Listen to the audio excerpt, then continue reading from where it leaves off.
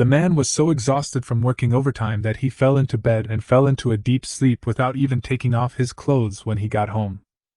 However, when he woke up, there were no tall buildings around him, no mobile phone signals, only wet soil, tall trees, and the roar of wild beasts in the distance. He was stunned for a few seconds, then a surge of inexplicable excitement surged in him. He had traveled through time? Great! He secretly decided to become the leader of this tribe, leading the primitive people to farm and hunt, expand their territory, and become king. Having a party around the campfire every day with a dozen pristine beauties sitting around you, this is the ideal life. However, before the dream was complete, a scene that truly sobered him up came into his face. A giant fire-breathing dragon was hovering in the sky, and there were humans on the earth wearing beast skins, with strange totems tattooed all over their bodies. The witch really can cast spells, the tribe really has a guardian spirit, and those bloodline warriors can actually smash boulders with one punch. At this moment, a voice filled with joy and a hint of loss rang out from the cave. "Chuang, you're finally awake!" Wang Chuang was checking the inherited memories in his mind. He looked in the direction of the sound and saw a thin young man standing at the entrance of the cave, about the same age as him. The young man was shirtless and barefoot, with only a vine threaded through a large leaf around his waist to cover his vital parts. The rest of his body was completely uncovered. Living in a primitive environment and lacking hygiene, his entire body was jet black, and his hair, growing wildly and tangled, was even more unkempt than Wang Chuang's. Wang Chuang learned from his original body's memory that the boy's name was Mu, and he was his original body's playmate. He lived in the cave next to him, and was also an orphan. In this primitive world full of dangers, orphans are everywhere. Most tribes only provide meager food to prevent them from starving to death. For a tribe like theirs to dig out caves for orphans to live in is already an extremely generous treatment. Wang Chuang muttered, not daring to say more. The language of this world was vastly different from Chinese, its babble difficult to understand. However, thanks to the memory he inherited from his original body, he had no difficulty communicating. Hearing the faint sense of disappointment emanating from the young man's excitement, he felt a little stunned. Could it be that because he didn't die, he had delayed the other party's wedding? "It's great that you woke up. Here, this is for you," Mu said as he reached behind the leaf at his waist and fumbled for a while, finally taking out a branch as long as his forearm and handing it to Wang Chuang. Wang Chuang took the branch. As a botanist, he immediately recognized it as teak. This hollow trunk tree usually grows to the size of a finger in China, but this one was as thick as an adult's wrist. It must have been growing here for countless years. He remembered that the tribe used these hollow branches as a water storage device and called them hollow trees. He looked at the teak in his hand, then glanced at the fashion pants of the wood, and couldn't help but wonder, how did this guy hide this thing in there? Isn't it uncomfortable? "Thank you, Mu." Wang Chuang's mouth was indeed dry, and he didn't care if the thing had any peculiar smell or if the coli count exceeded the standard. He pulled the cork off and gulped it down with a gulp. Smacked his lips with satisfaction. Mu stared at Wang Chuang's Adam's apple, fascinated, and couldn't help licking his cracked lips and smacking his tongue. "Chuang, are you feeling better? Don't go out looking for water alone in the future. It's really too dangerous." "Okay." Wang Chuang nodded in agreement, then asked, "Mu, did you save me?" He learned from his memory that the area where the Qilin tribe was located had not seen a drop of rain for 4 consecutive months. The water source was occupied by ferocious birds and beasts, and the tribe was facing a serious water shortage crisis. The original body had gone out alone in search of water out of sheer thirst, but after only a few hundred meters, he ran into a ferocious beast. The beast was chasing him, and in his panic, he crashed into a century-old tree. It was this collision that killed the original body, while his soul entered this body. "It wasn't me, it was Mai who saved you," Mu explained. "I just came over to play with you, and when I found out you were missing, I quickly informed Mai, and he was the one who found you." "Is that so? Then I have to thank him very much." Wang Chuang thought, if Mai hadn't come to his rescue, he would probably be drinking Mengpa soup on the road to the underworld. Mai is a warrior in the tribe, a few years older than them. He is responsible for taking care of this group of orphans on weekdays and is also one of the people they are most familiar with. After chatting for a while, Wang Chuang felt much better. He asked Mu to find a pair of the same pants as before, and then he stood up and walked out of the cave. He couldn't wait to see this primitive world and see how different the animals and plants here were from the Earth millions of years later. Holy crap! Wang Chuang couldn't help but exclaim as he emerged from the cave.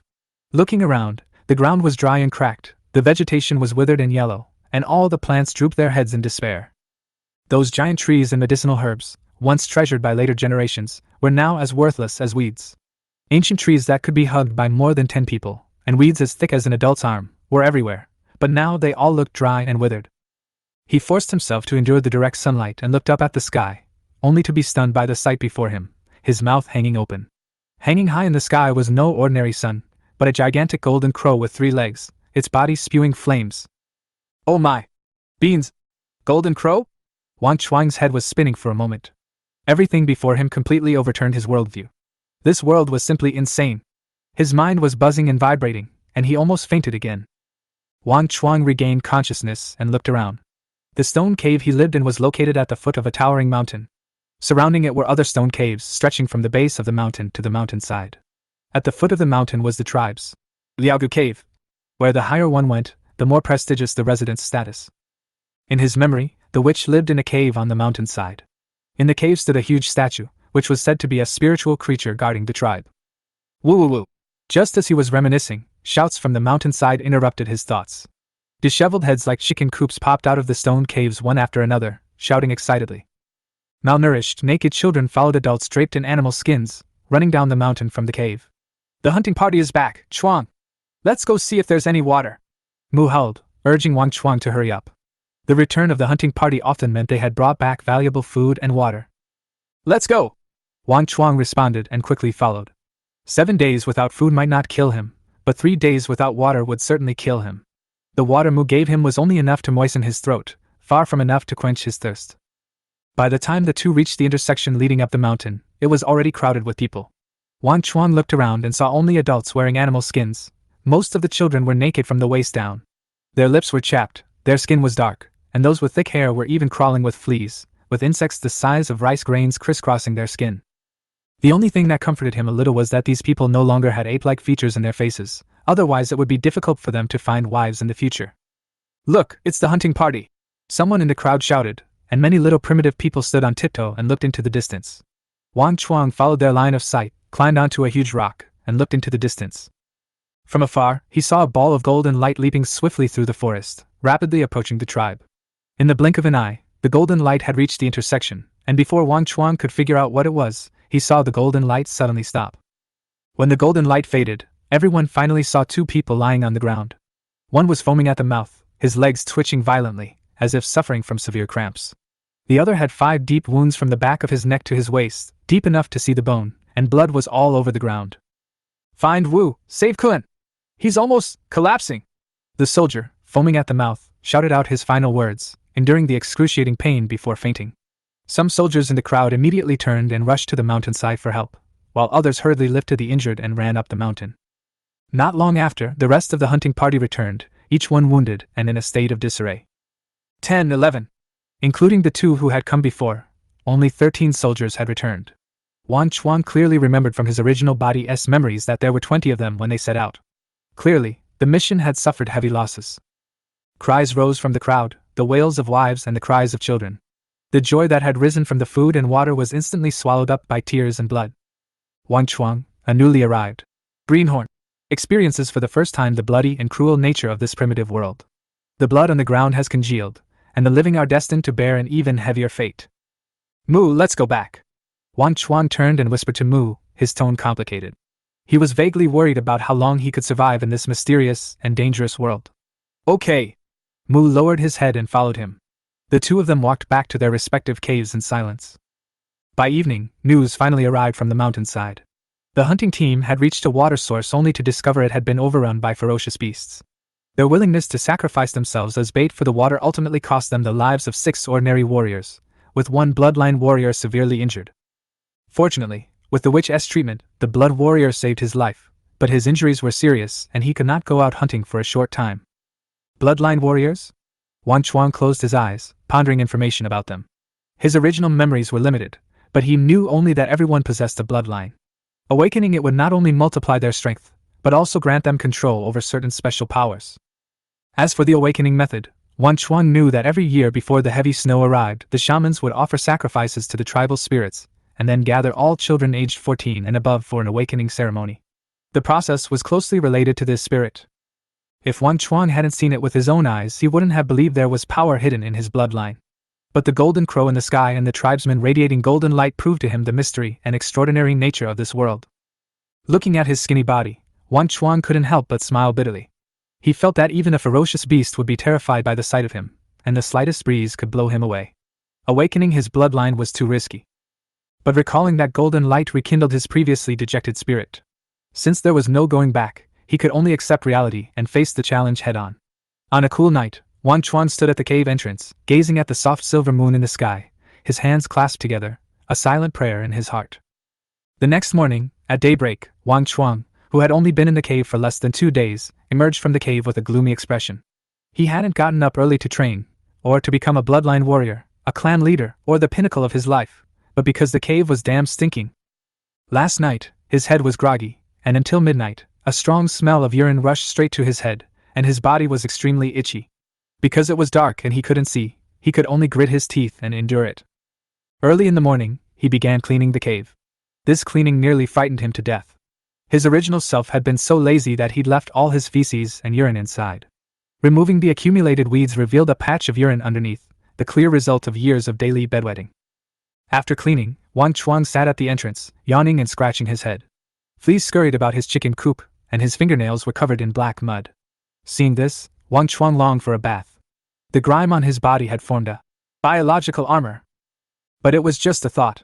Everyone was dying of thirst, so where would there be any water left for a bath? After a while of wandering thoughts, he noticed the surrounding cave was still quiet, and he felt bored. He looked up at the sky. The golden crow was already high in the sky, breathing fire. He turned and returned to the cave. He remembered that the Qilin tribe's region had distinct seasons, and he assumed it was a temperate climate. Primitive people divided the year into fragrant spring, vermilion summer, white autumn, and dark winter. Fragrant spring brought life back to life, vermilion summer was scorching hot, white autumn was desolate and cold, and dark winter was frozen in silence. Furthermore, in this world, a day is longer than 24 hours, and each season lasts over 4 months. And now, in the middle of summer, not a drop of rain has fallen.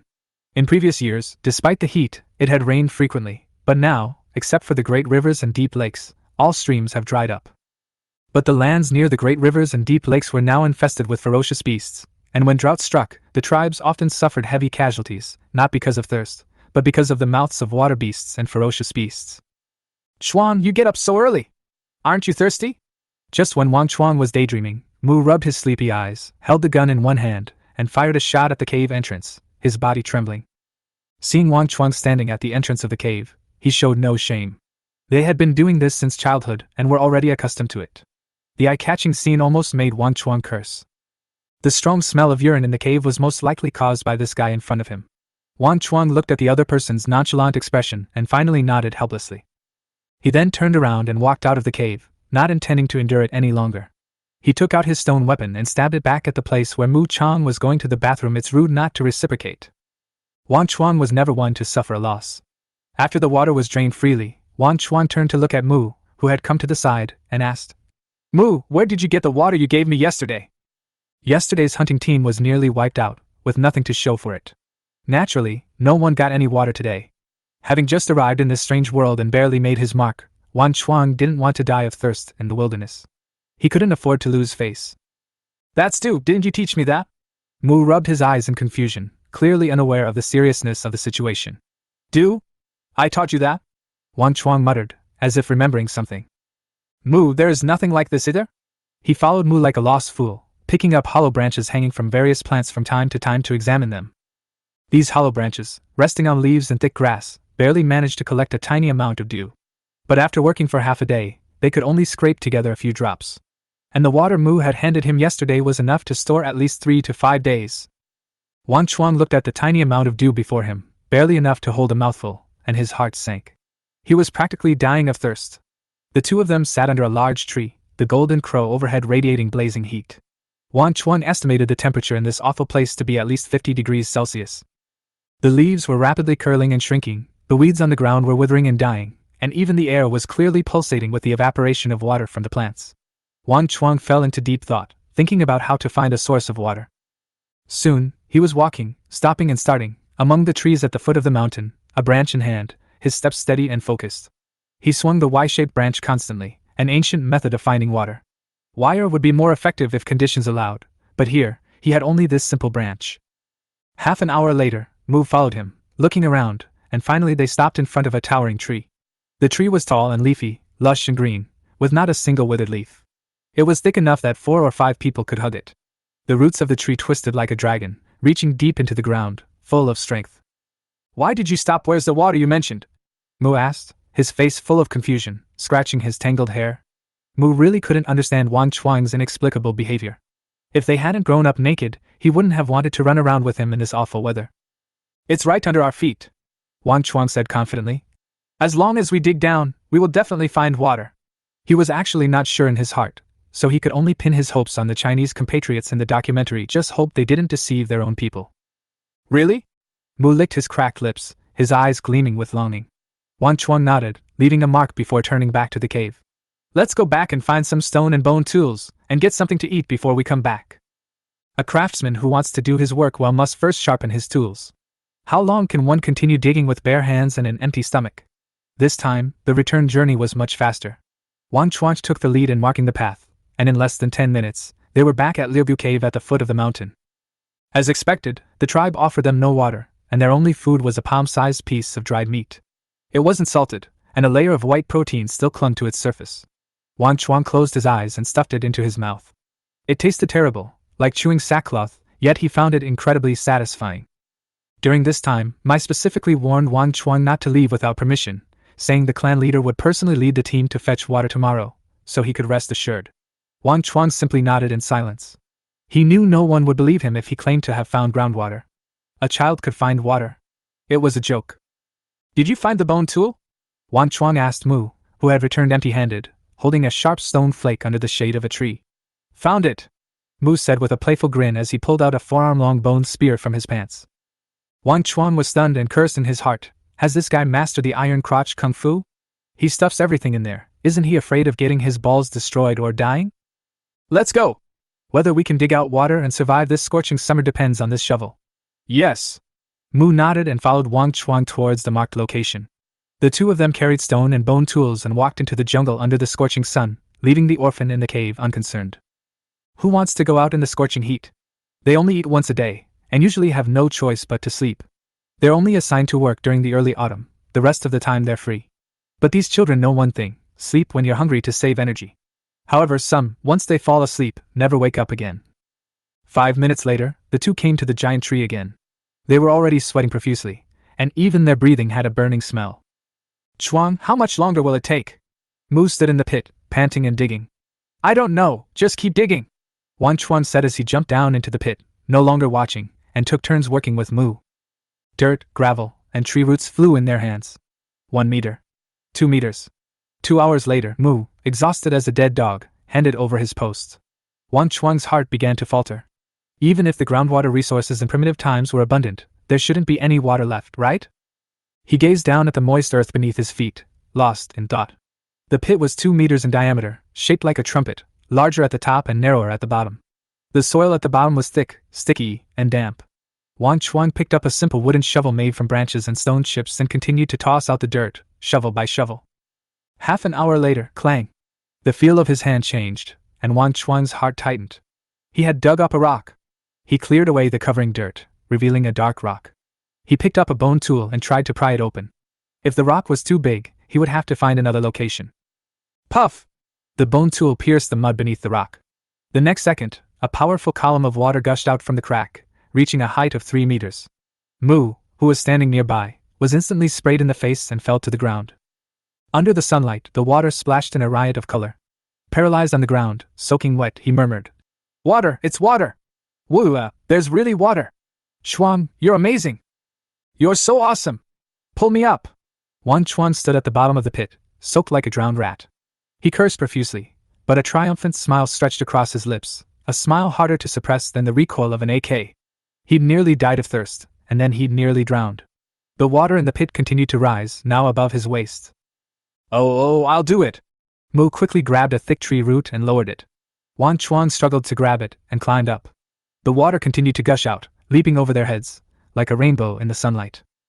Under a stream of water as thick as his forearm, Wang Chuang, naked, hummed a little tune and scrubbed himself to his heart's content. The force of the water was so strong that his skin flushed red, and the black, dirty water mixed with dead skin washed down with it. Without much effort, he had washed his entire body clean. Mu listened to Wang Chuang humming a ballad and casually took a bath. Mu, it's time to go back. Wang Chuang looked up at the sky. At this time, the golden crow was approaching the horizon. The sky was filled with crimson clouds. If they didn't hurry back to the tribe, it would be dark. Although they were not far from the tribe, in this wild land, darkness did not mean safety. Okay. Mula nodded happily, took out a hollow branch from his pants and filled it with water, then walked quickly towards the tribe with Wang Chuang. The temperature was still over 30 degrees Celsius, slightly cooler than midday. But the tribe's caves were utterly silent, as if the tribe had retreated into their caves for the winter, with no one seen venturing out. The two men didn't return to their respective caves, but instead headed straight for the cave they remembered Mai from. This was a decision Wang Chuang had made after careful consideration. He knew full well that this world was destined to be too small for one person to survive. If the tribe perished, it would be difficult for a weak teenager like him to survive on his own. In the tribe, the orphans knew Mai best, so he decided to go look for her. The two of them arrived at the entrance of a stone cave near the entrance to the mountain. Mai, are you home? Wang Chuang shouted from the entrance, but he didn't rush in. The sound of hurried footsteps echoed from the cave. Before anyone appeared, the voices came first. Tell me, where did you two go today? Did you take my bone tool? This sudden question startled Wang Chuang. Then he remembered the bone tool stuck in the puddle and looked at Mu. Isn't that yours? Mu lowered his head and said nothing. It was obvious that this kid had borrowed something he shouldn't have. We're going to find water. Otherwise, why would we need your bone tool? Wang Chuang said as he threw the hollow tree filled with water towards Mai, who had just emerged from the cave. Bang! Although not a bloodline warrior, Mai reacted extremely quickly and caught the hollow tree. The water sloshed in the tree trunk, and Mai's face darkened instantly. A few months ago, these two guys had used their piss on him quite a bit. You have water for yourself, why are you giving it to me? Mai said, throwing the hollow tree back. Wang Chuang scratched his head, thinking, why are you so angry? If you don't drink, then I will. He pulled the cork out, tilted his head back, and gulped down several mouthfuls. Is it really water? Mai asked suspiciously, licking his cracked lips. No matter how naughty these two guys were, they had never seen anyone pour boys' urine into their mouths. Mai rushed over, grabbed the hollow tree, and looked inside. It was actually clear water. This, Chuang, did you find a water source? Mai stared at the two of them with wide eyes. He stuttered and asked, did you two take a shower? Yeah. We found a water source. We just took a shower. The water is really cool. Mu replied with a smug smile. Wang Chuang wanted to kick him when he saw his expression. He was so shameless. Where's the water source? How did you find it? Mai asked in disbelief. It's right over there. Mu pointed to a tall tree in the distance, then said. Chuang said there was water underground, so we kept digging and digging. Wang Chuang couldn't bear to listen any longer and quickly interrupted. We dug up a rock and tried to pry it open with a bone tool, but suddenly a stream of water gushed out. Underground? Digging? Stone? Fountain? Mai was completely confused. He didn't understand a word the two children said. He wanted to dig a hole and bury Mu right now. If Wang Chuang hadn't spoken, who knew how long Mu would have kept digging? Are you serious, Chuang? Mai looked at Wang Chuang with a serious expression. Wang Chuang nodded and replied. It's true, more real than real gold and silver. Okay. Ha! You two just wait here and don't go anywhere. I'll go inform the witch and the clan leader right away. Hearing the affirmative answer, Mai didn't bother to ask any more questions and ran towards the cave on the mountainside. Wang Chuang's lips curled up slightly. He knew this would be his first step into the inner circle of the Qilin tribe. The stone caves on the mountainside were extremely rare and were the residences of the clan leader and bloodline warriors. The witches, on the other hand, lived in natural caves. 5 minutes later, a giant beast composed of flames swept down from the mountainside and arrived in front of Liugu Cave in an instant. Roar! With a deafening roar, the fire Qilin appeared from the smoke and dust. When the flames dissipated, the three people appeared in the same place. A burly, 2-meter-tall man clad in a gray wolfskin approached quickly. Wang Chuang immediately spotted the crimson tattoo on his chest, resembling a dragon head, though slightly different. He vaguely remembered this as the leader of the Qilin tribe and its strongest bloodline warrior. The patriarch walked up to the two men, looked at them with an examining gaze, casually pulled out the stopper of the hollow tree, and asked, Where did you find this water? I dug it from the soil, right under that tree. Mu lowered his head and answered in a low voice, not daring to look the patriarch in the eye. Nonsense! How can there be water in the soil? Hearing this absurd claim, the clan leader shouted angrily, frightened so much that his legs gave out and he fell to his knees. In the lonely cave, a few little kids with messy hair were so frightened that they quickly retreated into the cave. Wang Chuang felt a sharp pain in his eardrums, a sense of pressure from a predator's gaze. Chief, Mu is telling the truth. We dug this water, Wang Chuang said hastily, fearing that Mu's nonsense would put their lives in jeopardy. He felt an unprecedented sense of oppression from the clan leader. This feeling of oppression penetrated his soul directly even though he came from the modern era and had experienced many ups and downs. At this moment, he felt as if his heart was grasped by an invisible giant hand, and his life and death were only a thought away. Wu to dare speak up in his fury. He turned and asked, "What's your name?" "His name is Chuang." Mai rushed forward and answered. Behind him followed another bloodline warrior, and Wang Chuang also saw a crimson tattoo on his chest. "No, from now on, please call me Wang Chuang," Wang Chuang corrected Mai. This name was proof that he was from the future, and it was also his last wish. His name change didn't catch the eye of the clan leader. In this pre-literate age, if you were Tai Dan today and Goshing tomorrow, no one cared about your name. They only cared about whether your stomach was full. How could there be water in the earth? Do you know the consequences of deceiving me? The tribe leader's eyes were sharp, his emotions surging. He was furious. If there really was water in the earth, why was the ground so dry and cracked? Why did so many of his people die trying to get water? I know that deceiving the clan leader will only result in death. Wang Chuang was undaunted. He stared at the clan leader and continued. But what I say is true. If you don't believe me, I can take you there to see for yourself. As soon as these words were spoken, the air fell silent. Primitive people were uneducated, but that didn't mean they were stupid. After hearing Wang Chuang's words, the tribe leader, though grim in expression, realized that he couldn't judge the situation based solely on emotion. The most important thing right now was to confirm whether the water source was real or not. Those two guys actually used the water to bathe, which must have been quite a waste. The clan leader looked serious and immediately asked Wang Chuang, "Take me to see the water source." "Oh, okay." Wang Chuang turned and walked away without saying anything more. But just as he finished speaking, he was picked up by a big, calloused hand and rushed directly towards the water source. The weeds and leaves along the way slapped Wang Chuang's body violently, causing him to wail in pain and feel dizzy from the shaking. Slow down! Stop pulling my neck!" With a series of screams, they soon arrived at the foot of a giant tree, where a puddle of clear water was constantly bubbling out. Looking down, they saw the wet ground and the gurgling water. This scene instantly petrified the patriarch. His grip loosened, and Wang Chuang fell flat on his butt. Is there really water in this ground? The clan leader didn't care about Wang Chuang's miserable appearance at all. He bent down, carefully scooped up a handful of water, and put it into his mouth. The sweet and cool water slid down his throat, leaving the clan leader stunned in place, muttering to himself. At that moment, Mai and another bloodline warrior arrived. They were stunned by the sight of the gushing water. "Don't just stand there! Hurry back and tell the tribe to fetch water!" The tribe leader snapped back to his senses, roaring so loudly that even the surrounding leaves trembled. Hearing the order, the two dared not delay any longer, not even bothering to drink the water, and turned around and ran back.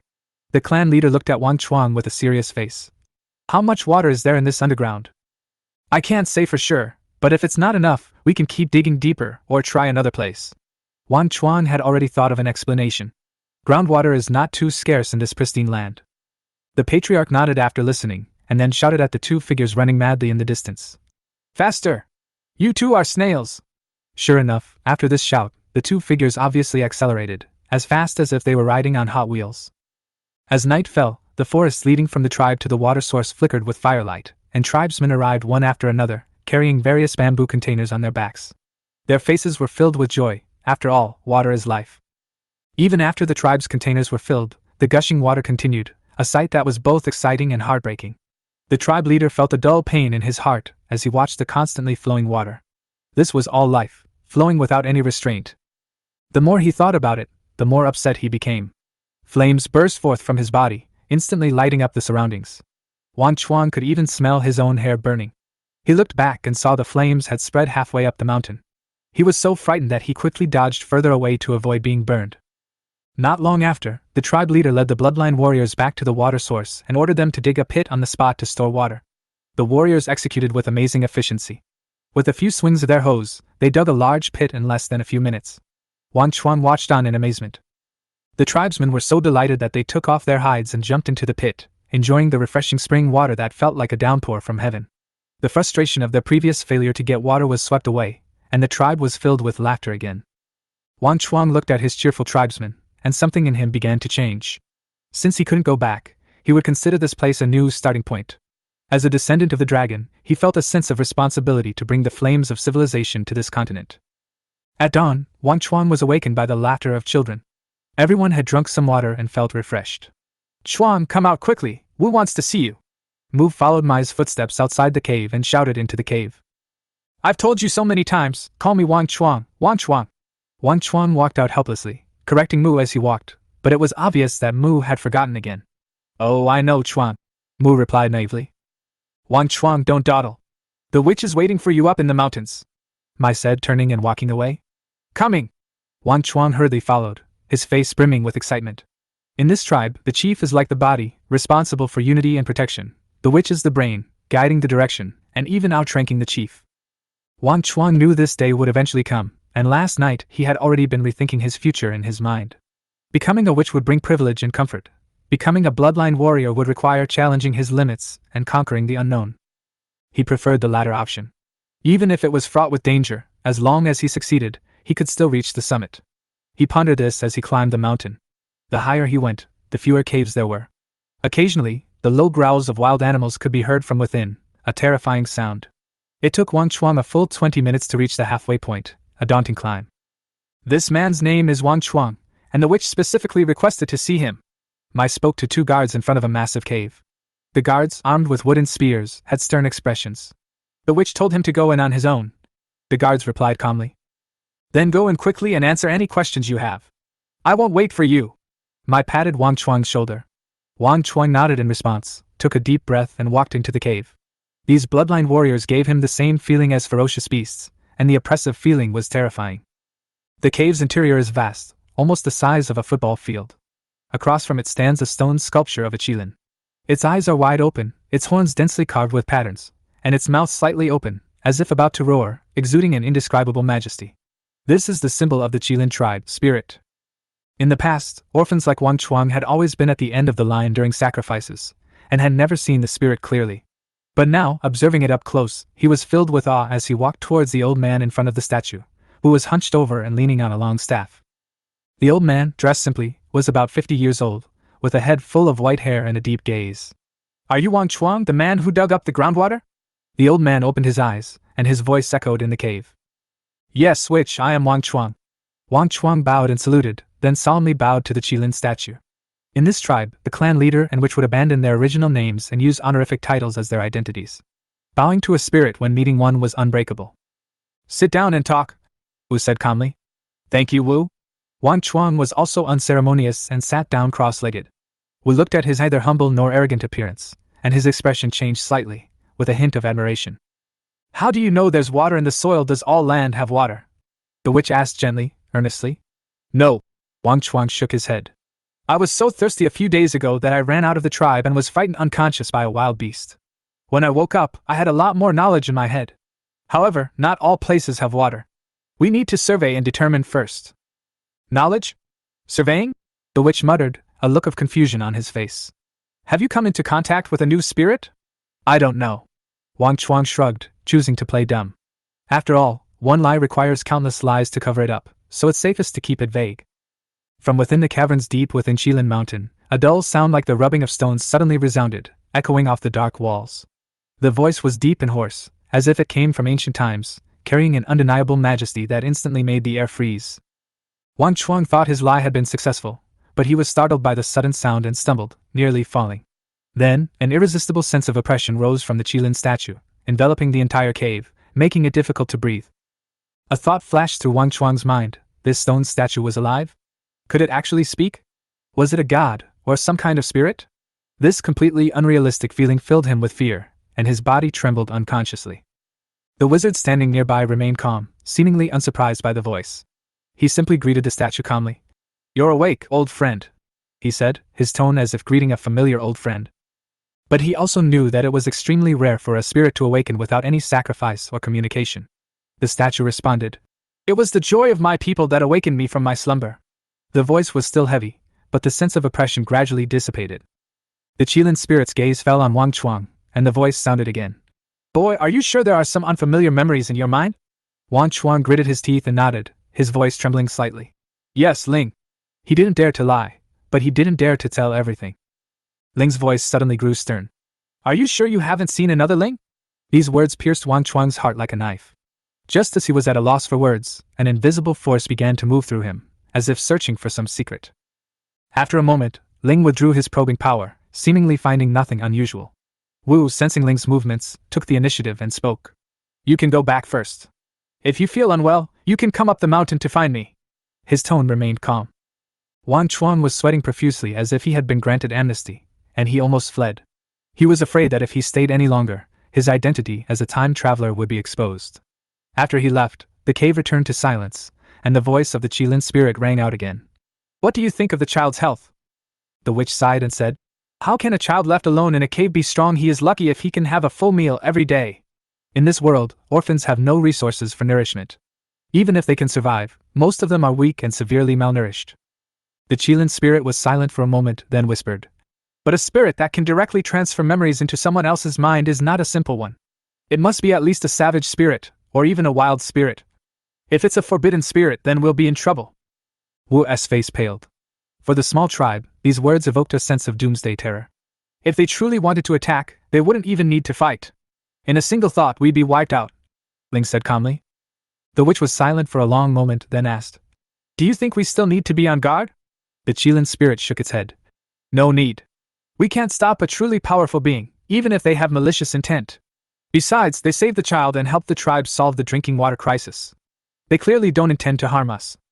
The witch breathed a sigh of relief and asked, What do you think of Wang Chuang?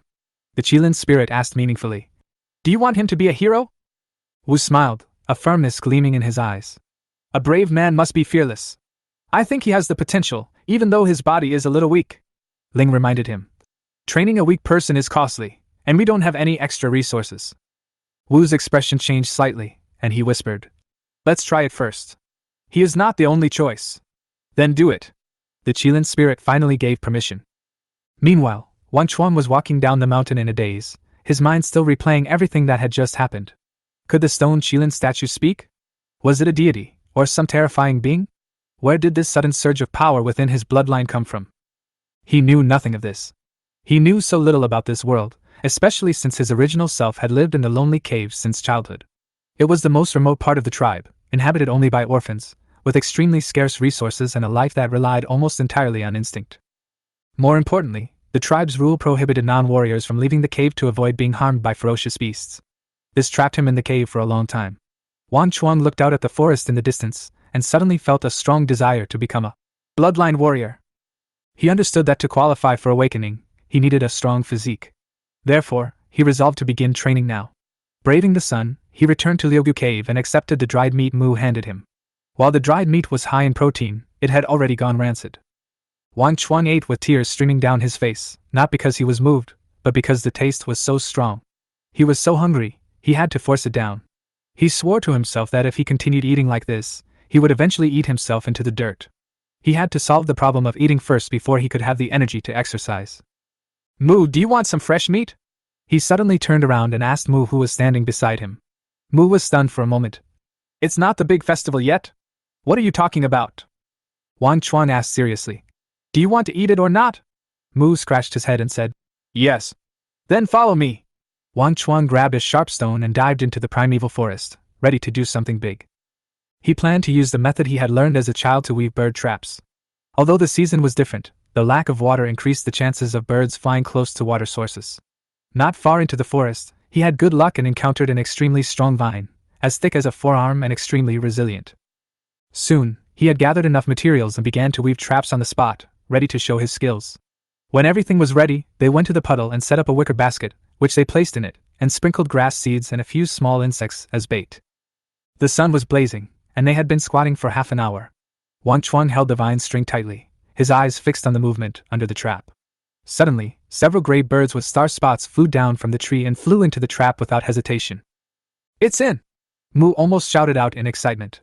Wang Chuang moved swiftly, pulling the vine line, and the vine basket suddenly dropped, trapping the flying birds tightly. The bird fluttered wildly, and the wicker basket swayed from side to side. Wang Chuang was the first to rush over and hold it down tightly, and Mu Yi followed suit. The two of them held down the wicker basket, and were tossed up and down by the bird, and they almost got thrown out. Wang Chuang! How long will it take to bake this thing before we can eat it? Mu threw a bundle of branches into the campfire, and stared at the 3 mud-covered balls in the fire without blinking. His mouth was already watering with anticipation. These were Wang Chuang's inventions. In the absence of a pot, he wrapped roasted giant bird meat in mud and leaves to make a beggar's bird. Why rush? It'll be ready soon. Wang Chuang swallowed his saliva. In fact, he was almost going crazy with greed. They hunted 5 giant birds, 3 of which they killed on the spot, leaving 2 for tomorrow's meal. Judging by the color of the feathers, he guessed they were the ancestors of sparrows. What is this tofu you're talking about? Is it delicious? When have you ever eaten it alone? Mu looked at Wang Chuang with a look of grievance, like a neglected young wife. Wang Chuang was suddenly overwhelmed. You only know how to eat. This is a metaphor, understand? I don't understand, Mu Li said confidently. Okay, I'll make it for you next time. Wang Chuang had no choice but to compromise. In fact, with his botanist skills, cultivating the raw materials for tofu wouldn't be a big problem. Unfortunately, the area was currently suffering from a drought, and most plants were dying. It was difficult to even keep them alive, let alone grow them. After over an hour, the clay balls were finally baked. Wang Chuang carried 2 of them toward the mountainside. The tribesmen looked at him with puzzled expressions, confused about his plans. Some even stared at him with eyes that showed concern for the mentally retarded, leaving Wang Chuang in a state of confusion. When he was almost at the cave entrance, 2 guards stopped him. Stop! What are you doing here? Bringing some food to the witch. Wang Chuang raised the mud ball in his hand. The guard stared at the mud ball, his face filled with astonishment. Are you sure this thing is edible? Wang Chuang nodded, too lazy to explain. From the fire to the cave, he had already answered this question 7 or 8 times, his throat dry. Fortunately, an old voice came from the cave. Let him in. After hearing this, the 2 guards put away their spears and let him pass. Wang Chuang entered the cave, walked to the Qilin statue, and threw 2 mud balls to the ground. Wu, I brought you some food. The witch looked at the 2 mud balls on the ground with a hint of doubt in her eyes. Is this the food you want to offer? Yes, Wang Chuang answered simply. With a snap, the mud cracked, and a fragrance instantly filled the entire cave. The giant bird meat, wrapped in leaves, was revealed, and the aroma of the meat even made the air thicker. Wu rushed over, tore apart the leaves, and exclaimed in a low voice. A hemp bird? How did you catch it? Although the bird was not very aggressive, it was extremely fast, and it would be difficult for a normal adult to catch it. You guessed right. Wang Chuang shrugged, still complaining in his heart. Horse pee? Sounds like horse piss. Wu had long since forgotten all about it. He tore the bird apart and began to chew it. Wang Chuang's stomach growled, the aroma too overwhelming. Don't just stare, join in. Wu called out as he ate, handing him a whole, thick bird leg. Then I won't be polite. Wang Chuang took a bite. Although there was no salt or seasoning, and it even tasted a bit fishy, the rich meaty aroma was enough to cover it all. Compared to the air-dried meat he had eaten before, this thing was simply a heavenly delicacy. Did that spirit teach you this recipe? Wu asked as he ate. Yes, it's called beggar's chicken, Wang Chuang said seriously. Anyway, if there was anything difficult to explain now, he could just blame it on that spirit. Wu listened attentively but didn't ask any further questions, evidently in a good mood. From that day on, Wang Chuang brought food to Wu every day. He spent the first 10 days teaching the women how to weave rattan baskets, and the next 10 days teaching them how to make beggar's chicken. These primitive people had amazing hands-on skills, and soon they were able to create all kinds of woven products, including winnowing baskets, rattan shoes, backpacks, and mats. Even Wang Chuang felt inferior to them. However, problems arise when it comes to cooking the beggar's chicken. If the mud is too thick, the meat won't cook through. If it's too thin, it turns into charcoal, and the problems keep coming up. Of course, his efforts were not in vain. The tribesmen made him a wolfskin coat and gave him rattan shoes. More importantly, because he sent food to the witch every day, he was able to eat a lot of meat through back doors, and became much stronger. During this time, the witch slowly revealed to him the secrets of spirit and bloodline. It turned out that the so-called spirit was the spiritual contract signed between the beast and the human race before its death. The beast is immortal, and humans offer it their faith and support, and in return, it protects the tribe. But not all spirits are good. Some are gentle and kind, protecting their people. Others are evil and greedy, seeking to devour humanity, calling themselves evil spirits. The power of the bloodline warriors is born from these spiritual contracts. When the contract is fulfilled, the The spiritual power is transferred into the human race, passed down through the bloodline from generation to generation. Cultivation is divided into the initial awakening, nourishing, and crystal condensing stages. Each stage takes 100 years. As long as one survives midway, living for 500 or 600 years is not a problem. Wang Chuang was stunned upon learning this. After all, with such a powerful system, he'd never seen another elderly person in the tribe besides the witch. But on second thought, he felt relieved.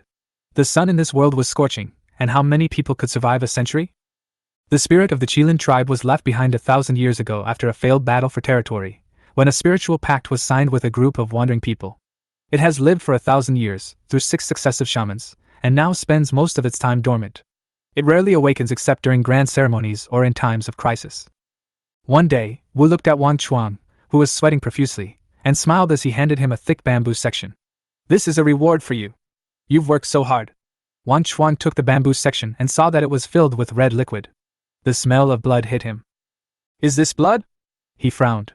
"Yes, it's the blood of a half-ferocious beast I concocted." The witch's voice was deep and powerful. "Want to awaken your bloodline and become a true warrior? Drink it." Wang Chuang held the bamboo stick filled with animal blood in his hands, his heart pounding. The blood was bubbling and swirling, bright red, and had a slight fishy smell. It didn't look like something you could eat. Wu hesitantly, a thought flashing through his mind. Could it be that because I am too smart, I threaten Wu's position, and the other party wants to take this opportunity to attack? But looking at Wu's expressionless face, he was so calm that he didn't look like a sinner. Wang Chuang could only give up this ridiculous idea, gritted his teeth, closed his eyes, pinched his nose and drank it directly. The hot animal blood burned like fire, gushing down his throat and into his stomach. His face flushed crimson, and he clutched his neck tightly, feeling as if it were engulfed by flames. The intense pain made him faint instantly. In the moment before he passed out, Wang Chuang mentally cursed Wu's entire ancestry. Because Wu's name was unknown, all previous generations of wizards were cursed. Seeing him fall, Wu wasn't surprised at all. He tapped him lightly with his staff, a mysterious smile playing on his lips. "This kid's physique is too weak, and the spiritual power in his half-evil blood is too strong. He can't bear it for a while." The voice of the Qilin stone statue sounded in the cave, and a divine thought kept sweeping through Wang Chuang's body to ensure that he was not in danger. He expelled a large amount of black waste from his body, as if covered with a layer of black shell. The smell was extremely pungent, and the whole cave was filled with the smell. Wang Chuang himself was unaware of this. He only felt like he had returned to his mother's womb. The surroundings were warm and comfortable, as if he was floating on water. While a half-ferocious beast couldn't compare to a pure-blooded beast, the spiritual energy within its blood was still a valuable resource for refining one's physique, a rare opportunity especially for an orphan. Nourished by this powerful spiritual energy, Wang Chuang's hidden injuries and congenital deficiencies slowly healed. Only when the spiritual energy in his blood was completely depleted did he slowly awaken. "Oh, it feels so good." He rubbed his head and looked around. "Why is the smell so strong? Who pooped here?" He looked down and found that his hands and body were covered with a layer of black substance. He suddenly realized that the source of the smell was himself. The witch's voice suddenly sounded in the cave, scaring him so much that he shuddered. "Go and wash yourself when you wake up, and see how many impurities your body can expel." Wang Chuang quickly agreed, and without thinking too much, he crawled out of the cave. He passed by 2 bloodline warriors along the way, and the other party almost vomited when they smelled the smell. "Ugh! Ugh!" Heaving, Wang Chuang ran for his life, sprinting toward the water source at the foot of the mountain. His tribesmen ducked as he saw him approaching. With a splash, he dove into the puddle. "No shower gel?" He grabbed the mud and rubbed it all over himself, layer after layer, until his entire body was clean. At this time, a familiar voice sounded. "Chuang, you are really a man! I heard that you ate shit." Wang Chuang knew that it was the stupid Mu Na who came. He immediately became furious and splashed a handful of black water over. Mu screamed in fear and quickly fled. The smell was too overpowering, and he fled as if attacked by poison gas. Farce aside, after washing, Wang Chuang felt much lighter and more energetic, and even his height had increased by several centimeters. Now he is 1.7 meters tall, catching up with the average height of children in the mountains. This feeling of rebirth makes him sigh. Jean Fa Sui, it really is true. Having traveled to this world for over a month, Wang Chuang was no longer surprised. This half-feral blood tempering of his body was clearly a special treatment given to him by the witch. He wondered if he could try to lick the witch with the same energy he had used to lick the goddess. If he licked it well, he might even be able to drink the blood of a pure-blooded beast in the future. That would be a real treasure. Unfortunately, he didn't know that pure-blooded beasts were not something their small tribe could come into contact with. This fantasy was ultimately a bubble. As he was thinking, he was about to take the 2 hemp birds to thank the witch, but just as he was about to leave, he was stopped by the witch's guards. "The witch wants to see you, hurry up the mountain." Wang Chuang was stunned for a moment and asked curiously, "Brother warrior, do you know what it is?" "No comment," the guard said, turning away without paying any attention to Wang Chuang's expression. Wang Chuang pouted and muttered, "Tisk, stop pretending to be so cool." But despite his complaints, his pace didn't slow down at all, and he followed happily with the bird in hand. He tried to get close to them with flattery along the way, but the guards had faces as stern as stones and ignored him completely. When he arrived at the entrance of the cave on the mountainside, Wang Chuang realized something was wrong. There were many more guards at the entrance, and 5 strangers wearing animal skins and red feathers in their hair were standing there. They were all big and strong, with menacing auras, not like warriors from this tribe. Wang Chuang, holding the hemp bird, lowered his head and followed the guards into the cave entrance. Under the surprised gazes of several people, he looked particularly different. "Go in, Wu is waiting for you," the guard said calmly. "Okay," Wang Chuang responded, and as he walked into the cave, his eyes stared at the red feather warriors. The tattoos on their chests were of bird beaks, unlike the Qilin tribe's emblem. He recalled that Wu had mentioned that there were 3 other tribes near Qilin Mountain, one of which was the Suzaku tribe. The Suzaku tribe was the closest, with a population similar to the Qilin tribe. Their spirit beast was also a pure-blooded Suzaku, and the 2 tribes frequently interacted. Entering the cave, Wang Chuang immediately spotted a girl standing next to the witch. She was about his age, with fair skin and a tall figure. She had a dagger on her waist, and she looked like a combat-minded woman.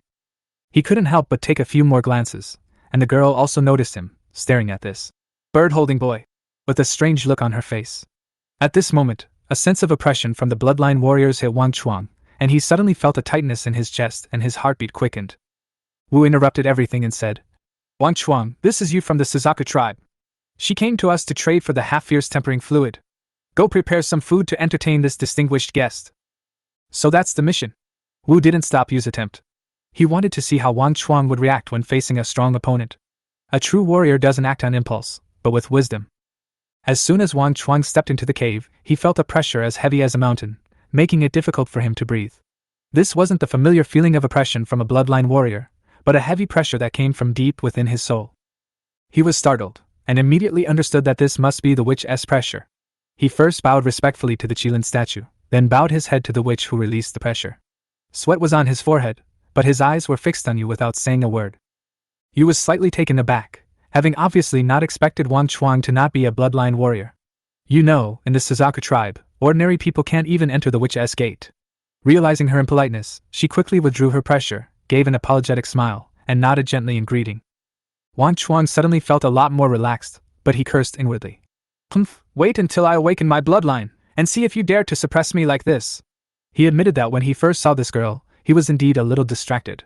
But now, he really wanted revenge, but he just couldn't beat her. Although the 2 of them exchanged greetings, the atmosphere wasn't harmonious, and even a bit confrontational. Yu didn't intend to stay long, and respectfully said to Wu, "Lin Wu, please don't bother us. We'll take the half-fierce tempering fluid and leave." Although the tribes were not far apart, it still took time to travel back and forth. Wu nodded, but in his heart he admired Wang Chuang's composure. After all, he was not driven crazy by the oppression. He looked at Yu and asked with a little doubt, "You are in a hurry to change the semi-fierce tempering fluid. Has something happened?" This precious liquid is usually used for sacrifices or seriously injured people. Now there is still some time before the grand sacrifice, and this action is indeed unusual. Yu sighed and said without hiding anything, "A few days ago, people from our Suzaku tribe were attacked by a water dragon while fetching water. Many were killed or injured." Wu was stunned after hearing this, with surprise flashing in his eyes. "Water dragon? Such a ferocious deep-sea beast has appeared?" This year's drought was severe. The earth was cracked, there was no rain, and the rivers were almost dry. Finding a water source was already difficult. Wu secretly felt fortunate. If Wang Chuang hadn't come, the Qilin tribe would have suffered a disastrous fate. "Wait a moment, I'll go get the medicine." With that, the witch turned and walked out of the cave. "Thank you, Wu Lin." Yu bowed respectfully. Wang Chuang stood by, completely bewildered, with only one question in his mind: what the heck is a water dragon? As soon as Wu left, the cave fell silent. The 2 looked at each other, speechless for a moment.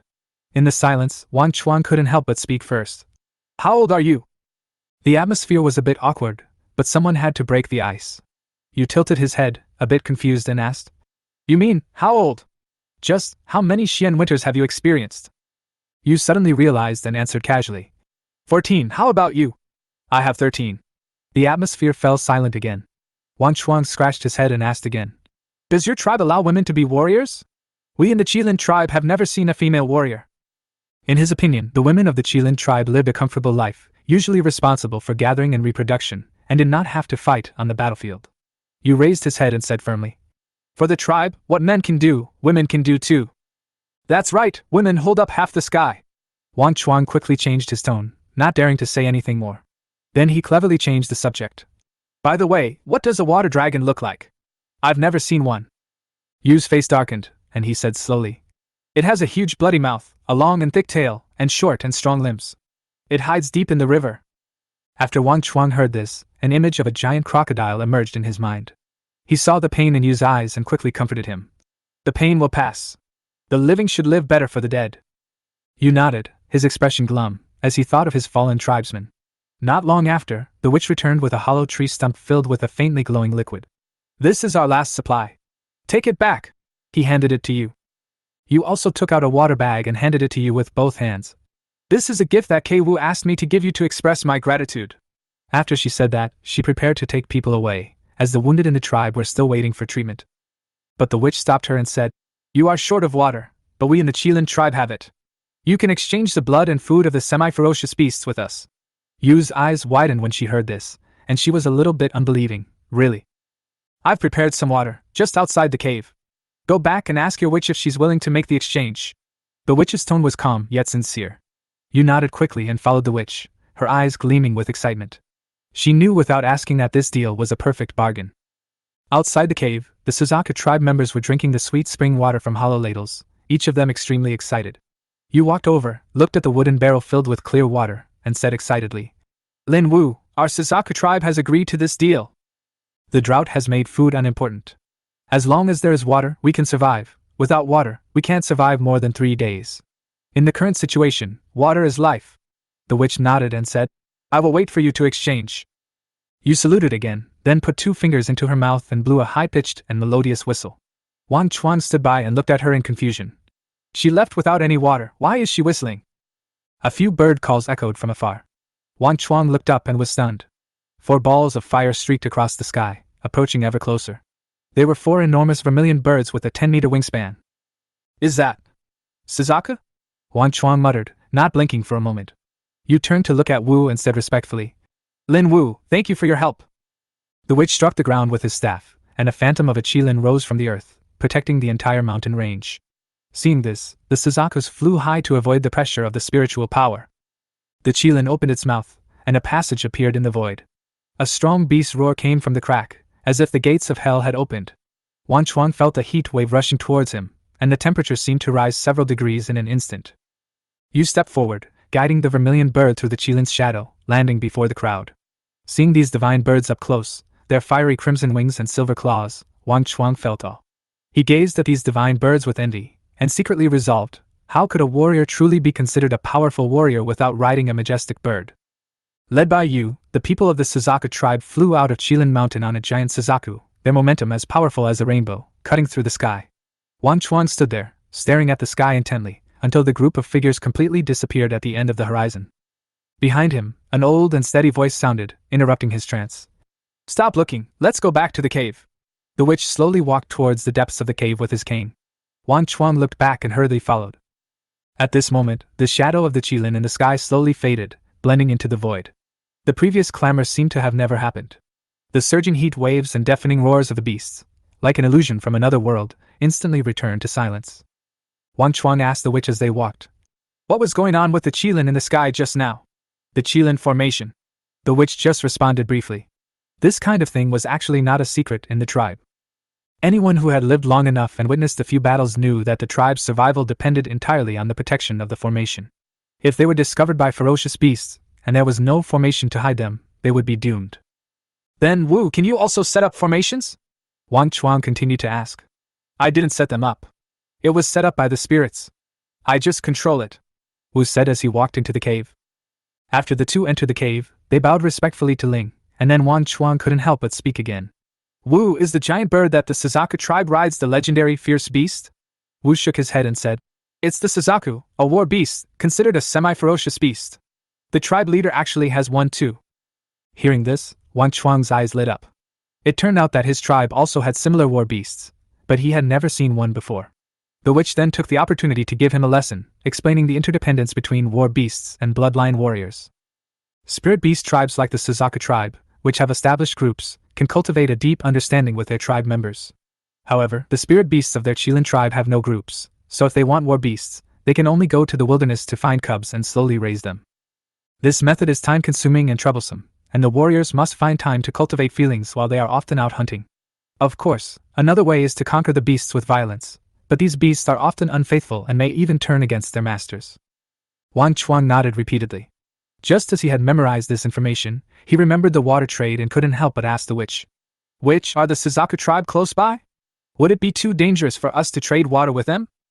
Wu did not answer directly, but asked in return, "Will there be no danger if we don't trade?" He said meaningfully that human hearts are the most unpredictable things, and anything can happen in order to survive. What's more, there is more than one tribe in this area. In addition to the Suzaku, there are also the Xing tribe and the Shi tribe. Wang Chuang suddenly realized that the witch was trying to win over the Suzaku tribe, which is as weak as them, to form an alliance and fight against the powerful together. According to what Wang Chuang had heard from the witch before, of the 4 tribes, the Rhino tribe was the strongest, followed by the Apricot tribe, and then the Vermilion Bird tribe. Their Qilin tribe ranked last, and while the Vermilion Bird tribe had a similar number of people, their strength should not be underestimated due to their war beasts. "I'm worried Suzaku will leak the news that we have water," Wang Chuang whispered. Wu smiled softly. "If they do that, they'll only die faster." Although Wang Chuang still had doubts, he knew that he couldn't judge people's hearts as well as Wu, who had lived for most of his life. Moreover, Wu had a much clearer understanding of the political struggles in this area than he did. All he had to do was follow him. The sun gradually set, and the western sky was dyed red by the golden crow. Wang Chuang, carrying a wicker basket filled with mud balls, returned to Liugu Cave in a good mood. "Here, this is food for you. Thank you for your hard work feeding the birds." He handed the wicker basket to Mu, who was guarding the cave entrance. Mu Yi's mouth watered at the sight of the food, and he took the basket and ran back to his cave. A group of children nearby stared at the meat in the basket, each swallowing their saliva with burning eyes. Mu Xian was kind-hearted. He tore off a bird leg for himself and shared the rest of the meat. Wang Chuang shook his head, thinking that these people were usually short of food and were going crazy at the sight of meat. He was tired of eating the bland meat and started looking for seasonings and vegetables.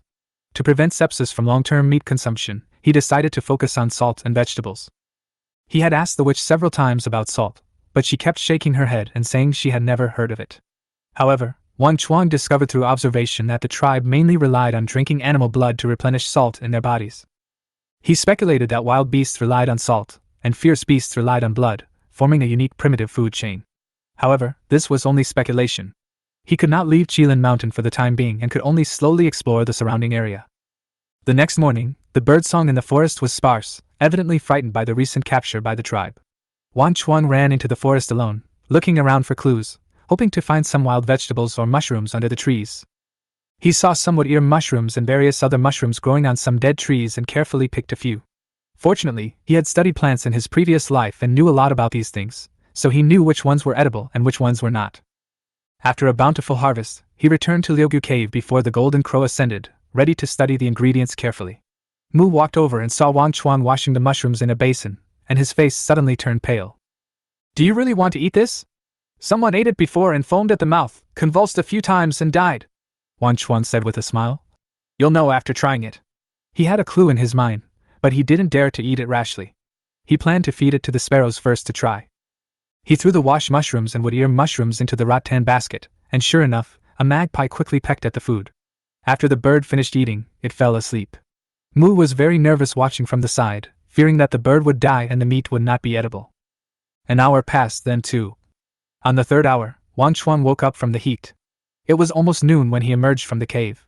He hurried to check on the jackdaw in the basket and found it alive and kicking. His heart instantly relaxed. He immediately started to light a fire and planned to cook a hard dish of chicken stewed with mushrooms. However, since he didn't have a pot, he decided to use a hollow tree instead. He would roast the bird meat like a beggar's chicken and then dip it in the mushroom soup, which was time-saving, labor-saving and safe. Almost an hour later, Wang Chuang returned to the mountain, carrying a half bucket of steaming chicken and mushroom stew. He had already served Mu's portion, and now the boy was hiding under a tree, panting heavily and wolfing down his food. He was really worried about the orphans in the tribe. This little bit of meat wasn't enough to share. If they were discovered, there wouldn't even be any soup left. He decided to just hide and eat it by himself, then go back when he was full to avoid any trouble. At this time, Wang Chuang had just reached the middle of the mountain when he was stopped by an acquaintance. It was the bloodline warrior who often followed the clan leader. Wang Chuang now knew his name as Gon, an honest and simple strong man. "Hey Wang Chuang, you're bringing food to Wu again?" Gon waved and greeted him. "Yes, brother Gon, have you eaten?" Wang Chuang replied with a smile, his attitude as enthusiastic as ever. Gon scratched his head and grinned. "I ate it." Of course, he could only say, "I ate it." After all, who would dare to steal the witch's food? Unless he didn't want to stay in the Qilin tribe anymore. When they arrived at the cave, the guard at the gate didn't even raise an eyelid when he saw Wang Chuang. This was because Wu had granted him free access. No one else had this privilege. Wang Chuang stepped into the cave. Wu was sitting cross-legged on the ground meditating. Seeing that he wasn't carrying a typical mud ball, Wu immediately became interested. "Wang Chuang, are you carrying a hollow tree trunk?" "I'm not short of water here," Wu asked doubtfully. Wang Chuang walked over with a smile. "Wu, come and try the chicken stewed with mushrooms I made." As he said that, he put down the hollow tree barrel, took out 2 pairs of wooden bowls and chopsticks from the animal's skin bag, and skillfully filled a bowl. The witch looked down and saw that besides the tender, stewed chicken, there were also some dark wood ear mushrooms and white fungus in the bucket. He frowned immediately. "Is this edible? I remember someone almost died after eating mushrooms from these mountains." Wang Chuang quickly explained. "It's edible. I've tried it, and it's not poisonous." He then filled a large bowl and began to eat, proving its safety.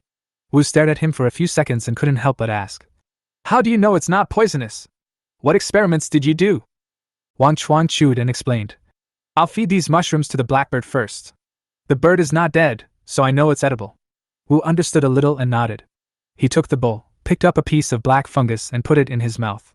While chewing, he asked, "Is the blackbird really not dead?" Wang Chuang was stunned and almost choked. "What do you think?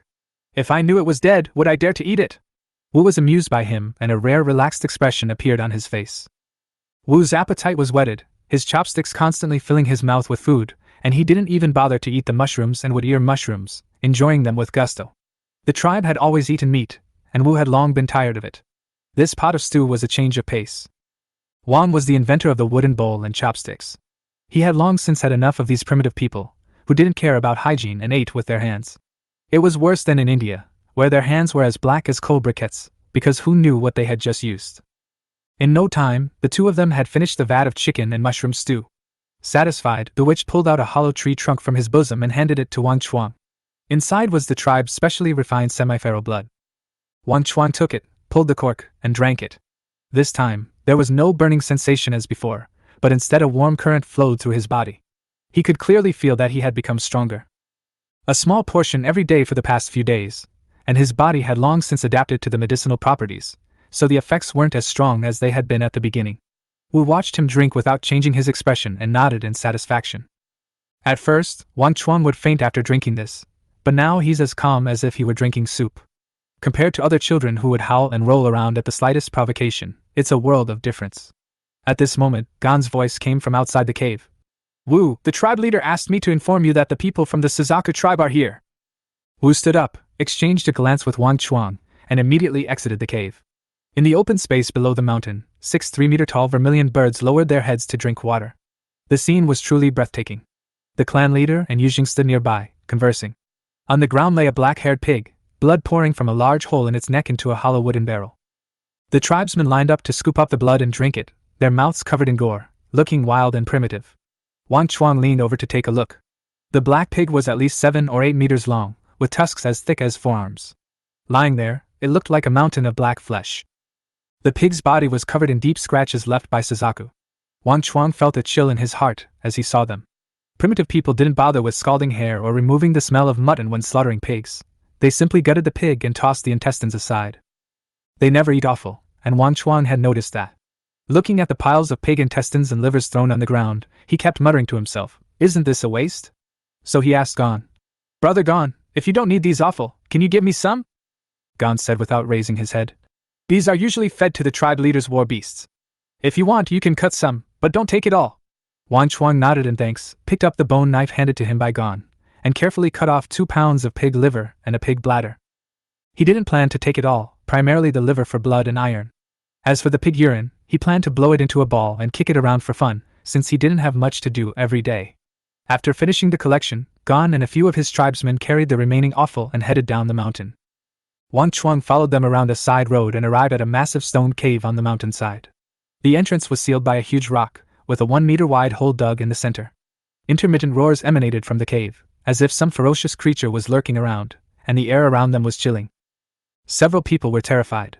Gon bravely said, "Don't be afraid, it can't get out. Put the organs in and leave." Everyone hurriedly did as he was told. Just as Wang Chuang was about to ask something, he saw a tongue covered with barbs extend from the hole and sweep away the organs.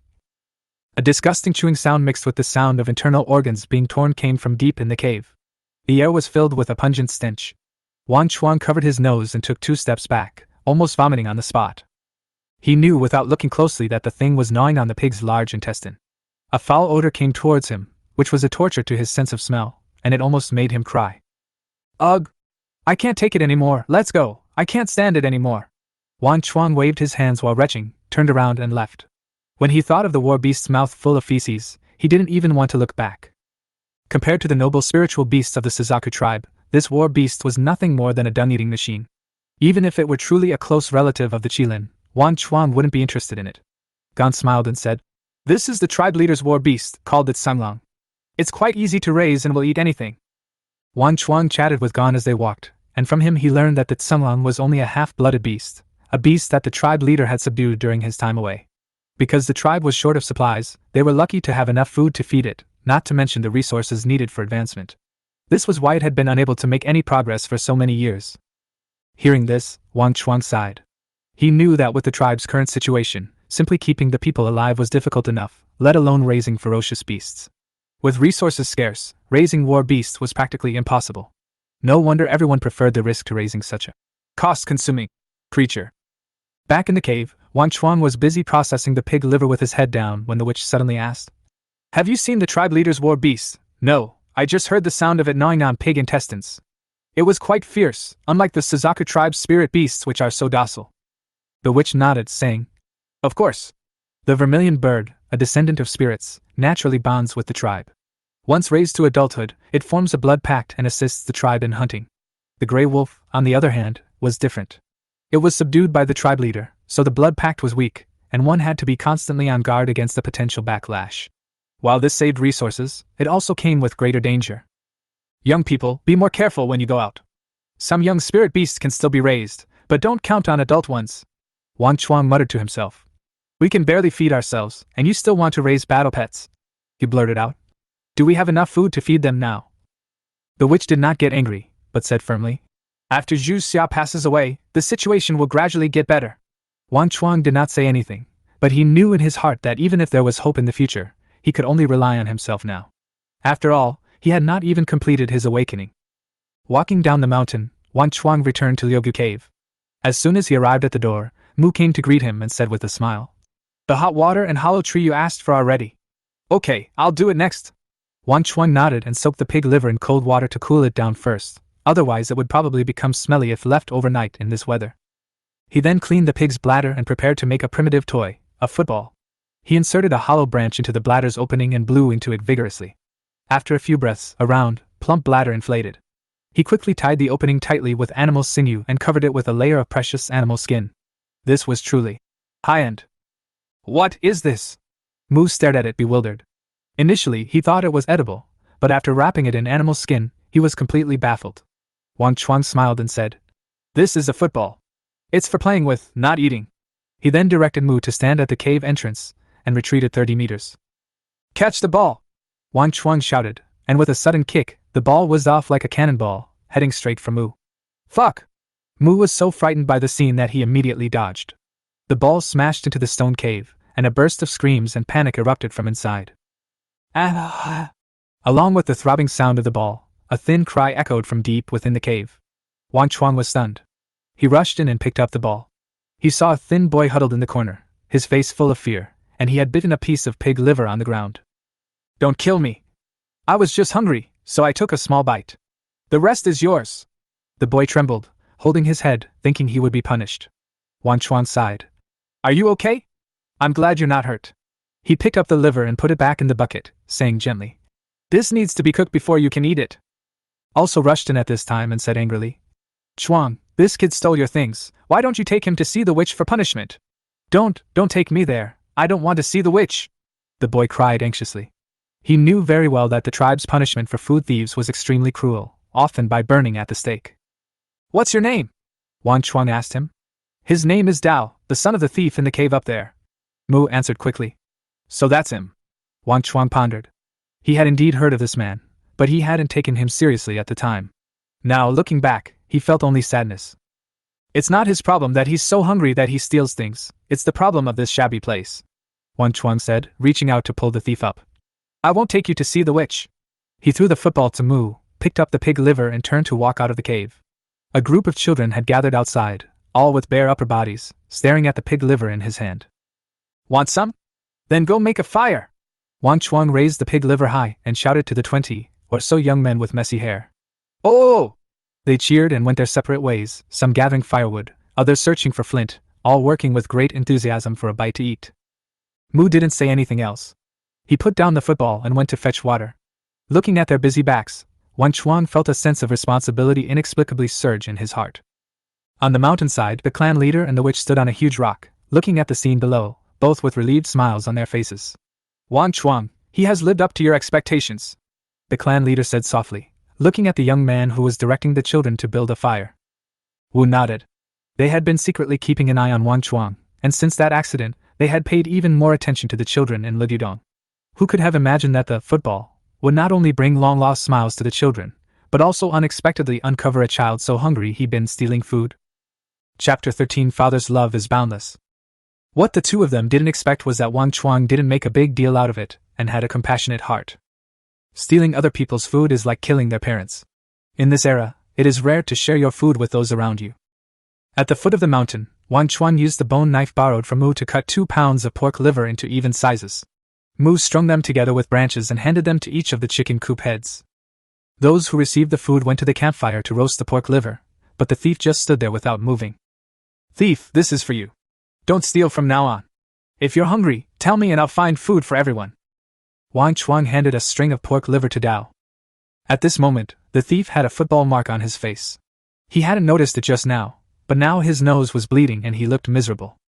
If you didn't know, you would think that Wang Chuang beat him up. Is there a share for me? The thief asked cautiously. Because he was the son of a thief, every time the tribe distributed food, the smallest and most maggot-ridden ones were often given to him. Today was the first time he received fresh food since his father was punished. The thief shed tears of emotion. This was the first time he was respected and cared for without being treated specially. Thank you? The thief took the skewers and left. What did his father steal? Why did you unite to exclude him? After Wang Chuang saw the thief go to the fire, the people who were roasting the pork liver became quiet, and each of them would rather eat it raw than roast it. That's a long story. His father was once the most famous weapon-sharpening master in the entire Qilin tribe. He was doing well in the tribe until he was born with a weak constitution and could have died at any time.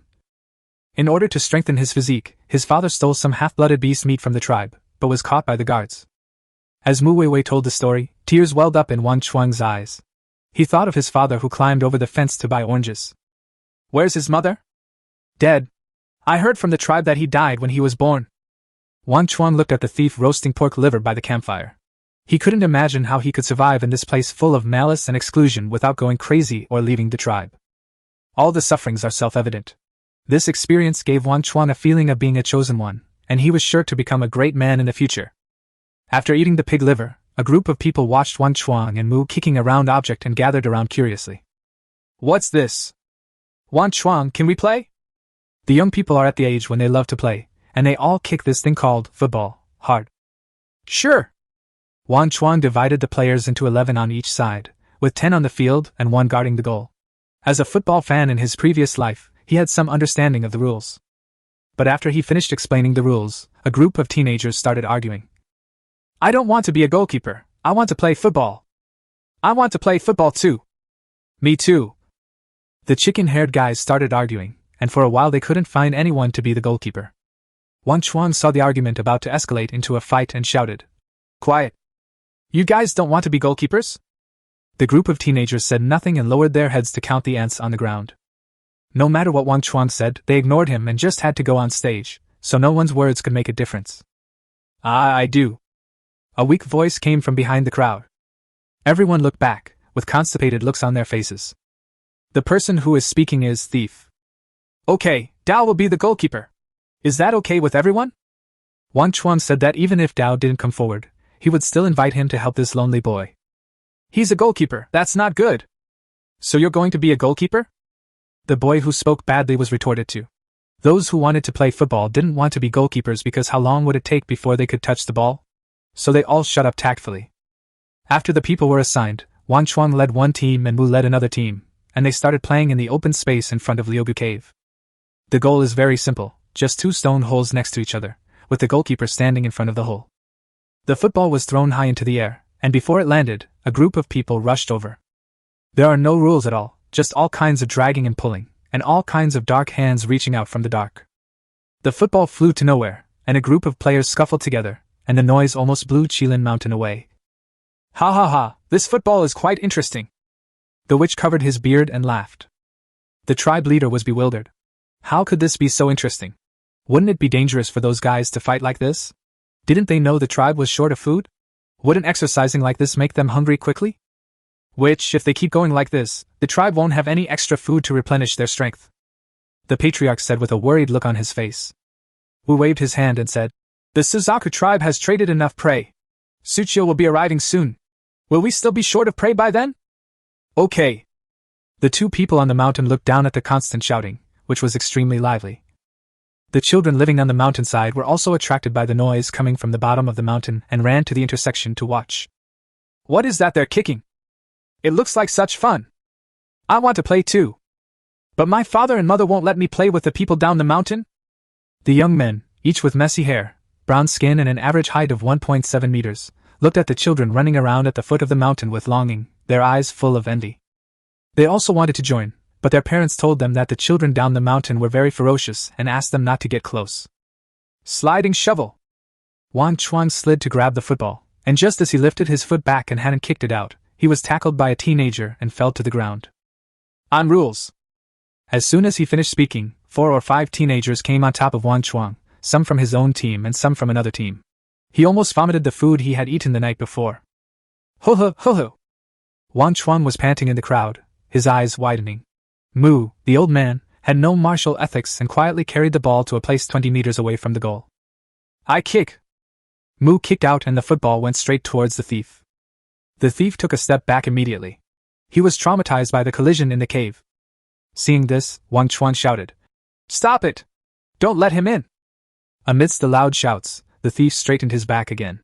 Although he was timid, he believed in dying for his friend. The football in his pupils was getting closer and closer. The thief's heart was now extremely calm, and he was no longer timid.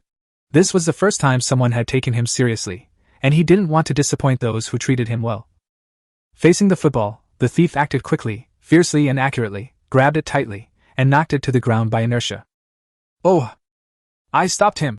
The thief shouted excitedly. At this time, the person who was pressing on Wang Chuang also stood up. Wang Chuang stood up and ran over to lift the thief up. Oh! I knew you could. He knew too well the feeling of being isolated, otherwise he wouldn't have gone to the primeval forest. I can! Dao shouted, and the people in his team gathered together and threw Dao up. Everything was so passionate and so desirable. At this time, he was no longer the son of a thief. For the first time, everyone called out his name. Thief, thief, thief! Chapter 14 Preparations before the Grand Ceremony. Time passes quickly like water. Amidst laughter and joy, Zhu Xia also came to the end. Boom! Boom! Thunder roared outside the cave, dark clouds gathered, and the dry earth finally welcomed the nourishment of rain. The little guys with flat heads looked at the heavy rain outside the cave with disappointment on their faces. It was impossible to play football in such weather, and everyone was dejected. Under the leadership of Wang Chuang, this group of orphans cut their hair into a messy style, and each of them fell in love with this cool hairstyle. This feat was accomplished more than a month ago when Wang Chuang borrowed the bone blade from Gan. They cut the hair of each child with a solitary hole one by one, and thus they became the most handsome boys in the Qilin tribe with their small flat heads. It's finally raining! Smelling the moist air, Wang Chuang stood at the entrance of the cave and murmured. The transition between red summer and white autumn in this primitive world is a heavy rain. After the heavy rain, the temperature will drop sharply, and the land will officially enter the autumn season. After the water transaction, the Qilin tribe made a fortune, and the children left in the lonely cave also underwent earth-shaking changes. Wang Chuang has seen the most obvious changes thanks to Wu's special training. His height is now close to 1.8 meters, his muscles are firm, and his strength is increasing day by day. Now, he can lift a stone weighing 300 or 400 kilograms with one hand, his speed and agility increase dramatically while playing football, and his endurance is as strong as a man with 6 engines. Suchio is approaching, and the grand festival is almost here. Wang Chuang clenched his fists, his eyes full of excitement. The Suchio season is an important time for the tribe to prepare sacrifices for the spirits, and store food for the dark winter. The witch and the clan leader also became busy. Witch, after this heavy rain, I will take people out to prepare the sacrifices. Please calculate when to hold the grand sacrifice so that we can determine how much prey to catch. Inside the cave, the patriarch asked the witch. I understand. There are quite a lot of children who can awaken this year. You should prepare more sacrifices to provide enough power for the spirits. As he spoke, Wu closed his eyes, calculated continuously with his fingers, and his lips opened and closed silently. 3 days from now will be a good day with clear skies. As for the time of return, try to return before the arrival of the mysterious winter. Yes, I'll go down and prepare it now. The patriarch turned around and walked quickly out of the cave, notifying each cave of the warriors who were going out hunting. We also need to prepare some food and weapons, 3 days will barely be enough. The rain kept pouring down for 3 days, and the children left in the cave were hoping that the rain would stop. On the 4th day, the golden crow rose, and the soft sunlight shone down.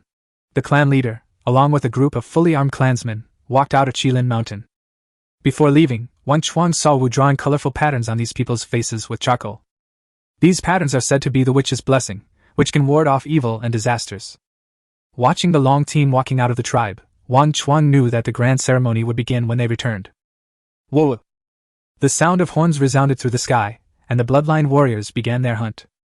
The children and women who stayed behind in the tribe also had new tasks. Carrying a wicker basket, walking on the forest path, Wang Chuang took the children from Ligudong to pick wood ear and mushrooms. These are all dry goods, and you can just boil them into soup to keep yourself full in winter. The woman was frantically weaving the door curtain. Wang Chuang told Wu this during a conversation they had. In the dark winter, all things are dead. It is the season most feared by primitive people. Many tribesmen did not die in the hunting grounds, but died in the caves. Knowing that door curtains can block the wind and increase the temperature of the cave, Wu immediately decided to hang door curtains in every cave. The Qilin formation had a limited coverage area, and Wang Chuang and the children from Liugu Cave spent more than a month collecting all the edible mushrooms. Among them are wood ear mushrooms, porcini mushrooms, chicken mushrooms. Some fungi that are not in season are growing tenaciously, which makes Wang Chuang very curious. He wants to study it, but he has no experimental equipment. 1, 2, 3. Mu counted the fungi in the wicker baskets, 15 baskets in total. Wang Chuang estimated that it weighed about 500 pounds. It was Wang Chuang who taught Mu how to count. He would ask the players to count after playing football. Those who couldn't learn would be disqualified from playing the next day until they learned it. Under the temptation of football, everyone learns very quickly and now can count to 100 or 200 on average. Wu, all the edible fungi at the foot of the mountain are here. Is there anything else we need to do? So much? The witch looked at the 15 baskets in front of him, which were full of various mushrooms. His old eyes were full of worry. Since he became a witch, many tribesmen died of hunger and cold every winter. The old man felt heartbroken when he saw so much food at the foot of the mountain. Wu, are you okay? It's okay, I'm fine. Go collect the firewood. Wu wiped the tears from the corners of his eyes, turned around and walked back to the cave. Wang Chuang, have you finished collecting that fungus? A group of children carrying firewood up the mountain greeted Wang Chuang and others. Nowadays, children from the mountains and the countryside play football together, and they have played countless games together. Wang Chuang, how about a date after we gather the firewood? A boy with a burly figure, carrying firewood on his back, and facial features that were 70% similar to the patriarch, looked at Wang Chuang provocatively. Defeated opponent, Liao, you'd better defeat my chicken coop team first. You can't beat Chuang's Yanwang team. Mu responded first, looking extremely arrogant.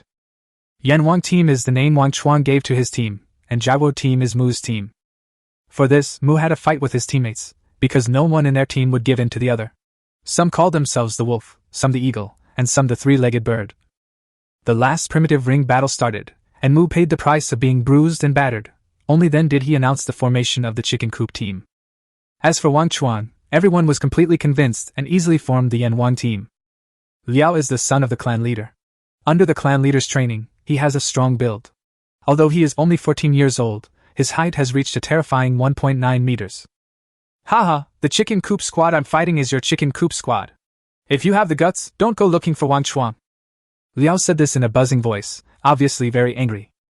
Because he had played a game with Mu before, and Mu saw that the team was going to lose, so he pulled in Wang Chuang as a foreign aide. In the end, he lost with the help of the cheater. From then on, whenever Mu saw him, he would either mock or ridicule him. The young men carrying firewood on their backs all glared at him. TSK! I didn't say you can't find someone, you can find one anyway, Mu Tian said shamelessly. Wang Chuang shook his head. These two people started spitting trash talk at each other as soon as they met. Mu had no martial ethics and his tongue was so smooth that he felt that this guy was not like a primitive man. Okay, let's collect the firewood first, and then we'll talk about it after we're done. Snort! Liao looked down at the wood, snorted coldly, and walked up the mountain with the firewood on his back. Slightly. Mu stuck out his tongue and followed Wang Chuang down the mountain. There is no shortage of wood in the primeval forest, but it is extremely difficult to obtain. The wood that has fallen on the ground has long been collected, and the rest has to be cut down by climbing up the trees. It's not that they don't want to cut down a big tree, but the trees are too big. The smallest one requires 4 or 5 people to hug it. Obviously, it is easier to cut branches than to cut down the tree. Chapter 15 The hunting team returns. Move aside, the branches are about to break. Wang Chuang hugged a branch as thick as his thigh and shouted to the people standing under the tree. No! Bang! Bang bang bang! The sound of felling trees echoed through the forest, and branches fell with a crack. Looking at the stone axe in his hand, which was on the verge of being scrapped, looking at his limbs that were red from being rubbed by the bark, he couldn't bear it anymore. Sitting on the branch, he remembered that in his previous life, people in primitive African tribes used fire to cut down trees, so he decided to go down and give it a try. After fastening the safety vine, Wang Chuang landed safely. Do you have any more axes?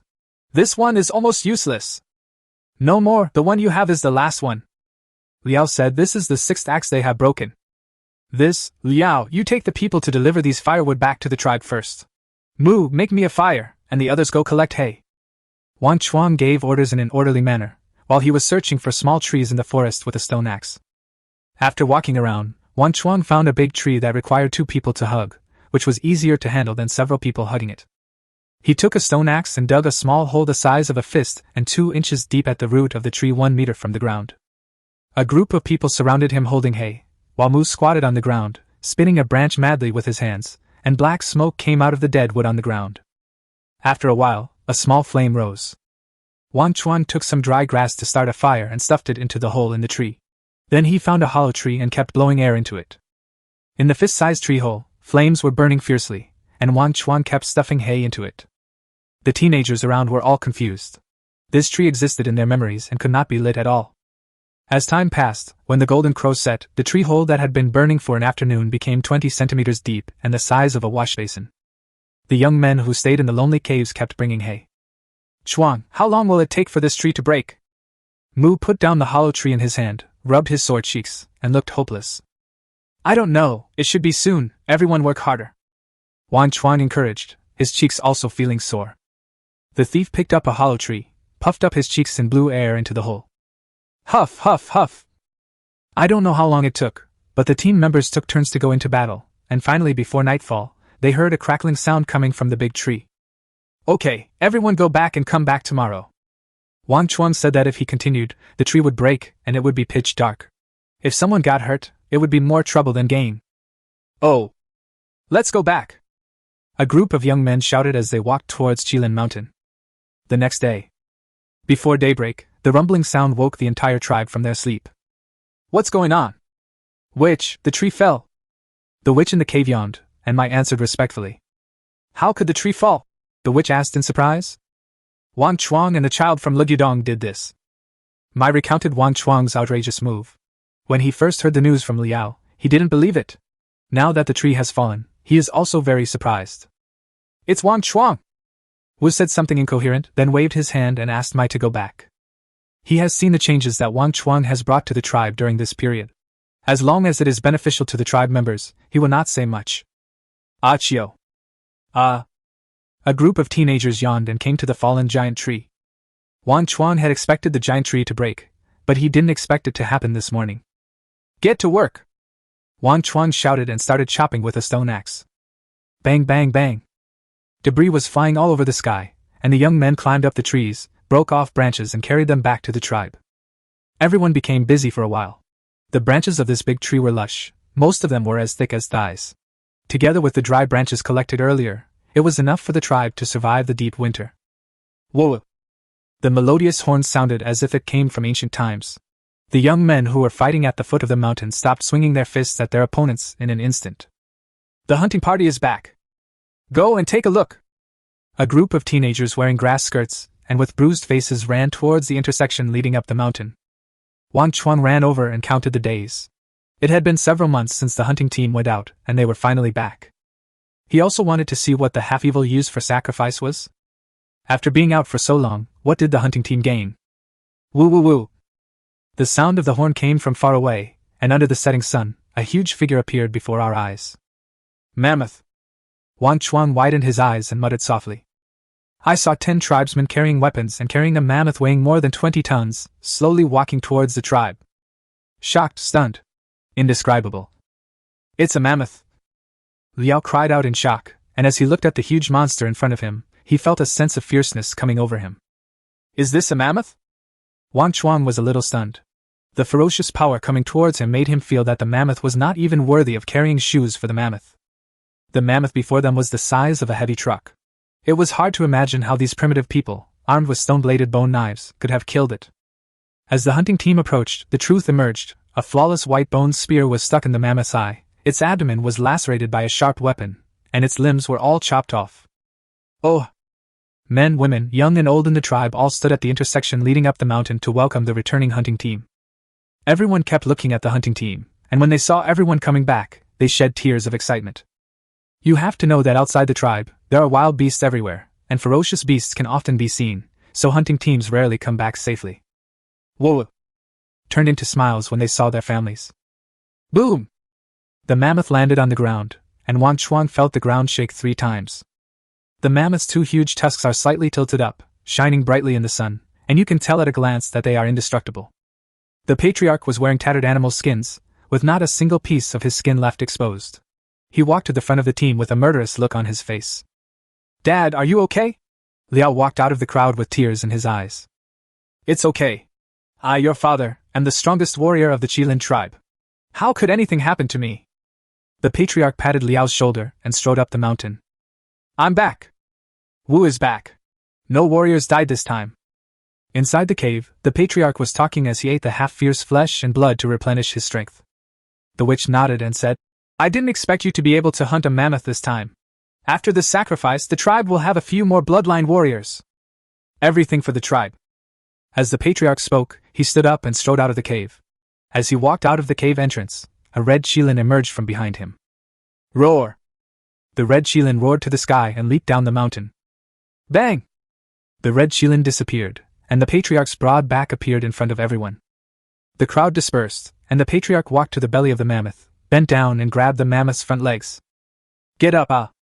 Red power burst out from the patriarch, and the huge body of the mammoth was slowly lifted up by him. Like a mayfly shaking a tree, the patriarch's arms were bulging with muscles, his face was red, and his feet sank into the ground, leaving deep footprints. The other bloodline warriors held up the elephant's tail from behind and walked up the mountain step by step. Chapter 16: The Great Sacrifice. With the efforts of everyone, the mammoth was carried into the cave and placed in front of the Qilin stone statue. The witch immediately announced that a grand sacrifice would be held tomorrow. The entire tribe was excited when they heard the news, and everyone in the tribe began to prepare the things needed for the grand sacrifice amid cheers. Tonight is destined to be sleepless.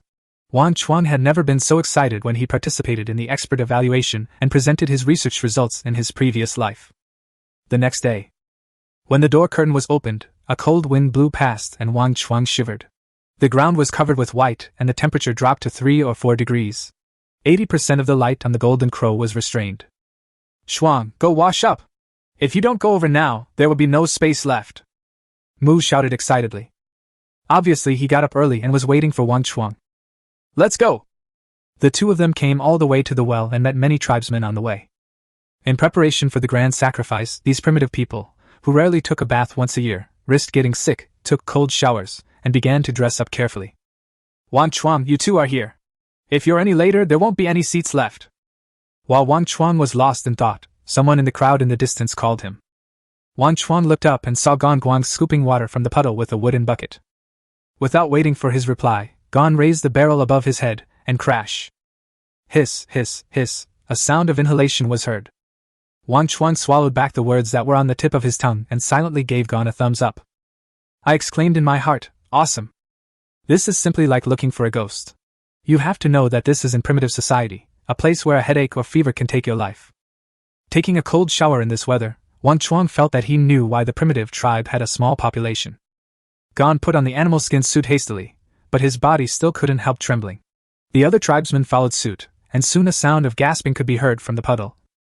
Wang Chuang brought Mu to Gan and looked him up and down. At this time, Gan braided his dreadlocks with trembling hands, which was a far cry from his previous unruly image. The animal skin he was wearing was shiny and glossy, and it was obvious that it was new skin made just this year. There were also a few strings of bone ornaments on the ground beside him. The animal teeth, animal bones, and colorful bird feathers left Wang Chuang stunned. Gan put on the bone ornaments, inserted the bird feathers one by one on his head, and said conceitedly, "How about it? Does this outfit look good on me?" Looking at Wang Chuang's stunned eyes, Gan felt that he was the most handsome guy in the entire tribe. "Does it look good?" Wang Chuang spoke blankly, looking confused. He couldn't appreciate the primitive people's aesthetic taste. Mu's reaction was more intense. He walked forward and looked at the bone ornaments and feathers on Gan's body with envy. Looking at the feathers stuck in the dreadlocks on Gan's head, Mu unconsciously touched his own 2-inch-long hair, and a look of regret flashed in his eyes. In the tribe, bone ornaments are not only for decoration, but also a symbol of strength, something that all primitive children desire. Gan didn't care about Wang Chuang's days, because the two big words, envy, on Mu's face had already satisfied his vanity and his emotional value was immediately maxed out. Come on, everyone is about to awaken their bloodline. How can a reserve warrior of the tribe be without bone ornaments? As he spoke, Gan picked up 2 animal tooth bracelets from the ground and handed them to the 2 men. Thank you, Brother Gan. Mu Xingzhong reached out to take the bracelet and put it on his hand carefully. Thank you, Brother Gan, for your good wishes. Wang Chuang took the bracelet and put it on his hand. What are you borrowing? Gan looked confused. Wang Chuang kept saying some new words, and he said he didn't understand. Just borrow your good luck. After Wang Chuang left the message, he pulled Mu away quickly, as he couldn't explain it clearly if he stayed any longer. Brother Gan, let's go wash up first. What is a wash? Gan's voice sounded behind the two of them. At the edge of the puddle, the two picked up a basin made of a hollow tree, filled it with water, stepped aside, scooped up the water with both hands and began to wash their faces. Then, one person took a piece of charcoal and put it into his mouth. What are you two doing? Are you starving? How can you eat charcoal? Looking at the two people's strange behavior, Mai, who was holding the basin, was dumbfounded. Brush teeth. Wang Chuang spoke vaguely, and a mouthful of black water gurgled out of his mouth. Brush your teeth? Do you still need to brush your teeth? Mai looked confused. There was no such thing in his life. Of course, this will keep your teeth healthy and prevent them from getting sick. Mu Chuyan explained, using charcoal to poke his teeth, twice on the left and twice on the right. As Wang Chuang's best friend, he was the first person besides Wang Chuang to follow the trend of these new things. Wang Chuang, can teeth get sick? Does this really protect dental health? Mai asked Wang Chuang with some disbelief. Wang Chuang nodded, his cheeks puffed up, and a stream of water was splashed onto the thatch leaves. How comfortable. Is it really that cool? Mai suddenly wanted to try it too, so he picked up a piece of charcoal from Mu and threw it directly into his mouth, crunching it. Wang Chuang was stunned by this scene. Woo! Woo! Woo! When Wang Chuang and his friends finished washing up and returned to Liugu Cave, a horn sounded at the top of the mountain. The children in Liugu Cave immediately cheered and ran out of the cave to look at the mountainside. The sound of the horn sounded no different to Wang Chuang from the one blown when the hunting team returned, but the other tribesmen could hear a different meaning. The grand sacrifice is about to begin. At Qilin Mountain, the road leading up the mountain was lined with people. The sound of the horn was to gather the tribesmen and prepare to go up the mountain. The tribesmen spontaneously lined up from the mountainside to the foot of the mountain. Wang Chuang and his friends arrived late and were at the end of the line. Looking up, Wang Chuang found that these tribesmen were very different from usual. The tribesmen put on new animal skins and straw sandals. Their chicken coop-like hairstyles became dreadlocks. They wore bone ornaments on their necks and hands, and colorful bird feathers on their heads. The warriors were even more awesome, each of them with their upper bodies naked, and the dark red Qilin tattoos and scars on their bodies were their glory. Just looking at it, I could tell something was wrong because some of the tattoos were faded or blurred. This wasn't the first time Wang Chuang had seen this. He noticed many adult men didn't have tattoos while working, and he'd asked the witch about it. He learned from the witch that when a warrior in the tribe failed to awaken, the witch would tattoo the loser. Of course, the witch painting has no special powers, it only represents the symbol of a warrior. What is awakened through blood is the symbol of the blood warrior. It will never fade and is the manifestation of the power of blood. The team slowly moved towards the mountainside. The journey that used to take more than 10 minutes now took half an hour. Stepping into the cave, there was no noise as imagined, only silence. One by one, the tribesmen knelt in front of the stone Qilin statue in order. Woo, all the tribesmen are here! A warrior with 5 hideous claw marks from the back of his neck to his waist walked through the crowd and helped up the witch who was kneeling in the front. Qilin is not dead? Wang Chuang saw the 5 claw marks out of the corner of his eye. You know, Qilin was breathing out more than breathing in at that time, but he didn't expect that he survived. Chapter 17 Bloodline Awakening. Rise! The witch stood up and shouted loudly at the people kneeling on the ground. His voice was strong and powerful. Swish, swish, swish. The tribesmen stood up, and the sound of bone ornaments colliding could be heard. There was no extra sound in the entire cave. Seeing this, the witch continued to shout. The grand ceremony begins. As soon as he finished speaking, the tribesmen scattered, leaving an uninhabited area in the middle of the cave. The soldiers brought in piles of firewood from outside the cave. Wang Chuang knew that this was the first item of the sacrifice, a bonfire party. The soldiers who had moved the firewood sat down, and then women carried buckets of skewers of meat and moved through the crowd. Each tribesman had 2 more skewers of meat in his hand. The skewers were so generous that he estimated that he could hardly finish one. The bonfire was lit, and the witch, holding a tasseled scepter, danced the sacrificial dance around the bonfire, muttering unknown spells. The patriarch came to the Qilin stone statue with a bone blade in his hand and stabbed it into the mammoth's throat. Blood flowed along the grooves on the ground to the stone statue.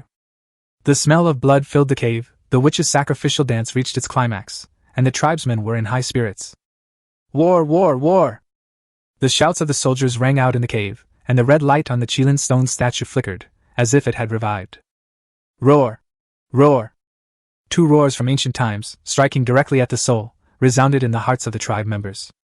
Thank you, my spirit! Wu shouted to the sky, jumped high, and knelt heavily on the ground. The other tribesmen picked up the skewers and knelt on the ground, as if they were paying tribute to Ling. Sacrifice is to offer sacrifice to the spirit, and it is also to pay tribute to the spirit and pray for its protection. The ancestors are gone, but the contract lasts forever. The spirit is immortal under the tribe's belief, and the tribe can continue under its protection. What is invisible to the naked eye is that tiny specks of light fly out from the tribesmen and merge into the stone statues. This is also the reason why the soul is immortal, faith. After the tribute is paid and the spirits are worshipped, the first part of the sacrifice ends. As I recall, the children's task ended here and they could take the skewers they were given and enjoy the feast. But this year, Wu did not rush to give orders, and Wang Chuang's hands holding the skewers began to feel sore. Wu Kai slowly stood up. Get up! Everyone disperse, those who are 14 or older stay and prepare to awaken. The witch's voice echoed through the cave, and excitement flashed across the faces of the children and women. Some women stuffed dried meat into the hands of their children, who were about to participate in the awakening. Wang Chuang was stunned by this operation. What he and the children in Ligudong didn't know was that the awakening process would consume a lot of energy, which was why the tribe distributed skewers of meat. Wang Chuang, this is for you. After everyone left, Liao came to Wang Chuang with 6 skewers of dried meat and handed him 1 skewer. Thanks! Wang Chuang took the dried meat. Although he didn't know what it was for, seeing that everyone else was holding at least 3 skewers of meat, he felt it was better to be prepared. Kneel! Wu Lang shouted. Swish, swish, swish. Wang Chuang and his group of 22 young men knelt on the ground. They all knew that this was the beginning of the end. Please, my spirit, reveal your true form.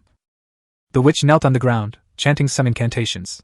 Wang Chuang could not understand anything except the first few sentences. After he finished speaking, the Qilin stone statue emitted a dazzling light, and an illusory mini Qilin floated in the air. 22 teenagers, not bad. The fist-sized Qilin spoke in human language, and then 22 fist-sized, crystal-clear blood beads flew out of the stone statue's mouth. As the blood beads flew out, the light emitted by the stone statue dimmed. I don't know if it was because it consumed too much. The blood drops slowly flew in front of the people kneeling on the ground, and Wang Chuang glanced at it out of the corner of his eye. Inside the blood bead was a small blood-colored Qilin, constantly performing various actions inside, sometimes crawling, sometimes howling. Kneel, and thank you. My spirit will grant me the true blood of the Qilin. Wu Langxing bowed down. The Qilin's true blood was the source of the Qilin's spirit's power. This time he bestowed 22 drops of true blood. If the opponent did not have spiritual objects to replenish it, he would fall into a long period of weakness again. Wake up! The future of the tribe belongs to you. The mini Qilin turned and leaped into the stone statue, and the light dissipated. Get up! The witch stood up first and asked everyone to stand up. Eat, finish all the skewers in your hands and then swallow the Qilin's blood. The witch gave the order, and everyone picked up the dried meat and started working. Looking at the raw meat in front of him, with blood oozing from it, Wang Chuang subconsciously wanted to roast it. Wang Chuang, what are you doing? Liao spoke out to stop him. Of course it's barbecue. Wang Chuang rolled his eyes at the other person. It can't be roasted. If it is roasted, the essence of blood and flesh will be lost, and it will not be able to provide energy to our body. Liao explained. You can't roast them. If you want to become a bloodline warrior, this is the only way for you. Wu walked in front of the two of them and nodded to Liao. It is understandable that no one teaches these common sense to children left alone in the cave.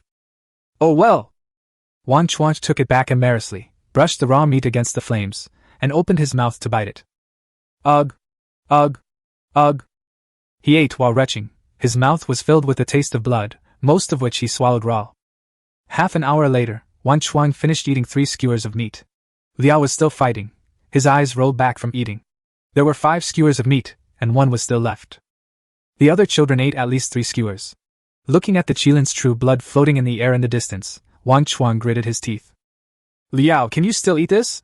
Can you give it to me? Take it. Liao swallowed a mouthful of meat with difficulty. His eyes began to roll back, and his stomach was bloated. Chuang, can you still eat? Ugh. Mu asked, the raw meat in his stomach almost gushing out. He covered his mouth tightly. Everyone was really trying hard to become a bloodline warrior. Wang Chuan even saw several children with sour water coming out of their nostrils, and they had to cover their noses with their hands. I can do it! Wang Chuan picked up the skewer and looked at the Qilin blood with a determined look. Wow! Bite after bite, his stomach slowly swelled up and he felt the raw meat against his throat. Are you all full? Come up and receive the Qilin's true blood. Wu looked at the bulging bellies and felt that it was about time. After the 22 young men came forward in an orderly manner and saluted the witch, a drop of Qilin's true blood would fall from the air. The entire process was fair, just and open without any insider information. The young men held blood beads in their hands, sat cross-legged, and stared at the real blood in their hands with burning eyes. Clothes? Wu's voice trembled. Wang Chuan was a little confused. This thing was the size of a fist, and he would be lucky if he could fit it in his mouth. Turning their heads to look to both sides, Dao and Mu were also confused. Looking at the others, he saw Liao opened his huge mouth and stuffed it in. Wang Chuan was stunned. How could a normal person have such a big mouth? He could never learn this trick. Mu and Dao followed suit and stuffed the food into their mouths with all their might, and the 2 guys actually swallowed it. Seeing this, Wang Chuan became ruthless and picked up the blood bead and put it in his mouth. The bloody smell he imagined did not come, but a refreshing fragrance lingered in his mouth. Clap your hands and go, Gulu. He swallowed it without any hindrance as his throat moved up and down. Wang Chuang felt nothing as the real blood entered his stomach, and wondered in his heart, has he awakened so quickly? Then, a heart-wrenching cry came to my ears. Chapter 18 Bloodline Mutation. Soon after, Wang Chuang also felt it, with a sharp burning sensation in his abdomen. Ah! The food that Wang Chuang swallowed into his stomach was digested quickly, and the Qilin in the blood bead swallowed the meat frantically, as if it had come alive. A Qilin tattoo slowly appeared on the skin of his chest and back, the black stripes coming to life. As time passed, Wang Chuang could no longer scream. He clenched his teeth and beads of sweat the size of pearls kept falling from his forehead. The surface of the well-fed Qilin's true blood broke and spread into his limbs and bones. Inside the true blood was a black Qilin, which slowly moved towards his heart. Bang bang bang! A violent heartbeat sounded in Wang Chuang's ears. Under the severe pain, everything became sensitive, and the pain, hearing and vision were infinitely magnified. The burning sensation moved along with the black Qilin, getting closer and closer to his heart. The screams in his ears became less and less. Wang Chuang knew that he could not fall into a coma during the awakening process. Once he fell into a coma, it meant that the awakening had failed. This was why he persisted. As a low hull sounded, Mo Qilin came to Wang Chuang's heart. At this time, he felt the blood in his body was circulating rapidly. The Qilin's true blood continued to blend with his blood. Finally, it merged into his limbs and bones, and black impurities continued to emerge from his pores outside his body. Roar! The black unicorn in his body roared and merged into his heart. Yeah! Wang Chuang's eyes were bloodshot, the veins on his neck were bulging, and the pain was extreme. He clenched his fists and smashed them hard on the ground. Bang!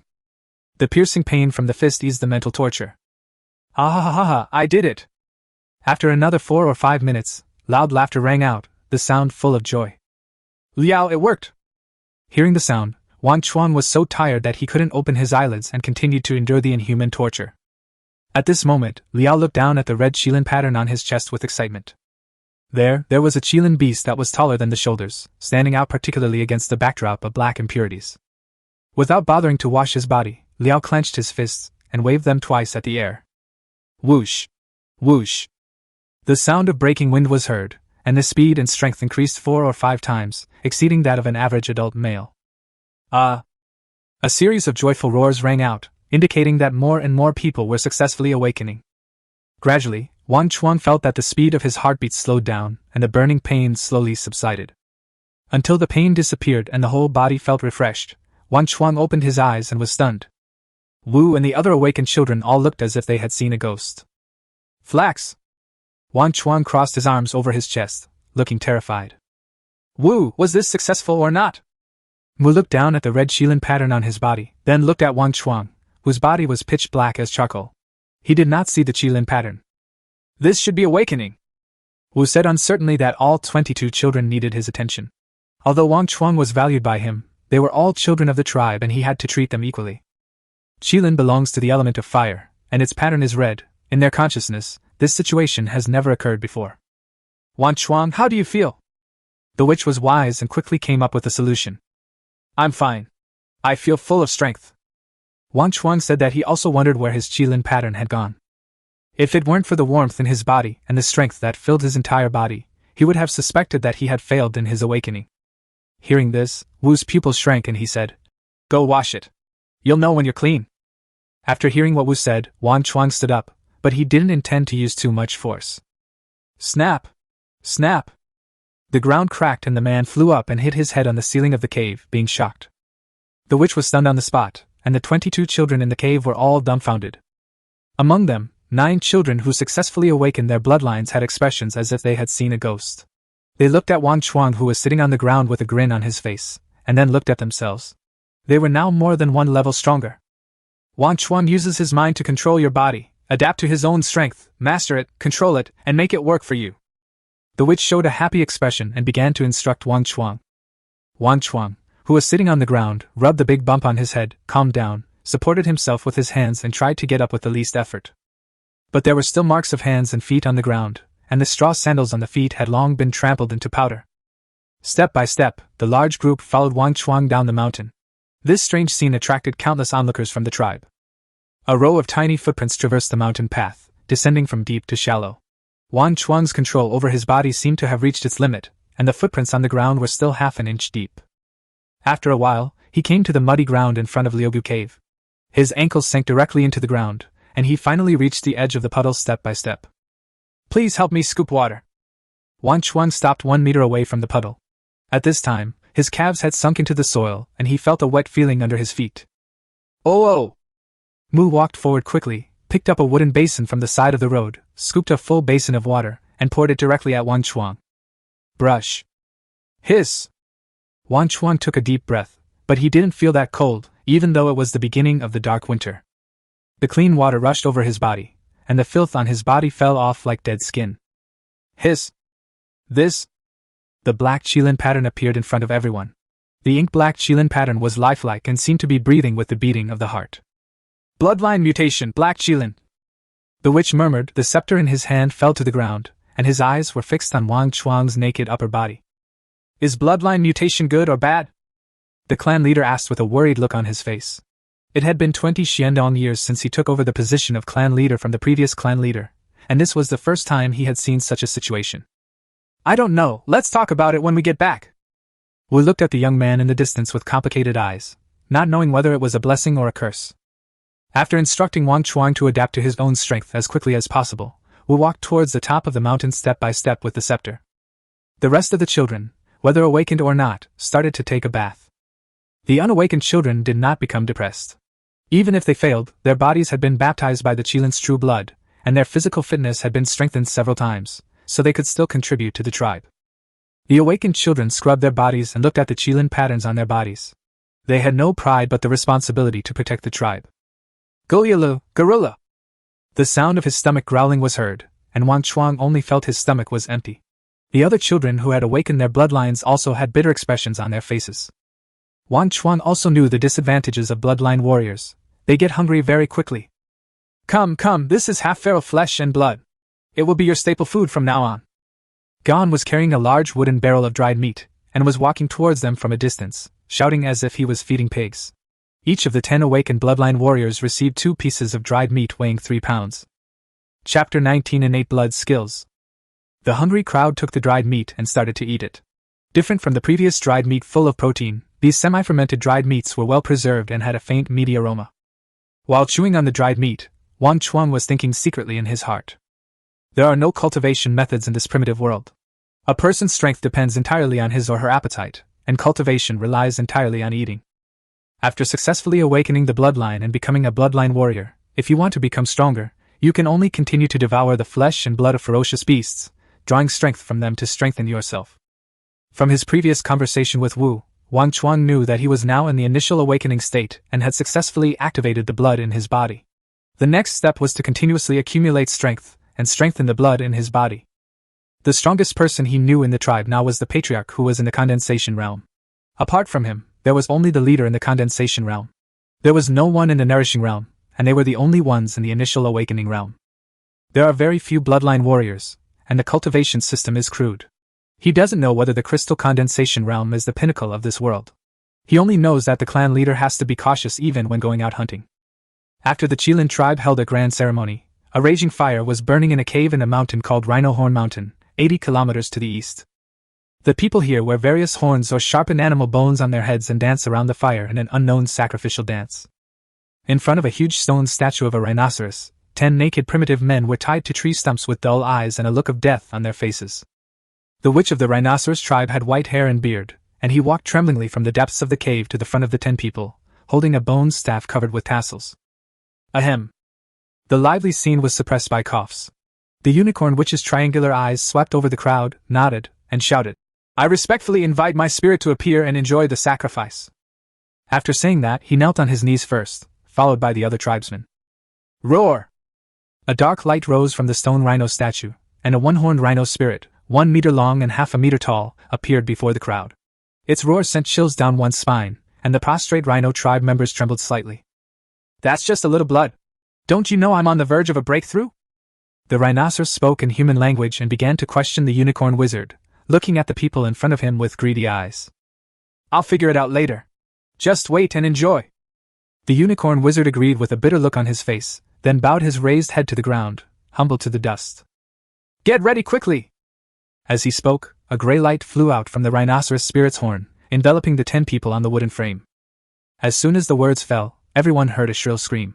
When they opened their eyes again, the rhinoceros spirit had disappeared, and 10 bloody skeletons were lying on the ground. Everyone felt insecure watching the horrifying scene.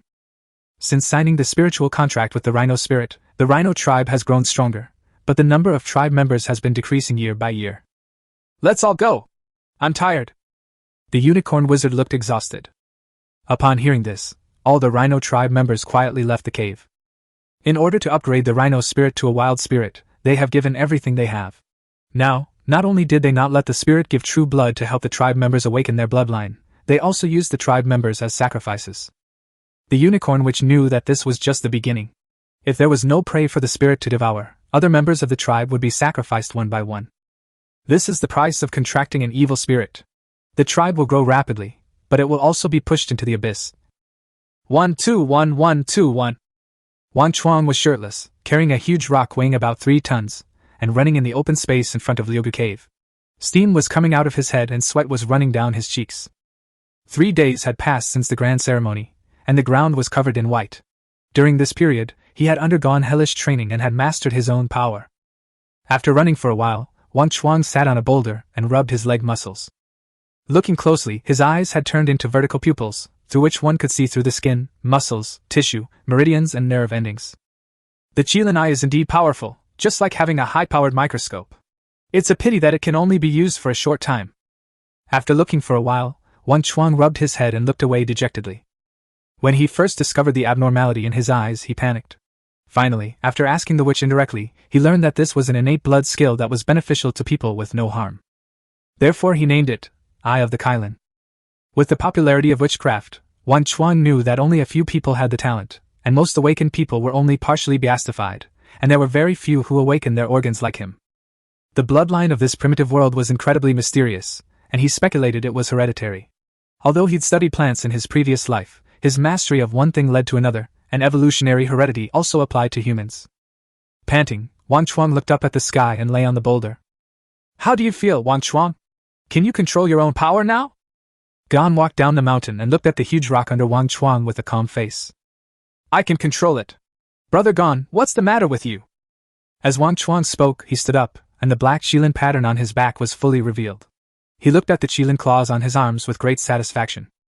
I'm here to inform you that bloodline warriors are eligible to dig their own stone chambers on the mountainside.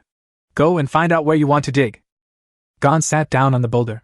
He could lift the boulder, but this was the first time he had seen such great strength after awakening. I see. My name is Mu Gingdao. Wang Chuang got up and called Mu and the others. They had been sleeping these days. It was not that they did not exercise, but they did not have enough food to support them, so they were hibernating. After waking up the 2 men, the 3 followed Gan up the mountainside.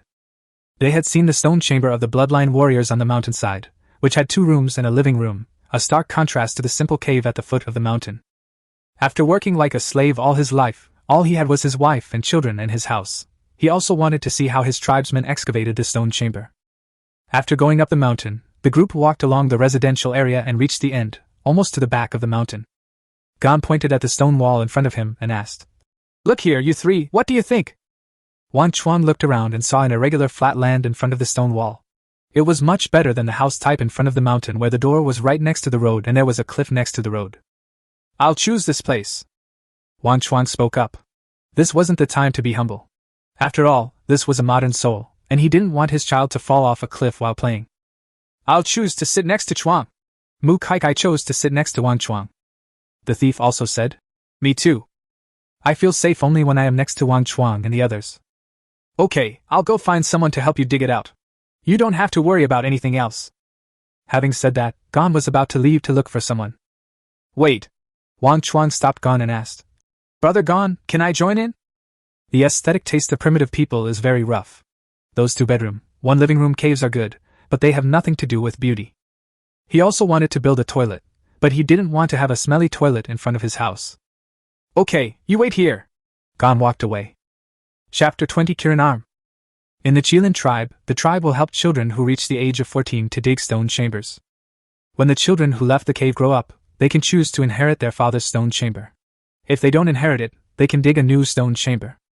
The 3 of them stood in front of the stone wall, and Wang Chuang selected the location of the toilet after determining the downwind direction. After thinking about the layout of the stone chamber and the plan in front of the house in his mind, Gan came over with a tribesman.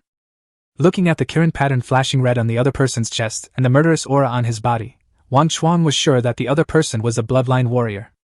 Wang Chuang, this is the tribe's digger, you can just call him Ku. As Gan introduced, a bearded man walked forward. He was 2 meters tall, with muscular upper body, especially his left arm, which was exposed outside the animal's skin and covered with red Qilin patterns.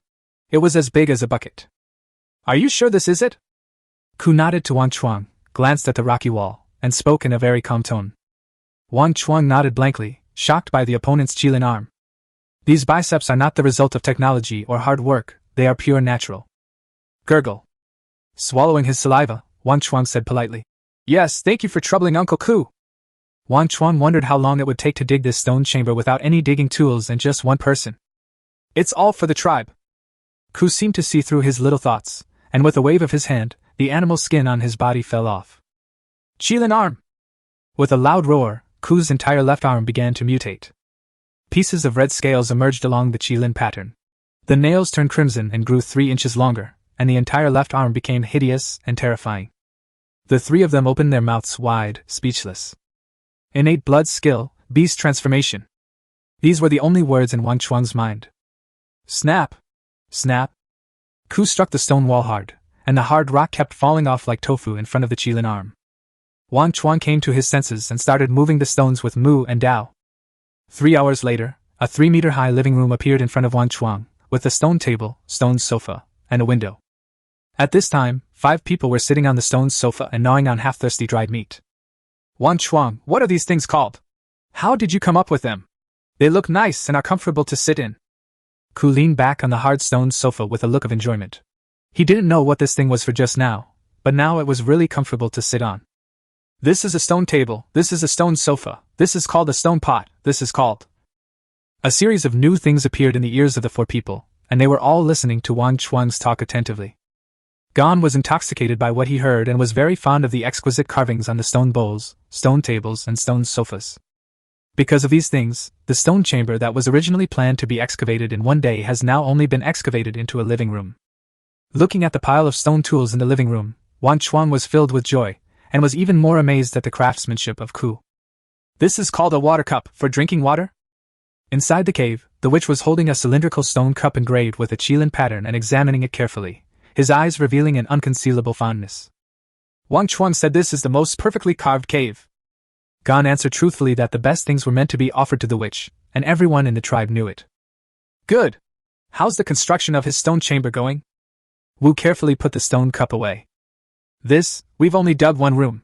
We'll speed up. Gan spoke dully about the progress of the house repairs, which was the first time in the Qilin tribe. It usually takes a whole morning to dig a stone chamber, but now it's really slow to dig just a living room. Go slowly, and follow Wang Chuang's instructions. Wu smiled slightly.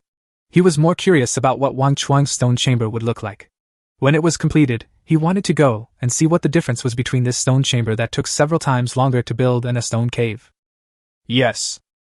Gan left the stone chamber, thinking about the furniture in Wang Chuang's house that was engraved with Qilin patterns and various plants and flowers. He also wanted to get a set. Maybe there would be a woman for him to start a family with. Thinking of this, Gan took out a Qilin hairpin from his waist and strode towards the residential area. He wanted to give this hairpin to his beloved Xiaofeng. The next day, heavy snow fell from the sky. The area around Qilin Mountain was covered in silver, and Wang Chuang's stone chamber cave was waving Qilin arms.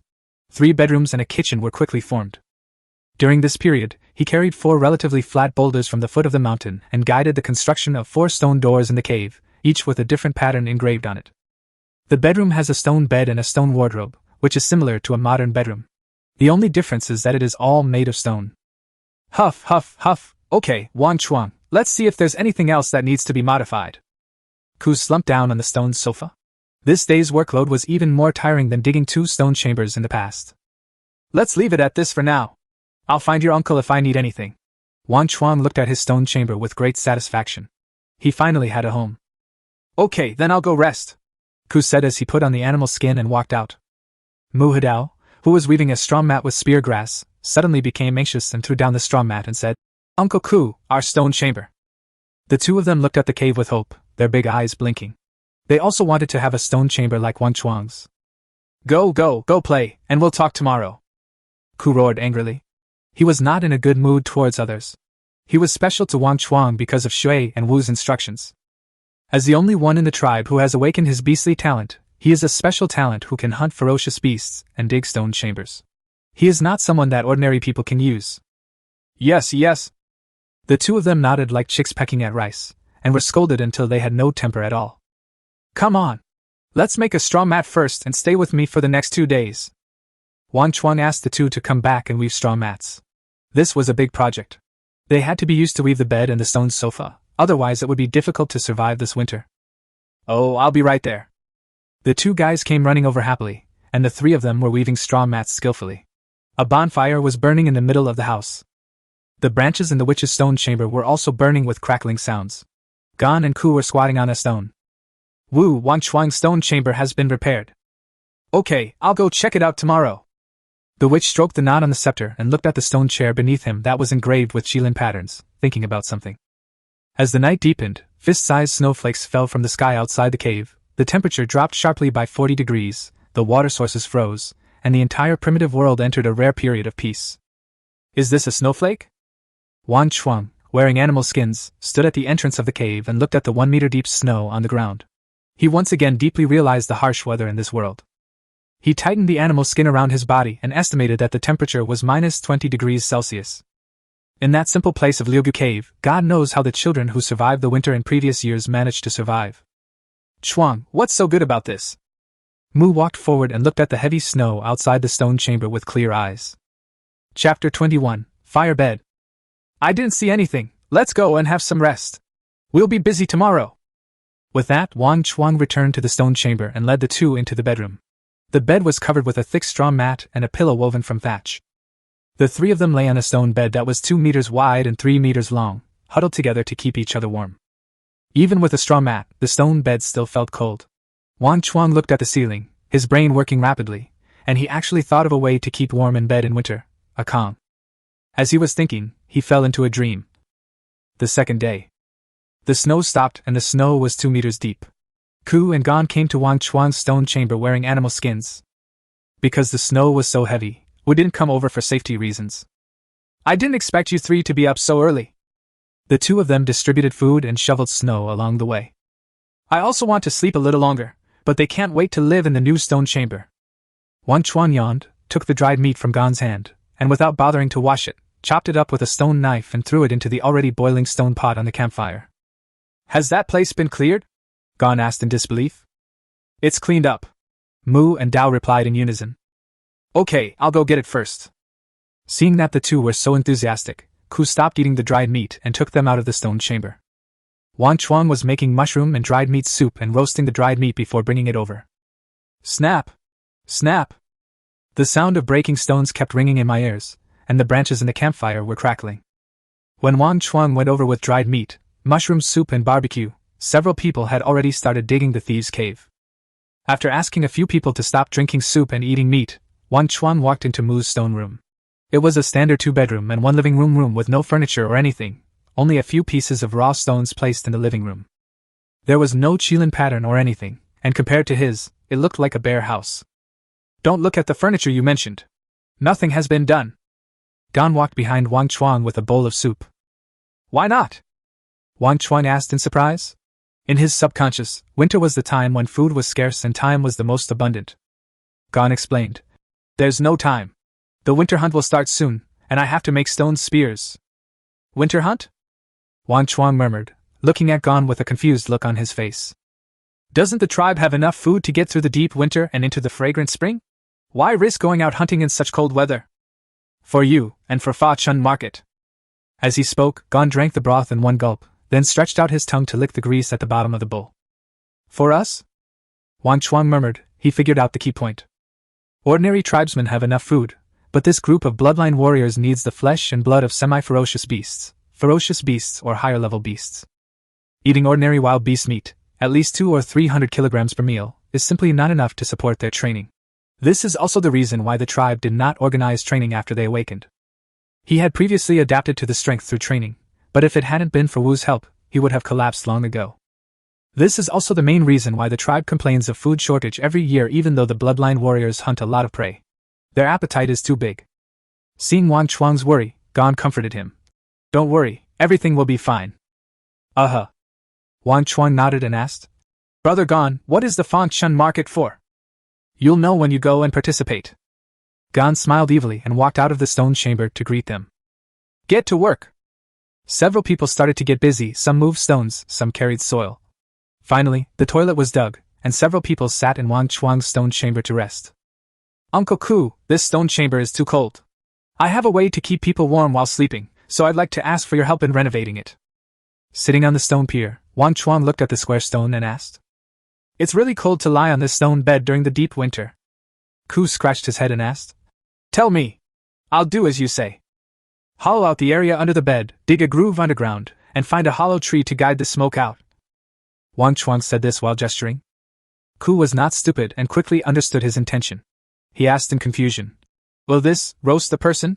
The witch said that you can't light a fire where Xiandong sleeps, or he will die. Don't worry about these. I have a way to solve them. I guarantee that no one will die." Wang Chuang patted his chest and guaranteed. Carbon monoxide poisoning is everywhere, so it is no wonder that fires are rarely lit in the tribe's caves and stone chambers. Ku looked at Gon hesitantly, and Gon said directly, "Wu said that you should listen to him." "Let's do it," Ku said. He believed that Wang Chuang would not let people down, just like Shi Yuan. Mu and Dao went to cut down the hollow tree. Wang Chuang was directing them and Gon was helping them. Ordinary stones will explode when exposed to water under the burning of fire, but Wang Chuang discovered that the stones of Qilin Mountain do not have such properties. The fire pit he dug in the living room did not crack, and the bonfire in the cave during the sacrifice did not crack the stone ground. He looked at these stones with the Qilin eye, and did not see anything special. The only characteristic was that they were resistant to burning. Under the Qilin arm, the northeast Kong was quickly formed into a row, and Daojmu also came back carrying 4 hollow trees as thick as calves. The structure of a hollow tree is similar to that of bamboo, with sections in the middle. Wang Chuang picked up the smaller hollow tree and stuffed it into the larger one. Bang! Bang! Bang! After the tree knot was pierced, Wang Chuang put it on the fire to burn it again, and then dug out the joint on the stone bed according to the size. Several people installed it, found some thatch and threw it in, lit the fire and closed the door. Wisps of smoke drifted out from the junction of the hollow tree and the bed. Wang Chuang was not in a hurry and applied the moist soil that he had prepared long ago. After it was sealed, thick smoke billowed out of the hollow tree mouth outside the stone chamber, and it was obvious that it was successful. Is this really possible?" Gon spoke haltingly. There was not a trace of smoke in the stone chamber, and everyone looked incredulous. Dao and Mu jumped directly onto the stone bed. Although they didn't feel warm, they weren't that cold either. Wang Chuang used the Qilin eye to check and saw that the stone bed was 2 inches thick and there was also a straw mat. The heat from the burning hay was not very useful. After the cave turned the wooden thief's bed into a Kong, he and Gon took the hollow tree and rushed all the way to the witch's cave. "Witch, the tribe no longer needs to fear the cold in winter." Gon excitedly repeated the word Kong. Without saying anything, Ku went directly to the witch's stone bed and took out a stone Kong in no time. "Try it quickly and see if it works," Wu said with hope. "Okay, we've tried it," Ku said with a tired face. The workload today exceeded the limit, and his arms were sore. The two threw firewood from the bonfire into the Kong, and bursts of black smoke drifted out from the cracks. Gon blocked it with wet soil. 20 minutes later, the witch reached out and touched the stone fire bed. "Hiss! It's so hot. I hope the tribesmen won't be roasted like this." "No, it won't be hot if you spread the rattan mat. It will be warm enough to lie on, and you won't feel cold until dawn." Ku explained it in Wang Chuang's words. Wu sat on the Kong, looking thoughtful. "Gon, go tell the tribe leader to put the winter hunting on hold. If this Kong is useful, build it for the tribe members first. Save the food and it will be enough to get through the dark winter and participate in the Fanchun market." "Yes." "Wu, I'm going back too." The two left one after another. In the stone chamber, the witch sat cross-legged on the Kong and sighed deeply. In previous years, countless primitive people died in the Xiandong. Now, there are fire shamans who believe that the Qilin tribe can survive safely. Chapter 22 Winter Hunt. A month later, smoke curled up from the entire Qilin mountain. Inside the stone cave and stone house, members of the Qilin tribe sat on the Kong and boasted and chatted. "Let me tell you, the flesh of a freshly hunted pure-blooded beast is incredibly delicious. A few pieces are worth dozens of pieces of ordinary jerky." As soon as he arrived outside the witch's stone chamber, Wang Chuang heard Gon's loud voice. When I lifted the door curtain and walked into the stone house, I saw a group of people holding stone and bone tools, sitting either on the Kong or by the campfire. "Wang Chuang is the only one missing you. Go quickly! Wu has been waiting for you for a long time." Liao stood up and urged, holding a sharp stone spear. Wang Chuang looked at the crowd, all of whom were awakened children like him. "No." In response, he took Mu and Dao to the inner room. Wu's residence also had 3 bedrooms and a living room, with a bedroom in the middle, an armory on the left, and a medicine room on the right. After walking through the crowd and opening the door, I saw the witch sitting cross-legged on the ground with a bone knife in his hand, polishing it on the stone with his head down. The blade of the bone knife was dark red, the edge was bumpy like saw teeth, and the handle had long disappeared. "Here I come!" Wu was concentrating on sharpening the bone knife without even raising his head. The only sound in the room was the harsh sound of sharpening. "Here I come." The three of them saluted, and Wang Chuang walked forward and carefully looked at the bone knife in Wu's hand. The blade is 1 meter long, the dark red blade is 3 fingers wide, the back of the blade is an inch thick, and the tip of the blade is slightly raised. "Your weapons are by the door. Wang Chuang's will have to wait a while." The witch pointed to the 4 stone spears neatly placed by the door, nodded to Mu Jiandao, and then raised the bone blade in his hand to Wang Chuang. "Thank you, Wu." After Mu and Dao bowed to express their gratitude, each of them took the 2 swords and left the weapons room. After waiting for a while, the witch smoothed out the pits and serrations and began to attach the handle to the knife. The handle was made of a very viscous resin. The resin was poured into the handle and the base of the knife was inserted. After it dried naturally, it would become very solid. Wang Chuang was not familiar with this kind of resin. He had seen Wu use it to repair wooden barrels before. Its properties were like super quick-drying glue. "Hold it tightly, and don't touch the handle today." Wu looked at the bone blade and handed it to Wang Chuang with reluctance. Wang Chuang knelt on one knee and took the bone blade with both hands. From the dark red blade, he could sense a strong murderous intent emanating from it. This bone blade gives people a sense of luxury. From the dark red blade, you can tell that it has drunk a lot of blood. Wang Chuang wants to know its origin. "This is a bone blade made of dragon teeth." Wu gently stroked the bone blade with reluctance in his eyes, but more of relief. "Go ahead. The winter hunt will officially begin once the snow stops." From Wu's expression, Wang Chuang knew that this was a bone blade with a story, but Wu was unwilling to say more. Wang Chuang pretended to be calm and said, "Okay, then I'll go back and prepare." "Dragon Fang?" "That's a dragon." Although he had never seen it with his own eyes, Wang Chuang had heard from the people in the cave that dragons were the overlords of the sky, with huge bodies and sharp claws, and were no match for human power. I've heard Gon brag more than once, but I've never heard him say that anyone dared to hunt a dragon. As he walked out of the armory holding the bone blade, the noisy atmosphere in the living room disappeared. Everyone opened their mouths wide and stared at the bone blade on Wang Chuang's chest. "This is the Dragon Fang blade. Isn't it the relic left to Wu by the previous clan leader?" Gon stared at the bone blade with envy, his face fascinated. He knew that this bone tool was made from the sharp teeth of a half-blood dragon beast. Looking at the envious eyes around him, he felt more balanced. Back then, after awakening, he only got 1 stone spear, but now everyone has 2. It's truly a bone blade with a story. As he spoke, Wang Chuang picked up the spine of the knife and examined it carefully, not missing a single detail. Outside the stone chamber, the cold wind was howling. The sky was filled with blizzard, and it was impossible to tell people and animals apart from 10 meters away. The blizzard lasted for 2 days. When it stopped, a group of teenagers stood upright in the snow on the flat ground outside the cave on the mountainside. "Meet the witch!" A group of young men saluted the witch who appeared in their sight. "All right, you are all good men from my Qilin tribe. Come forward and I will give you my blessing." The witch was very satisfied with the performance of the 10 young men in front of him. He waved his hand, and a warrior came out of the cave holding a bowl of colorful paint. The young men walked forward one by one with serious expressions. The witch held a bird feather in her hand, dipped it in paint, and drew inscriptions on the young men's faces that represented luck and peace. "Are you scared?" Wu asked in a calm tone and kind expression. "A little bit." Wang Chuang knelt on one knee in front of the witch and answered honestly. He wasn't really afraid of anything. He was more excited and curious about what lay beyond the tribe. The witch's hand trembled as he painted on Wang Chuang's face, and he warned, "Winter hunting is different from other times.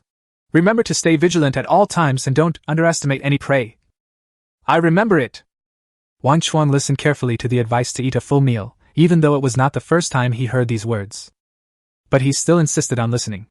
According to Gonginku's description, this primitive world was full of crises outside the tribe. Just remember this. It can save your life in a critical moment. Don't use it unless it's absolutely necessary. Seeing Wang Chuang's serious look, Wu nodded, took his hand and stuffed a small section of hollow tree into it. "Thank you, Wu." Wang Chuang nodded heavily, feeling warm in his heart. A life-saving treasure. The most frightening thing about hunting is that you catch the prey but lose yourself. This thing must be hidden close to your body as it will be very useful at the critical moment. "Be careful, let's gather." With a final word of advice, the witch drove Wang Chuang down the mountainside. "No." As he spoke, Wang Chuang took big strides towards the foot of the mountain, leaving a footprint in the snow with every step. In the blink of an eye, he disappeared from the witch's sight. "Are you worried about him?"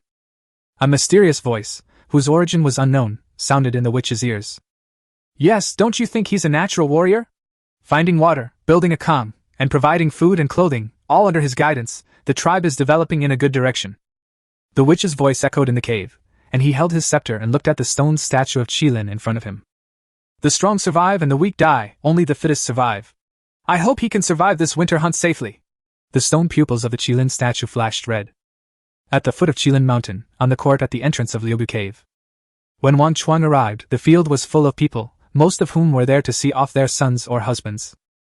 The warriors who participated in the winter hunt were wearing thick and warm animal skin and rattan boots on their feet, stone axes in their hands and stone spears on their backs. They hugged and said goodbye to their families.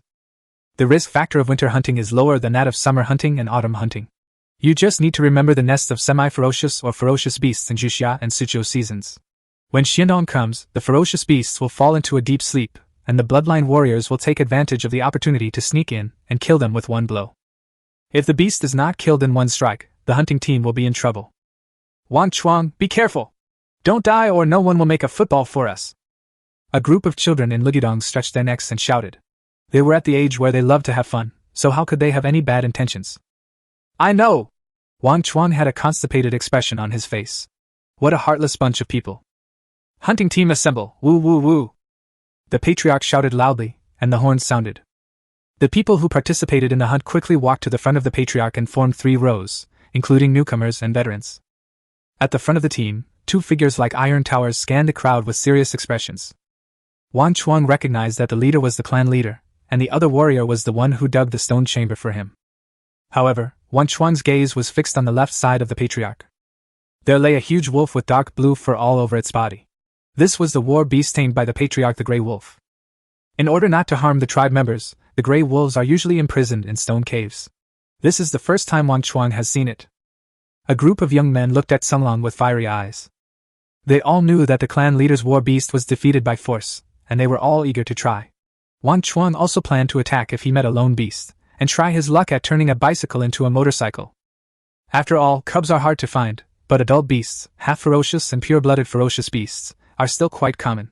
The loyalty of conquering a beast is not high, but it can save more time, cost, and resources. Wang Chuang calculated secretly in his mind. After the tribe leader confirmed that the hunting team had arrived, he jumped onto the wolf's back and said, "Let's go!" With that, a wolf took the lead and ran out of the tribe, and the members of the hunting team quickly followed. In a blink of an eye, the tribesmen who stayed behind could only hear the sound of leaves hitting their bodies in the forest. The hunting team had already disappeared into the sea of trees. Chapter 23. Outside the tribe. As they sped along, the hunting team remained silent, transforming themselves into cold-blooded killers in winter. It was completely different from what Wang Chuang had imagined. When he walked out of Qilin Mountain, there would be ferocious beasts everywhere holding stone spears. What greeted everyone outside the tribe was snow that was 10 meters thick. The wolf dug a hole in front and everyone followed behind.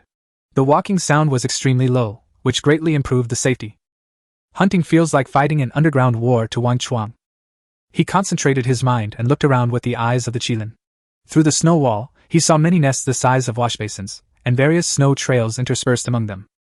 But their target is half-blooded beasts, or stronger pure-blooded beasts, not these low-level animals that can only be regarded as food for ordinary wild beasts. Looking at the land covered with horrible snow, Wang Chuang discovered many new and strange plants, but he couldn't leave the hunting team at this time, so he could only remember the location in his mind. After digging for 3 hours, the team stopped. "Ku, I'll leave the rookies to you." The patriarch turned his head and said to the cave behind him that before these young people grew up, hunting ferocious beasts had nothing to do with them. Although this world emphasizes survival of the fittest and the strongest become kings, directly throwing newbies like Wang Chuang into the hunting ground will only make the tribe weaken faster. "Yes." Ku nodded and stayed where he was, while the patriarch continued to move forward. "Rookies assemble!" As he spoke, Ku stopped Wang Chuang and others, pulled out the stone shovel on his back and cleared away in another direction. Wang Chuang took a look and saw that each rookie was followed by an ordinary soldier. The other bloodline warriors and the clan leader went to the other side, which was the hunting ground for bloodline warriors. They went to the hunting ground for ordinary warriors to practice. In this way, under the guidance of Ku, they began to advance in other directions, and the excavation speed slowed down. 2 hours later, the cave in front of the team stopped panting. "Rest where you are and stay alert. When hunting in the wild, you must learn to conserve your energy." While preaching, Ku sat down on the ground. Wang Chuang listened attentively, sat down on the ground, holding the dragon tooth blade in his hand and paying attention to the surrounding environment at all times. It would be nice if we also had a war beast like the patriarch. Mu muttered to himself. The passage dug by the cave was short and narrow, completely different from the one dug by Tsunglang. Hearing this, everyone around nodded in agreement, saying that war beasts were of great use. Not only can it help the owner conserve his energy, but it can also allow him to participate in hunting. It can be said that with a war beast, you will reach the peak of your life in this hunting ground. Practice well, and taming the war beast is a matter of time. Wang Chuang comforted. Haha, stop dreaming, little rookie! An ordinary warrior beside Wang Chuang scoffed. War beasts aren't as easy to tame as you think. If strength could conquer everything, our tribe wouldn't be the only one with a war beast. The dreams of a group of young rookies were shattered. Yes. Isn't the cave strong? That's a bloodline warrior who has awakened his innate blood skills. Wang Chuang had no way to refute this. What the other party said was true. The cave was indeed strong enough, but there would always be a chance. In his previous life, he had heard many times about two beasts fighting and saving one of them and taming it to become a mount. Let's go! We're almost at our destination. Rookies, get alert and be vigilant. The sound of the cave came over, and everyone stood up, holding the stone spears tightly. Their eyes became sharp. Wipe, wipe, wipe. The snow is constantly being shoveled away. After walking 40 or 50 meters, an enchanting fragrance came from the front. The hunting team members covered their mouths and noses one after another. Wang Chuang, puzzled, also held his breath and stuffed his nostrils with animal skins. Snap! As they dug deeper, they discovered a vast basin, untouched by the snow. A thin line separated the ice and greenery, and towering trees 10 meters in diameter abounded. What a nice smell! How come this place isn't covered in snow? Wang Chuang murmured. The fragrance was irresistible, and his heart was shocked by the strange environment of this world. The Qilin's eye opened, and the surroundings seemed to be enveloped by an invisible magnetic field. Looking towards the plant emitting the fragrance, it was a white snow lotus. The snow lotus took root in the ground, and its stems were covered with hair-thin thorns. Through the skin, Wang Chuang discovered that there was a force underground that was constantly being absorbed by the snow lotus. What kind of flower is this? It's so beautiful. From behind the crowd, a cry of surprise was heard, and someone quickly stepped forward, reaching out to pick the lotus. Seeing this, Wang Chuang hurriedly grabbed Liao and said, "Be careful!" A loud shout woke the dreamer. What's wrong with me?" Liao looked at Wang Chuang in confusion, completely unaware of his previous behavior. "Wang Chuang, why are you pulling me? Do you still remember what the witch said to save your life?" Wang Chuang asked back. Me?" Liao's face turned red. He didn't know what was wrong with him. He just inhaled the fragrance of the flowers a few more times, and this happened. Not far away, Ku looked at the few people with a playful look on his face without saying a word. He knew that the lotus fragrance could confuse people and was also somewhat aggressive, but he did not tell these rookies. They were protected too well by the tribe, and only through injuries and bleeding could they grow quickly. "This flower doesn't look dangerous at all. It should be okay to touch it." As he spoke, he leaned forward, feeling that Wang Chuang was making a big deal out of nothing. Just as his black hand touched the straight stem of the flower, a heartbreaking scream was heard. Ha ha ha, I knew someone in this generation would get infected. A group of ordinary soldiers laughed and were very happy that Mu Zhongzhao had been defeated. Because this is a compulsory course for rookies and also their first lesson in becoming hunters. Dangers are everywhere in the wild, even in a flower or a blade of grass. Wang Chuang turned his head and looked at the people who were laughing happily. He knew that the flower was not poisonous, otherwise they would not be laughing so happily. I grabbed Mu's hand and took a look. Wow! The palms of my hands were covered with sharp thorns, and it hurt so much that I was grimacing. "You didn't listen. Now you feel better. Rest where you are." Scolding, Ku walked over with a twitching mouth, looking like he wanted to laugh but couldn't. "Wang Chuang, please take care of it for him." After giving the order, Ku bent down and carefully picked the snow lotus. After the flower stem was separated, the snow-white petals quickly turned red as if they had just been taken out of blood. "Hiss, why did it change color?" Wang Chuang broke out in a cold sweat on his back. Anyone who saw this weird change wouldn't be confused. Ku didn't say anything. He used the shovel to pry up the soil, and saw a rotten skull in the shovel. "This is called a blood lotus. It grows by consuming flesh and blood. So if you don't want to become fertilizer, then work hard to grow."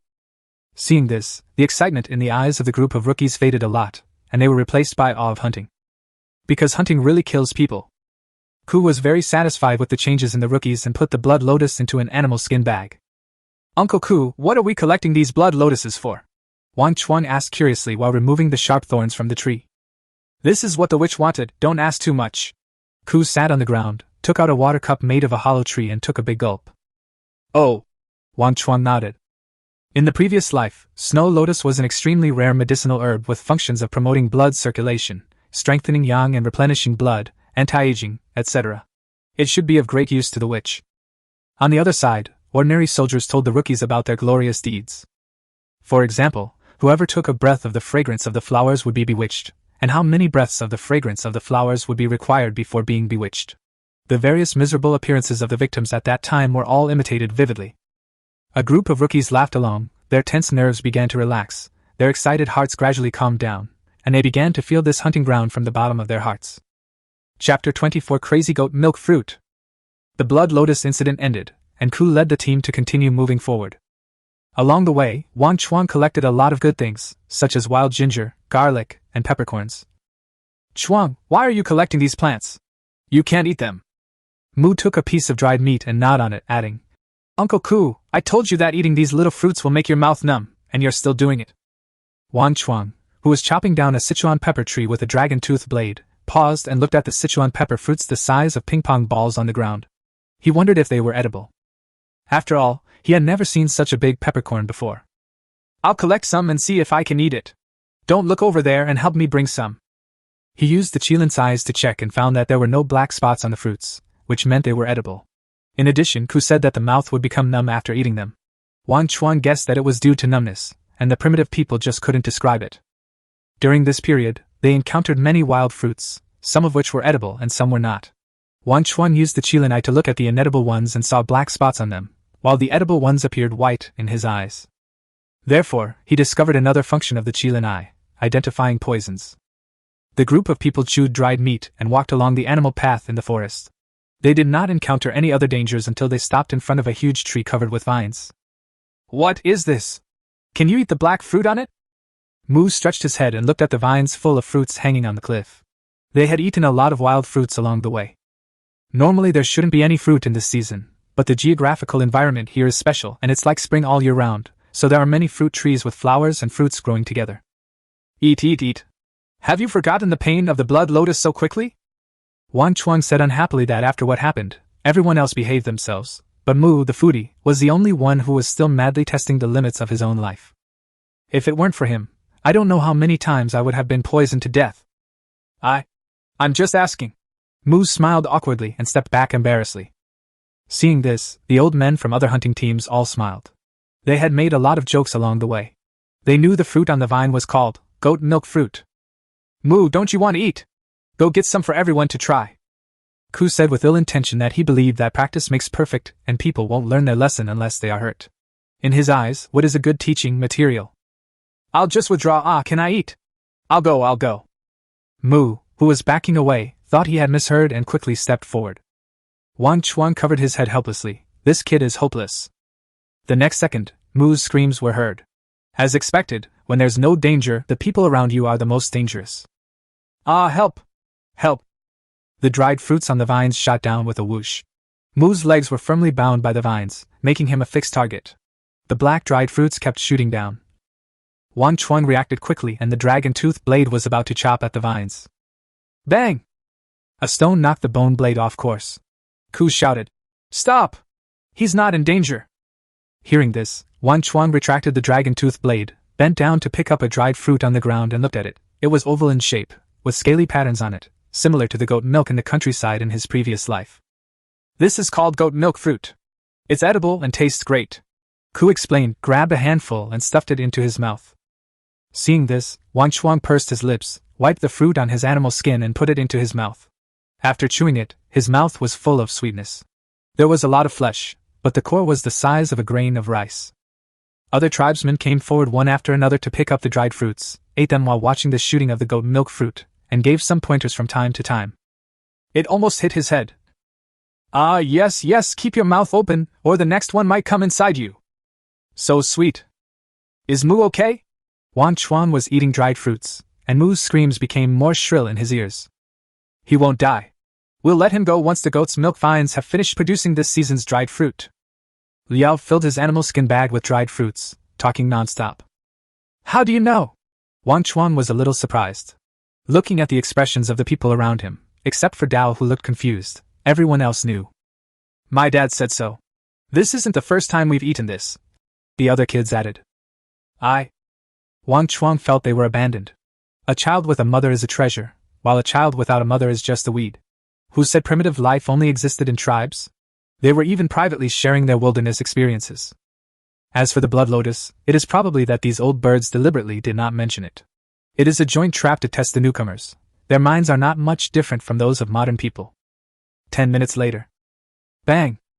Mu fell heavily to the ground, his nose and face bruised and tears welling up in the corners of his eyes.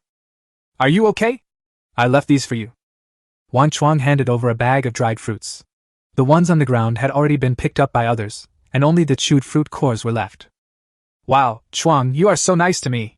Mu sobbed and grabbed the dried fruit and stuffed it into his mouth. I have to say that primitive children are really tough. They didn't cry or make a fuss even after being shot like this. Looking at the green and red goat milk fruits on the vines, Wang Chuang pulled Mu out. He discovered that the goat milk fruit vine actually had a sense of territory. As long as you didn't enter its territory, you would be fine. After the dried fruit was shot, other fruits would not be shot. Based on his understanding of plants, this behavior of the goat's milk vine means sowing. Be careful next time. Don't believe everything they say. Use your brain, Wang Chuang taught earnestly. He said these words to Mu more than once, but as a result, under the flattery of other soldiers, this guy gradually lost himself and did whatever he was told. He nodded like a little wooden chicken pecking at rice, and admitted his mistakes very well, but he just wouldn't listen. Finally, amid Wang Chuang's muttering, he finished showing off a bag of dried fruits with tears in his eyes. Bang! Ku stood up and clapped his hands twice, drawing everyone's attention to him. Rest here today and go to the base tomorrow. Before the official hunt, I will explain the rules to you rookies. Remember them well, otherwise don't blame me if you die. First, maintain absolute silence during the hunt. Second, when an old man leads a newcomer, he should only observe and not ask questions, and never let go of his weapon. After eloquently stating a few rules, he also taught the Qilin tribe's unique way of calling for help and how to find directions in the woods, and then ended the conversation. Wang Chuang and his 2 children from Liugu Cave were overwhelmed by what they heard. This is like forcing a duck onto a fire, roasting it with all the fur and meat. He really wants to learn something more, and a conversation of a few minutes is of no use. As soon as I saw Liao and the others eating dried fruits and driving their cars nonchalantly, I knew that they already knew the rules. Mu, how much do you remember? Wang Chuang turned his head and asked. Don't eat anything randomly, don't talk. Mu said 2 shy smiles and turned to ask. Dao, how much do you remember? This guy can't remember anything except what to eat. Wang Chuang wants to slap him to death. It's so infuriating. Dao repeated Ku's words word for word, forming a sharp contrast with Mu, the poor student. After reminding the 2 to remember the key points, Wang Chuang said no more. Life or death after tomorrow will depend entirely on fate. After the 3 of them had a brief meeting, Ku led them to the edge of a giant tree entwined with goat milk fruit vines. Ku reached out and gently pressed on the tree.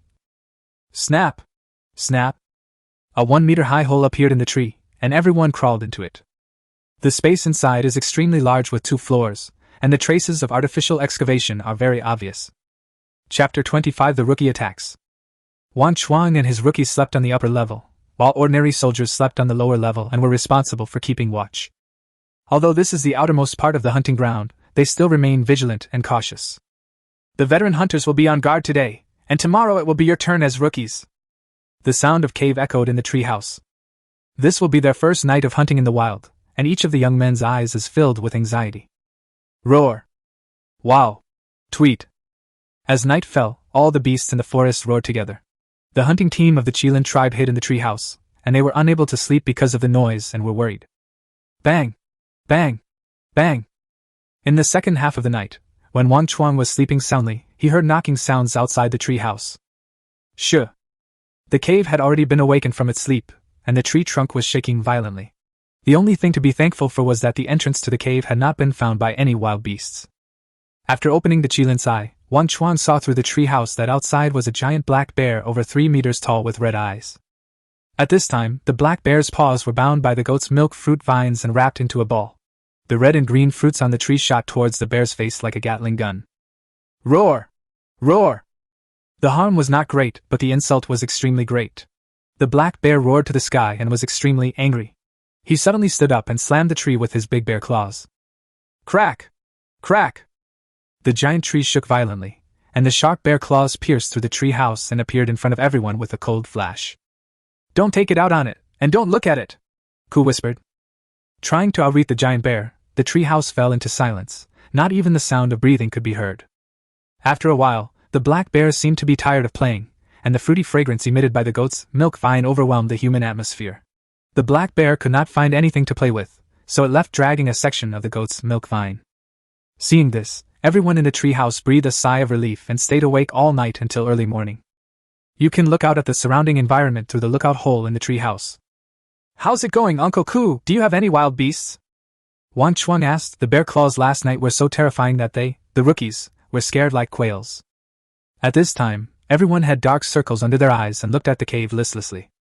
It's safe, go out. Ku stood up and left, and the others followed him out of the tree house with their heads hung.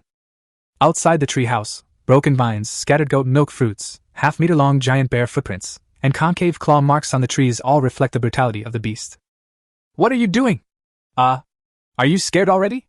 If you're scared, don't come out hunting with us. Go back to the tribe and be fed by your mother. Ku roared at the group of young people in front of him with frustration, saying that they were carrying the future of the tribe on their shoulders and could not be defeated by this setback. We are not afraid. Wang Chuang stood up and replied. He was indeed shocked. Was such an exciting environment exactly what he was looking for? We're not afraid. I'm grown up and don't need milk anymore. One by one, the young men rekindled their fighting spirit. The decadence and immaturity on their faces began to fade away, and the perseverance of a soldier began to emerge. For the sake of the tribe, they grew again. Yes, you are all good men from the Qilin tribe. Eat some food, check your weapons, and then we'll go to the base. Ku nodded with satisfaction. As long as he wasn't scared, he was worth training. Everyone took out the dried meat and ate it while checking their weapons. Half an hour later, a group of people, led by Ku, crossed the primeval forest. The sky suddenly brightened and a wasteland appeared before our eyes. Is this the depths of the hunting ground? All he saw was grass more than 1 meter high, and Wang Chuang was slightly shocked. Looking around, you can see a flat and vibrant expanse of land. The breeze blows across the sea of grass, making it undulate like rolling waves. This is our battlefield from now on. Everyone, please stay alert and don't die in the mouths of your prey. A rough voice sounded from the front of the team. The group of rookies finally came back to their senses from their stunned state. Let's go first and show you the base. After you've had enough to eat and drink, we can go hunting. Ku continued walking ahead and walked around the wasteland for 5 minutes before coming to a huge rock. Wang Chuang, take 2 people to move the boulder, Ku said, pointing at the boulder. Okay, Liao Mu, go. Wang Chuang responded and asked the 2 to walk to the boulder. The 3 of them worked together to move the boulder 1 meter. It was then that everyone discovered that there was a mud cave hidden behind the boulder. The 2 of you take 4 newcomers to look for dry branches. Ku pointed at the 2 veteran hunters who were leading the rookie to find dry branches, then turned to the crowd and said, Everyone else, come in with me and clean up. Yes. Everyone responded in a low voice. The old hunter who was named left with 4 rookies. Walking into the mud cave, Wang Chuang felt that it was a bit like the earthen kiln where he lived in his previous life. The area inside was very large, estimated to be more than 200 square meters. The cave walls are covered in gouge marks, evidence of human excavation. Due to long periods of inactivity, the walls have collapsed considerably, making it a haven for spiders and insects. Obviously, the huge rock can only stop wild beasts, but it can't stop these disgusting little things. Everyone cut some grass, beat down the spider webs, drove the insects out of the mud holes, and then spread the cut grass on the ground. After everything was done, Wang Chuang lay down on it immediately. It felt uncomfortable, but it was better than sleeping directly on the ground. Wang Chuang, let's see who can catch more prey this time. If I win, your football will be mine. Do you dare to compete? Liao lay down next to Wang Chuang and said. Wang Chuang knew which football he liked, but now that he thought about how his cheeks hurt when he blew it, he didn't want to suffer any loss and asked. If I lose, I'll give you the football. What will you give me if I win? Liao was a little dumbfounded. He had never thought about this before. After all, not everyone has a 40-year-old soul living in a 14-year-old body. Forget it, bring me some of this when you go back if you lose. As he spoke, Wang Chuang wrapped a ping-pong-sized Sichuan pepper fruit in grass leaves and brought it in front of Liao. Manhwa. Let me think about it. Liao was slightly stunned and fell into deep thought. These exaggeratedly sized Sichuan pepper fruits are very effective. Wang Chuang used to pick them with his hands, but his fingers became numb and lost feeling, and it took him half an hour to recover. After a while, Liao, who had been struggling for 3 minutes, gritted his teeth and said, "Deal, I'll do it." "Good." Wang Chuang showed a satisfied smile. The efficacy of Sichuan pepper fruit exceeded expectations. He wanted to take some back to study it. Maybe it could be used as an anesthetic. "What are you two talking about?" Ku was paying attention to the two of them, and it seemed that some kind of deal had been reached. "Nothing, nothing?" Liao said, then turned and left. He didn't want this to reach his father's ears. Seeing this, Wang Chuang scratched his head with a puzzled look on his face. This wasn't something shameful, so why was he so embarrassed to say it? He said, "Nothing, Liao wanted to compete with me to see who has more prey." "Just like that? I heard something about football mahjong or something." Ku looked into Wang Chuang's eyes. This kid was definitely not telling the truth. Wang Chuang simply said, "Of course, I just added a little bit of a bet." "What do you want machi for?" "Of course it's useful," Wang Chuang said. "Okay. Forget it. If you get bullied, tell me and I'll teach him a lesson for you." After leaving some words, he left the cave with a few people. Wang Chuang was stunned when he heard this. He knew that the tribe encouraged competition, but he didn't know that children from Ligudong couldn't be bullied. This was the rule set by the tribe leader, and it was also the reason why Liao didn't mention the bet just now. If his father knew about it, he would definitely get a beating. Chapter 26. This Can I Eat It? After lying down for an hour, Wang Chuang walked out of the cave and climbed to the top of the cave. Looking into the distance, he found that the basin was really big. "What are you looking at?" There was a sound of a cave coming from below. Wang Chuang looked down and saw that Ku was carrying a bison the size of a truck on his shoulders. "I didn't see anything." Wang Chuang jumped off the top of the cave. Bang! The prey fell heavily to the ground. Ku turned around and told the rookie who had walked out of the earthen kiln after being startled by the noise, "Clean up the prey and get something fresh to eat." "Yes." A group of young men responded happily and turned back to the earthen kiln to look for tools. Wang Chuang, not skilled at handling prey, followed the old hunter, carrying a stone bucket, to fetch water while the others, armed with stone knives and bone blades, gutted the old ox. "Uncle Wolf, is our tribe the only one who knows about this?" The one who led the way to fetch water was called Wolf, an ordinary soldier. They walked along the snow path and across the forest without seeing any outsiders. At this time, Wang Chuang asked out of boredom. "No, the other 3 tribes around here know about this place, so they probably haven't come yet." The wolf looked in several other directions. "Are the bases of the other tribes nearby?" Wang Chuang asked curiously. "No, I only know the general direction. Remember the tribe's location and don't tell anyone." After saying that, the wolf added worriedly, "The most dangerous thing in the wild is not the beasts but people. Don't trust anyone except those from your own tribe." "I remember it." Wang Chuang nodded with deep feeling. No matter in which world, the most dangerous thing is often the human heart. As they were talking, they followed the wolf's lead to a small stream, fetched some water, and hurried back quickly. When they returned to their residence, a bonfire had already been lit in the earthen kiln. The old hunter took the rookie and skewered the meat on branches and roasted it on the fire. Several people walked into the earthen kiln. Mu handed Wang Chuang a skewer of meat and said, "Chuang, this is for you. Uncle Wolf, yours is over there." "Thank you, Mu." Wang Chuang took the skewers, but he lost his appetite after seeing the original flavor, so he put them down. He picked up the dragon tooth blade to chop the pepper fruit, and then got some green onions and garlic, put them into the hollow tree he carried with him, and crushed them with branches. "Chuang, what are you doing?" Mu ate the half-cooked beef and leaned forward. "Cooking food." Wang Chuang pounded it hard, adding a little water from time to time. "Food?" The medium-rare beef tasted dull as I chewed it. "How do you eat this?" After a while, Wang Chuang found a broad leaf, crushed the peppercorns, onions and garlic, and poured the soup on it. "Spread it on and eat it." Wang Chuang made a small brush out of thatch and applied it to the skewers. "Give me some too." Mu handed over the skewers. Wang Chuang brushed it over for him, and everyone else looked at the two of them with curiosity, as if they were eager to try it out. Mu looked at the skewers that hadn't changed at all, and with some disappointment, he took them and took a big bite. Hiss ss. A panting sound was heard, and Mu's mouth turned into a blender. He couldn't spit it out, and he couldn't swallow it either. His cheeks were spinning. Wang Chuang was slightly stunned. Could this be poisonous? "Gurgle! Water, give me water!" Mu roared and stuffed his head directly into the bucket. The others looked confused. The plant tasted bitter when applied to meat. What was going on? "It's delicious." 2 minutes later, when Mu's head stuck out of the bucket, a sausage mouth appeared in front of everyone. Poisonous? Everyone was dumbfounded. The earthen kiln was completely silent. Wang Chuang had only 2 words in his mind: what the hell? Sausage lips, how strong must the seasoning be? It looks like this in just a few minutes. The old hunter and other rookies' expressions changed drastically. Just like this, it's so delicious? Everyone thinks that Mu is a dishonest guy and is definitely trying to cheat people. Looking at the skewers of meat in his hand and then at the wooden sausage mouth, Wang Chuang hesitated. Is this edible? He used his Qilin eyes to take a look, but couldn't see anything. Gritting his teeth, he pulled out a piece of meat that looked medium rare, chopped it up with a bone knife, and put a fingernail-sized piece into his mouth. The beef is chewy, and the numbness of the peppercorns and the aroma of garlic fill the mouth. The taste is not that great, but it is much better than simple barbecue. How does it taste? The others asked, swallowing their saliva. As time passed, the aroma of garlic wafted out under the roasting fire. Tasty! Wang Chuang said affirmatively, and the others continued to watch until he finished the remaining meat. After 3 minutes, everyone breathed a sigh of relief when it didn't turn into a sausage mouth. Don't worry, as long as you don't eat it raw and roast it, it won't be sticky and your mouth will be fine.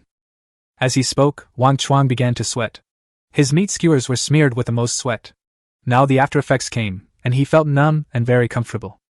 Hearing this, Liao stepped forward and asked, Wang Chuang, can you give me a piece of your meat? It's not cooked yet. There's seasoning there, spread it on yourself. Share, he's not full yet. Finally got to try a new flavor, but it lacks a bit of salt, otherwise it would be even better. It's just that salt, in this world, is not known whether it is not available or is in short supply. Anyway, a small tribe like theirs has no idea that it exists. Wang Chuang thought about it and decided to go to Fangchun market to ask around. After all, people don't eat salt, but they drink animal blood, which contains a certain amount of salt supplement, and salt is a necessity for animals, especially herbivores. Plus, he'd been among primitive African tribes before, and he knew they searched for salt by following the animals, and that's how they found open-air salt mines. When the time comes, we'll ask around and see if we've seen animals gnawing on stones in groups. The beef was roasting on the campfire, sizzling with oil and exuding fragrance. I picked up the skewers and smelled them. There was no fishy smell, only a rich fragrance. Wang Chuang, give me a piece to try. Looking at Wang Chuang, who was in a daze holding the skewers, Ku shouted. Oh! Here! Wang Chuang was very generous and took out 2 pieces of burnt beef and handed them to Ku. Uncle Ku, have you ever seen animals licking rocks in groups? I've never seen it, why are you asking this? Ku took the barbecue and didn't care whether it was burnt or hot. He threw it directly into his mouth and chewed it vigorously. Ah, this barbecue is delicious. Before the beef was even swallowed, Ku started praising its deliciousness. Find something that can make the roast beef taste better, Wang Chuang said after thinking for a moment. He didn't believe that these men who had been eating it for 20 or 30 years could resist the temptation of delicious food. Let me think. After swallowing the beef reluctantly, Ku fell into deep thought. The other old hunters chewed the seasoned barbecued meat and began to wonder if they had seen it before. In order to eat, this group of primitive people began to recall the ups and downs they had experienced since their first hunt, as well as the mountains and rivers they had seen. 10 minutes later. 20 minutes passed. Wang Chuang, I've never seen animals licking rocks in groups. Ku said this with regret. He searched his memory, thinking of the ugly, bad and good things, but he had never seen the scene described by Wang Chuang. The other veteran hunters also shook their heads, saying that they had never seen it. Seeing this, Wang Chuang fell into deep thought. He had oversimplified things. Modern animals would quietly lick salt when they discovered it, let alone this magical world with the mysterious power of blood. Salt definitely exists, it just hasn't been discovered yet. We can only keep a close eye on the movements of herbivores for a month or even several months, and we don't believe that they will not eat salt. But ferocious beasts feed on herbivores, so this behavior is tantamount to seeking death. Eliminating this method, Wang Chuang suddenly had an idea and asked, Uncle Ku, have you ever drunk water that makes people thirsty? Is there such water? Old hunters like Ku and Lang were completely confused. In their limited knowledge, such water did not exist. Have. Wang Chuang explained to everyone and just hoped to meet again in the future. Chapter 27. The hunt is on. Wang Chuang, this knowledge wasn't taught to you by Wu, was it? After listening to the explanation, Ku asked Wang Chuang. If Wu knew that hemp fruit and onions and garlic could make barbecue more delicious, he would have said it long ago, and would not have waited until now for Wang Chuang to say it. Yes, actually, I wasn't sure if Sichuan peppercorns, also known as numbing fruits, were edible at first. I was just speculating, Wang Chuang said with a smile. Upon hearing this, Sausage Zaimu's face froze, the barbecue in his hand instantly lost its fragrance, and almost fell into the firewood. The other rookies who were brushing the sauce all looked at Wang Chuang. This guy was so mean. They felt a moment of silence for the unlucky kid. Uncle Ku, how many pepper trees have you seen from this area to the tribe? After scaring everyone, Wang Chuang asked Ku. You want to collect hemp fruits, not pepper fruits? As expected of an old hunter, he knew Wang Chuang's purpose right away. Yes.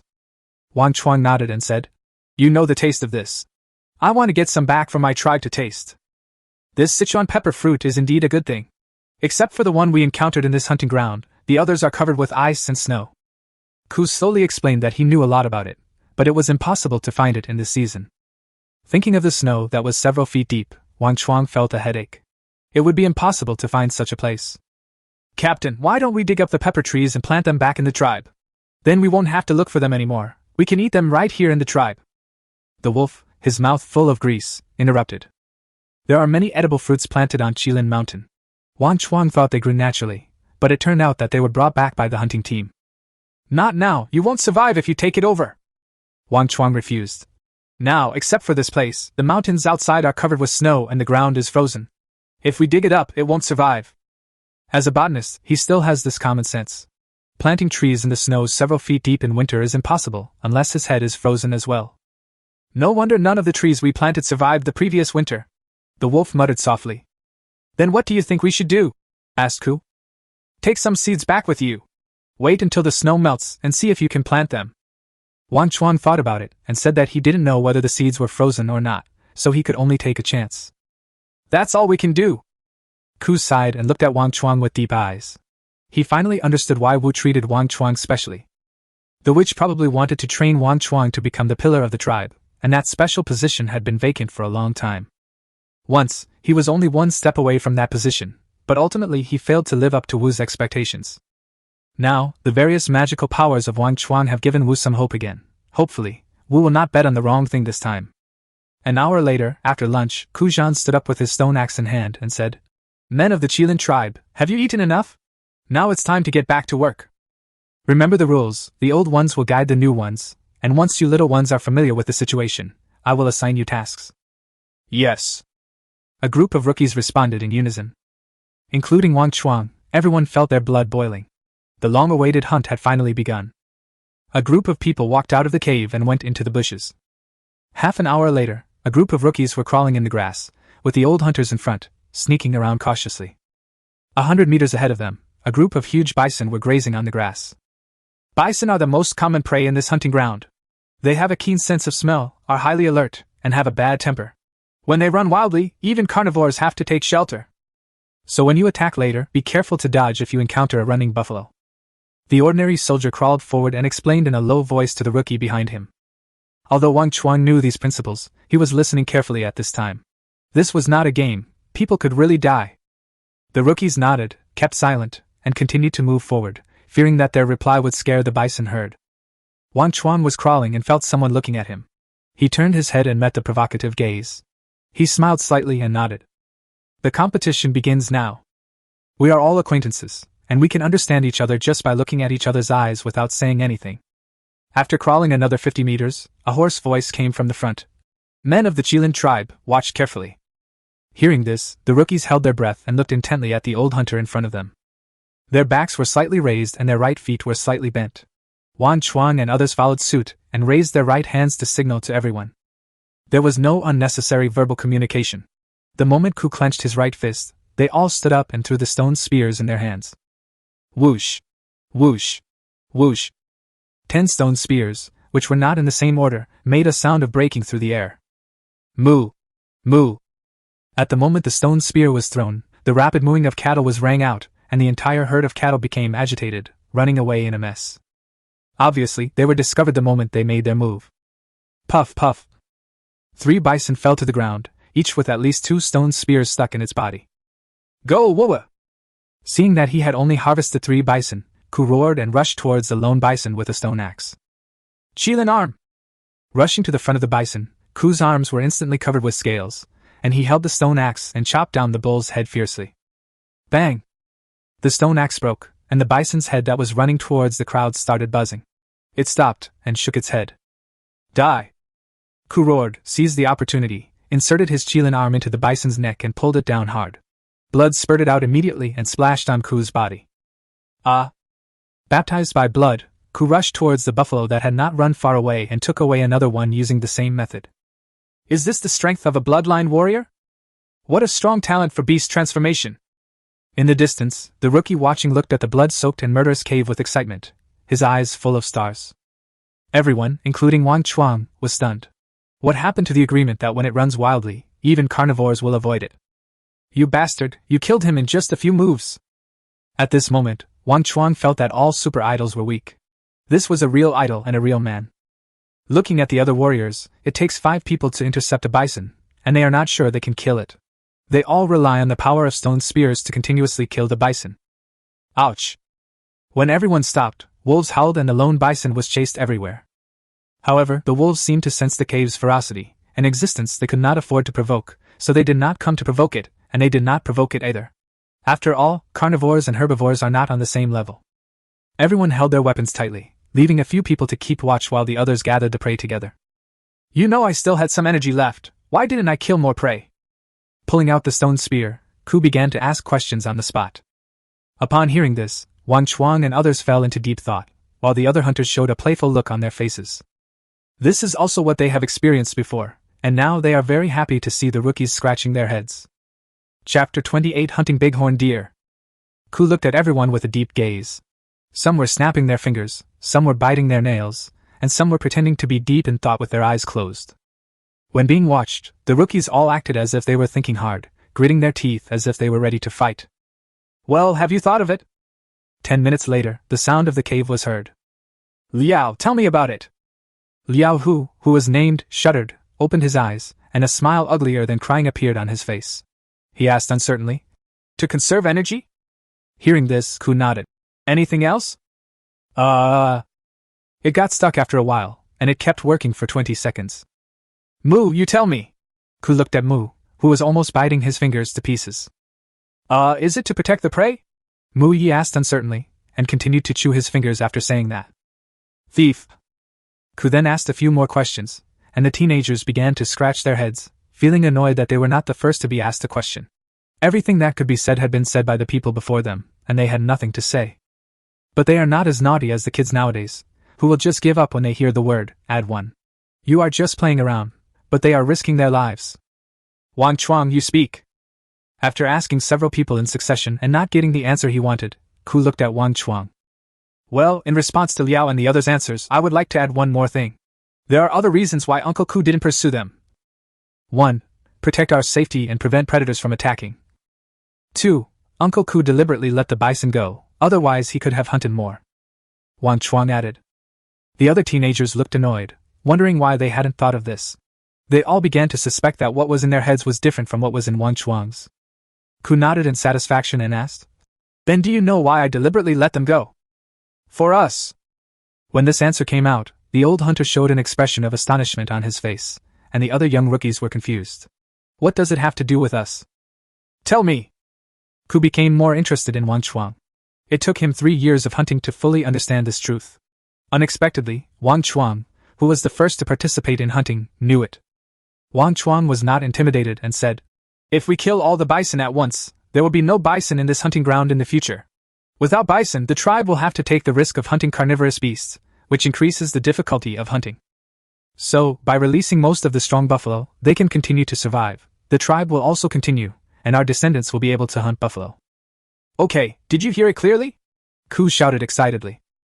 I heard it clearly. A group of rookies responded loudly, saying they knew nothing and just followed along, pretending to know even if they didn't. Ku also knows that some people can't understand it, but he knows that one day they will understand it. Before you officially start hunting, let me remind you, when hunting, you must learn to conserve your energy. Only by staying alive can you go further. You are warriors who have seen blood. There is a group of giant deer over there. Go and try out what you have learned. After saying that, Ku pointed the bloody stone spear in his hand in a certain direction. Yes. A group of rookies responded excitedly, and ran off into the distance. Wang Chuang didn't expect that he would have his debut so soon after just witnessing a hunt. Do you think they can gain anything? Looking at the young man who was leaving in a hurry, a soldier asked jokingly. Don't even think about it, it will definitely be in vain. Someone continued with a smirk. Don't say that. Maybe you'll get lucky and gain something. Wolf smiled and added. After all, Liao and Wang Chuang are pretty good. What are you still standing there for? Nearby, a few people from the cave shouted in a leisurely manner. Hurry up and send these prey back to the camp.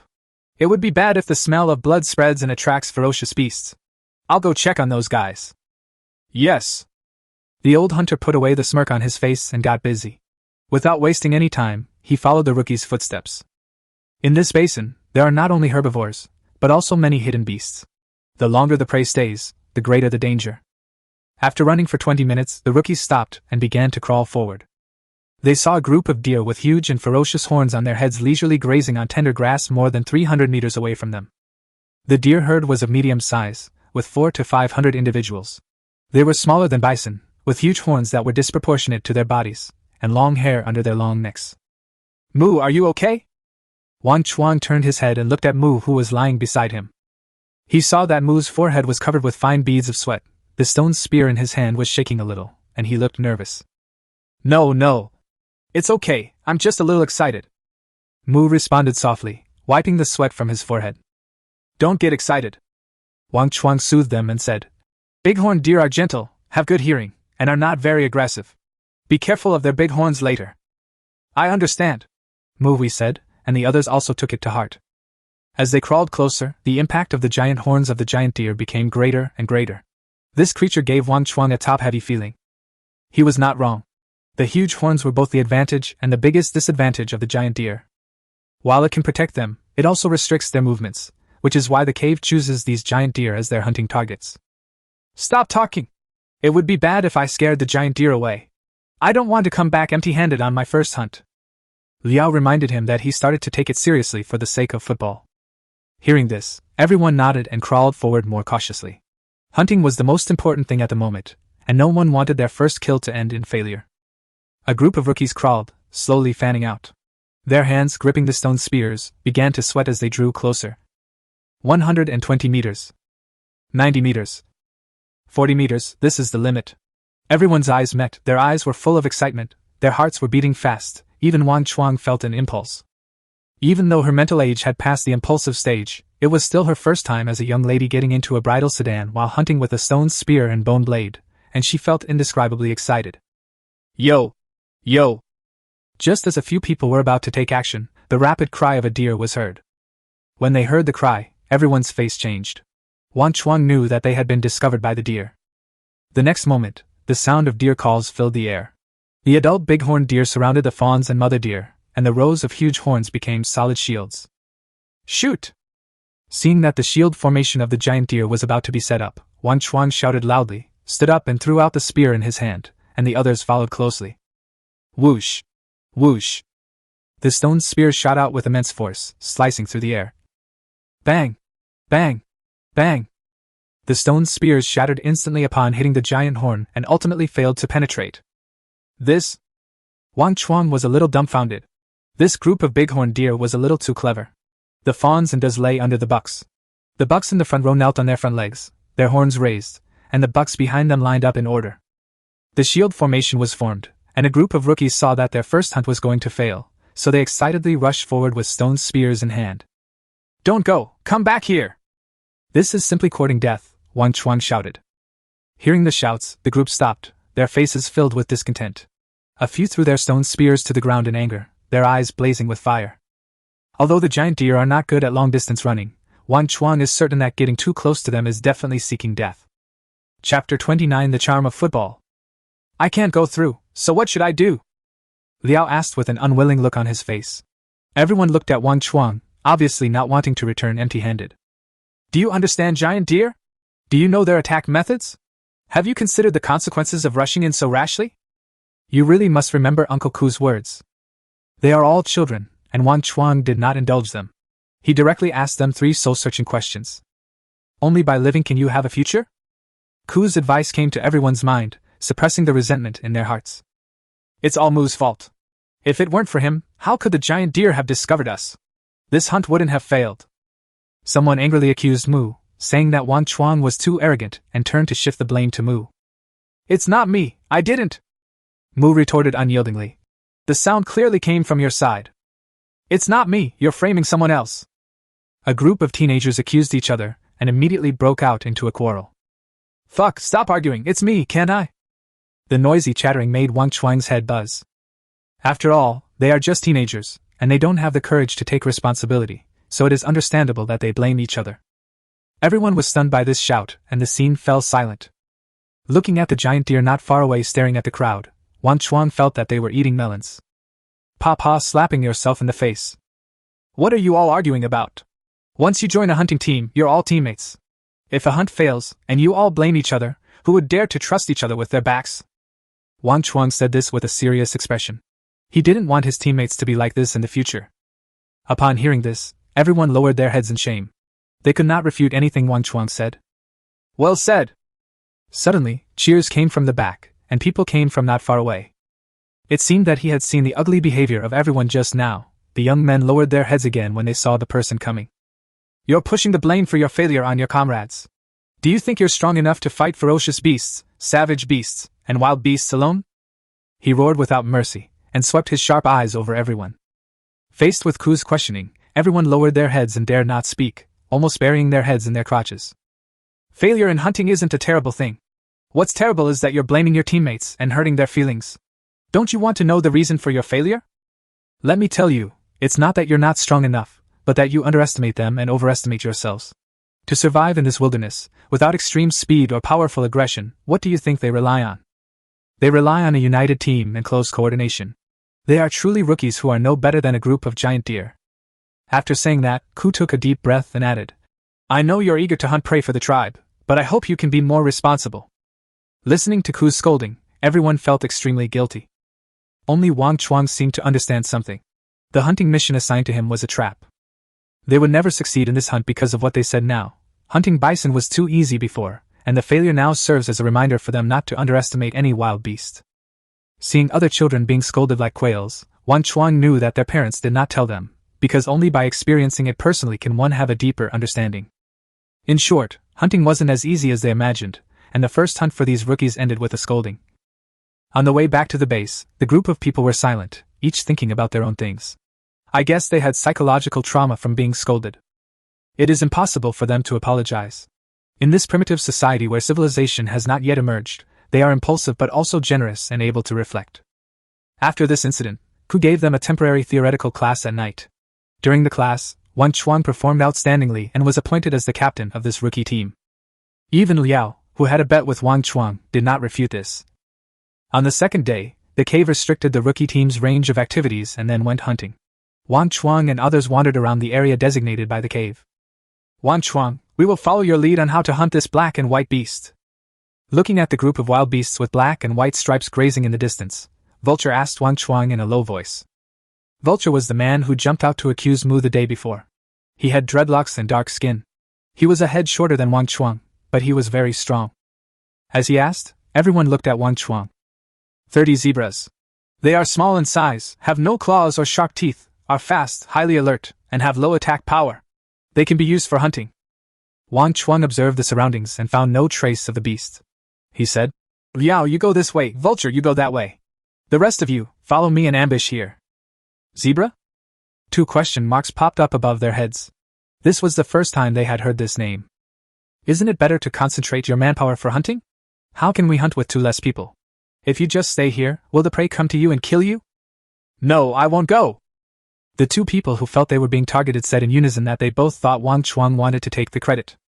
Wang Chuang was stunned for a moment, then suddenly thought of something and said, Liao, you go. Return to the tribe and the football is yours. Dao and Mu go to the other side. Hearing this, Vulture was unhappy and interrupted Wang Chuang, saying, Wang Chuang, are you really going to be a football player when you get there? Yes. The charm of football is huge. Wang Chuang simply said. When we return to the tribe, if you can find a wild boar urine bag, I will make it for you. Okay, I'll go, Vulture said excitedly. How can you do this? No, Wang Chuang said we're going alone. No, we want to go too. This caused another quarrel, and a group of people were vying to go. Wang Chuang covered his face, thinking that this group of rookies was really difficult to lead. Stop arguing! I'll do it for you when we get back! Be careful not to startle the zebra or let the prey escape! Wang Chuang said in a low voice, and after calming everyone down, he began to explain his plan in detail. Liao and Vulture, you two should sneak over carefully and be careful not to be discovered. Once you reach the designated location, attack simultaneously and force the zebra towards us. Remember, if you scare a zebra away, don't chase it, find a place to hide. After listening to the explanation, everyone nodded, looking as if they had learned something. Wang Chuang, your method is good. It's not easy for two people to be discovered, and this small group of beasts can't hurt the ambushers. We will definitely succeed in this hunt. Everyone approved of Wang Chuang's plan. After being scolded by Ku yesterday, they were full of energy and started to act immediately. Liao and Vulture lay on the ground and slowly crawled towards the designated location, while everyone else, led by Wang Chuang, lay in ambush on the spot. Chapter 30. Get the first kill. The reason why only 2 people were sent: 1. The target is small and the probability of being discovered is low. 2. They are downwind and the smell cannot reach the zebra herd. Everyone, be careful and hide. Don't reveal your bloodline's aura, or you'll be discovered by the zebras and they won't run towards us. Looking at the 2 people walking away, Wang Chuang whispered instructions to everyone.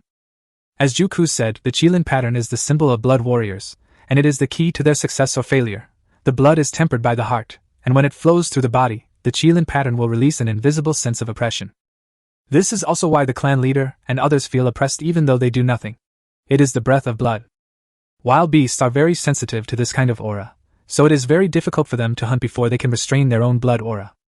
Therefore, in order not to alert the prey, Wang Chuang only sent out 2 people, and the rest of the large force stayed behind. Upon hearing this, everyone closed their eyes and took a deep breath, reducing their sense of presence, suppressing the throbbing in their hearts, and curbing the desire in their eyes. Howl! Howl! In the distance, Liao and the vultures that had arrived at their location suddenly stood up, startling the zebras and making them howl. The 2 men waved their stone spears, making a humming sound and swinging the spears with great force. Faced with the 2 sudden uninvited guests, the zebras' first reaction was to run away. The 2 of them formed a horn-like formation and drove the herd of zebras into the ambush. Looking at the herd of zebras getting closer and closer, the people in the ambush tried their best to suppress the excitement in their hearts, and couldn't help but tighten the spears in their hands. 150 meters. 90 meters. 50 meters. 10 seconds later, the herd of zebras ran up to them. Shoot! Seeing that the time was ripe, Wang Chuang swung his arm, shouted loudly, stood up suddenly, and swung the stone spear in his hand with all his strength. Whoosh! Whoosh! Whoosh! The long wait finally paid off. The stone spear broke through the air, and the 2 zebras intersected. Wang Chuang's stone spear, with its enormous force, instantly penetrated the bodies of the 2 zebras and scratched the front leg of one. The injured zebra staggered and was instantly knocked down by the zebras behind it. It would not survive if it was trampled by its own kind. The others also gained something. Although the stone spears they swung were not as powerful as Wang Chuang's, they still killed a few of them. Those that were not hit in the vitals probably died under the trampling. Kill! Before they had time to cheer and celebrate, Wang Chuang shouted and rushed towards the zebra herd with the dragon-tooth blade in his hand, his face full of excitement. Due to inertia, the galloping zebras were unable to turn at all and collided with each other, causing chaos. Wang Chuang, extremely excited, rushed to the herd of zebras and chopped the neck of a zebra with a confused face and no reaction yet with his dragon-tooth blade. Puff! I don't know what level of dragon teeth is used to polish the dragon-tooth blade, but it is extremely sharp. Wang Chuang chopped off the zebra's head with one knife, blood spurted out, the zebra fell to the ground and twitched, and he turned into a bloody shura. Cool! He cried out in his heart. He had killed many chickens and ducks in his previous life, but none of them was as satisfying as this one knife. There is no saint. In order to survive, animals here are not protected. This knife is just the beginning of the killing, not the end. Because he knows the way of survival in this world, the strong survive and the weak die, and if you are not ruthless, you cannot stand firm. The hunt did not last long, as the zebra herd quickly adjusted themselves and galloped off in other directions. Looking at the zebra herd going away, Wang Chuang did not choose to chase them. It was not because he had a change of heart, but because he wanted to take the path of sustainable development. The rookie who got the first kill cheered as he looked at the prey all over the ground, with a look of joy on his face. I killed these 2 zebras! Mu excitedly pulled out a stone spear with a leaf carved on the tail from the zebra's body. The spears they shot all had their own special marks, such as scratches, birds, stones, various flowers, birds, fish, and insects.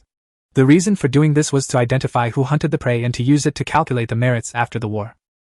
The more you kill, the greater your merit, and the more prey you will get when you return to the tribe. I killed two too. Daoi showed off his achievements excitedly with his little face. I killed one too. If I had run faster, I might have been able to kill another one. The rookies chattered and showed off their achievements. Some looked excited, while others looked regretful. All of them were upset about why they ran slower than others. Chuang, how many have you killed? Mu walked up to Wang Chuang with a smug look on his face and asked. The noisy chattering instantly quieted down. They were all curious about how many Wang Chuang had killed. 5. An emotionless voice sounded, and everyone took a deep breath.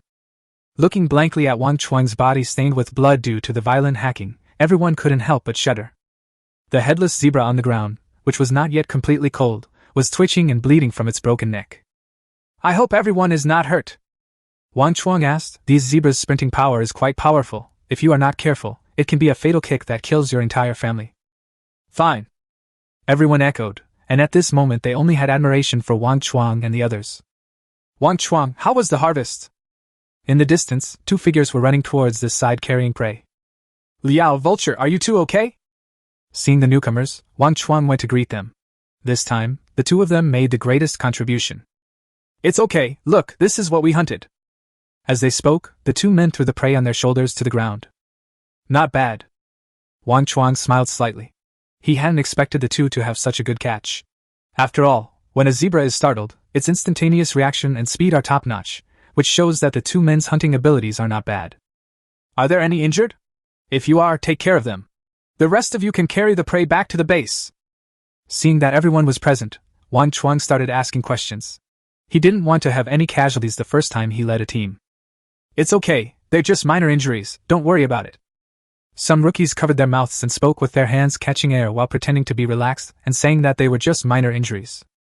Wang Chuang was also very helpless about this. He almost got hit by the zebra's iron hoof, so it was normal for a rookie to have his teeth kicked out. In this way, a group of people became busy, some were carrying the prey, some were treating the wounds, and the atmosphere was very lively. And 100 meters away from them, there was a cave with soldiers, who had a panoramic view of the entire hunting process of the rookie team. After all, they are newcomers and the future of the tribe. It is impossible to let them get into danger, otherwise why would this group of zebras come here? Looking at the rookies who returned with a lot of rewards, Ku nodded with satisfaction and was very satisfied with their performance this time. Grow up quickly! The future of the tribe belongs to you.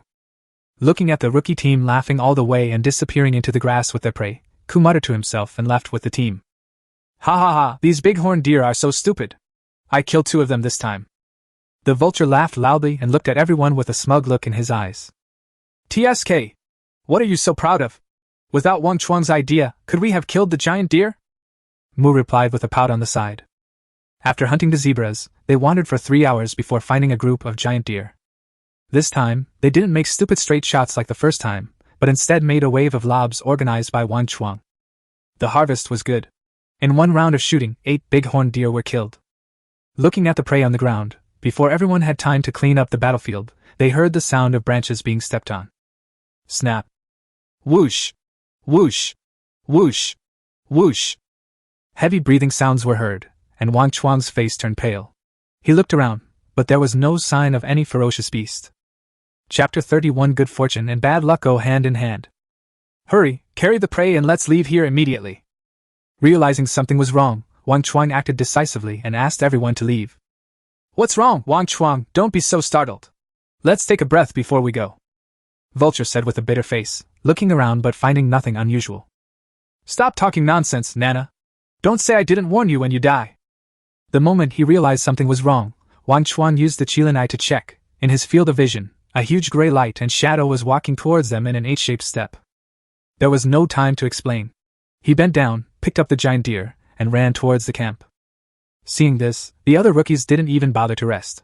They bent down, picked up the prey and chased after Wang Chuang. I say, don't scare yourself all the time. Before he could finish his words, Vulture's voice stopped abruptly. His legs trembled, and a suppression from the depths of his soul came from deep in the grass. Hoo! Hoo! Hoo!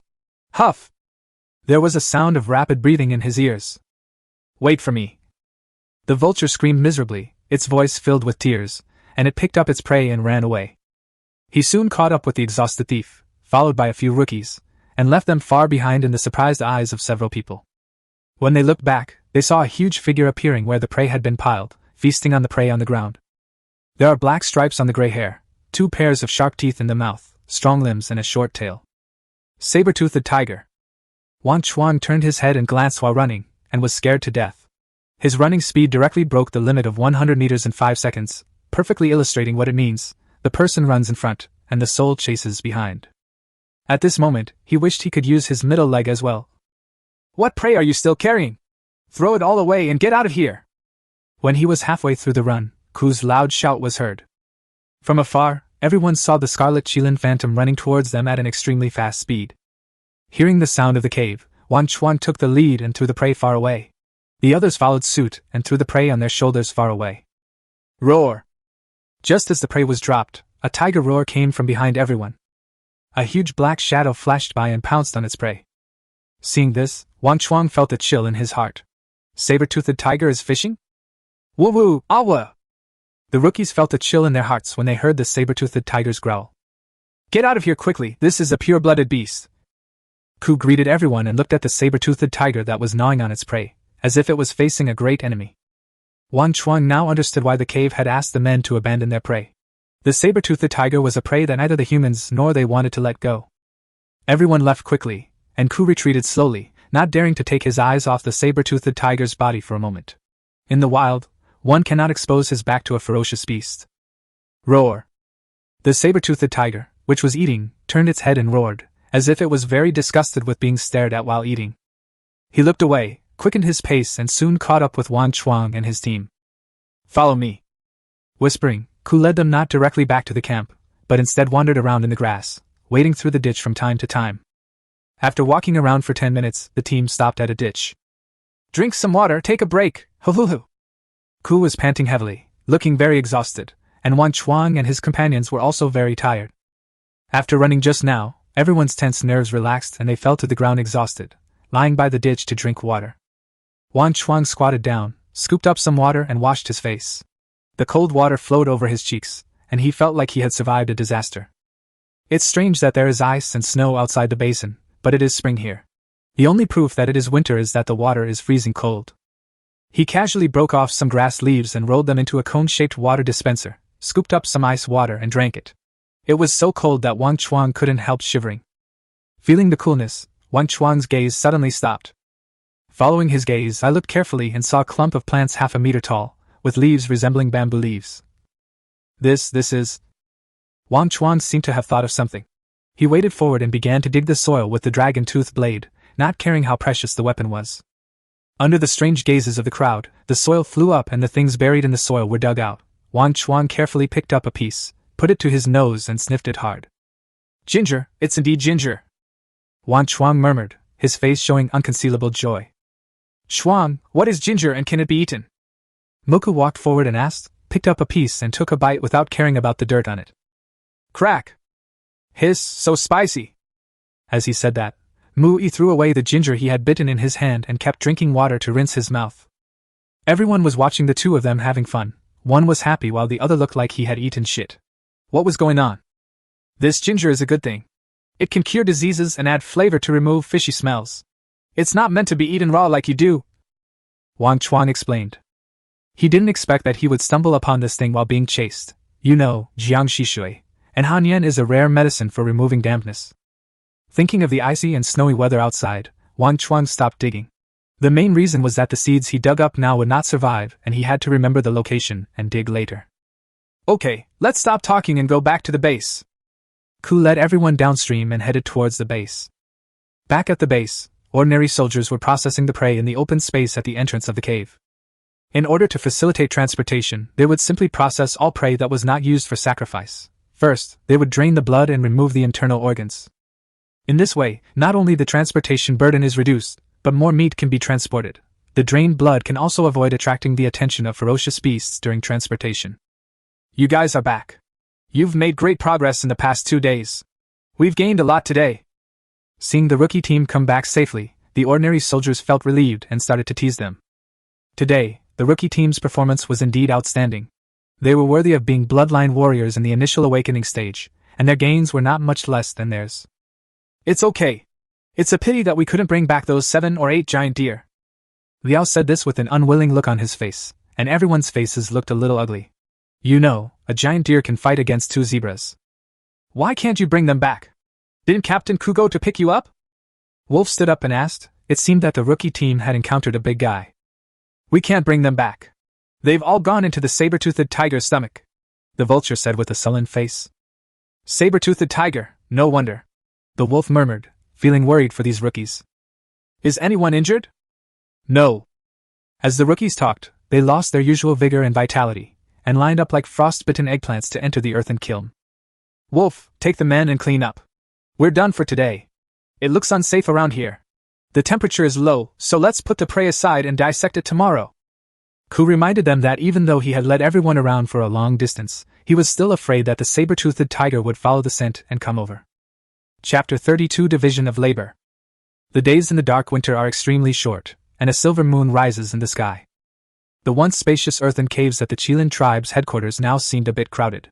Their harvest over the past 2 days had reached tens of thousands of kilograms, and piles of beast carcasses were piled up in the caves. At this time, everyone was sitting around a campfire. A large stone pot was placed on the fire, and the aroma of meat filled the air. After Wang Chuang found the ginger and added peppercorns, onions and garlic to cook, the aroma came out. Everyone stared at the stone pot and wanted to have a piece of it. The meat skewers in their hands no longer smelled good.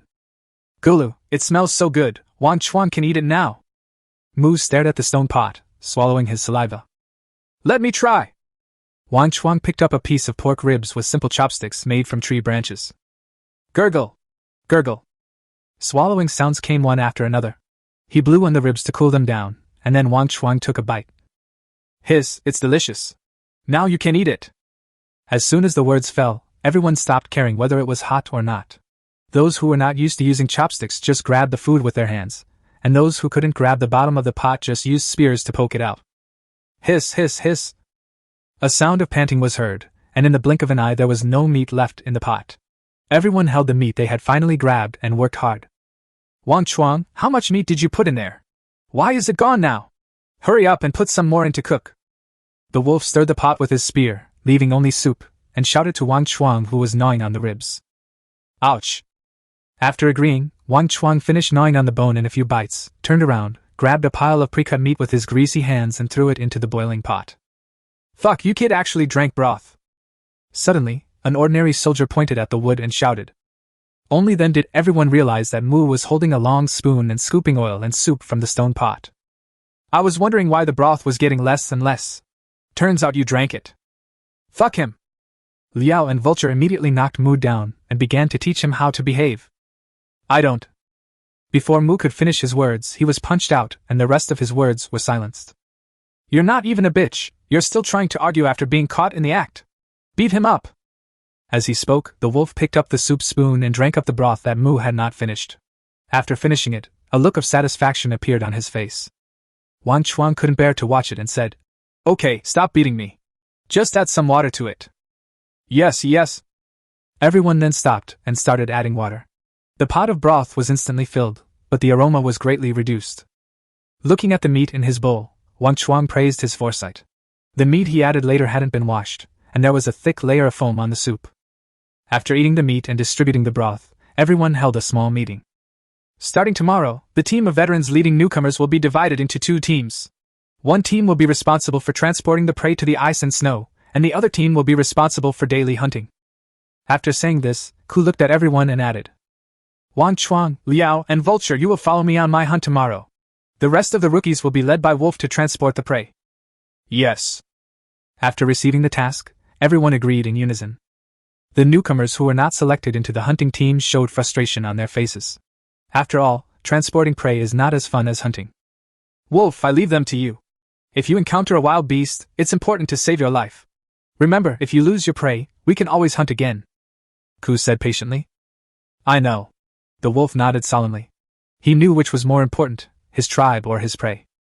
Alright, that's it. Those who are supposed to be on night watch, the others can go and get some rest. After thinking for a while and saying everything that needed to be said, Ku disbanded the meeting. Yes. Everyone expressed their understanding. Wang Chuang found a relatively flat place, put down thick straw, took off the animal skin and spread it over it before lying down. Although the smell of the animal skin made it uncomfortable for him to wear, it was really comfortable to lie on it at this moment. The next day it was just dawn. The people who had eaten too much last night were walking on the wasteland, eating dried goat milk fruits in their hands. I don't know if the other tribes have arrived yet. Why did the Xing tribe arrive? An old hunter muttered, and Wang Chuang's teeth ached when he saw the unripe goat's milk fruit in the other's hand. Don't even think about it. They only brought a limited amount of apricots. How many will be left after eating them all along the way? Hearing this, Ku said unhappily, but swallowed his saliva. Uncle Ku, are the apricots from the apricot tribe really that delicious? Wang Chuang asked in a low voice. He had heard from the witch before that the spirit of the Xing tribe was an apricot tree, and there were large apricot forests planted on their Xing mountain. And after dinner last night, he also heard the old team members like Wolf bragging about how delicious apricots were. At that time, Wang Chuang asked if there were any fruits ripe in this season. It turned out that he was too narrow-minded. As Juku said, the spirit of the Xingzi tribe can change the climate of their tribal territory. It can be said that the Xingzi tribe can eat fresh fruits all year round. Their staple food is meat and apricots. They also bring apricots with them when they go hunting. Therefore, other tribes will exchange some with them just to try something new. Of course, let me tell you about that sweet and sour taste. It's delicious. As he spoke, Ku gestured with his hands and added, the apricots of the Xing tribe are as big as fists. We are the only tribe among the four of us that can eat fresh fruits during the dark winter season. Unfortunately, each time I exchange with them, I can't get much, and most each person can get one to try. Hearing this, everyone swallowed their saliva and hoped that the Xing tribe would arrive soon. Okay, enough talking, let's get to work. My appetite has been aroused, and I feel like I won't be able to stop talking if I continue. Back to the topic of hunting, everyone began to wander in the wilderness. Be careful to restrain the might of the Qilin pattern and approach with caution. Ku pointed to a group of bison grazing in the distance and said. This was for the 3 people participating in the hunt. The other warriors hadn't awakened yet. They just had to be careful not to make any noise. The reason why Ku brought these 3 people along was to train them. After all, that position required competition, and only when someone of the same generation was invincible sat on that position could he convince the others. Yes. Upon hearing this, Wang Chuang and the other 2 responded in a low voice. Afterwards, under Ku's command, everyone dispersed and slowly approached the bison herd. Having killed a bison once before, and being seasoned hunters, they didn't need much instruction on how to handle danger. They all crawled forward in unison. Moo! When they were 50 meters away from the herd of bison, a bull cry indicated that their ambush had been discovered. Shoot! Ku shouted in a low voice. Without making any gestures, he stood up and threw the spear in his hand. The next moment, whoosh! Whoosh! Whoosh! The stone spears flew through the air and shot towards the herd of cattle that had just kicked their hooves to run away. The crowd also rushed forward with weapons in hand. Wang Chuang and his 2 newbies could not keep up with the pace of the other veteran hunters and were a step behind. By the time they caught up with the main group, the veteran hunters had already begun to surround and kill the 8 bison that had been intercepted. Chapter 33 The Suzaka tribe arrives. When Wang Chuang and the other 2 arrived, they picked up their weapons and joined the battle without saying a word. The bison were very aggressive, and after being trapped, they would occasionally use their large horns to butt at the crowd, trying to break through the encirclement. It seemed that as long as they were not knocked down, they would still fight back and let their wild animal nature burst out. Facing the bull's head charging towards him, Wang Chuang stepped sideways to avoid the bull's horns, and when the opportunity arose, he chopped it down with a fierce knife. Sizzle! The bull's head flew off, blood spurting out, and its body fell heavily to the ground under the influence of inertia. Looking back, the other bulls were also knocked down by the crowd's spears. Not far from him, Liao stepped on the bison's corpse and pulled out a stone spear. In order to hunt the bison, he faced the bison head-on and stabbed the spear into the bison's armpit. If the spear was blunter and shorter, this thing would probably be lying on the ground now. No one was injured at the end of the hunt, and including the ones shot at them, they had a great harvest this time. But before everyone had time to be happy, they saw Ku staring at the distance with a serious expression, as if he was on guard against something. Alert! The serious atmosphere didn't last long, and Ku suddenly shouted. After hearing the command, everyone looked around vigilantly, and surrounded the prey in the middle. At this time, the battlefield seemed unusually quiet as the bison herd left, and they also discovered something was wrong. Huff! Huff! Familiar panting sounds came from all directions, and everyone remembered the pure-blooded saber-toothed tiger they encountered yesterday. Snap! The sound of dead wood being stepped on was heard, and a gray-black figure slowly emerged from the depths of the grass, as if it surrounded the entire hunting team, and a kingly aura emanated from it. Holy crap! It really is this. Looking at the terrifying sharp teeth, Wang Chuang was defeated.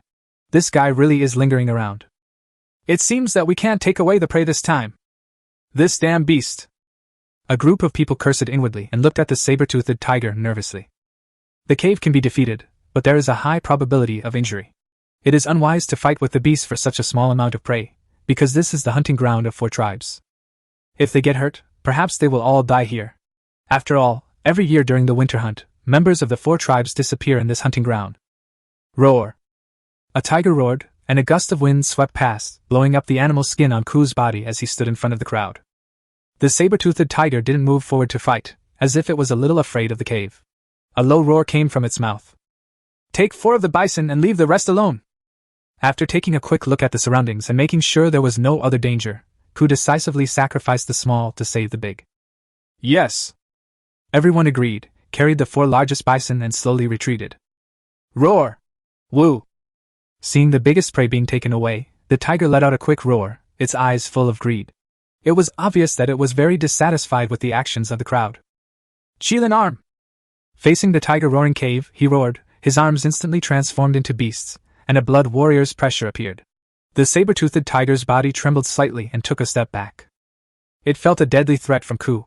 Being a pure-blooded beast, it was not stupid.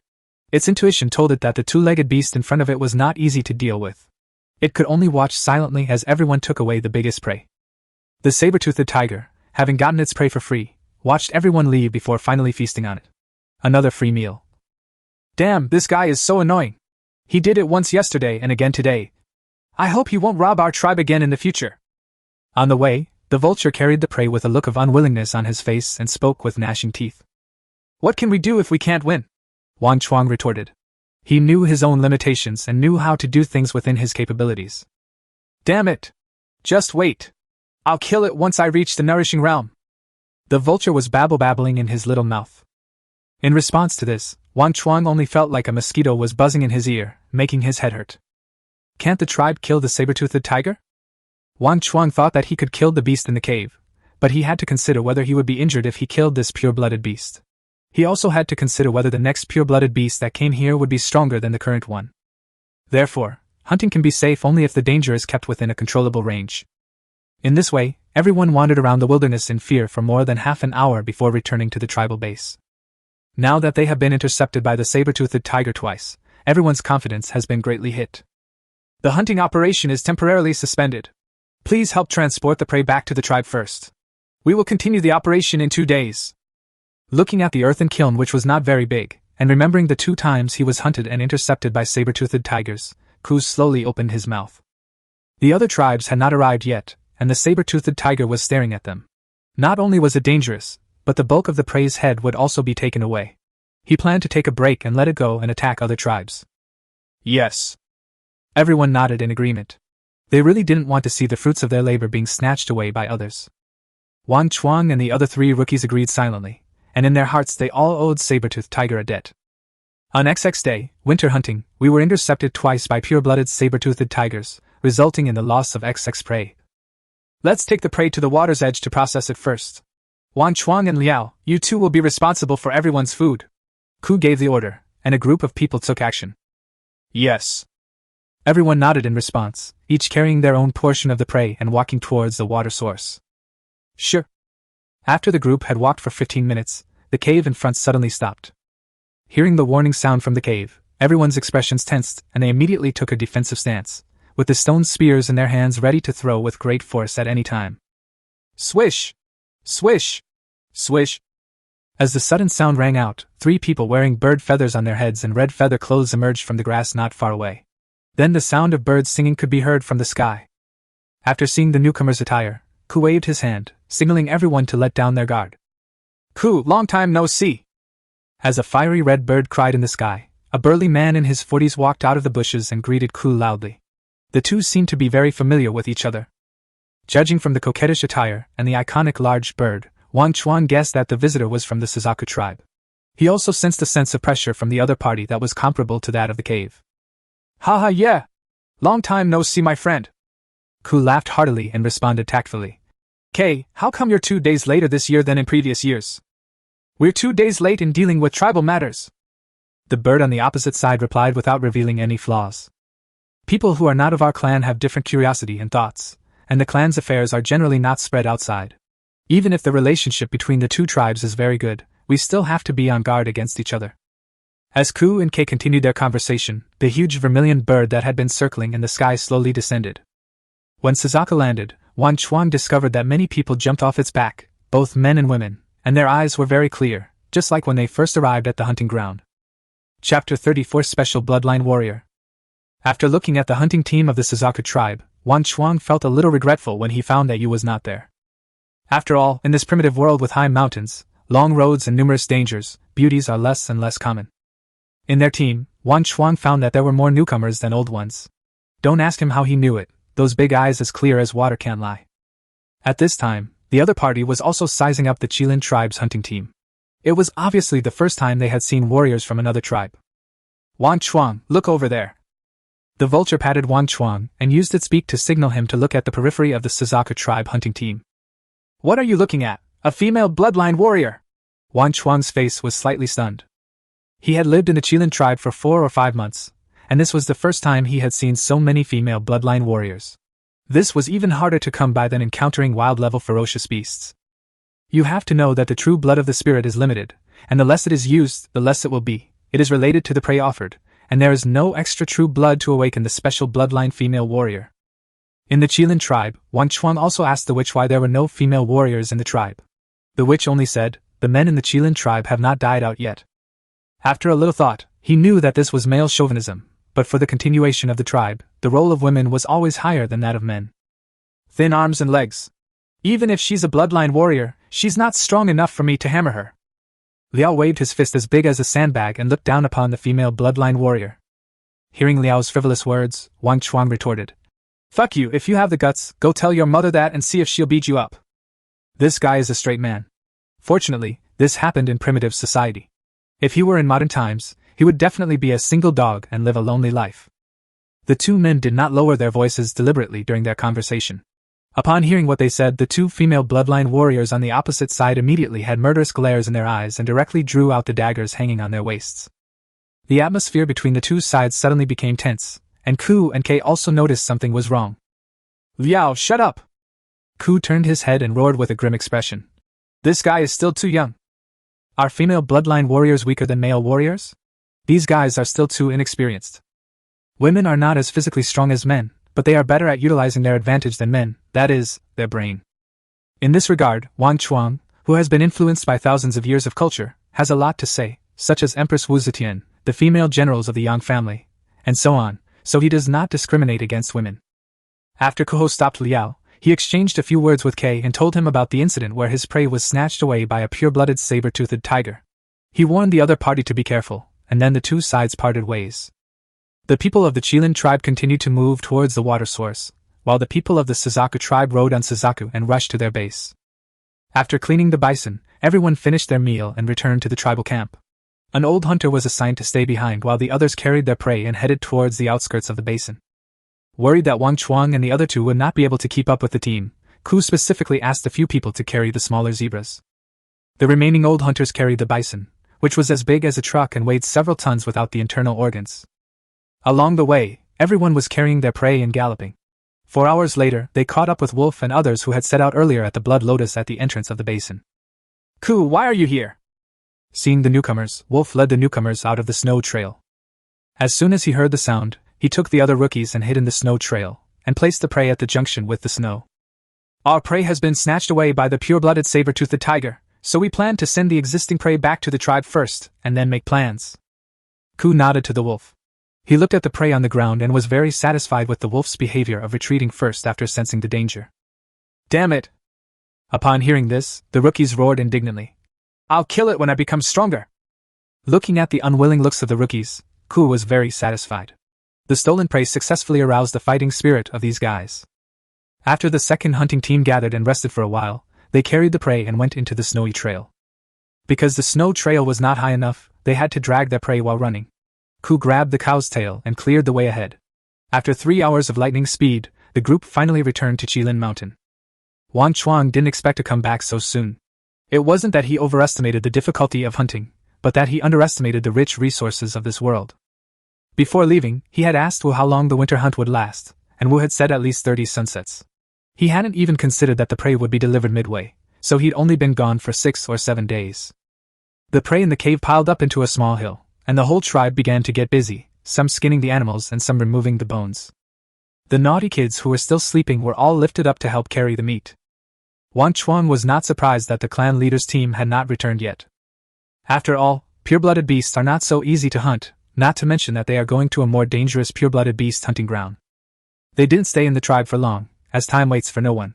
In their memory, as time goes by, the temperature of this world will become lower and lower. After resting for half an hour, they set out on their journey again. When they returned to the base, it was already getting dark. Ku looked at the sky and nodded secretly, saying, "Take a break. I'll take you to hunt some interesting prey later." "Yes." Everyone nodded in response. The old hunter's face showed excitement, while the rookies looked confused. "Interesting prey? What the hell? Can you see prey in the pitch black?"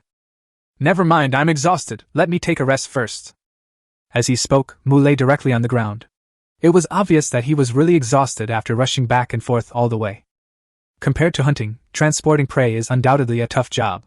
After one trip, a group of novices also experienced the difficulty of hunting and transporting. "Uncle Ku, it's getting dark, what are we going hunting for?" Wang Chuang turned his head and asked with interest. He didn't know if it was because his awakened bloodline was different, but he didn't feel tired at all. He just felt that after his body was tired again and again, his appetite increased sharply and his strength also increased sharply. "Playing dead sheep." Hearing Wang Chuang's question, Ku slowly set an aim. "Pretending to be a dead sheep, what kind of prey is this?" Wang Chuang was completely confused. Combining the memories of his 2 lives, he had never heard of this name. "You'll know when the time comes, take a rest." Ku didn't say much. Practice was the true teacher in this world. In his opinion, no matter how much he said, it couldn't compare to the thrill of a spear piercing the heart of its prey. "Oh." Wang Chuang nodded. He didn't expect that primitive people would keep things in suspense. In fact, what he didn't know was that because he was much smarter than his peers, this group of old hunters lost the sense of accomplishment in leading newcomers, so no one told him in advance. "It's almost time, let's take action." Ku looked up at the full moon in the sky and said. A group of people ran quickly in the dark through the bushes at the junction of the forest and the wasteland. Half an hour later, under the guidance of Ku, they came to a place with complex terrain and dense bushes. Ku was lying on the ground, listening for something, and then he whispered, "Find a place to hide, and be careful not to make any noise." The veteran hunters nodded and began looking for cover. The rookies stood there in confusion. "Isn't it about hunting? Where's the prey? You're setting up an ambush without even seeing a single ghost?" Chapter 35 Playing Dead Sheep. Although confused, the rookies still obeyed the order and looked for hiding places, with rustling sounds all around them. Wang Chuang found a bush, crawled into it, held his breath, and reduced his blood pressure to the lowest level. The bushes are more than 1 meter high and grow very well. Unless he comes out on his own initiative, ordinary people will not be able to find him if he hides in them. After everyone hid, the surroundings fell into an eerie silence. 3 minutes. 7 minutes. Half an hour later, the old hunter still did not take any action. Wang Chuang knew that this was a case of waiting for something to happen, but the sheep pretending to be dead seemed to be giving them no face, and half an hour had passed without a single wool coming out. Humph. Suddenly, Wang Chuang heard a humming sound coming from the right in front of him, and looked confused. Is this how a sheep meows? Is this thing a pig?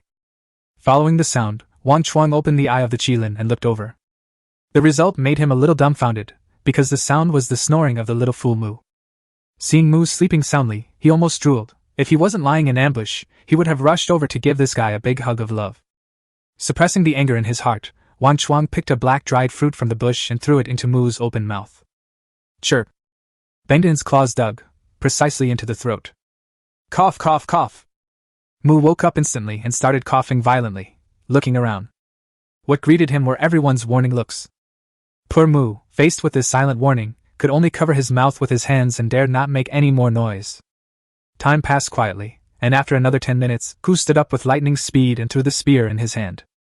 Bang!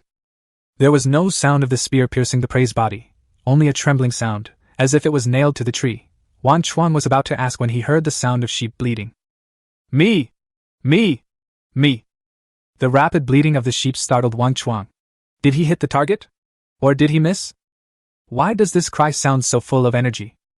Looking with the eyes of Qilin, I saw that the legendary sheep pretending to be dead was similar to modern goats, with 2 horns on its head and gray-black fur, the size of a calf. At this time, it was curled up on the ground. A closer look showed that it had no fatal injuries but was constantly howling, as if it was scared out of its wits. With a question mark on his face, Wang Chuang walked out of his hiding place and walked towards the dead sheep. The other rookies also followed curiously. When they got closer and saw the prey lying on the ground and shivering, everyone finally understood why this thing was called a sheep playing dead. This is the sheep pretending to be dead. It's not seriously injured. Why is it crying out? Mu looked at the sheep pretending to be dead on the ground with disdain. As he said this, Quan kicked twice with a look of disappointment. Bah! Bah! The sheep pretending to be dead suddenly let out a miserable cry, as if a white knife would enter and a red knife would come out in the next second. Seeing that the rookies had made enough trouble, Ku took out a bone knife, held down the pretending dead sheep with his right hand, and stabbed it in the heart. Me! Me! After the 2 sharp and long sheep calls ended, the surroundings fell into silence, and the ears were much quieter. The dead sheep is naturally timid and usually doesn't come out to forage during the day. It only comes out at dusk and night and is very hard to find. However, its meat is a rare delicacy in the wilderness. While wiping the blood from the bone blade onto the wool, Ku continued his sermon. It is easy to hunt a sheep playing dead, but the hard part is finding it. They are timid by nature, extremely fast and agile, and have very keen hearing, so ordinary hunters cannot get close to them. But its success or failure depends on its hearing. It is very timid. As long as the noise you make is loud enough, it will curl up on the ground and let you slaughter it. Or give it a wound, whether fatal or not, and it will just lie there and die. After listening to the on-site teaching, Wang Chuang remembered a kind of sheep he encountered abroad when he traveled all over the country in his previous life. When frightened, their limbs would stiffen and they would fall to the ground and pretend to be dead. So do you know how to hunt a sheep playing dead? Asked Ku. Got it, the rookies answered in unison. This thing is not even as big as a cow's leg. What's the point of killing it if it's not even enough to fill your stomach? The vulture muttered again. It would be better to go hunting zebras than to wait there. Yeah. Instead of wasting time, I'd rather go back and have a good rest before hunting big beasts tomorrow. A rookie whispered, and this time Wang Chuang also agreed with Vulture's words. This sheep pretending to be dead looks to be only about 200 pounds. It took me so long to kill one. The effort and reward are totally disproportionate. Killing anything in the wilderness will yield better rewards than waiting here. Humph! Ignorant! Don't I know what you're talking about? Ku said with a look of regret. This sheep pretending to be dead is not only delicious, but also has soft fur, which is a rare thing to keep warm in the dark winter. Don't look at you being full of energy now. If you didn't have this thing when you were a kid, I don't know if you could have survived the deep winter. Uncle Ku, you said a long time ago that it was for the newborn babies in the tribe. Really? Vulture whispered that the dead sheep was not very big and was just right for wrapping a newborn baby. Knowing the reason, the newbie stopped protesting. The continuation of the tribe was always a big deal, and babies were the continuation of the tribe's bloodline. Wang Chuang nodded secretly. The continuation of the tribe is always a big deal. No matter here or in the world where they originally lived, they attach great importance to it. He knew that newborn babies were fragile, and in this primitive world, there was no other way to keep warm except firewood, and the northeast Khan he invented. Firewood cannot warm a baby, and a large Khan cannot withstand the heat. Therefore, the fur of the dead sheep is even more valuable here. Just for the babies of the tribe, it is more worthwhile to stay here longer. Seeing that the rookies were silent, Ku nodded in satisfaction and said, The bushes are where the dead sheep hang out. Generally, there are no wild beasts where they appear. Now everyone, split up and look for your target. Yes. Hearing this, the rookies responded in a low voice, their eyes fixed firmly on the surrounding bushes. Call out! The stone spears streaked across the night sky. 2.5 hours had passed since they dispersed and waited for their prey. This was Wang Chuang's third attempt. The familiar bleating sound didn't come, which made him doubt his hunting skills. Another failure. I clearly saw it, it was right in front of me, but every time Wang Chuang made a move, he played dead and escaped. Watching the target running into the distance with the Qilin's eyes, he continued to follow carefully, as if he was competing with it. This sheep pretending to be dead was the prey he had been waiting for. Unfortunately, he was taught a lesson by the opponent's caution every time he attacked it 3 times in a row. The sheep playing dead was so agile and its small size made it like a fish in water in the bushes. It would run away at the slightest movement, leaving Wang Chuang no chance at all. If this wasn't their foraging area, they would have run away long ago. After 3 failures, Wang Chuang realized that the stone spear could be used for hunting, but it was not suitable for hunting dead sheep. The reason why the cave can be hunted seems simple, but in fact it is impossible for ordinary people to replicate it. The sheep pretending to be dead is too cautious. Often, the other party will run away as soon as Wang Chuang shows up. It can't scare the sheep pretending to be dead at all, let alone hurt it. Chapter 36 Making Bows and Arrows. Thinking of this, Wang Chuang decided to make a bow and arrow. He hasn't found this kind of long-range weapon in the tribe yet. Maybe he thinks the attack power of arrows is too low to hunt wild beasts or ferocious beasts. In addition, stone spears and bone spears exploded with the tremendous power of the bloodline warriors, so bows and arrows were naturally not invented. But for hunting dead sheep, bows and arrows are undoubtedly the best choice. First of all, bows and arrows make little noise, and although the arrows are small in size, they can still cause fatal damage to ordinary wild beasts and are suitable for various environments. Compared with stone spears, it has greater advantages in hunting dead sheep. As for the lack of attack power, Wang Chuang believed that since they were not hunting bison or zebras, this point could be completely ignored. It would be enough to injure the pretending dead sheep. Goo-goo. Wang Chuang was thinking about making a bow and arrow when a sudden cooing sound broke the quiet night. Listen carefully, this is the assembly order issued by the cave, which means that the hunt is over. Despite having nothing in his hands, Wang Chuang still followed the order and gathered towards the source of the sound. When Wang Chuang arrived at the gathering place, he found that all the rookies came empty-handed, just like him, and most of the veteran hunters were the same. Apparently, a sheep playing dead is not so easy to hunt. Including the one kill at the beginning of the cave, the group waited for several hours and only managed to kill 5 dead sheep in total. Tonight's hunt ends here. Let's take the prey and return to the camp. After counting the number of people, Ku led the team back to the base. Now that the night is getting deeper and the temperature is dropping, it will be torture to stay in the wild any longer. Although the temperature in this basin is a little higher, it is not easy to endure the night. Tomorrow, we have to transport supplies back to the tribe, so we can't waste any time. After returning to the base and having a midnight snack, everyone fell into a deep sleep. The next day, as soon as the sky was getting light, Wang Chuang was pulled out of his sleep by Ku. Wang Chuang, hurry up and prepare the food. After eating, send the prey back to the tribe. We will have more hunting to do when we come back. As he spoke, Ku patted Wang Chuang's cheek. Oh! Wang Chuang felt so miserable. He began to regret cooking the broth in the first place and spoiling these people's taste buds. Yawning, Wang Chuang prepared the seasoning, cut the meat into pieces with the dragon-tooth blade and threw them into 2 huge stone pots, then he left it alone.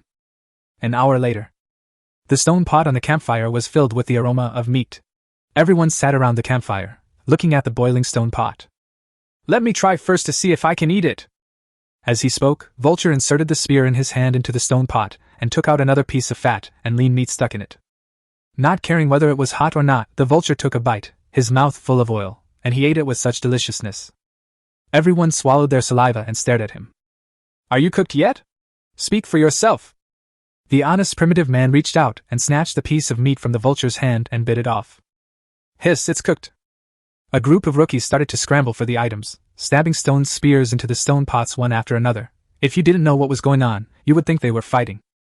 At this time, Wang Chuang was sitting by another campfire, elegantly picking up pieces of meat with special long chopsticks and distributing them to the old hunters around him one by one. The scene was very harmonious. Wang Chuang, you are so amazing! I can't pick up the meat with this thing? Reaching out to take the piece of meat, the wolf said with a smile. These are called chopsticks. You'll get used to them after using them a few times. And eating with them can help us get sick less often. Wang Chuang said this as he picked up a large piece of pork ribs for himself, thinking that this should be enough to fill his stomach. Chopsticks. Sick. Everyone was bewildered. How could using chopsticks be linked to illness? They couldn't understand why, after years of eating handclo rice, no one had died. Wang Chuang didn't explain this in detail, as these primitive people wouldn't understand him if he said too much. He changed the subject and said, Uncle Wolf, do you know where there are some branches with good toughness around here? What do you want with these tough branches? While eating the meat, the wolf looked at Wang Chuang in surprise and said, It's in the woods next to the tribe. Yeah? Hearing this, Wang Chuang's face lit up with joy, and he said, You will lead the team to deliver the prey back to the tribe later. When you come back, help me collect a few wrist-thick ones and bring them back. Okay, no problem. The wolf patted his chest to assure him, and then asked curiously, You haven't told me what you're going to use it for yet? Let's not talk about this for now. You will know when the time comes, Wang Chuang said with a smile. Now he had the materials to make the bow. As for the arrows, he planned to use local materials. There were many bushes around that were as thick as fingers, so he could just cut them down and sharpen them. After eating, the wolf and the rookie carried the prey and ran towards Qilin Mountain, while Wang Chuang and the other two followed the team led by Ku and wandered across the wilderness. This hunt went very smoothly. Maybe it was because of the arrival of the other three groups, but their prey was not intercepted and they had a very considerable harvest. It's just that due to the increase in human activities in the wilderness, the number of wild animals has been decreasing, and it seems that it is not as easy to find prey as when they first arrived. This made Wang Chuang and the other two rookies happy, but they also felt it was a pity. If it weren't for the saber-toothed tiger, they would have probably gained more. Just thinking of Xingzi from the Xing tribe and meeting more people from other tribes, the three of them were still very much looking forward to it. If you are lucky enough to meet the hunting team of the apricot tribe in advance, it would be even better if you can trade for delicious apricots. Just thinking about this, time passed quickly. As the harvest was quite good and it would take time to process the prey, we ended our hunting activities for the day. Everyone carried the prey downstream of the stream. After they cleaned the prey, the sun had already set in the west as the golden crow flew into the sea. The rookie team responsible for transporting the prey also returned to the base under the leadership of the wolf. Hey, Wang Chuang, this is the branch you wanted. The wolf took the branch off his back and handed it to Wang Chuang. Thank you, Uncle Wolf. I'll treat you to a nice meal when I have time. After taking the branch, Wang Chuang thanked him. Okay, you said it, kid. I'm looking forward to your feast, the wolf said bluntly. Wang Chuang nodded and looked at the branch in front of him. Looking at the sparse branches in the bark, he found that this was an elm tree. This thing is a good thing. The elm seeds are edible. This tree is full of treasures. If this straight branch grows for another year or two, it will be great to cut it down and make wooden spears. Seeing that it was still early, Wang Chuang didn't waste any time and picked up the dragon-tooth blade to start working. The largest one the wolf brought back was as thick as his wrist. The smallest ones were as big as an adult's thumb. All of them were more than 1 meter long, just right for making a compound bow. After cutting off the extra branches, Wang Chuang cut the elm into thin slices, stacked them one by one on the widest piece of wood, and tied them tightly with animal tendons. After carving a groove on the longest piece of wood to facilitate the fixing of the bowstring, he put down the dragon-tooth blade and grasped both sides of the wood strip with both hands and exerted force. As the wooden strips gradually bent, a strong reaction force emerged. Wang Chuang felt very satisfied with the force coming from his hands. Although he didn't understand the bow-making process, Wang Chuang had seen pigs run even if he hadn't eaten pork. This kind of thing can be seen in many TV dramas, and it's nothing special after watching it too many times. Wang Chuang, what are you doing? I've never seen this before. When Wang Chuang was thinking about how to kill everyone, he heard the sound of a wolf. Upon hearing this, the others also looked over here. Wang Chuang's strange behavior had long aroused their curiosity. I'm making a bow and arrow. As he spoke, Wang Chuang took out a more than 1 meter long fused beast tendon from his waist. He had specially extracted it from a bison. Otherwise, do you really think that it was all in vain for the protagonist to get up early in the morning and make breakfast for these men? What the hell is a bow and arrow? They're not sharp. I think they can't even pierce cowhide. Liao looked at the branch stretched into an oval shape by cow tendon with disdain in his eyes. Others agreed with Liao's point of view, saying that this strange weapon looked harmless. However, because Wang Chuang always managed to turn trash into treasure, some remained cautious. Chapter 37 Make a Bet. I don't use this thing to hunt large beasts. This is a weapon I specially prepared for hunting sheep playing dead. As he spoke, Wang Chuang squatted slightly, holding the bow in his left hand and pulling the string with his right hand, assuming the posture of bending the bow and shooting an eagle.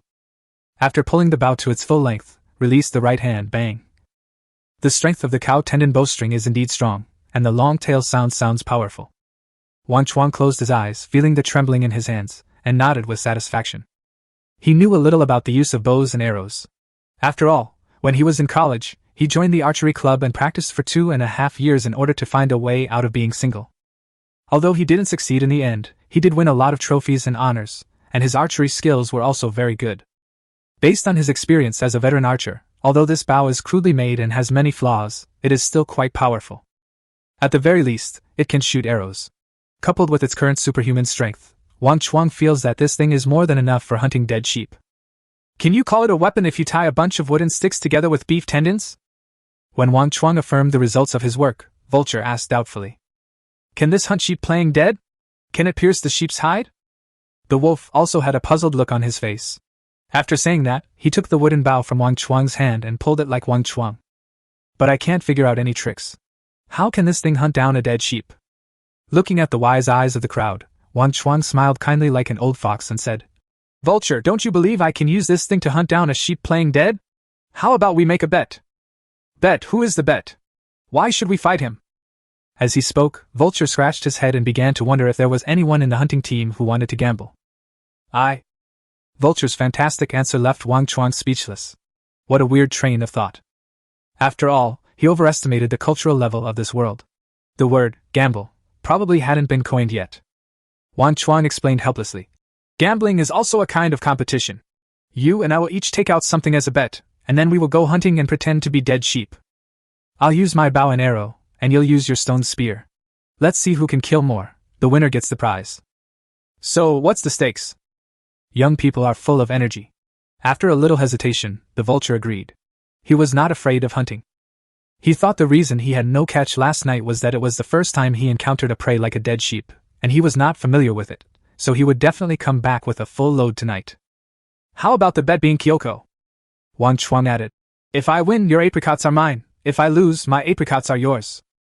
Okay. The bet between the two began. A group of people looked at the two people who were arguing with each other, and thinking about the delicious apricots, they were considering whether to participate. At this time, Ku had already taken his prey to find the Xing tribe to trade apricots. Although the exchange rate might not be too large, it should still be enough for everyone to have one. Haha, interesting, can I join in? Putting down his bow and arrow, the wolf said with a smile, seeming to be very interested in the bet. Yes, why not? Wang Chuan said happily that he would rather accept the apricots that were delivered to his door. Hearing that the old hunter wolf wanted to get involved, the vulture wanted to object. After all, the old hunter's experience was there, and they were at a great disadvantage. But Wang Chuan, the little idiot, had already agreed, so for the sake of face, Vulture had no choice but to bite the bullet and agree. Seeing that the two agreed, the wolf's mouth was stretched to its ears. The other old hunters regretted speaking too late. The wolf felt that he had won the battle, and was already thinking about whether to eat one apricot a day or hide them and give them to his wife when he returned to the tribe.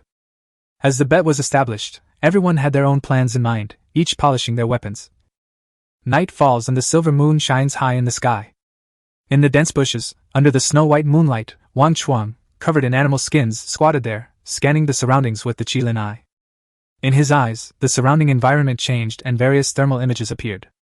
Soon, his eyes locked onto the thermal image of a sheep. Then, he put away his innate blood skill, and saw a sheep pretending to be dead walking out from behind a tree 30 meters away from him. It moves very slowly and cautiously, walking carefully without making any noise, and stopping after every step to listen to the movements around it. After discovering the prey, Wang Chuang did not rush to attack. Instead, he stared at the sheep pretending to be dead and observed its habits. After walking a few more steps and pretending to be a dead sheep to make sure there were no hunters around, he stopped in front of a low bush. Then, he raised his head and looked around, as if planning an escape route in case of danger. After making all the necessary preparations, the sheep pretending to be dead began to nibble on the branches of low shrubs, carefully looking around with each bite. Wang Chuan lamented that in this world, it was not easy for animals to survive and reproduce, and he carefully pulled out the wooden arrow. The wooden arrows were made by cutting bush branches as thick as his little finger, and roasting them over fire, so they were quite sharp. He drew the bow and aimed at the dead sheep, then slowly pulled the bowstring with his right hand. When the bowstring was fully drawn, Wang Chuang gently let go. Boom! With the sound of the bowstring trembling, the wooden arrow shot straight at the head of the sheep pretending to be dead. Not far away, a sheep that was enjoying its meal and pretending to be dead heard the sound of the bowstring. Before it could escape, the arrow had already pierced its head through the sheep's eye. Me. The rapid bleating of sheep broke the tranquility of the area. Wang Chuang jumped out of his hiding place, quickly approached the sheep lying on the ground pretending to be dead, and stabbed it in the heart with a knife. 10 seconds later, the cry stopped abruptly. In order to reduce its pain and not to affect the subsequent hunt, Wang Chuang stabbed it without any psychological burden. Although the sheep pretending to be dead ended its life in time, the cry still scared away many of its kind. Fortunately, this is their foraging area, otherwise if we kill a pretend dead sheep, they will all be scared away, making it difficult to find the target. Looking at the sheep pretending to be dead and stopping struggling on the ground, Wang Chuang pulled out the arrow and the smile on his face was harder to suppress than AK. This wasn't the first one he'd hunted today, nor would it be the last. At the beginning, he failed frequently. Fortunately, he had a good foundation in archery. After more than an hour of adjustment, his hit rate improved. Otherwise, losing the bet is not a big deal, but you will still get slapped in the face. Goo-goo. In the distance, the hunting team's gathering sounds were heard. Wang Chuang looked up at the moon in the sky and estimated that the hunt lasted about 3 hours. After packing up his equipment and carrying the prey, he ran towards the gathering place. 10 minutes later, meeting place. Wow! Vulture, you're really good! On your second hunt, you managed to catch a sheep pretending to be dead. When Wang Chuang arrived near the gathering place, he heard the loud voice of a wolf, and there was a lot of pride in his words. It seems that the vulture lost. Wang Chuang was not surprised by this result. After all, the old hunter still had empty hands, so it was normal for a newcomer to have empty hands. However, this point of view did not apply to Wang Chuang. When Wang Chuang approached the group, he saw 2 dead sheep lying at the wolf's feet, and only one beside the vulture. At this time, the wolf patted the vulture's shoulder, as if saying, "Young people, don't be too presumptuous." Chapter 38 Sheep Hunting Artifact. Of course. Wang Chuang used those little sticks and really let you hunt down a dead sheep. The wolf said with a slight surprise on his face when he discovered Wang Chuang's return and the prey on his shoulder. However, after taking a closer look at just one, his face instantly turned into a chrysanthemum with joy. Although he was slightly shocked by Wang Chuang, one prey was destined to be no match for his 2, so he believed he would win this bet. The vulture standing by looked at the prey Wang Chuang was carrying with an ugly expression as if he had eaten shit. It is normal to lose to the wolf. After all, the wolf is an experienced hunter. But how can Wang Chuang hunt it with just a few small wooden sticks? Doesn't this mean that he came in last in this competition? He was unwilling, angry, and wanted to cry. Haha, I accepted the apricots from you too. I feel really embarrassed about that. The wolf didn't care about the frustrated vulture, and said to the 2 of them with a laugh. He looked so arrogant that the other old hunters thought, how shameless. Where is his face? Why wasn't I the one who made the bet with those 2 rookies? Alas. Chiu do ma dai, I might disappoint Uncle Wolf. Wang Chuang raised the corner of his mouth slightly. The slap in the face had just begun. What's the meaning? The wolf thought Wang Chuang couldn't afford to lose, so he kicked the prey at his feet and said, Look carefully, kid, I have 2 and you only have 1. No, let the bullets fly for a while. Wang Chuang shook his finger, smiled at the wolf and said nothing, then turned and walked towards a large bush nearby. What does he want? Everyone looked at Wang Chuang in confusion. He said so many dirty words that no one understood. Puff! The next moment, a sheep pretending to be dead was pulled out by Wang Chuang. Seeing this, the wolf's face changed and he had a bad feeling in his heart. Puff! Then, the second one appeared. The scene fell into silence, the wolf opened its mouth wide, and everyone felt that this was unreal. Holy crap! So the dead sheep lives in the bushes? Mu let out a strange cry and dived into the bushes beside him. Hey, why isn't there one? Is this a funny guy sent by the monkey? Silly coin, that's what Wang Chuang hid in there. An old hunter angrily cursed. This guy is such a shame. Puff, puff! Afterwards, 2 more sheep pretending to be dead were pulled out, and Wang Chuang stepped on the prey on the ground. How's it going, Uncle Wolf and Vulture, are you convinced? This? The wolf and the vulture were stunned. How did they do that? Not only them, but everyone else also felt that this was simply beyond human power. You have to know that King Guang could catch as many prey as a whole team alone, so they lost the bet convincingly. Your apricots belong to me. Now there's no more trouble. Wang Chuang brushed off the non-existent dust on his body and walked back with a smile. He hid these sheep pretending to be dead in there. After all, carrying so many prey would not only affect the hunting, but the bloodiness would also easily attract wild beasts. So, he simply hid it near the gathering place. No, it's impossible. How could you have hunted so many? Someone must have helped you. Looking at the 5 sheep pretending to be dead on the ground, the vulture shouted hysterically. He could accept 1 or 2, and 3 or 4 could be considered good luck, but this was 5. He would not stand there and be killed even if he pretended to be dead. This was simply not something a single person could do.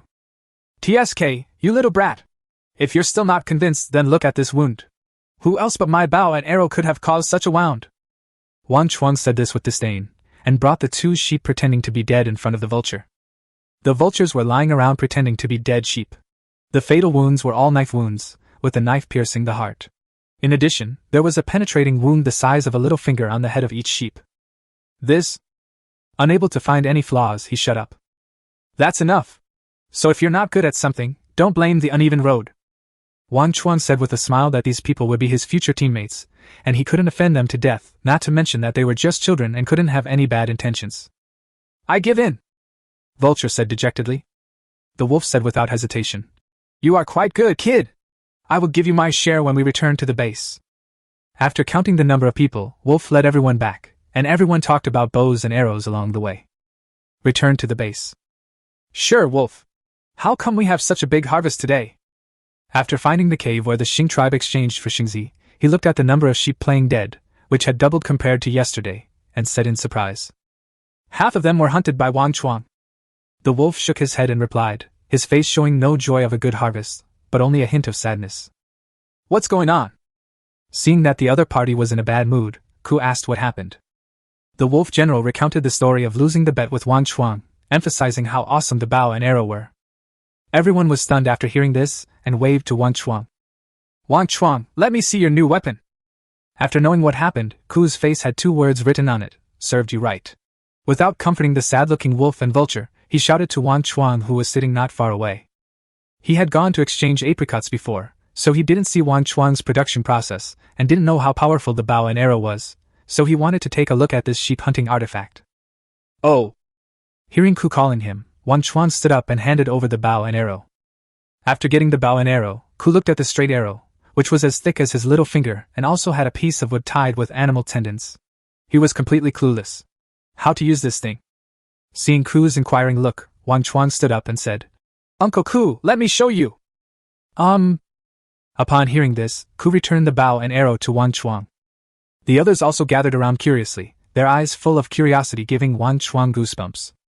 Especially the wolf and the vulture, they wanted to stick their eyes on Wang Chuang and observe him carefully.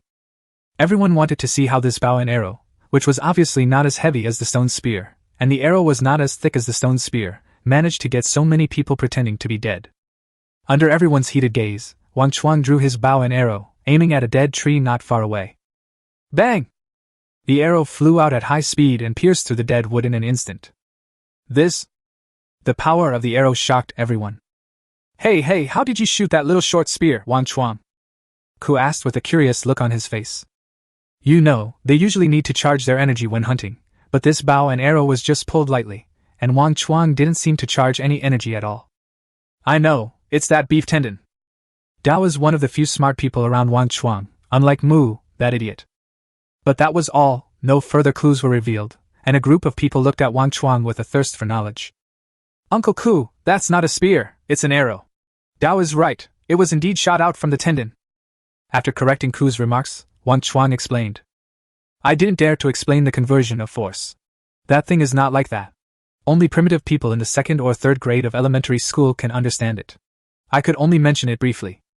Chapter 39 Extra Large Fruit. Beef tendon? Shot out. Hearing this, Ku's curiosity grew and he said, Come on, Wang Chuang, let me try it. Give. Wang Chuang handed over the bow and put the arrow on it with great insight. Taking the bow and arrow, Ku closed his left eye like Wang Chuang, gently pulled the string and let go of it towards the dead wood stake. Whoosh! The arrow was shot out, and with a whoosh sound, it missed the target as expected. What's going on? Why didn't I hit the target? Ku scratched his head. He was clearly aiming at the tree stump. Everyone was dumbfounded. This little thing didn't seem so easy to use. Bow and arrows require a lot of practice to be accurate. You're already quite impressive for being able to shoot an arrow the first time, Uncle Ku. Wang Chuang explained, first flattering them a little, since they didn't know about the bow and arrow. Is that so? This thing is pretty good, but it's a little weak. But it's just enough to hunt down dead sheep. Ku nodded, without any frustration on his face, confirming that the bow and arrow was indeed good. Obviously, shame doesn't exist in the eyes of these rough guys. How did you come up with this bow and arrow? When I get back to the tribe, I'll report it to the Witch Queen and ask her to reward you. Stroking the slender bow, Ku turned his head and said to Wang Chuang. Last night, I didn't catch the dead sheep, and I felt a bit uneasy after I came back. That's when I came up with this bow and arrow. Wang Chuang started to make up stories. In his opinion, this group of primitive people were much easier to fool than witches. Whatever he said was the truth, and those who couldn't explain it would just imagine it themselves. Hearing this, Ku nodded and said, All right, everyone, take care of the prey, and then we'll give each of us 1 apricot. Yes. Everyone responded excitedly. With excitement on their faces, only the wolf and the vulture had sad faces. At this moment, someone in the crowd said, "Wolf, didn't you and Vulture lose Xingzi to Wang Chuang? Why don't you two take care of the prey?" Once these words are spoken, it is like killing someone and breaking their heart. The vulture and the wolf's faces turned even uglier. They also wanted to save face. But everyone heard what he said and felt that there was nothing wrong with it. "Forget it, it's safer for everyone to stay together." Ku turned around and said, "So big. So round. So yellow." After processing the prey, everyone returned to the camp. Wang Chuang looked at the 3 large rhubarb apricots weighing more than 2 kilograms in his hand and sighed in his heart. Crack! The abyss opened its huge mouth and bit down hard, and a crisp sound was heard. "Oh my goodness! It's so delicious." Wang Chuang swore that he had never eaten such delicious apricots in his life. There was only a little bit of the sourness that is unique to apricots, and the rest was sweetness and a very rich fruity aroma. As he chewed, he recalled the old hunter's praise for the apricots. He had heard people say that they were not quite up to standard, but when he ate them, he realized that they tasted many times better than others had described. "It's delicious! After more than a year, I finally get to eat apricots from the apricot tribe. This is the most delicious wild fruit I have ever tasted." Everyone sat around the campfire, munching on apricots, their mouths full of praise for it. The mutton was roasted on the campfire, and the sheepskin was stretched out and hung on the top of the earthen kiln to wait for it to dry. Everyone was roasting lamb in one hand and gnawing on rhubarb apricots in the other. There were only 2 exceptions. The wolf and the vulture no longer felt that the lamb skewers in their hands were tasty, and their 4 eyes were fixed on the 2 large yellow apricots in front of Wang Chuang. Gurgle! Gurgle! The sound of swallowing saliva seemed very abrupt amid the grunting sounds. Amidst the crowd's admiration, the wolf was thankful he had tasted apricots before. But the vulture was in a terrible state, having never tasted meat before. His right fist clenched and unclenched, then clenched and unclenched again. Wang Chuang felt that if this continued, the boy would suddenly attack and rob. Although he knew that this was impossible, he would not take the risk. What's more, he was just teasing the 2 of them, and the unity of the team was more important. "Uncle Wolf, you 2 should share this apricot." It was impossible to give it all away, but he still had to do what he wanted, because after all, the wolf brought him materials for making bows and arrows. "Okay." Hearing this, Wolf finished the barbecue in his hand in one bite. The joy on his face was beyond words. He quickly took the apricot and walked away with Vulture, fearing that Wang Chuang would go back on his word. The appearance of the 2 people caused everyone to laugh. The wolf walked to the side, broke the apricot into 2 halves, and handed the larger portion to the vulture. After that, the 2 of them started to eat with great grunts, and finished it in no time. The wolf looked very satisfied, but the vulture was still not satisfied. After a while, Vulture shyly approached Wang Chuang and whispered, "Wang Chuang, can you give me some more? Uncle Wolf gave me too little, and it was gone before I could even taste it." Hearing this, Wang Chuang was stunned. This kid didn't care about his face just for a bite of food. The wolf definitely gave him more than he gave himself. Who knew that this kid would turn against his promise? The vulture spoke loudly and everyone heard it. Snort! A cold snort came from behind the 2 of them, and Wang Chuang turned his head to look. Holy shit! It's a wolf. At this time, the wolf glared at the ungrateful vulture with a dark face. The vulture noticed that the atmosphere was not right, looked back, and ran away. Puff! Now Wang Chuan was happy, and everyone laughed too. "Don't run, you little bastard! I promise I'll beat you to death, you little heartless bastard!" The 2 ran out of the earthen kiln, and Wang Chuan observed a 3-second silence for the vulture in his heart. Soon, the vulture's cry for mercy was heard outside the earthen kiln, and it was obvious that it had been taught a lesson. When the 2 returned, Vulture's face was bruised and swollen, clearly having been badly beaten. After everyone laughed at him, they went to sleep, and the happy night passed quickly. On the 2nd day, everyone wandered in the wilderness. Moo! Moo! Moo! A sound very similar to the mooing of a cow was heard, and then the ground began to shake violently, and wild beasts ran around in panic. Earthquake? Wang Chuang bent slightly, keeping his center of gravity steady. The others also lowered their center of gravity and looked in the direction of the shouting. 2 minutes later, a group of huge monsters appeared in front of everyone. Gurgle! Gurgle! The rookies swallowed their saliva, their bodies trembling and unable to speak. Mammoth! Wang Chuan whispered that he had only seen painted stones in museums before, and this was the first time he had seen a living mammoth. The giant elephants in the distance were moving slowly. He counted them and found that there were about 100 of them, with long hair on their bodies. It has a huge body, strong limbs, and is nearly 10 meters tall. It has 2 or 3 meter long tusks on both sides of its head, and it is very powerful. Oh no, it's a proboscis beast. Don't act rashly. Ku shouted with an ugly expression. That's a lot of meat. Killing one will feed the tribe for 30 days and nights. Uncle Ku, why don't we give it a try? The vulture looked eager to try, obviously tempted. Wang Chuang looked at the vulture with caring eyes. This guy was scratching his head looking for trouble. Shut up! If you want to die, don't drag us down with you! Ku growled angrily. Chapter 40 The ferocious beast attacks from close range. Whoosh! Whoosh! Hiss! In the distance, the roar of mammoths suddenly became rapid. A familiar gray-black figure appeared in everyone's sight. It's that damn pure-blooded saber-toothed tiger! After seeing the whole scene, the vulture's angry voice sounded. The other rookies' expressions also turned very ugly. They were really impressed by this saber-toothed tiger. Obviously, the saber-toothed tiger had set its sights on this group of giants, while the vulture was speaking. The saber-toothed tiger suddenly leaped 8 meters high, its claws fiercely grabbing the back of an old mammoth, and its fangs biting the mammoth's neck tightly. Yohu! With a roar and a loud bang, the entire herd of elephants fell into chaos. Woo! Woo! Roar!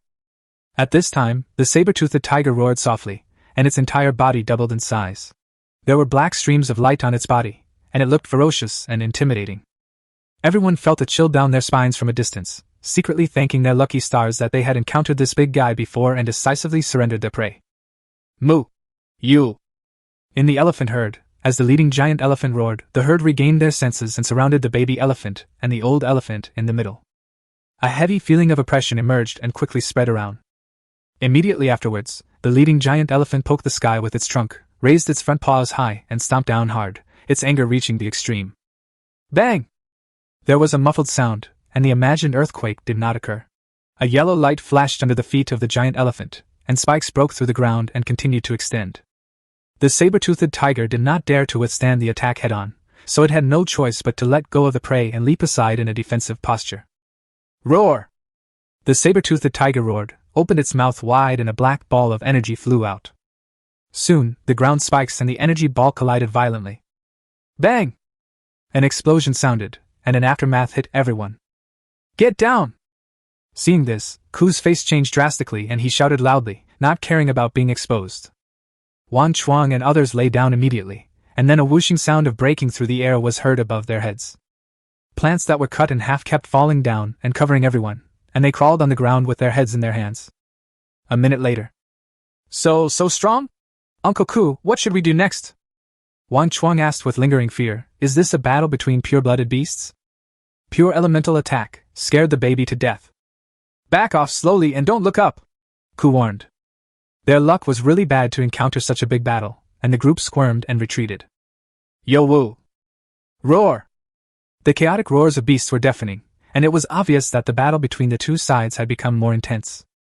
Wang Chuang and others were lying on the ground, not daring to get up. Black light balls and yellow ground spikes kept passing over their heads. He was sure that he would be killed instantly if he showed his head. Previously, an unlucky zebra was blown into pieces by a black ball of light because it ran a step too slow, and the big horns of an elk were like paper in front of the thorns and were directly pierced through. Where the two beasts were fighting, all the plants within a mile were cut in half, and no one dared to show their heads. Who? Who? Who? After escaping from the battlefield, everyone sat on the ground gasping for breath. From time to time, there were sounds of dong dong dong coming from the distance, accompanied by the roars of ferocious beasts, and the ground seemed to be shaking slightly. Ha ha, so strong, Uncle Ku, should we move back a little more? Wang Chuang, stunned by the sheer power, asked. He was incredibly thankful he hadn't been so impulsive as to provoke the mammoth and saber-toothed tiger. Otherwise, by now, it would probably have become either a meat patty or feces, the kind that had just been excreted. No need, Ku said calmly, very calm. Wang Chuang was slightly taken aback by this and asked, Uncle Ku, are all battles between ferocious beasts so fierce? No, this is just a battle between a half-blooded beast and a pure-blooded beast. Ku Xiao added. This is just the beginning. The fights between pure-blooded beasts are much more terrifying than this. What? Hearing this, Wang Chuang was stunned, his anus tightened, which meant, this is nothing? A half-blood beast, is it really that powerful? Wang Chuang asked incoherently. This cat is full of spiritual power, and you tell me it is still half-blood and pure blood? What would happen if the mammoth became a pure-blooded beast? This half-blooded beast could fight against a pure-blooded saber-toothed tiger on equal terms, or even with more power. If this creature is pure-blooded, how awesome would it be? Wang Chuang couldn't even imagine who would be his opponent. This is a pure-blooded beast, a savage beast, and how powerful is it? Is there still a future for humanity? Seeing Wang Chuang's pale face, Ku said, "Don't scare yourself. Huge beasts can challenge higher-level beasts, but because of their huge size, it is generally difficult for them to grow into wild beasts, let alone desolate beasts. Anyway, in the area where our 4 tribes live, I have never seen a pure-blooded mammoth grow up." "Is that so?" Hearing this, Wang Chuang felt a little better. The other rookies also breathed a sigh of relief. "Let's go. I guess all the beasts around here have been scared away. Let's go somewhere else." After glancing at everyone and seeing that they had all recovered, Ku patted his butt and stood up and said, "Yes." Everyone roared firmly, their voices extremely firm. This is how the primitive world is. After escaping from the tiger's mouth, you still have to work hard to survive. No one gives a damn about whether you have psychological trauma or not. If Jackie Chan flies to heaven and the adult insect dies early, it can also save a lot of food for the tribe. Therefore, the tribe does not need waste, and the weak do not deserve to live on this land. Ku continued to wander the wilderness with his hunting team, avoiding the battlefield between the two beasts from a distance. After this battle, Wang Chuang thought to himself that the saber-toothed tiger would probably be quiet for a long time. Suddenly, the one walking in front of him clenched the stone spear in his hand and whispered, "Be alert!" Swish! Swish! Swish! At the same time as the sound came from the cave, the sound of thatch scraping against animal hides reached everyone's ears. A group of people looked in the direction of the sound vigilantly, holding their weapons tightly. Whoosh! Whoosh! Whoosh! The heavy breathing sound was getting closer and closer, and Wang Chuang was so nervous that he could even hear Mu's heartbeat behind him. Swish! The thatch shook, and then a huge horn appeared in front of everyone. Next, there was a huge body. Wang Chuang looked closely and it was a rhinoceros. What's strange is that when the rhinos saw Wang Chuang and others, it didn't launch a charge, but just watched quietly. Swish! Swish! The grass continued to shake, and in an instant, 7 one-horned rhinos surrounded Wang Chuang and others. Seeing this, Wang Chuang's heart sank. He didn't expect that after just experiencing a melee of ferocious beasts, he would encounter this kind of young and inexperienced wild beast. It would be fine if it was just one, but now there was a group of them. What awaits everyone next will be a life-and-death battle. Don't be fooled by the rhino's short limbs. The power contained in them when it collides is powerful and should not be underestimated. Underestimating it will only cause you to suffer great losses. At such a close distance, Wang Chuang was thinking about how to deal with the situation and trying to find loopholes in the rhino herd. 2 ways of escape even appeared in his mind. Chapter 41 Rhino Tribe. Don't move! The cave was as steady as ever, and his voice reassured everyone without any fear. His eyes were fixed on the direction where the rhinos came from, as if he didn't take them seriously. Seeing this, Wang Chuang felt relieved a little and looked over curiously, but saw nothing. Swish! Swish! Swish! Suddenly, 3 figures walked out of the bushes, each holding a stone axe in his hand and carrying more than a dozen stone spears on his back. They looked at Wang Chuang and others with fierce expressions. Rhino tribe? The identity of the visitor was immediately apparent. Wang Chuang knew that the spirit of the rhino tribe was the rhino. Their war beasts were also rhinos, so it went without saying that the visitor was from the rhino tribe. It exploded silently in the air, and both sides looked at each other. Uncle Wolf, do we have a grudge against the rhino tribe? Seeing that the atmosphere between the 2 sides was tense, and they were about to draw their swords at each other if they disagreed, Wang Chuang asked Wolf in a low voice. The people of the rhino tribe rely on their war beasts to be rude and unreasonable. The wolf explained with a tense expression. When we hunted in the wilderness before, they often stole our prey, and many of our tribesmen were injured by them. Stealing prey is like making a mortal enemy. Wang Chuang thought to himself that he didn't have any good feelings towards the people of the rhino tribe. Although, in this world, the strong prey on the weak, it is normal for the rhino tribe to rob the Qilin tribe. But who told him that he is from the Qilin tribe? What's more, when the nest is overturned, how can the eggs remain intact? Fortunately, they haven't hunted any prey today, so there is no source of conflict, and this battle probably won't happen. Thinking of this, Wang Chuang felt a little disappointed. After all, he had never fought with anyone since awakening his bloodline, so he didn't know how strong he was. As he expected, the rhino tribe in the distance saw that there was no profit to be made and did not come over at all. They just turned around and left. As the people of the rhino tribe left, the rhino herd turned and hid in the grass, disappearing from everyone's sight. Leaving now? Watching the people of the rhino tribe disappear, Vulture said with some regret. In the past, he had often heard his father talk about his people being bullied by the rhino tribe, and now that he had encountered them, he wished he could fight them. But unexpectedly, the other party didn't care about them at all. Strange, the people from the rhino tribe are leaving now? The wolf muttered and added, in the past, when they encountered our tribe's hunting team, they would fight regardless of whether there was prey or not. What happened today? Could it be that he was attracted here by the aura of the ferocious beast? Uncle Ku, what should we do? Do the people of the rhino tribe have other intentions? Hearing this, Wang Chuang asked in a low voice. According to Wolf's previous description, the people of the rhino tribe should be very domineering. In addition, the war beasts are considered the #1 tribe in this area. So what's going on with this visit? In the past, we would fight whenever we met, but this time they just let it go like that. Why? Unless they have a bigger plan. That should be it. Ku replied uncertainly, then added, everyone be careful. Let's go somewhere else. He also sensed something fishy about the rhino tribe's abnormal behavior, so he planned to stay away from them. Yes. Everyone nodded and walked in the opposite direction. Looking at the direction where the rhinoceros tribe left, Ku frowned and looked at the battlefield of the pure-blooded beasts. Not only are the people of the rhino tribe acting abnormally, but this hunting ground is also starting to act abnormally. The point is, as the strongest tribe among the four, the rhino tribe sent too few people this time and had far fewer war beasts. There wasn't even a newcomer in their team, which clearly meant there was a big problem. He couldn't figure out what the problem was. I can only wait until I return to the tribe and report these things to the witch, hoping that he can see through the rhino tribe's conspiracy. Time flies, and a month has passed in the blink of an eye. The temperature in the hunting grounds reached its lowest point, and the snow outside the basin piled up more than 20 meters high. Wang Chuan stood in the open space in front of the camp holding the dragon-toothed blade, watching the grass waves undulating in the wind. At this time, he was no longer the same as when he first left the tribe. His hair had grown longer, his skin had become darker, he had grown a lot taller, and his body had completely changed. Unlike the devilish muscles of Ku and others, Wang Chuang's muscles are not that exaggerated. They look very slender, but his strength is incomparable to theirs. He had fought against Liao, Vulture and other members of the tribe, but they were no match at all. He had also fought against ordinary adult warriors like Wolf, but he was barely on par with them. Although Liao and the others were not as strong as him, they had mastered the ability to control fire. Although that little flame could only light a cigarette, it actually caused elemental damage. Pure power cannot be compared with elements. If someone throws a fireball at you, how would you respond? For this reason, Wang Chuang also tried to control fire, but after trying again and again, he finally realized that his bloodline belonged to warriors, while other members of the tribe were natural fire mages. Wang Chuang, what are you daydreaming about? Don't think about it. Even though you can't control fire, you're still very strong. Even though you ate a little more. The wolf came forward and said enviously. Uncle Wolf, is that a little bit? Wang Chuang patted his belly helplessly, feeling that he would starve to death sooner or later.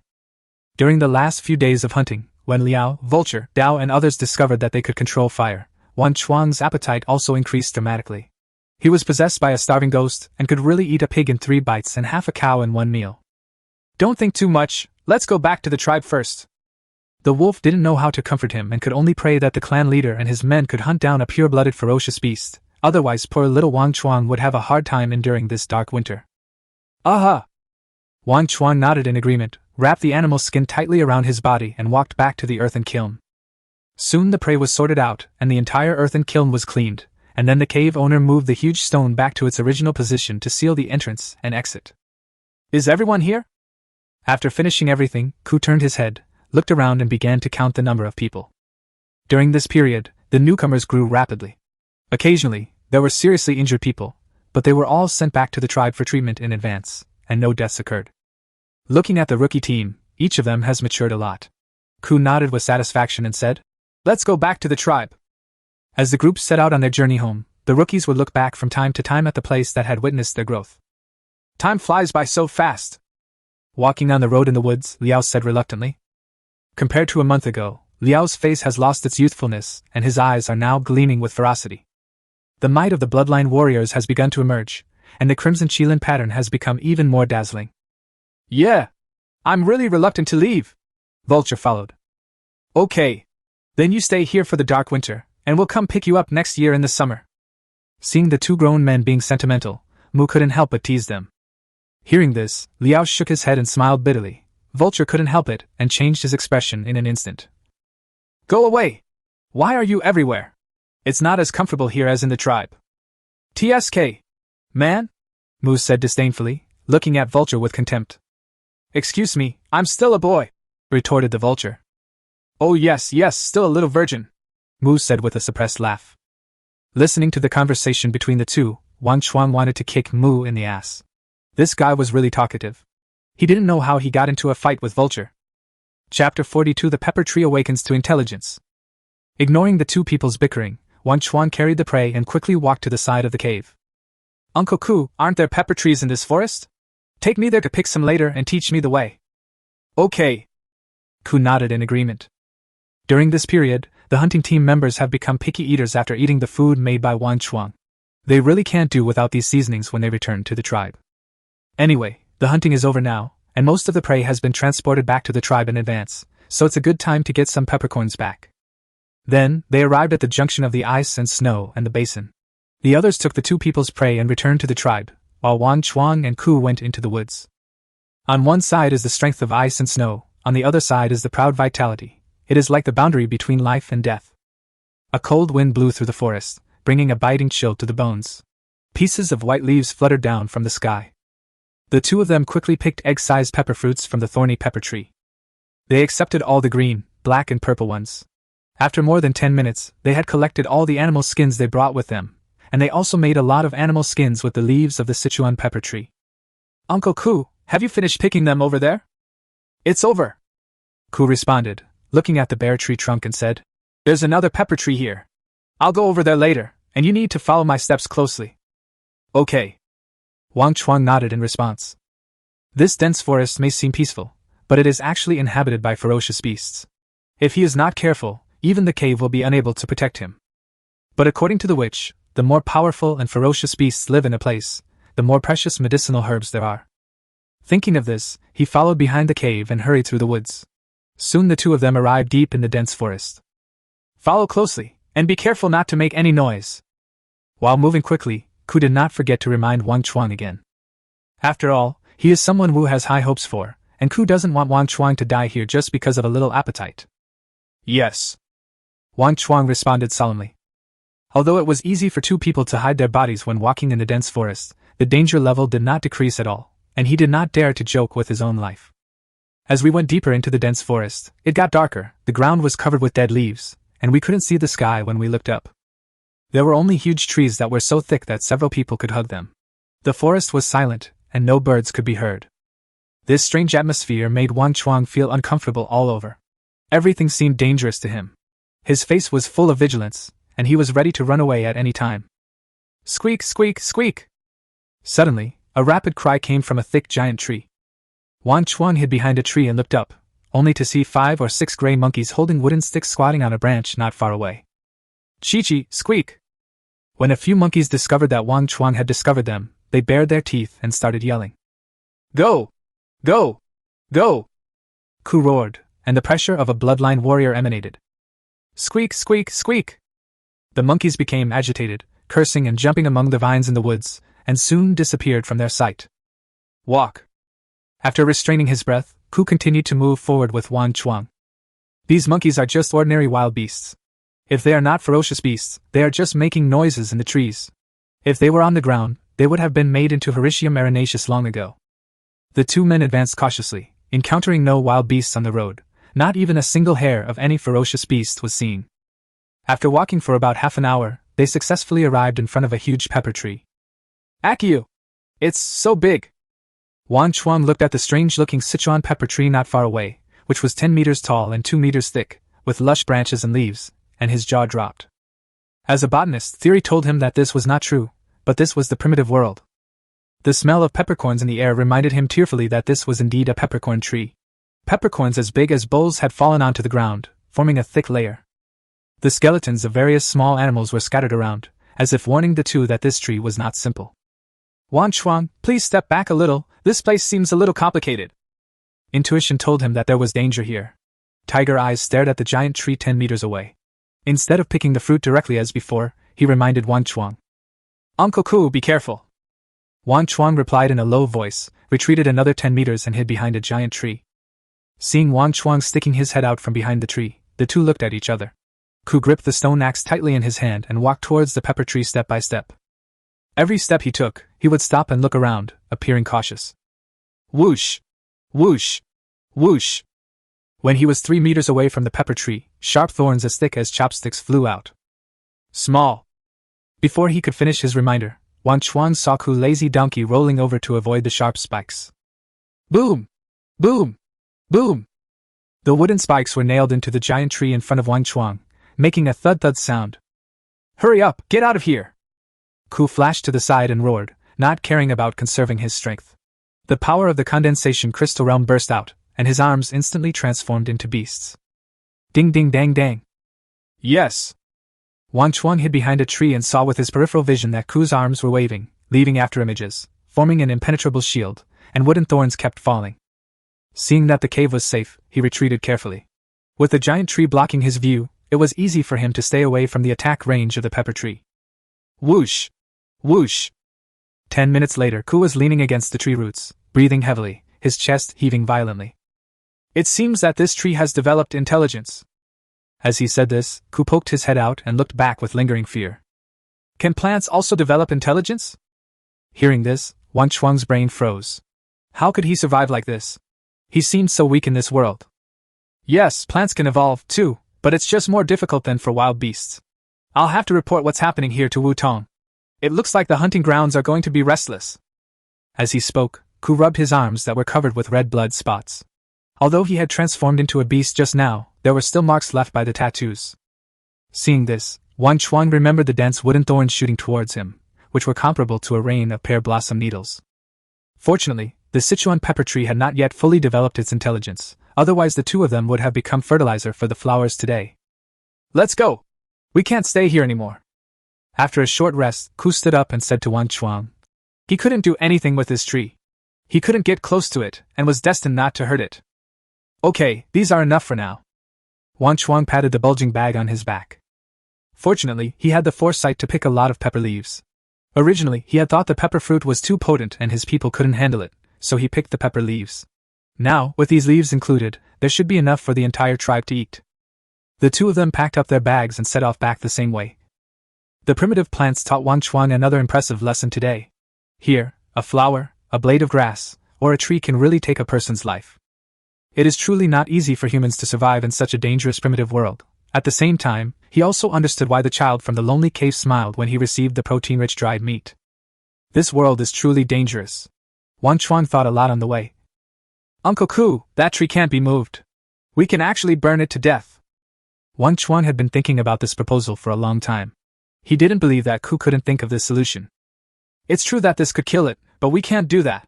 The wilderness has its own rules, and the forest has its own protector. Ku said something Wang Chuang couldn't understand. Seeing Wang Chuang's bewildered expression, he explained. Setting fire in the forest is not allowed. Once a forest fire is started, it will bring disaster to the tribe. Chapter 43 Alien Beast. Disaster? Wang Chuang was confused and asked. What disaster? Floods, thunder punishments, and riots of all beasts. So, it's not worth it for a few pepper fruits. Ku's tone became serious. Yes, it's definitely not worth it. Wang Chuang recalled how humans destroyed the environment in his previous life, causing floods, frequent flash floods, a series of force majeure natural disasters. In this way, the two of them were walking and chatting in the forest, and suddenly they stopped. Uncle Ku, why did you stop? Almost bumping into Ku's back, Wang Chuang asked with a puzzled look on his face. If you run into danger later, leave immediately and don't worry about me. I'll cover your retreat. Ku said with a grim expression, as if he had noticed something. After saying this, he put the peppercorns on his back on the ground and took the stone axe from his waist. Uncle Ku, what are you talking about? Did you discover something? Seeing this, Wang Chuang asked. He had a bad feeling in his heart, so he took off the dragon-tooth blade on his back and threw the pepper fruit aside. He couldn't do such a thing as abandoning his teammates and escaping alone. Roar! Roar! Roar! 9 low roars were heard, and a strong sense of oppression came over the two of them. Sha! Sha! Sha! The slow and steady footsteps were getting closer, and 9 golden heads appeared from behind a giant tree. The 9 heads looked identical, with a large one in the middle and 8 smaller ones. 9 bloody mouths gaped open, a fishy wind blew in, and sharp teeth flashed with a cold light. Lion! Or 9 pure-blooded beasts. Seeing the ferocious beast, Wang Chuang's legs were trembling. They still had a chance of survival with 1 or 2 lions, but the 9 golden lions only meant death for them. Roar! The 9-headed lion roared in unison. It didn't understand how such a weak human dared to look it in the eye. It felt that its dignity was violated and slowly walked out of the tree. As the roar exploded in his ears, Wang Chuang's jaw dropped. A legendary name emerged in his mind. 9-headed golden lions? The bad thing is, a ferocious alien beast. Ku's face changed drastically, and as he spoke in a low voice, his whole body began to tremble involuntarily. A sense of oppression from the soul made the two of them breathless. Snap! The sound of dead wood being stepped on became clearer and clearer. A giant golden lion with 9 heads on one body looked down at the two people arrogantly as if looking at 2 ants. 9 pairs of golden vertical pupils stared at the two of them. On its huge 4-meter-tall body, golden hair was covered without a single stray hair. Its sturdy limbs had sharp claws, and it walked in a majestic manner. Watching the 9-headed golden lion slowly approaching, Wang Chuang's back was already wet with cold sweat. He shivered and asked, "Uncle Ku, how are we going to escape next?" "We can't escape. It won't give us a chance." Ku poured a basin of cold water on Wang Chuang and quickly explained. "The 9-headed golden lion is one of the wild species. It is born with a mutated bloodline and extraordinary strength. It has an arrogant and cruel personality and is murderous. If we meet it, it will be either it or us. There is no escape, only a fight to the death." "Then, let's fight!" Wang Chuang roared in a low voice, forcibly suppressing the fear in his heart, and gripping the dragon-tooth blade tightly in his hand. "Calm down, I'll take the lead later, and you can find your own opportunity to strike." Seeing that the weapon Wang Chuang was holding tightly was shaking, Ku gave a warning. Wang Chuang agreed, took a deep breath and tried to calm himself down. While the two were talking, the 9-headed golden lion had already approached them. Roar! A soul-stirring roar was heard, and the 9-headed golden lion pounced on the 2 men from 20 meters away. Flash! Ku suddenly pushed Wang Chuang, who was still in a daze, and the two of them moved aside. Bang! With this push, Ku didn't hold back and Wang Chuang crashed hard into the giant tree, falling dizzy. When he looked up again, he was already facing the 9-headed lion. Beast transformation! The moment he pushed Wang Chuang away, he roared loudly, stimulating the power of his blood, and his arms instantly transformed into beasts. But unlike usual, this time it was his entire body that transformed into a beast. His face was covered with red unicorn patterns, and his entire body from the neck down was covered in red scales. Roar! Roar! The man and the beast roared, and Ku chopped down fiercely with a stone axe in his hand. The 9-headed golden lion swung its sharp claws, and the stone axe shattered instantly. For a moment, Wang Chuang saw Ku drop the axe handle, transform into a human-shaped beast, and engage in a fierce fight with the 9-headed lion's claws. Bang! The 2 claws collided, and the man and the beast were separated. Ku was shocked and retreated 10 steps, leaving a human-shaped mark on the giant tree before the huge force was relieved. Swish! Swish! Swish! Leaves as big as millstones fell down with a rustling sound. Bang!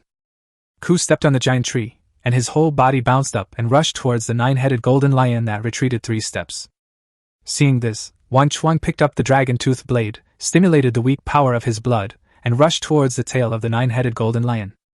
The 9 heads of the 9-headed golden lion kept watching all directions, and 8 of its heads kept biting at the cave, which was in danger as it had to dodge left and right. Wang Chuang's strength was so low that he was not even as strong as an ant in the eyes of the 9-headed golden lion. Before he could reach the 9-headed lion's butt, a giant tail as thick as his wrist swept over. Seeing this, Wang Chuang grasped the spine of the dragon-tooth blade with both hands, mobilized all his strength and aimed the blade at the sweeping beast's tail. Bang! In the imagination, the beast's tail broke into 2 sections and did not appear. He was like a golf ball hit by the tail of the 9-headed golden lion, and his whole body came into close contact with the giant tree again. Holy shit! Wang Chuang, who crashed into the tree and couldn't even get down, felt as if his whole body was torn apart. At the moment when the dragon-tooth blade and the lion tail intersected, he only saw a flash of golden light, and then he flew away. Hanging on the tree, Wang Chuang looked at the cave and was unable to cause any substantial harm to the 9-headed yellow lion, and he felt extremely anxious. It was said that complete beast transformation consumes a lot of blood power. Even though Ku is very powerful now, once the blood power is exhausted, he will fall into a weak period, and then both of them will surely die. Damn it! When a person dies, the bird flies up to the sky. If he doesn't die, he will live forever. Wang Chuang got excited and took advantage of the moment when the 9 lion heads were playing with the cave to jump down from the tree. There was no accident this time. He rode on the back of the 9-headed golden lion and stabbed down fiercely with the dragon-tooth blade in his hand. The 9-headed golden lion was shining with golden light, and the golden shield formed was successfully pierced by Wang Chuang's huge force. Half of the dragon-tooth blade penetrated into the body of the 9-headed golden lion. Roar! For a moment, the 9 lion heads roared to the sky. This attack injured it. Suddenly, golden light shone brightly around the 9-headed golden lion, and a golden shield pushed Wang Chuang out. Uncle Ku, hurry up and kill it while it's sick! Wang Chuang grabbed the handle of the dragon-tooth blade tightly, and his whole body flew up, shouting. As an experienced hunter, Ku seized the opportunity, jumped high, and stabbed the unicorn claws into the necks of the 9 heads of the 9-headed lion. Phew! Half of his arm was stuck in the neck of the 9-headed golden lion. Die! With a roar, the crimson Qilin armor on Ku's body flashed, and it was obvious that he had reached his limit. Using his last bit of strength, he wanted to take away a piece of flesh and blood from the 9-headed golden lion, but failed. The 9-headed golden lion was furious. The 2 ants had actually caused it fatal injuries. It slammed its front paws hard on the hole hanging on its chest. Bang! Swish! Ku Jia received a heavy blow and vomited blood instantly. As his body flew out, he took away a large piece of flesh and blood from the chest of the 9-headed golden lion. Bang! Bang! Bang! Boom! After taking the angry blow from the 9-headed golden lion, he crashed through 3 giant trees that were 3 arms thick, and his whole body fell limply to the ground without any reaction.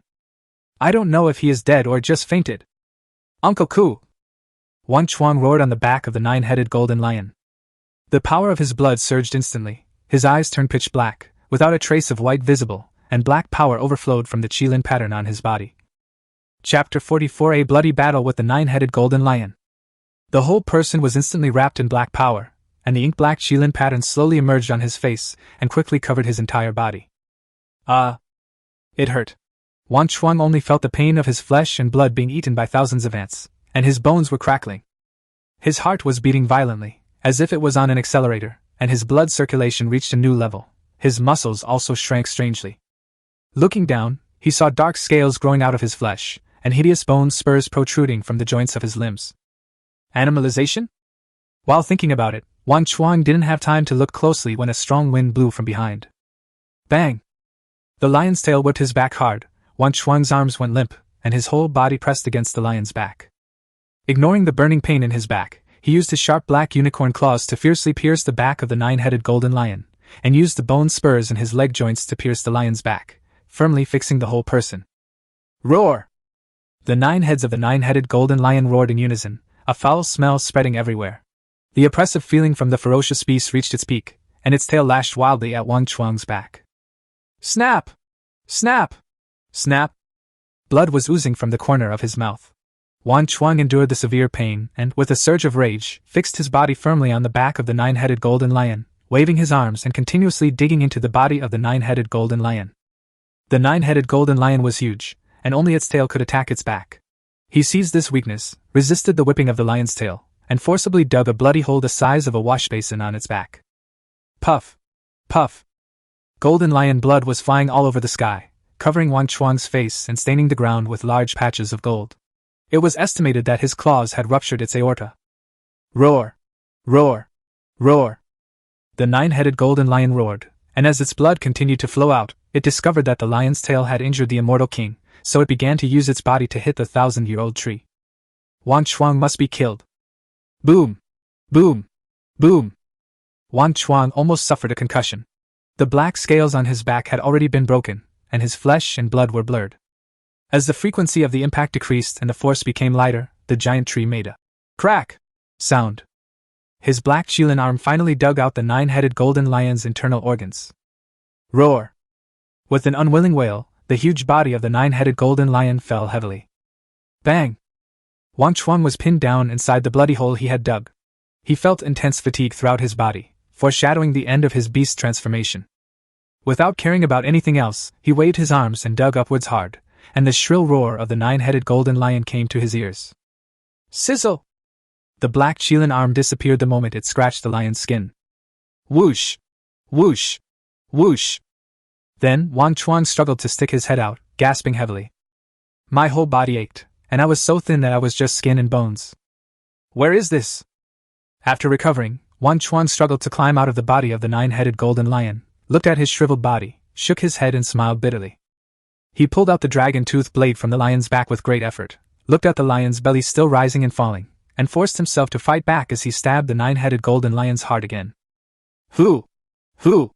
Who? The unconscious 9-headed golden lion was awakened by the pain, gasping violently, and its head fell down weakly. You're dead now! Wang Chuang muttered, feeling an intense hunger in his stomach. He leaned over to the 9-headed golden lion and drank the blood flowing from its heart. According to Wu, the blood of high-level ferocious beasts is a great tonic for bloodline warriors, especially the heart blood, which is the most precious. This is definitely a good thing for him who is now in a weak period. The blood does not have a strong fishy smell when it enters his throat, but also has an indescribable fragrance. As the blood entered his stomach, he felt a familiar feeling of heat and dryness, and his back felt numb and tingling. The bloody back began to scab. The effect of this blood was many times stronger than the half-ferocious blood that the witch gave him to drink before he became a blood warrior. His body was getting hotter and hotter, and soon Wang Chuang's face was flushed red. Just when he was about to faint from the heat, the black Qilin pattern on his body began to heat up slightly. The heat in his body slowly subsided and gathered in his heart. This was the power of the Qilin pattern. After a bloodline warrior devours excessive amounts of ferocious beast flesh and blood and tempers his body, the excess strength will be absorbed by the Qilin pattern, stored, and slowly digested. After drinking 3 mouthfuls in a row, Wang Chuang's body reached its limit. He used the dragon-tooth blade to cut branches to make a container, and collect the rest of the blood. This is the only solution he can think of at the moment. After all, the conditions are there. Looking back, he saw golden blood all along the way. The death of this ferocious beast was probably related to massive blood loss, otherwise he really couldn't kill it. After regaining his strength, Wang Chuang looked at the 9-headed golden lion. Strangely, he found that the lion's abdomen was still moving. To be precise, it's creeping. Seeing this, his face lit up with joy, as if he had thought of something. He picked up the dragon-tooth blade and carefully peeled open the lion's belly. 9 furry and sticky little heads appeared in front of Wang Chuang. Looking at this little thing the size of a calf, Wang Chuang was overjoyed. It was a cub and still alive, although it was a premature baby. But looking at the 9 hungry little mouths, he knew he could feed them. Oh! Oh! Oh! Wang Chuang picked up the little 9-headed golden lion cub and coaxed him like a baby. Ah! Ah! The little lion's 9 heads were twisting around randomly, and its 9 little mouths were babbling. Wang Chuang wiped it clean with animal skin with a smile on his face. If the amniotic fluid is not cleaned up, the animal will not survive. While he was wiping it, Ku followed the blood here. Wang Chuang, Wang Chuang! After wrapping the little lion with animal skin, Wang Chuang heard Ku's weak cry. Uncle Ku, I'm here. Wang Chuang stood up and responded, his heart at ease. He was just worried about the cave, but now it was enough for him to be alive. There was no need to worry about whether the prey could be transported back to the tribe. This was killed by you. Are you okay, Wang Chuang? 5 minutes later, Ku stood behind the 9-headed golden lion and asked with lingering fear. He had just taken that blow and broke 3 ribs and dislocated 2 of his limbs. No, we killed him! Wang Chuang said jokingly. I'm fine, I'm just exhausted. Looking at Wang Chuang's calm demeanor, Ku looked at the wound on the 9-headed golden lion. His memory before he fainted was of Wang Chuang riding on its back. Come, Uncle Ku, drink something to replenish your strength. You are still waiting to carry this back to the tribe. Seeing Ku's stunned look, Wang Chuang pointed at the 9-headed golden lion on the ground and handed over the beast's heart blood that he had just received. Good! Ku did not hesitate, took the beast's blood, and gulped it down. In an instant, he felt the injuries in his body and the power of his blood recovering rapidly. Wang Chuang was a little confused when he saw Ku's eyes wide open in disbelief after drinking the beast's blood. What happened? Has the beast's blood gone bad? Uncle Ku, what's wrong with you? Is this blood ineffective? Wang Chuang asked curiously. This is not a ferocious beast, it's a savage beast. Ku's face flushed, and he spoke haltingly. Savage beast. Wang Chuang looked incredulous. Is the wild beast so weak? I remember the cruel battle between the saber-toothed tiger and the half-blooded mammoth in the wilderness. Looking at this 9-headed golden lion again, which only flashes golden light at critical moments and looks mighty but is actually not powerful at all, he feels that the cave is deceiving him because he is young and uneducated. Chapter 45 Return to the Tribe. Yes, it is indeed a wild beast. The energy contained in its blood is much stronger than that of ordinary ferocious beasts. Ku then explained. I just don't know why. It's clearly not injured, but how did its strength drop to the level of a ferocious beast? Because of it. Upon hearing this, Wang Chuang took out the little 9-headed lion wrapped in animal skin that was placed at his feet. Aya! The 9 little golden lions were awakened and protested, each with its own ideas, and their little heads popped out from the animal's skin. Looking at the 9-headed golden lion cub in Wang Chuang's arms whose eyes had not yet opened, Ku walked forward quickly. This is a 9-headed golden lion cub, and it looks like it has inherited the mutant bloodline of its mother. This explains why the female beast appeared so weak in an ordinary hunting ground. It turned out that in order to give birth to the cub, it had exhausted its bloodline power in a short period of time. Therefore, she cannot protect herself in the ferocious beast area, so she wants to give birth safely in an ordinary area. Ku expressed his guess, which seemed to be almost correct. This female beast looks powerful, but in fact she is weak inside. Even though she was pregnant, the oppressive feeling she brought to the two of them was still comparable to that of a ferocious beast. One could imagine how powerful it was in its prime. Hurry, Wang Chuang, pack up your things. We have to leave here quickly, otherwise, when the scent of the 9-headed golden lion dissipates, we won't be able to leave. Ku said anxiously, looking around. What's wrong, Uncle Ku? Wang Chuang asked in confusion. The smell of blood. You take the cubs and the blood, and I'll carry the body. As he spoke, Ku picked up the dragon tooth blade and removed the golden lion's internal organs cleanly and neatly. Then he carried it on his shoulder and rushed towards the tribe. Roar! Awoo! Squeak! 3 minutes after the two left, a shocking roar was heard throughout the dense forest. As expected, the blood of the 9-headed golden lion was found. Whoosh! Whoosh! Whoosh! 2 figures moved through the forest, their breathing audible. All the beasts retreated as they passed. Although the 9-headed golden lion was dead, its ferocity remained, and ordinary wild beasts did not dare to approach the 2 men. Ku was carrying the body of the 9-headed golden lion with great effort. Wang Chuang was carrying a simple tree bucket filled with his heart and blood, and on his chest hung a 9-headed golden lion cub wrapped in animal skin. As the package swayed, the little guy slept soundly. Before, when Wang Chuang saw Yu Suzaku war beast, he had been fantasizing about this day. He didn't expect to get something in his first hunt. During his hunting trip, he also tried to find the cubs of various ferocious birds and beasts, but he couldn't find any suitable ones. He also tried to tame the beasts with his fists like the patriarch, but he failed every time. Originally, Wang Chuang had lost hope, but he didn't expect that when he was about to return to the tribe, he would get a wild beast cub that was 1 level higher than the ferocious beast. Although the price is that a slight negligence could cost his life, he feels it is worth it. You know, the stronger the mother beast, the stronger the offspring will be. If this little 9-headed golden lion is trained into a war beast, it will definitely be stronger and more stylish than Yu Suzaku. Along the way, the smile on Wang Chuang's face never disappeared, and he would look down at the little animal in his arms from time to time. In this way, the two of them held on for a breath, passed through the dense forest, and crossed the snow path. Before they were exhausted, the mountainside of Qilin Mountain finally came into view. Finally home. Looking at the smoke rising from the stone cave on the mountainside, Wang Chuang breathed a sigh of relief. In the 6 months he'd lived in this world, he'd completely integrated into the Qilin tribe family. Here, he didn't have to work from 9 to 5, didn't have to worry about performance, and didn't have to prepare a betrothal gift. He began to like this place from the bottom of his heart. Hey! Uncle Ku, Wang Chuang, you two are finally back! Mai, who was standing guard in a tree hole a few hundred meters away in front of Liugu Cave, saw the 2 people returning and ran towards them shouting loudly. Ferocious beast!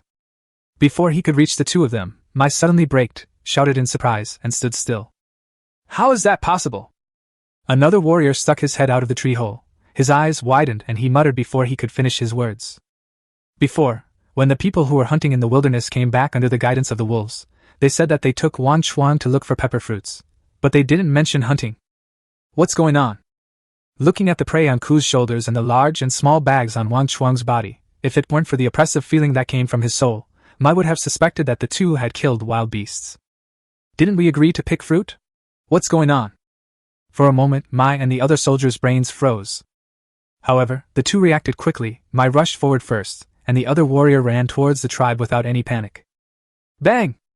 With a dull thud, the 9-headed golden lion's body fell to the ground, and Ku also collapsed on the bloody ground, gasping for breath. He was already injured, and carrying this huge beast all the way had caused him to bleed a lot. Wang Chuang's body was also at its limit. He put down the big wooden barrel containing the wild beast's blood, sat down on the snow and gasped. Whoosh! Whoosh! Whoosh! The two men were breathing heavily, their faces terribly pale. They hadn't had a single moment to rest along the way. It's not that they don't want to rest, but there are countless ferocious beasts chasing them. If they hadn't entered the Qilin mountain area and been protected by the spirits, the two of them would still be running. Uncle Ku, Wang Chuang, are you okay? Seeing the two men shivering shirtless on the snow, Mai quickly stepped forward and asked, then took off his animal skin and put it on Wang Chuang. During the bloody battle with the 9-headed golden lion, the animal skin clothes of the two men had been damaged long ago, but the animal skin skirt on the lower body was still there. Wang Chuang was completely walking his bird in the middle of winter. My little brother is already weak now. Don't be so pitiful. If it weren't for the animal skin that wrapped the little 9-headed golden lion to keep his little brother warm, Wang Chuang could have practiced the sword manual of exorcism by now. No. It's okay, I just overexerted myself. Ku's body was covered in bruises and he was shaking as he spoke. Wang Chuang nodded and tightened his hide. Seeing this, Mai felt relieved. He had just seen two men, one shirtless and the other completely naked, walking out of the snow. Seeing that both men had bruises and scratches all over their bodies, he had thought they were seriously injured. After hearing that the two men had only overdrawn their physical strength and were not in danger of life, Mai looked at the huge creature beside Ku. Although he was a warrior, he had never left the tribe. This was the first time he had seen such a majestic and domineering beast. Uncle Ku, what kind of ferocious beast is this Wang Chuang? Why does it have so many heads? Mai reached out and touched the largest head of the 9-headed golden lion. The fine hair gave him an unprecedented smoothness. This isn't a vicious beast, it's a savage beast. Brother Mai, our tribe is about to take off. Wang Chuang said excitedly. Savage beast. Hearing this, Mai screamed and instantly lost control of his expression. You two killed him? Mai asked with an expression as if he had seen a ghost. He knew that Ku was a bloodline warrior who had awakened his beastly talent, and his strength was second only to the clan leader, and Wang Chuang had only been awakened for a short time. He was a savage beast. Uncle Ku killed him, I just helped pull it out. Wang Chuang scratched his head and laughed. It is true that he killed the person, but who would believe it if he told others about it? Chapter 46. Do primitive people also look at faces? That's right, you just woke up. Mai nodded, acknowledging his statement. Haha, you're not just pulling it. Listening to the conversation between the two, Ku laughed and said, without exposing Wang Chuang's lie. He explained. Back then, without you, I wouldn't have been able to kill this wild beast. If it weren't just him and Wang Chuang at the time, he wouldn't have believed that Wang Chuang could have killed the 9-headed golden lion alone. He was exhausted from the journey and wanted to ask Wang Chuang how he did it.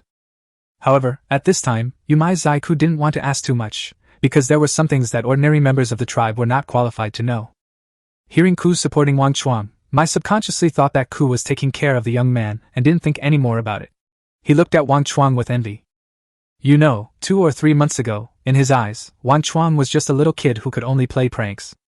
Now, after a month of hunting in the wild, Wang Chuang has become a qualified warrior and someone he looks up to. 10 minutes later, a large group of people rushed out of the cave on the mountainside and quickly rushed down the mountain. At the front of the team, an old man in linen clothes was seen walking briskly with a cane not far from Wang Chuang and the other two. The savage beast is really a 9-headed golden lion. The witch murmured and called out the name at a glance.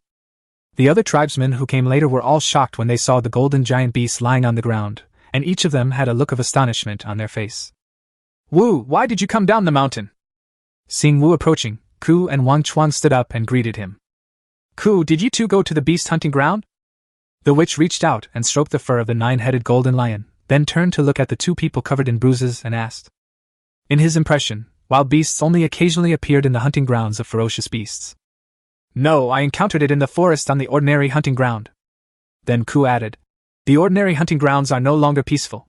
A prickly ash tree there has developed intelligence and has begun to learn how to hunt wild animals. Peppercorn tree? After listening to the story about the cave, the witch was stunned, as if asking what kind of tree it was. The Sichuan pepper tree is the hemp fruit tree, Ku explained. Wu nodded and said, Is your arm okay? It's a minor injury, it will heal after some rest. Ku said with a relaxed look that if the Qilin arm had not disappeared at the last moment, the tribe would have shouted for the feast by now. After hearing what Ku said, Wu finally put down the heavy stone hanging in his heart. After all, the tribe could not afford to lose a warrior who had awakened his innate blood skills. Then, he turned to Wang Chuang, whose body was bruised and purple from the cold, and whose bones were emaciated, and said, "You've worked hard this time, too." "Wu, everything is done for the sake of the tribe so that it won't be hard," Wang Chuang said with his chest puffed out. If they hadn't fought so hard at that time, they would probably have completed a round of biological transformation and were ready to nourish the earth. Wu nodded with great satisfaction at Wang Chuang's answer. Looking carefully at the wounds on the 9-headed golden lion's body, they were all scratches, and the most fatal wound was the bloody hole near the chest. You can imagine how fierce the battle was at that time. Just as everyone was looking at the 9-headed golden lion, a sudden voice caught everyone's attention. "Chuang, what's that in your arms? Where are the peppercorns you and Uncle Ku picked?" Mu squeezed out of the crowd and came to Wang Chuang and asked. In an instant, everyone noticed that there was a bulge under the animal skin coat that Wang Chuang was wearing, and there was a large amount of hemp hanging on it, which seemed to be heavier than the weight of hemp fruit. "That's right, Wang Chuang, put the things down quickly. Liao and the others have brought back enough hemp nuts." Mai subconsciously thought that what was in Wang Chuang's arms was Sichuan pepper fruit. Upon hearing this, everyone withdrew their gaze. The pepper fruit was not enough to attract their attention. Ah! Ah! Ah! A sudden babbling sound came from Wang Chuang, and people surrounded the 9-headed golden lion and commented on it. The noisy scene suddenly became quiet. Pairs of eyes filled with curiosity looked over again. "Wang Chuang, what's making that noise on your body?" Vulture walked forward anxiously, ready to pull off Wang Chuang's clothes. Hey! Hey! Hey! What the hell do you want to do, you baldy?" Mu took a step forward and stood in front of Wang Chuang. Between the two of them, it felt like there were little fireworks colliding and ready to start a fight at any moment. "Snort!" Wu snorted coldly, and Mu and Vulture instantly became paralyzed, becoming good boys again and retreating to the side. Noticing Wu's gaze, Wang Chuang reached into the animal skin coat wrapped around the 9-headed golden lion cub and took it out. Since the little guy is a premature baby, he is still very sleepy. Although the journey was a bit bumpy, it did not affect his sleep quality at all. At this moment, the little guy was taken out of the animal skin clothes. The temperature dropped sharply in the cold wind and he started howling. Seemed unhappy to be leaving the warmth. This is a 9-headed golden lion cub. Great! Thank you for this gift from nature." Looking at the 9-headed golden lion cub in Wang Chuang's hand, Wu excitedly saluted to the wild. A cub of a wild beast means that the tribe will become much stronger in the near future, and the tribe members' hunting casualties will be reduced. This is more inspiring to the Qilin tribe than hunting a ferocious beast. "You must take good care of this cub, Wang Chuang. If you have any questions about feeding it, feel free to come to me." Wu gave Wang Chuang instructions, feeling extremely happy when looking at the little wild beast cub. The other warriors and even the women looked at the little lion with envy, their faces overflowing with maternal love. Seeing this, Wang Chuang shook his head helplessly. Who told this little guy to be so soft and cute? As for war beasts or cubs, whoever catches them owns them. This is the eternal rule of the Qilin tribe. Therefore, he never thought that the 9-headed golden lion cub would be taken back by the witch and distributed to other powerful bloodline warriors. "I know, thank you, Wu," Wang Chuang responded. To be honest, he didn't know how to feed this little guy. Then, everyone surrounded Wang Chuang tightly, shouting, "Wang Chuang, let me take a look! Wang Chuang, can you let me pet the little lion? I'll give you some meat." Wang Chuang. Amidst shouts, everyone worked together to carry the 9-headed golden lion back to the cave on the mountainside. During this period, the animal skin on Wang Chuang's body was torn off and disappeared, and his body was ruthlessly ravaged by a group of pickfoot men and decent women. In their opinion, even if they can't touch the 9-headed golden lion cub, it's the same as touching the owner. They might as well touch it first, since it's free anyway. In fact, Wang Chuang didn't refuse to let him touch it, but the 9-headed golden lion cub needed to rest. It was not even a month old, and whether it could be raised was another matter, but it could not withstand the tossing and turning of a group of rough men. Wang Chuang's face was full of helplessness as he protected the little guy tightly. Fortunately, Mu and Dao were there to block him, otherwise it would not be easy for him to return to his stone house on the mountainside today. "Hiss, it's freezing!" After sending his tribesmen away and returning to the stone house with Mu and the thieves, Wang Chuang stood in the living room, swaying as he spoke. "I'll go get some firewood for the fire. I'm going to ask the witch for food." Mu and Dao ran out of the living room, one went to move firewood and the other went towards the cave. Chapter 47 Talking to the Witch. Inside the cave. "Have you made a breakthrough?" After sending the tribesmen away, the witch looked at the cave and asked. "No," Ku replied, knowing what Wu wanted to ask, and continued. "I didn't kill the 9-headed golden lion. After I tore off a piece of flesh from its chest, my bloodline dried up and I fell into a coma. At that time, Wang Chuang was riding on the back of the 9-headed golden lion. When I woke up, they were no longer there. I followed the blood trail all the way to Wang Chuang, but when I arrived, the golden lion was already dead. Listening to Ku's narration, Wu stroked his gray beard, opened his mouth but said nothing in the end. Go down and have a rest. Ask Wang Chuang to come to me in the evening. I have something to ask him. Wu instructed. Yes. Ku immediately agreed and walked out of the cave. Do you think Wang Chuang can kill the 9-headed golden lion? The witch asked the empty cave, his voice echoing in the cave. I don't know, but don't underestimate your own people. Something might have happened during this period that we don't know about. An ancient voice rang out from the Qilin stone sculpture. The fatal wounds on the golden lion are all claw marks. It is either a ferocious beast or a bloodline warrior. But this wasn't done by Ku? Wu asked doubtfully. This time, the Qilin stone sculpture did not speak. Time passed slowly and the cave was so quiet that you could hear a pin drop. 5 minutes. 10 minutes. Well? Seeing that Ling still didn't respond, Wu sighed. Without saying a word, Ling fell into a deep sleep again. Comfortable. Wang Chuang was soaking in a huge stone pot with a raging fire burning underneath. If you didn't know, you would think he was going to boil himself. Resting his head on the wall of the pot, letting the boiling water in the pot churn, Wang Chuang began to recall the changes during the battle with the 9-headed golden lion. Animalization? At that time, he thought that the cave was dead and his emotions fluctuated violently. The blood power in his body instantly became like a wild horse that broke free and became uncontrollable. Then his body turned into a beast. He had seen Ku's transformation into a beast. Apart from the difference in color, his own transformation was not only more ferocious than Ku's, but also more durable. Beast transformation. Thinking of this, Wang Chuang mobilized the blood power in his body and wanted to try if he could do it. Blur! As a result, 3 minutes later, apart from a fart, there was still no change in his body.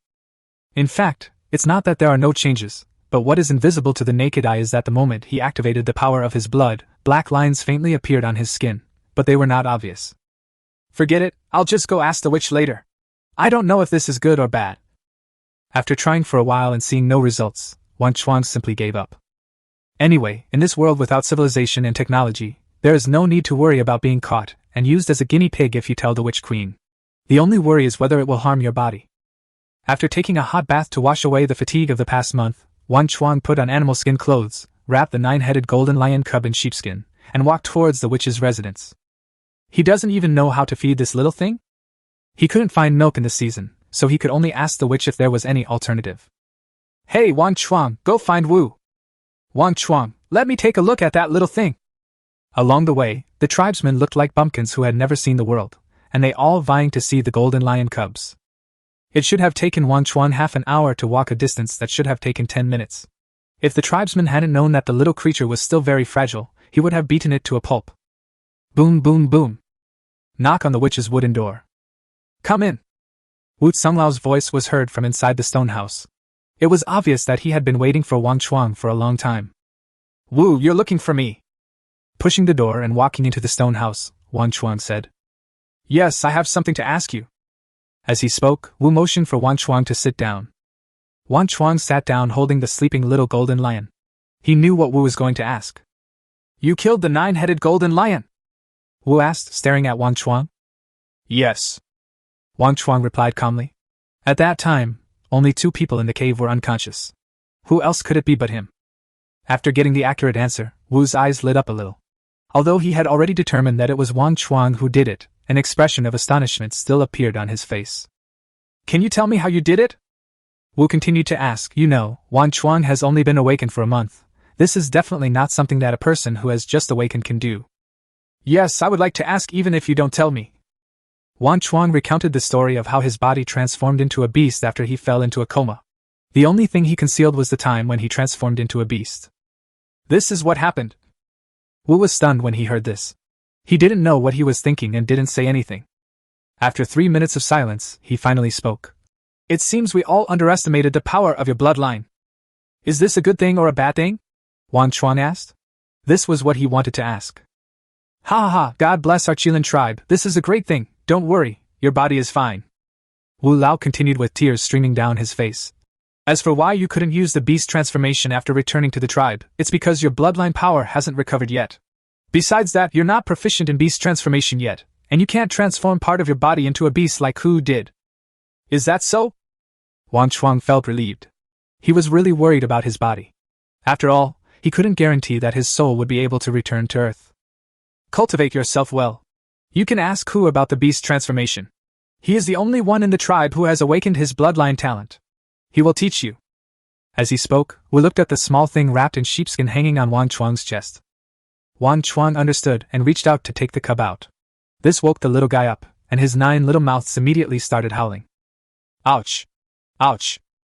The little guy's body was shaking as he burrowed into Wang Chuang's chest, as if he sensed some terrifying presence. This? Wang Chuang was dumbfounded. What was going on? Nothing!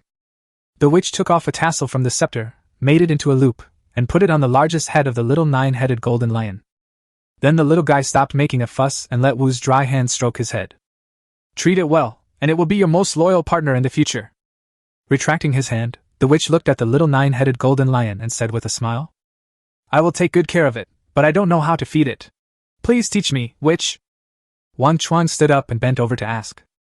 In his previous life, he was busy with his career and didn't take having a baby seriously, as he had no experience in raising children. Now he had no confidence in raising a cub, especially a premature one. Seeing Wang Chuang's serious expression, Wu nodded and thought for a moment before saying, Leave it here. You can come and feed it every day from now on. It will be fine with me watching over it. Okay, thank you for troubling me. Wang Chuang agreed to Wu's proposal very readily, without any worry that the other party would flatter the little golden lion. Because he is a witch, the backbone of a tribe. Everything for the tribe. The witch waved his hand and said, Your bow and arrow are very useful. The newborn children in the tribe can have a good winter. I have you to thank. After saying that, he gave Wang Chuang a look that said, You understand.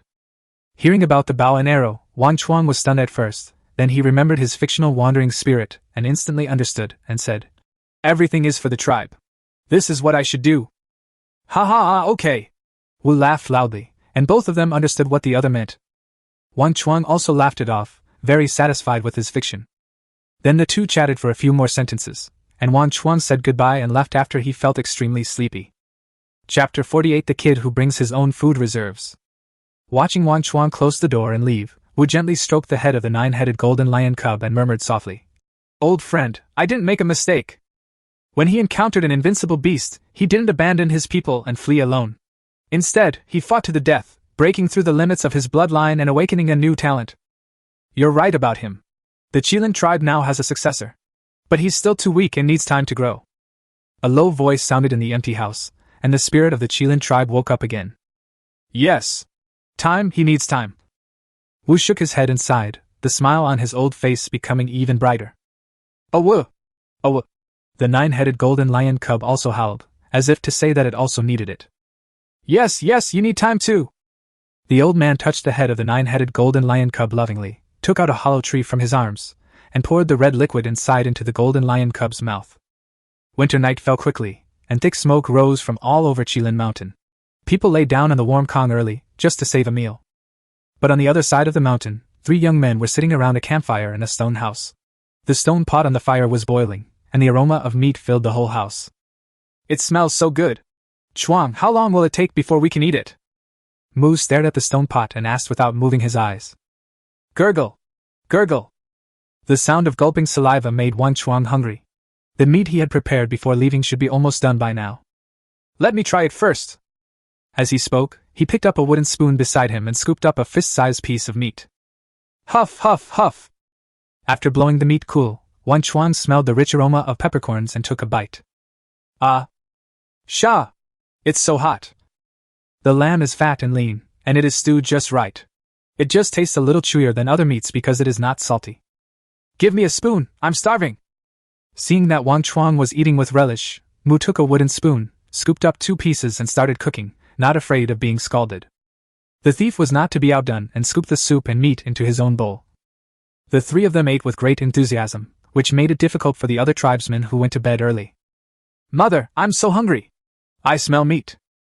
On the Kong, Vulture, who was tossing and turning and unable to sleep due to hunger, muttered.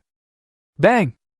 Sleeping next to the Vulture, a woman who looked to be in her 30s or 40s instantly gave the guy a big thumbs up. Eat, eat, eat.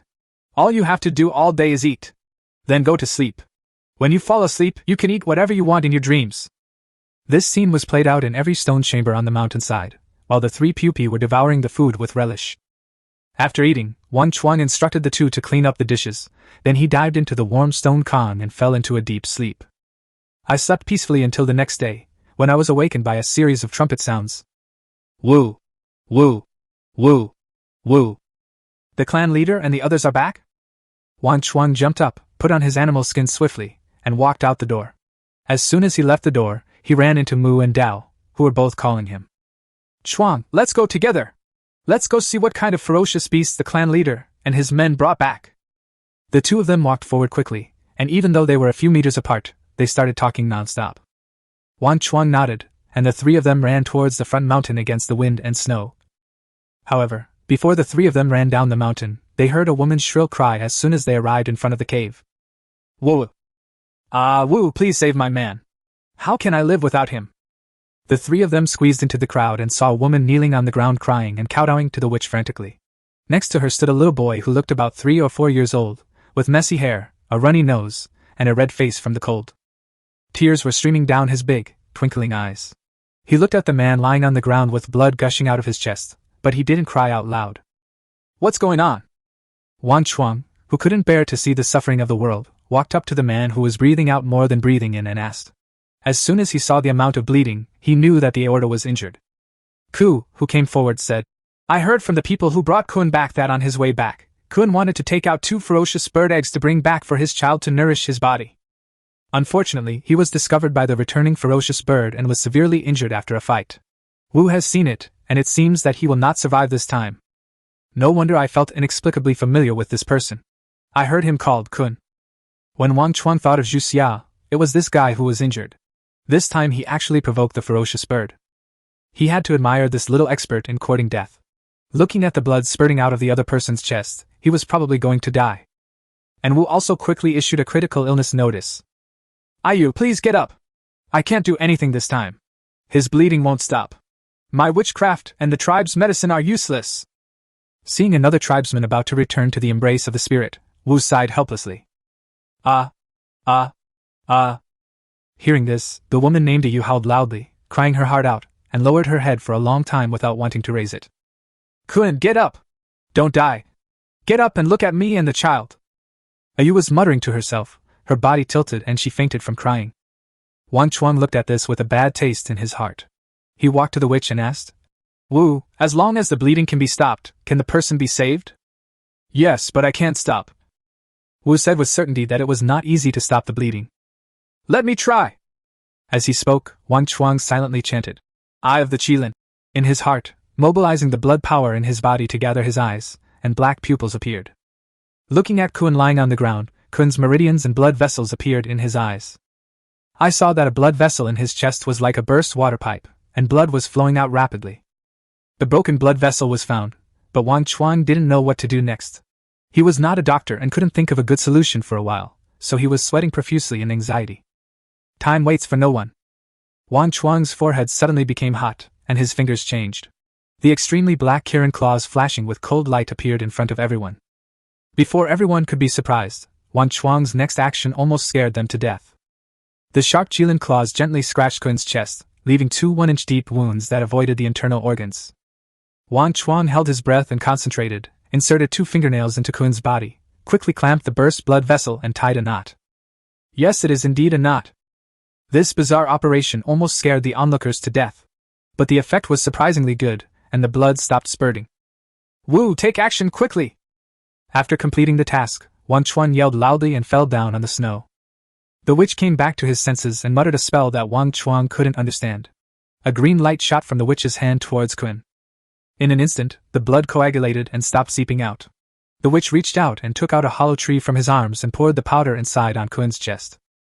Wang Chuang didn't know what it was. He only knew that after the thing was poured on him, Qilin's face twitched violently a few times and he almost woke up from the pain. Thanks! After Wu and Wang Chuang finished everything, the snotty-nosed little boy suddenly knelt on his knees and said, Oh shit! No wonder Wang Chuang always felt like he had forgotten something. It wasn't until he heard the little boy's voice that he remembered the bloody scene was not suitable for children. He said stiffly, No. It's okay. Aren't you afraid? Wang Chuang asked curiously. During the practice just now, he was so focused that he didn't feel anything. Now when he thinks about it, his hands are shaking. Don't be afraid, I know you are saving my father. The slug boy stuck out his tongue and licked the snot frozen on his philtrum, and said calmly. Oh my God! Wang Chuang didn't dare to speak. He silently gave the little boy a thumbs up and said in his heart, awesome. The kids who bring their own food reserves are all ruthless people. Chapter 49 Qilin Fruit. Wang Chuang, have you awakened your beast transformation talent? Wang Chuang, how did you save Qilin? After a group of people hurriedly carried Qilin into Wu's room, Wang Chuang was surrounded and questioned by a group of people.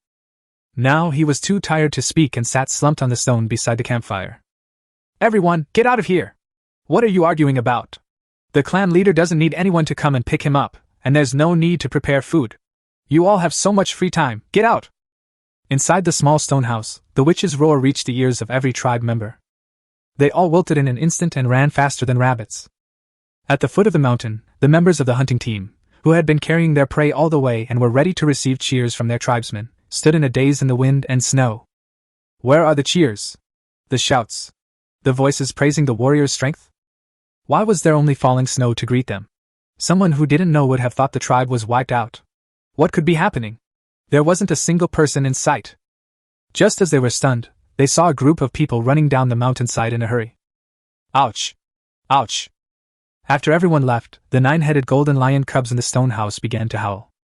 Looking at the 9 hungry little mouths, Wang Chuang, who was holding the meat paste, was confused for a moment. Should he put a little in each mouth, or feed only one? Feed it to the largest one in the middle.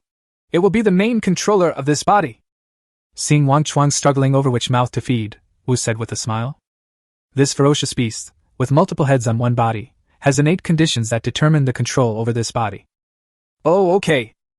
After Wang Chuang agreed, he scooped out some meat paste and fed it to the golden lion cub.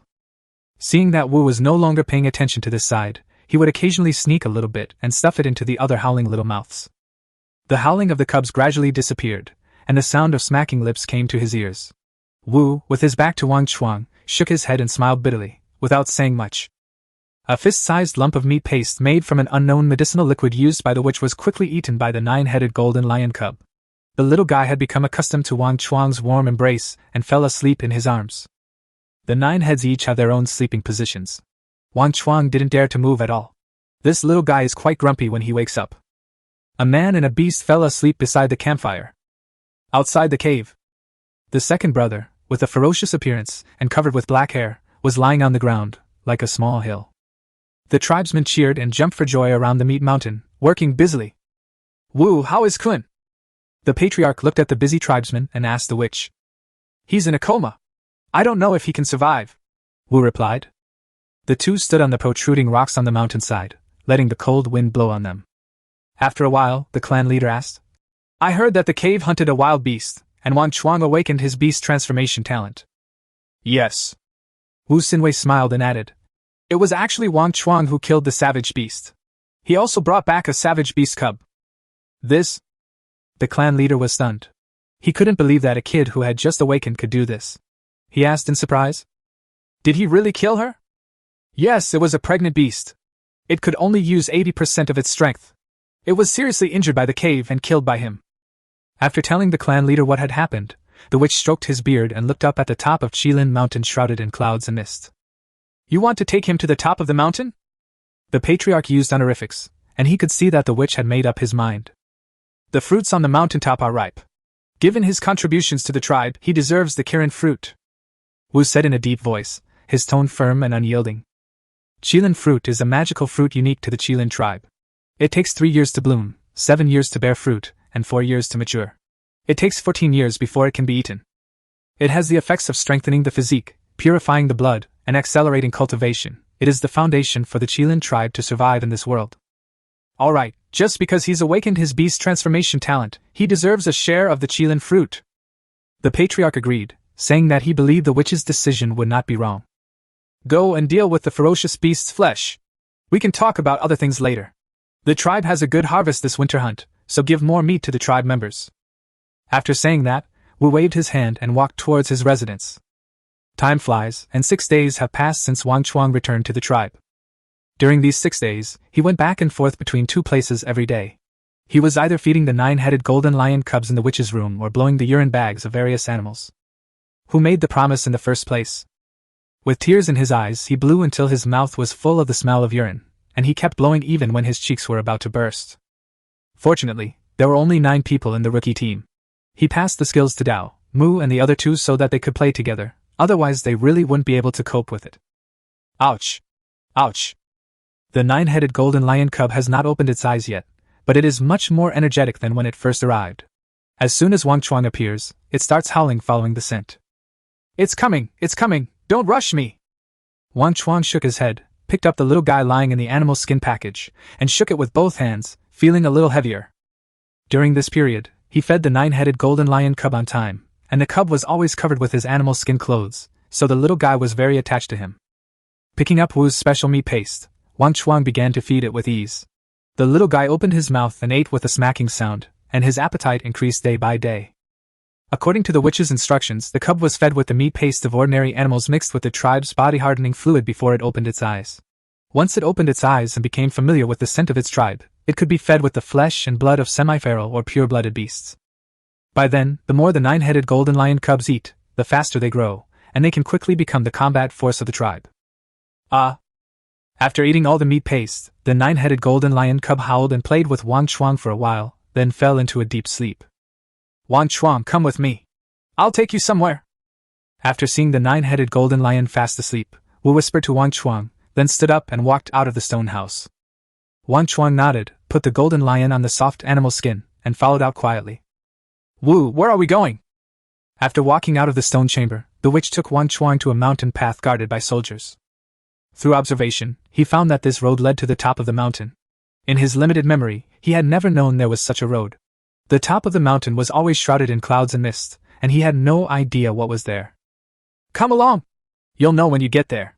Wu walked forward. Witch? The 2 soldiers guarding the mountain path bowed and saluted. The witch nodded and asked, Have the clan leader and the others gone up yet? The patriarch said he is waiting for you in front of us. The 2 guards answered immediately. Wu responded, turned his head and said to Wang Chuang, Concentrate your breath and follow my steps closely. Yes. Wang Chuang immediately suppressed his own aura as a bloodline warrior to the lowest level. Feeling the change in the aura, Wu Kai walked step by step towards the road leading to the top of the mountain. Along the way, Wang Chuangdong looked around and didn't see anything unusual around him. He was very puzzled. What kind of medicine was sold in the witch gourd? Chapter 50: The Underestimated Primitive World. The 2 walked in silence until they came to the junction of the mountainside and the clouds. In front of us stood 2 men carrying wicker baskets on their backs. Witch! The people carrying the baskets were the clan leader and Ku. They greeted Wu and looked at Wang Chuang as a greeting. Clan leader Uncle Ku. Wang Chuang responded, looking into the wicker baskets the 2 men were carrying, which were full of meat. What are you going to do? A picnic wouldn't require so much meat.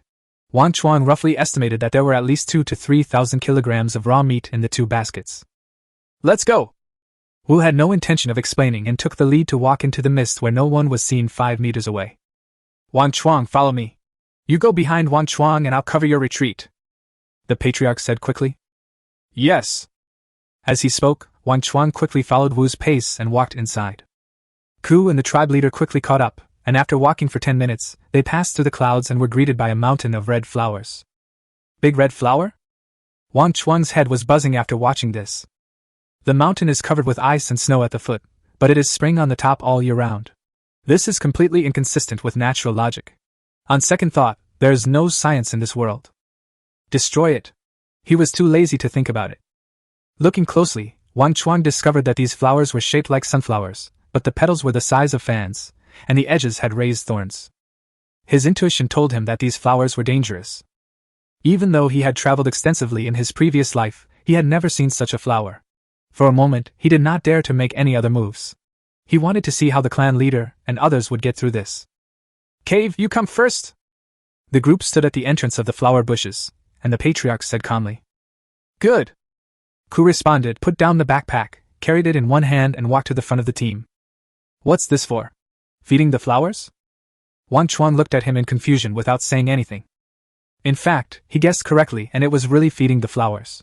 Ku came to the red flower, reached out to pick up a piece of something weighing 2 or 3 pounds from the basket and threw it into the flower with its mouth wide open. This is called a piranha plant because, unlike other plants, it eats meat. Remember, if you encounter a piranha plant in a hunting ground, don't attack it. Once you feed it, it will fall into a deep sleep and pose no threat to humans. Wu whispered, spreading knowledge of this world to Wang Chuang. I remember it. Wang Chuang listened attentively and observed carefully. After the carnivorous plant swallows the meat, its petals gather together, and a chewing sound comes from the stamens, which is creepy to watch. He really wanted to know why the tribe grew these flowers on the mountainside and what they were protecting. Along the way, relying on wild animal meat, they passed through the sea of flowers and fear. Then, a series of bushes blocked the 4 people's way. These shrubs grow individually, are as thick as a little finger, and have no branches.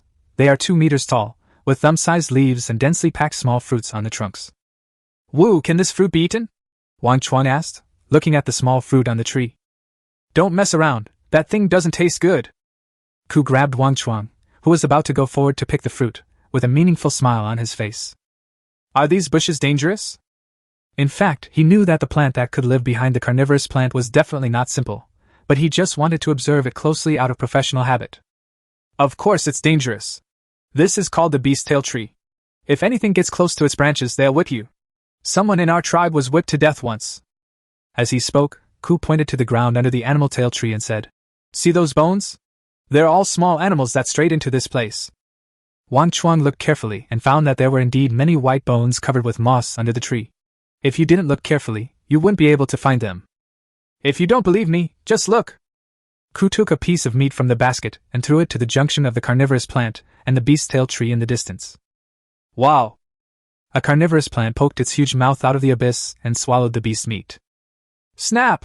Snap! Snap! The next moment, more than a dozen beast-tail trees moved, and with heavy whip shadows, they whipped the carnivorous plant into several sections in just a few strokes. When their fellow plant was attacked, the nearby carnivorous plant bit the animal-tail tree, while the carnivorous plant in the distance released pollen from its stamens, and its petals instantly turned into small fans that spun rapidly, blowing the pollen towards the animal-tail tree. Thousands of animal-tail trees also began to swing wildly, creating strong winds that blew the pollen back. I could hear the sound of the plane's wings, and I could imagine how powerful the force was. Gurgle! Wang Chuang swallowed his saliva. He was shocked. It was hard to imagine that plants could fight together. Although they cannot move, their various methods make it difficult to defend against them. Uncle Ku, they are so dangerous. Why does the tribe still keep them? Wang Chuang asked. Because they are one of the raw materials for making the body-quenching fluid, and you will know when you reach the top of the mountain. After the witch spoke to end the conversation between the two, he recited witch language and a powerful pressure descended from the sky. The fighting carnivorous plants and beast-tail trees were suppressed in an instant. Let's go! Wu said with a tired look on his face, and the 4 of them quickly walked towards the top of the mountain. Wang Chuang looked up and saw that after passing the beast-tail tree, there was still a barren open space 30 meters away from the top of the mountain. The top of the mountain was hidden in the clouds and mist, and he couldn't see what was on it at all. Snap! Snap! Snap! Walking among the beast-tail trees, there were crackling sounds everywhere, and the only thing left on the body was a red mark. After being whipped more than a dozen times, the 4 of them finally walked out of the range of the beast-tail tree. When Wang Chuang looked back, he saw that the beast-tail tree had stood up again. It seemed that the suppression time had passed and the 2 sides were engaged in a melee again. How are we going to get down the mountain later? Seeing the worry in Wang Chuang's eyes, Wu said without stopping. Go up! Wang Chuang nodded and stopped thinking about it. If the sky falls, there is someone taller to hold it up. He just needs to follow it, and is too lazy to think too much. After walking for another 5 minutes, the group arrived at the top of the mountain shrouded in clouds and mist. This time, the witch did not go in directly, but asked the tribe leader to place the meat in the basket in front of the clouds, and took Wang Chuang and the other 2 to kneel down and count up to the top of the mountain. Qilin lives forever! The witch was shouting and crawling on the ground like a devout believer. The words fell. Bang! Bang! Bang! A sound was heard from the clouds, a powerful aura appeared, and then a Qilin beast made of tree roots walked out of the clouds. Roar! The deafening roar resounded through the sky, the man-eating plants and animal-tail trees wilted instantly, and the small animals in the mountains trembled. Wang Chuang looked at the lifelike Qilin beast out of the corner of his eye. If he hadn't known that it was made of tree roots and had some moist soil on it, he would have thought it was real. Hiss! Hiss! Sisi! The Qilin's wooden fangs continued to extend, wrapping around the pile of meat and pulling it into its mouth. The horrifying scene stunned Wang Chuang, and he raised his head unconsciously. Bang! In an instant, a tree root as thick as a finger was pulled out from the Qilin beast's mouth. Oh! Wang Chuang cried out after receiving a strong blow on his back. His entire face flushed red as he felt a surge of burning power entering his body. Chapter 51: Swallowing Qilin Fruit. What's going on? Wang Chuang was stunned. Was this a slap in the face and then a sweet reward? The fiery power circulated through his body and flowed into the mouth of the black Qilin in his heart. He felt refreshed, and his body was strengthened. The three all turned their heads to look at Wang Chuang, their eyes full of confusion and a hint of envy. Get up! Wu didn't explain to Wang Chuang. Because the clouds on the top of the mountain dispersed to create a path, an ancient tree 2 meters high, 1 meter in diameter, with red bark shaped like fish scales and leaves shaped like maple leaves appeared in front of everyone. There are 3 red fruits on the tree that look like Qilins. There are 3 Wu Qilin fruits! Ku said excitedly. Isn't this normal? Wang Chuang looked at the tree, which was as excited as a child, with a puzzled look on his face. Is it necessary to be so excited about such a big tree with only 3 fruits? Go ahead! 1 for each of the 3 of you. Now you don't have to worry about how to divide it. Wu said this while suppressing his excitement, with an uncontrollable smile on his face. Yes. The 3 answered in unison. Qilin fruit. Wang Chuang muttered softly. Although he didn't understand why it took 3 people to pick the fruit, he still followed the footsteps of the 2 clan leaders. After passing through the misty passage, the 3 of them came to the tree. The patriarch and Ku jumped high to pick the fruits from the tree.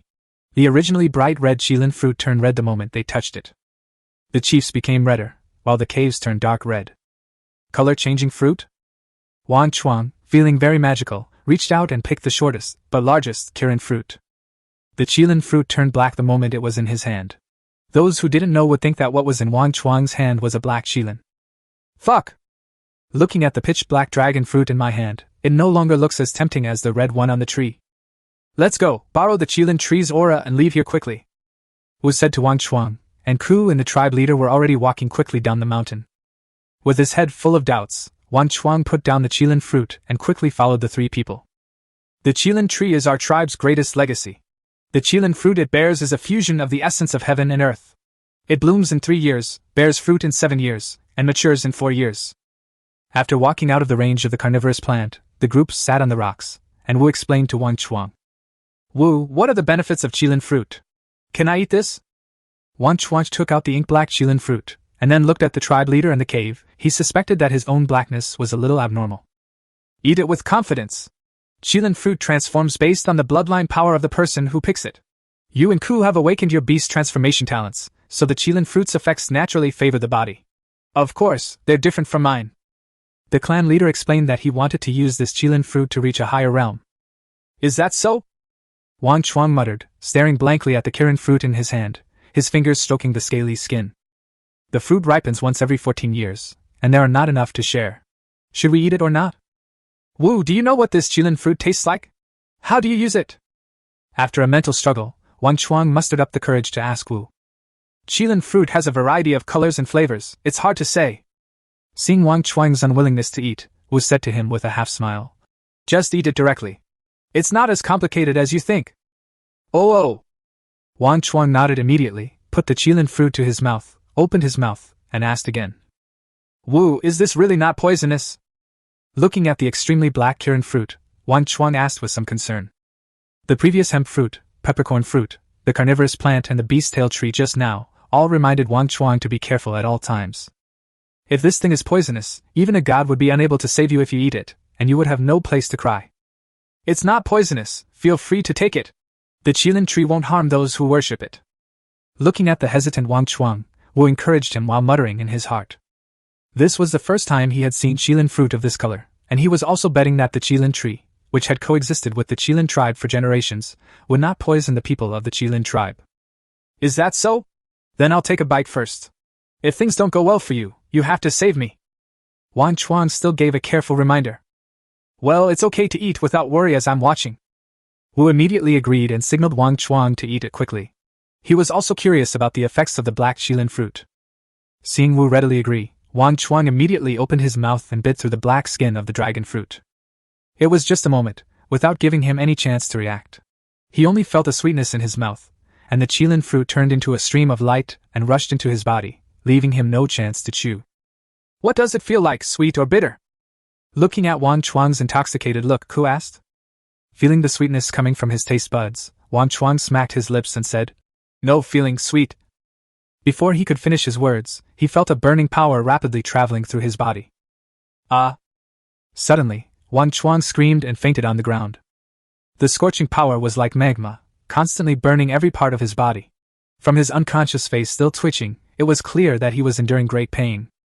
Wu, is Wang Chuang okay? Looking at Wang Chuang lying on the ground and twitching, the patriarch asked with concern. It's okay. He must have been knocked unconscious by the immense power of the Qilin fruit. He'll be fine once he wakes up.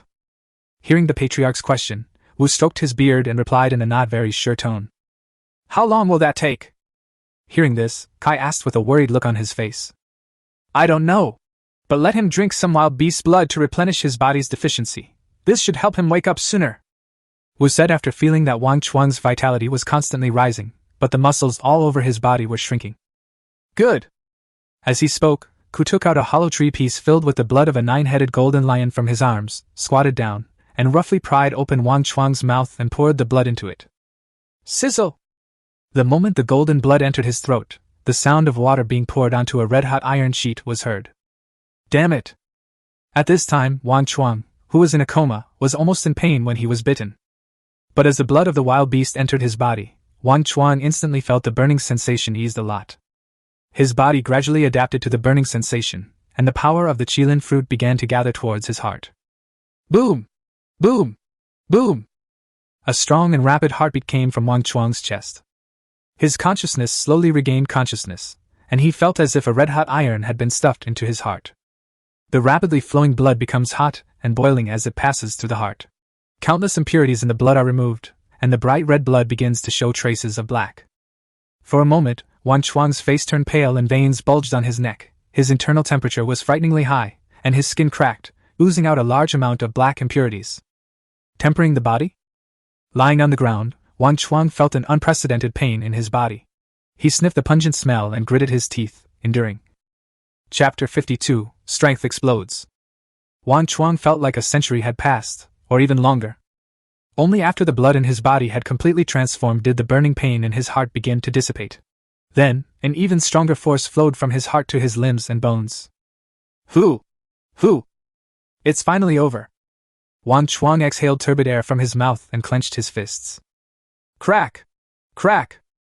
The sound of finger bones rubbing against each other was clearly audible, and a layer of black dead skin fell off, revealing jade-like skin. As he stood up, the dead skin all over his body fell to the ground, and he felt his whole body became much lighter. Looking down at the Qilin pattern on the heart, the black Qilin pattern became deeper, and if you look closely, you can see a flash of black light on it. There's a stream of light on the tattoo. Wang Chuang has actually reached the middle stage of the initial awakening realm so quickly. Looking at the changes in the Qilin pattern on Wang Chuang's body, Ku said with astonishment on his face. You know, he endured 2 years of hardship from the early to the middle stage of the initial awakening. Haha, not bad I didn't waste the power of the Qilin fruit. Wu laughed and nodded with satisfaction as he watched the changes in the Qilin pattern on Wang Chuang's body. Is Qilin fruit so effective? Looking at the powerful fist, Wang Chuang murmured. At this moment, he felt that the power in his body was more than twice as strong as before. The power contained in the black Qilin fruit is indeed stronger than I imagined, at least twice that of the dark red one. The witch took the Qilin fruit for the first time in the cave and deduced the power of the black Qilin fruit. Fortunately, you were resolute and managed to pull through. Otherwise, your body would have been burned to ashes by the black Qilin fruit. Oh shit! After hearing what Dao Wu said, Wang Chuang felt that he had been cheated, and he was frightened. If he couldn't get through this, he would be in trouble. Before, seeing Wu agreed so readily, he thought there was no danger. Apparently, the witch wasn't entirely clear about the black Qilin fruit's effects. Perhaps this was also the first time the tribe had picked black Qilin fruit. Fortunately, he stood up tenaciously and his strength increased dramatically, otherwise he would have suffered a great loss. Hey, why is the Qilin pattern on my body flashing? After surviving the disaster, Wang Chuang looked at the Qilin tattoo on his body and asked in confusion. When one's strength breaks through, the Qilin pattern will change. But when he looked at the clan leader and the people in the cave, he saw that there was no change, except that the color of their Qilin patterns was darker. It didn't have a dim light like his, so he was very curious. It's okay. This is what happens when you have just achieved a breakthrough in strength. You will understand after a while. Wu began to explain that this was a sign of a breakthrough for the bloodline warriors at each stage. Is that so? Wang Chuang muttered, looked up at the sky and said, Wu, let's go! Let's go down the mountain! Xiaojiu should be awake by now. Xiaojiu was the name he gave to the 9-headed golden lion cubs. Go! Wu waved his hand and looked at Wang Chuang's impatient look. He didn't know what he wanted to do. Well? Watching Wang Chuang's back as he walked down the mountain, the clan leader sighed deeply and said, I didn't expect Wang Chuang to grow so fast. Yes, I remember when you and I reached the middle stage of the initial awakening realm, we also used 2 Zondongs. Ku also sighed. Wu, are you sure you want to choose him? The patriarch asked meaningfully. Ku also looked at Wu. During the previous hunting, Wang Chuang's performance was better than Liao and Vulture, and the reward of Qilin fruit seemed to explain Wu's choice. No rush, let's talk about this after Xiandong is over. Wu straightened his hunched back and looked at the snow-covered wilderness outside Qilin Mountain. Yes.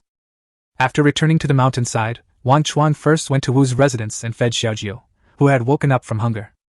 After feeding the hungry little one, he didn't play with it or coax it to sleep as usual. His excuse was that the child had to grow up and he wanted to cultivate Xiaojiu's independence. In fact, Wang Chuang was feeling the surging power in his body and wanted to test how much stronger he had become. Before he transformed into a beast and fought against the 9-headed golden lion. Even though he killed the 9-headed golden lion, he was actually in a daze at the time, and it was not him who was happy. Now that his strength has greatly increased, he wants to have some fun. Ahaha. Coming to the open space in front of the cave, I looked at the hunting team members with bare arms and sweating profusely. Wang Chuang did not look for anyone to compete with, but instead came to a huge rock as big as a house. This huge stone is a training tool specially used by the clan leader and Ku, who are at the crystal condensation realm. Most rookies and warriors would stay away from it. Reaching out and touching the huge rock in front of him, Wang Chuang's eyes were filled with excitement. Hey Wang Chuang, come here quickly! You can't move that! Mu put down the tricycle-sized stone in his hand and shouted at Wang Chuang. In the dark winter, the warriors cannot hunt, but they are not idle either. The warriors with wives are busy reproducing at night, and during the day they have to undergo devilish training with the rookies under the supervision of the clan leader and the cave. Looking back at Mu, who had gained a lot of weight and grown taller, Wang Chuang almost didn't recognize him if it weren't for his iconic dog-shoed hair. I want to try it! Feeling the unexpressible power in his body, Wang Chuang felt that with his current strength, he should have no problem lifting the boulder in front of him. Upon hearing this, the bustling training ground fell silent. The rookies looked at Wang Chuang one by one. When they first arrived, they all tried to challenge that huge rock, but without exception, they all failed and no one could shake it. Feeling the fiery gazes of the rookies and looking at the disdainful expressions on the faces of some veterans, Wang Chuang felt the need to stand up for the rookies, and he didn't do it to show off. He took off his animal skin coat, revealing his inverted triangle muscles that were beginning to take shape. The black Qilin tattoo on his body moved with his muscles, as if it had come alive. After stretching his neck, Wang Chuang felt crackling sounds all over his body, and began his warm-up exercises. Wang Chuang, stop pretending. You can't do it. If the wind is strong, my waist will be sprained. Yes, that's the tribe leader and the cave people. Come back quickly. You can't move it. You're still too young. Automatically blocking out the discussions, Wang Chuang walked towards the boulder step by step. He was seen squatting in a horse stance facing the boulder, grabbing the protruding parts of the boulder with both hands, mobilizing the unexpressible strength in his body. With a roar, veins popped out of Wang Chuang's arms, muscles all over his body began to tremble violently, and his feet sank into the ground. TSK! Much thunder, little rain! I was so scared. I thought he had moved it. The boulder did not move, and the discussions around became louder. The rookies' eyes flashed with resentment, and they glared at the old soldier who was speaking. It was obvious that they had made many embarrassing mistakes before. Get up from me! Wang Chuang continued to exert force, and faint black scale marks appeared on his arms covered with blue veins. Roar! The black unicorn sleeping in Wang Chuang's heart let out a roar that only he could hear. In an instant, pieces of scales shining with black light quickly spread from his arms to his entire body. The hideous bone spurs at the joints looked extremely lethal. Chapter 53 He lifted it up. Seeing this, a group of people dropped their jaws in shock. The black Qilin claw, flashing with cold light, easily dug into the boulder. Under the astonished gaze of the crowd, the boulder was slowly lifted up. Boom! Boom! Boom! Wang Chuang carried the huge stone, and every step he took was like walking on their hearts. Bang! After taking 10 steps, the boulder fell heavily to the ground. So satisfying! After putting down the boulder, the scales instantly disappeared into the flesh. Wang Chuang roared to the sky, and a heavy gasp came from his nose. Whoosh! Whoosh! Whoosh! The only sound heard at the scene was his cow-like breathing. A group of people stood there in a daze, staring at the boulder stupidly. He lifted it up. Someone came back to his senses, muttering something, his face full of disbelief. Oh hoo! I knew you could do it! Captain is awesome! Team leader! The members of the rookie team roared, more excited than if they had lifted the boulder themselves. Snap! Snap! Snap! Applause rang out in the arena. Ku walked through the crowd and looked at Wang Chuang, who was sweating profusely. He invited him. Wang Chuang, you are really strong. Are you interested in practicing with me? Okay, Uncle Ku, let me take a break. Wang Chuang responded loudly, rubbing his limp limbs. He had been looking forward to fighting with other bloodline warriors for a long time. His peers were far inferior to him. When the patriarch started fighting, flames covered his body, and he did not dare to provoke him. Looking at the entire cave, only the cave was his best choice. Seeing Wang Chuang's agreement, Ku nodded with excitement. In the past, when fighting with the clan leader, he would not suffer much if he did not transform into a beast. Even if he used the beast transformation, he couldn't defeat them all. Now seeing Wang Chuang's great strength, he was also happy to see the prey and issued an invitation. Half an hour later, the surrounding tribesmen automatically formed a big circle around the two of them. Uncle Ku, come on! How about we transform into beasts and have a fight? Wang Chuang shouted towards the shirtless Ku across from him. You kid can also use beast transformation? Ku asked in surprise. You know, every time he uses the beast transformation, he will fall into a weak period of 1 to 2 days, and Wang Chuang has only been using it for half an hour. Doesn't he have a weak period? Yes, I didn't use my full strength just now. Wang Chuang replied that he had indeed not used his full strength just now. If he had used his full strength, he felt that he could have walked about 20 steps. Good! Hearing this, Ku did not hesitate. A powerful sense of oppression rose from his body, and crimson scales and crimson stripes quickly enveloped him. Seeing Ku complete his whole body transformation into a beast, Wang Chuang's eyes flashed with excitement, and he mobilized the blood power in his body. The black unicorn in his heart opened its copper bell-like eyes, and a black power merged into his blood and flowed throughout his body. Black scales, hideous bone spurs, and black stripes on the face emerged. Suddenly, a feeling of oppression slightly weaker than the cave appeared, and the black blood power spread through his body. A cold, fierce aura pressed in all directions. Is this what it feels like to go all out? Feeling the surging blood power in his body, Wang Chuang whispered to himself with excitement on his face. Why did the cave transform into a beast? Is it an enemy attack? Such a strong bloodline aura! After separating from the cave, the patriarch, who had just returned home, felt the power of the two bloodlines and his face instantly became serious. He picked up the nearest white ivory bone spear and rushed out of the stone house, shouting, The enemy is attacking! Bloodline warriors, follow me to meet the enemy. The rest of you, stay in the cave and don't go out. As the strongest of the Qilin tribe, he could sense another burst of blood power, only slightly weaker than the cave. Is the person coming from the Rhino tribe or the Apricot tribe? The patriarch thought in his heart as he rushed towards the place where the blood power exploded. He couldn't understand why Xiandong's tribe dared to go out and invade other tribes. Uncle Ku, let's fight! In the circle surrounded by the tribesmen, Wang Chuang spoke towards the cave. War! Ku roared. The two men rushed towards each other at the same time, and both sides threw straight punches at the same time in the middle of the circle. Drink! Bang!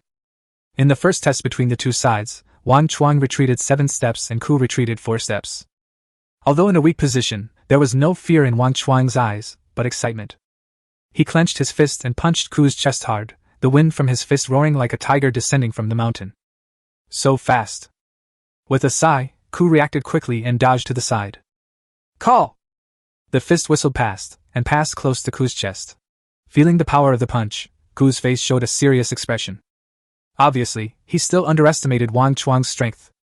The attack was ineffective, so Wang Chuang steadied himself and turned around to punch the cave again. Wang Chuang! On the other side, the clan leader who had hurried to the place where the bloodline power erupted, opened his eyes wide and his face was filled with shock when he saw the fight between the two. He really didn't expect that the one fighting against Ku was not an enemy, but Wang Chuang. Hey, is that Wang Chuang? Why did Ku and Wang Chuang start fighting? Yes. His bloodline power is so strong, the pressure he gives me feels only slightly less than that of the cave. The ordinary warriors who followed the patriarch looked at the two people fighting in the field and started discussing with confusion. Chief, is this Wang Chuang's awakened beast talent? Why is it different from the one in the cave? In the crowd, Mai asked the clan leader beside him with an incredulous look on his face. His bloodline has mutated. The clan leader explained as he looked at Wang Chuang, who was fighting fiercely with Ku. Before, the reason why he thought it was an enemy attack was because the blood power of Wang Chuang after he transformed into a beast was different from theirs. What shocked him even more was that Wang Chuang's strength after transforming into a beast was so strong that he could fight against Ku, a strong man in the condensation crystal realm. The two people in the field were immersed in the battle and were not affected at all by the discussions of people outside. The only sound in his ears was the wind breaking from the other's fists, and for a moment the two men were fighting fiercely. Bang! After fighting for another 3 minutes, Wang Chuang was hit in the chest by a well-timed punch from Ku, who had rich combat experience. Wang Chuang only felt that he was hit by a small truck. A sweet taste of blood spurted out of his throat. His feet dug deeply into the soil. He staggered back several steps and sat down on the ground. Stop! Stop! Uncle Ku won't fight anymore. After enduring a heavy blow, the black scales had dissipated to the limit. Wang Chuang lay on the ground gasping for breath, and gave the cave a big bad review in his heart. The reason is, he's going to kill me. Wang Chuang, are you okay? Looking at Wang Chuang with blood on the corner of his mouth, Ku, who was completely immersed in the battle, suddenly woke up, withdrew his beast transformation, walked forward quickly and asked. Fine. Wang Chuang shook his head and said, I'm in a weak period. I just need to rest for a while. Hearing this, Ku looked at Wang Chuang as if he were a monster. Is this still a human being? You know, his bloodline power has reached its limit now, and Wang Chuang used beast transformation to move the huge rock before the battle. The gap between the two is obvious. Wang Chuang knew very well that although it seemed that the two sides fought for more than 10 minutes before he was defeated, he knew that Ku was letting him win. Even though the difference in strength between the two beastmen was small, Ku had much more combat experience than him. He hadn't used his full strength from the start, otherwise he would have been able to kill him without taking any damage in the first round. Chapter 54. This is not Blue Star. Seeing Wang Chuang spitting out blood, Mu and Dao rushed to Wang Chuang's side. Hearing him say that everything was fine, the two of them breathed a sigh of relief and helped Wang Chuang up. Hello, Chief! Hearing this, Wang Chuang, who had just stood up, turned his head to look at the newcomer and asked in surprise, When did you come, Chief? It's been a while. Listening to Wang Chuang's question, the clan leader saw that his face had turned pale, and asked unhappily, Are you okay? It's okay. Wang Chuang replied weakly. I'm glad you're okay. The clan leader nodded, then looked at Ku with a serious expression and said, Ku, you're having a great time fighting. Wang Chuang is a newcomer and doesn't know much, are you confused too? I know I was wrong, Chief. This is all my negligence. It has nothing to do with Wang Chuang. Ku lowered his head with an apologetic look on his face. Forget it this time. Next time you two spar, remember to say hello in advance. Now go away! The clan leader was very lenient towards the hunting captain and the rising star in the clan, and did not punish them. Considering that Wang Chuang had just taken Qilin fruit and really needed some training, he waved his hand and said, Mu Dao, you two help Wang Chuang go back and rest. Yes. Mu and Dao nodded, and one of them held Wang Chuang's arm and walked away. After returning to his own home, Wang Chuang lay on the warm kong. A feeling of weakness instantly spread throughout his body, and he was too lazy to even move a finger. Is this the period of weakness after a full-strength burst? Feeling the extreme fatigue coming from his body, Wang Chuang thought secretly in his heart. After sparring with Ku, he concluded that his bloodline power was stronger than Ku's, or that his beastly talent was stronger than Ku's. The black scale armor is much stronger than the cave armor in terms of defense and attack power, and its durability is twice that of the red armor. This means that if two people at the same level transform into beasts at the same time, he will be stronger than the average person. 3 days have passed since the sparring with Ku, and Wang Chuang has recovered as before. Looking at the 9-headed golden lion cub howling with hunger beside him, Wang Chuang threw the meat paste in his hand into Shizhou's mouth. The other golden lion heads that were not fed continued to howl, and one head twisted in one direction, as if trying to break free from this body. During this period, under his careful care, Shizhou has opened his eyes and is no longer sleepy. He used to cry and crawl around all day long as if he could never be fed enough. Now, Every little head has its own ideas, and no one is willing to submit to anyone else, but with only 4 legs, it can't even stand steadily. According to the witch, they are fighting for control of their bodies. Only when their souls are stable and their spirits and minds are unified can they become true exotic beasts, the 9-headed golden lion. Ouch! Ouch! After eating the fist-sized piece of meat paste in a few bites, Xiaojiu continued to make a fuss. What a bottomless pit! Shaking his head, Wang Chuang stuffed all the meat paste in his hand into Shijiu's mouth, feeding each head a little, and of course the biggest head got the most.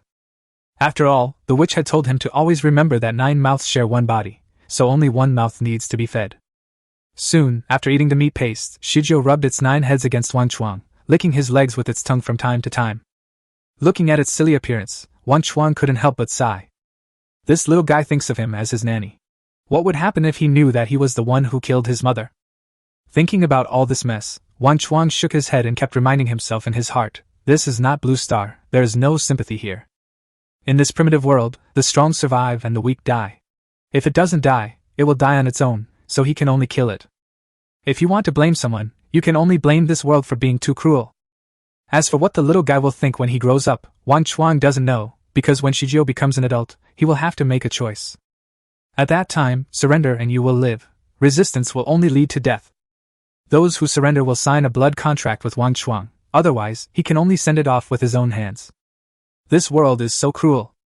Ouch! Ouch! The roar of the beast interrupted Wang Chuang's thoughts. He looked down and saw that 4 of the heads were already asleep, and the other 5 heads were roaring softly. What that means is that they want Wang Chuang to give them special treatment. Looking at those bright eyes, Wang Chuang smiled. No matter what would happen in the future, at least this little guy was very lovable now. That's enough, Xiaojiu, you can't eat anymore. If you get too fat, I won't be able to hold you anymore. Wang Chuang spread his hands towards the little guy. Xiaojiu was the general name he called this guy.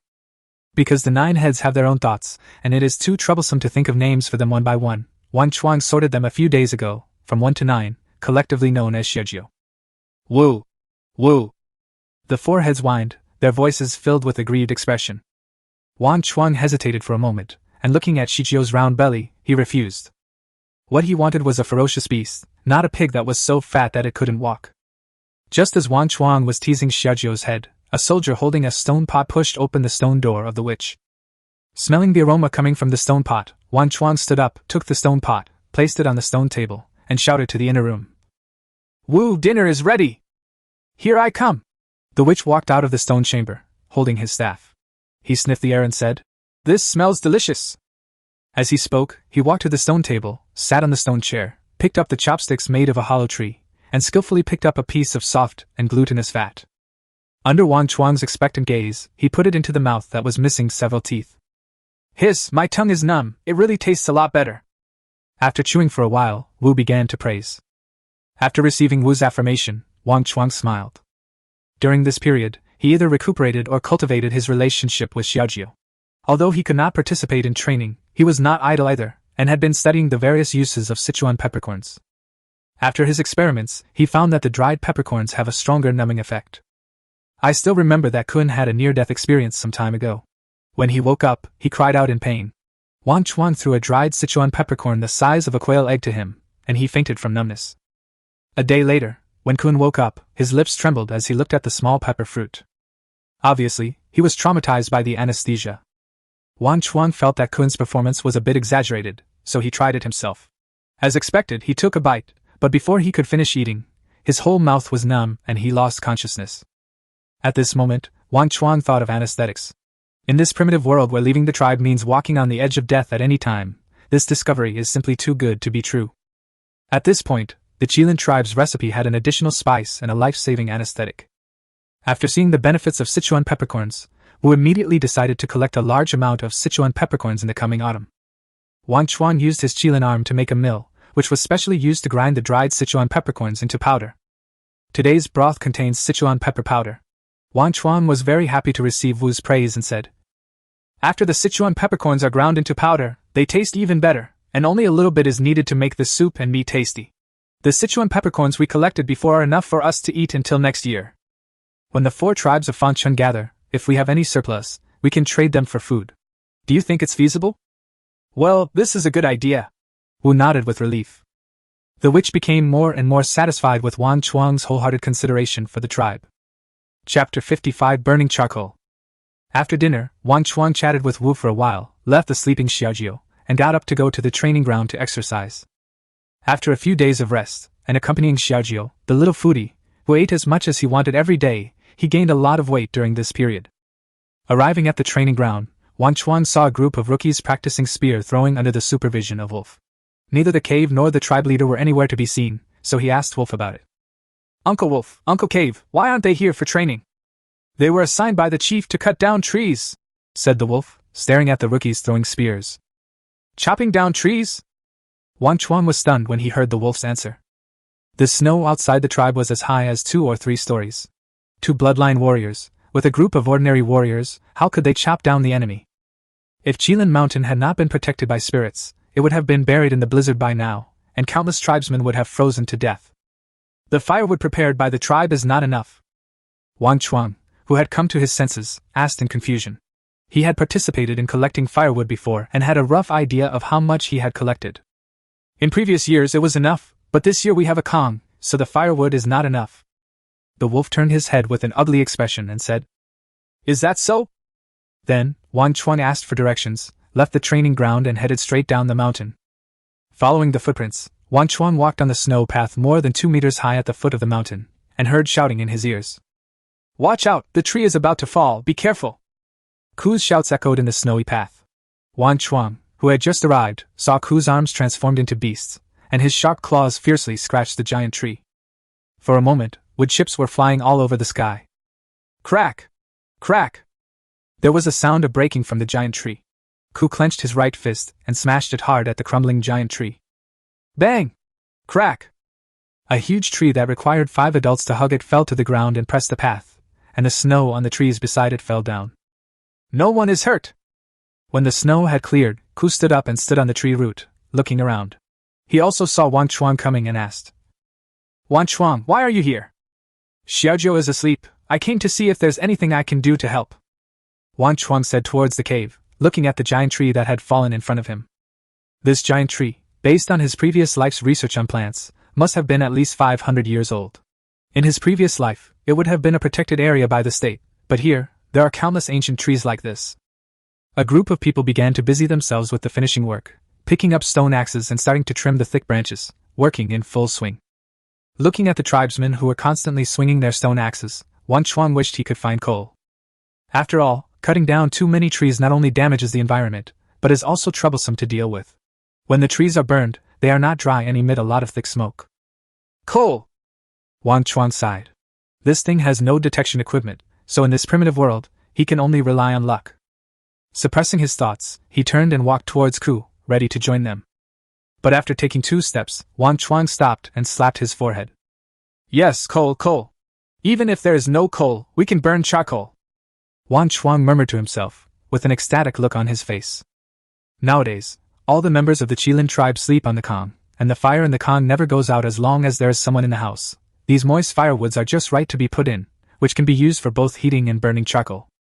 The most important thing is that these firewoods need to be dried when they are transported back, and we don't know whether they are dry when they are taken out for burning.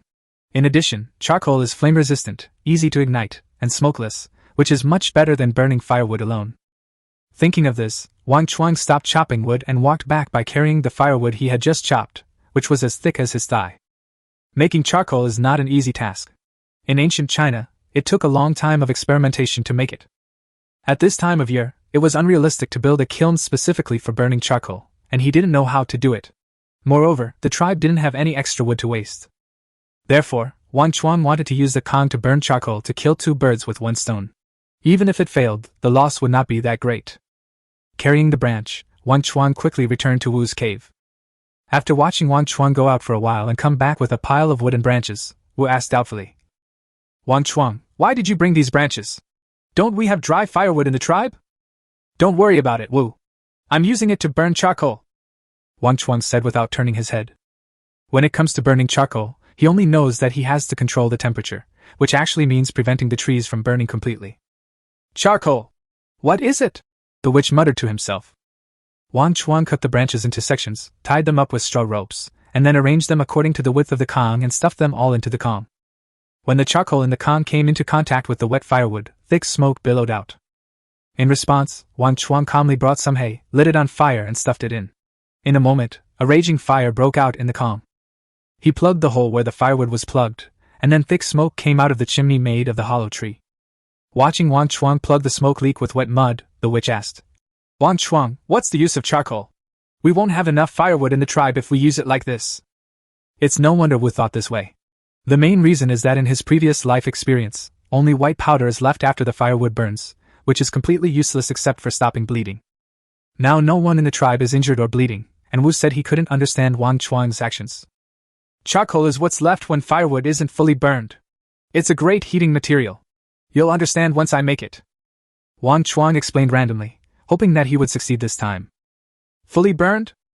Wu muttered the new words that appeared in Wang Chuang's mouth and nodded, saying, "It taught you." "Yes." Wang Chuang understood what Wu meant. It was a fictional spirit, and this was not the first time it had to take the blame. "How long will this burn?" Wu asked. "Well, about 1 day and 1 night," Wang Chuang said, looking at the stone Kong. After saying this, he seemed to understand something. This was the witch's bed. "Wu, it's okay. Just go to sleep as usual. Don't worry about anything else. From now until tomorrow, I don't think you will need to add firewood to the Kong." Hearing this, Wu was slightly stunned, reached out and touched the warm Kong, and said nothing more. Wang Chuang didn't know if his trick would work. Now, there was no observation hole on the stone Kong, so he could only come back to check it out tomorrow. The day passed quickly in the busyness. On the second day, when Wang Chuang came to Wu's residence to feed Shujio, Ku and the clan leaders were all gathered around Wu's Kong watching. "Wang Chuang, you're here! When will your burning charcoal be ready?" The patriarch asked after seeing that the person coming was Wang Chuang. The witch told the two about the charcoal yesterday after they came back from logging. Wang Chuang was not surprised and said, "Let me see." As he spoke, Wang Chuang walked to the Kong and reached out to feel the temperature. "Warm." After saying that, Wang Chuang picked up the chimney plug he made yesterday and blocked the smoking exit of the hollow tree. The two watched Wang Chuang's operation with their eyes wide open and their mouths opened and closed, wanting to say something, but they didn't know how to express it. "Wait a minute, it should be ready in the afternoon." Seeing that the two were at a loss for words, Wang Chuang determined the time to turn on the Kong, and left them to feed Xiaojio. The little guy was also crying with hunger. It was not that Wang Chuang didn't want to take it home, but he was running around all day and had no time to take care of it, so he simply left it with Wu. Chapter 56. Firing is successful. Just like that, the witch's cave fell into silence. Wang Chuang continued to cultivate his relationship with Xiaojio, while Ku and the clan leader walked around the Kong, and Wu was processing the dried blood lotus on the side. Finally, the two of them couldn't wait any longer and left the witch's room. After all, as the clan leader, there were still many things to do and it was impossible to stay here forever. Time passed by minute as they were busy. At lunchtime, the two of them came back and continued to walk around the Kong, touching this and that. Sometimes nodding, sometimes shaking his head, Wang Chuang had no idea what the two were thinking. And so it went on until it got dark. After Wang Chuangto finished feeding Xiaojio, the clan leader and Ku urged him to get on the Kong quickly. Obviously, the two muscular men over 2 meters tall had ruined it. "Wang Chuang, are you ready? Open it and take a look." At the urging of the two, Wang Chuang came to Wu's Kong and opened the wooden Kong door. Whoosh! Whoosh! Whoosh! The cave was so quiet that you could hear the sound of breathing. Wang Chuang lowered his head and looked inside with excitement. Seeing Wang Chuang lower his head, Wu, the clan leader, and Ku came over. Under the illumination of sparks, one could see black charcoal sticks neatly arranged on the Kong, with only a small portion being half burned. "It's done!" Looking at the black charcoal in the Kong, Wang Chuang exclaimed. "Because these charcoals are of good quality." Regardless of whether the fire was out or not, Wang Chuang reached in, took out a section, and gently broke it with both hands. Crack! With a crisp snap, the charcoal broke in two. The broken part was metallic black. "Fine charcoal!" Wang Chuang muttered to himself, his face full of excitement. "Wang Chuang, this black thing is the charcoal you mentioned?" Ku asked with a puzzled look on his face. The three of them stared at Wang Chuang, waiting for his explanation. "Yes, that's the charcoal I was talking about." As he spoke, Wang Chuang handed the charcoal in his hand to the three people. "It's so light. Can this really be lit? Burns longer than firewood? And doesn't it produce thick smoke?" Wu asked, looking at the black charcoal in his hand. Hearing this, Wang Chuang raised his head and said, "Take out a few more pieces and try it, then we'll know." Yes, yes, go get ready. Wu nodded and urged Ku. Ignoring the three people, Wang Chuang used a wooden stick to pick out the remaining charcoal and put it away piece by piece. Soon, someone brought a brazier and Wang Chuang put some charcoal that had not yet been extinguished on it. So warm, this charcoal really doesn't have any smoke. The patriarch looked at the charcoal thrown into the brazier, and soon a light blue flame flickered on it. It's not completely smokeless, but the smoke is negligible compared to burning wood. Okay. Okay. The witch spoke loudly and bowed slightly to the brazier, as if thanking the unknown spirit. The charcoal crackled in the brazier, its black surface slowly faded and gradually replaced by a bright red coat, and the temperature in the cave also rose rapidly. Wang Chuang, how long can these charcoals burn? Having seen the benefits of charcoal, the patriarch asked Wang Chuang. It should be able to burn for a long time. Let's try it and we'll know. Wang Chuang answered while looking at the burning charcoal. He also wanted to know how long the charcoal could burn. Normally, the branches burning in the brazier could burn for several hours, but now that it has been replaced with charcoal, he estimated that it should last longer. Then give it a try. As the patriarch spoke, he sat down cross-legged, staring at the burning charcoal with his eyes fixed on it, as if he was ready to fight with it. Then Chief, Uncle Cave, and Wu, you stay here and watch over me. I'm going back to sleep. Just tell me the result tomorrow. As he said that, Wang Chuang picked up the sleeping Shujio and left the Wu's cave. The weather in this primitive world is getting colder, so Wang Chuang plans to take the little guy back to sleep together. After all, sleeping with that golden fur in his arms is not only comfortable but also warm. The next day, Wang Chuang woke up from his daze under the licking of Shujio's pink tongue. 9 tongues licked each other, making his face covered with saliva. Ouch! Ouch! Ouch! Xiaojiu cried loudly, as if it felt a sense of accomplishment in waking up Wang Chuang. After waking up, Wang Chuang hugged Shijio's furry neck and buried his head in it, wiping all the saliva on his face onto its body. The 9 lion heads were not to be outdone, and opened their mouths to bite Wang Chuang. It would not bite Wang Chuang, except that its fangs had not grown fully. Wang Chuang was the first person it saw after opening its eyes, and it naturally regarded this murderer of its mother as a family member. In addition, Wang Chuang's body is made of iron and steel, and cannot be hurt by a young beast. After eating the Qilin fruit, his flesh and blood were tempered and he was on the road to becoming invulnerable to swords and guns. When Wang Chuang finished packing, picked up Shijio and pushed open the stone door, the snow at the door was already more than 1 meter high. The cold wind blew in my face. Looking down the mountain, I saw that the children who left the cave were already clearing the snow. Only the tips of the trees in the distance were exposed above the snow. Above Qilin Mountain, snow continued to fall from the Crimson Shield. Although it did not completely block the blizzard, it was much better than the 20 to 30 meters thick snow outside. Faced with the power of nature, Wang Chuang sighed and had no choice but to put Shujio down and pick up a super wooden shovel that was more than 1 meter wide to start shoveling snow. At this time, 7 days had passed since he started burning charcoal. After the tribe leaders and others verified that charcoal was indeed more durable, he taught the tribe members how to make charcoal during this time. As the winter grew colder, the tribe decided to distribute the food and dried meat collected by Suchio according to the population. Therefore, the tribesmen who usually still lay on the kang at this time got up very early today. Wang Chuang walked towards the cave with the Qilin stone sculpture, and many tribesmen greeted him along the way. Wang Chuang, go get the food! You left early. On the mountain path, a group of people were chatting as they walked towards the cave. Each tribesman was wrapped in thick animal skins, and the cold wind made their cheeks hurt. All bloodline warriors come to help, ordinary warriors maintain order, and ordinary tribesmen enter the cave and wait for the witch's assignment. The clan leader stood on a high place and shouted, and the woman and some unawakened teenagers entered the cave. After Ku and the clan leader exchanged glances from afar, he shouted, "Bloodline warrior, follow me!" Yes. A group of young men responded, followed Ku's footsteps, and walked towards the witch's residence. Wu, we're here to carry the food! Ku stood outside the stone gate and poked his head out and shouted, "Come in!" The witch invited everyone into the stone house and pointed to a pile of yellow dried meat. These are for ordinary tribesmen. You bloodline warriors can come and claim them after the tribe leader has distributed them. Good! A group of people responded. Wang Chuang took the lead, some carrying dried meat, some carrying dried fruits, and the group moved the food to the entrance of the big cave. Seeing the food, the people in the cave became agitated, and ordinary warriors organized their tribesmen to line up to receive it. Chapter 57 Boring Xiandong. After the ordinary tribesmen received their food, there was still a basket of meat and half a basket of dried fruits that Wang Chuang didn't recognize left.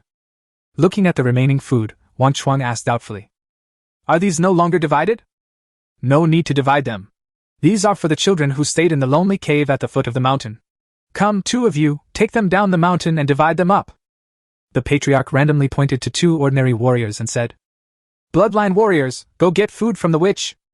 The group returned to the witch's room and found that their food was different from that of ordinary tribesmen. It mainly consists of semi-feral flesh, pure-blooded ferocious beast meat, and wild beast meat, with ordinary wild beast meat accounting for only a small part. This one is for the cave. This is Wang Chuang's. This is caused by Liao. The patriarch handed the food in his hand to everyone whose name was called, and gave instructions as he handed them out. Remember, this food will last the entire Xiandong. The tribe has run out of food, so save it for me. Yes. After receiving the food, the young men responded happily, not listening to the words of the patriarch at all, and ran away with the meat. Wang Chuang stood aside, waiting quietly. Wang Chuang, what else do you have to say? Asked the patriarch. Then he looked at Wang Chuang carrying the rattan basket of meat and said, Don't worry, Xiaojiu's food wizard has other arrangements. No. Wang Chuang nodded and replied, then walked into Wu's room after everyone left. Wu, when can I sign a soul contract with Xiaojiu?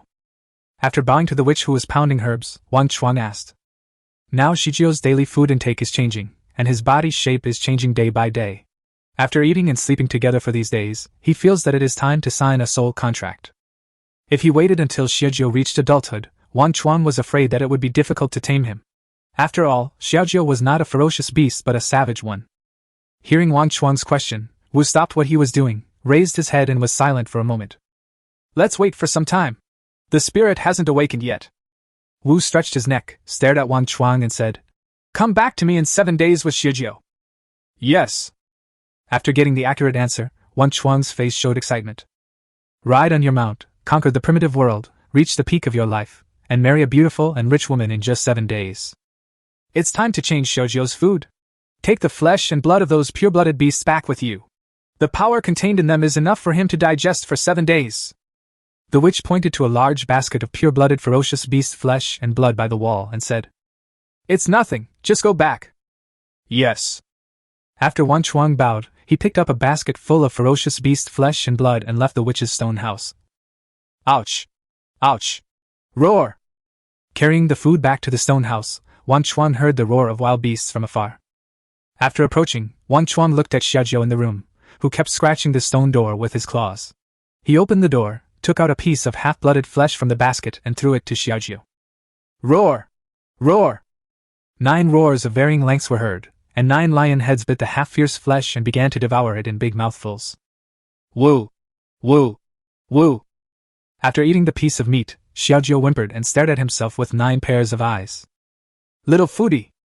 Wang Chuang cursed in his heart and lifted the basket directly in front of Xiaojiu. The little guy immediately started eating. His stomach was also getting bigger, and the basket and a half of blood and meat were almost empty. Woo!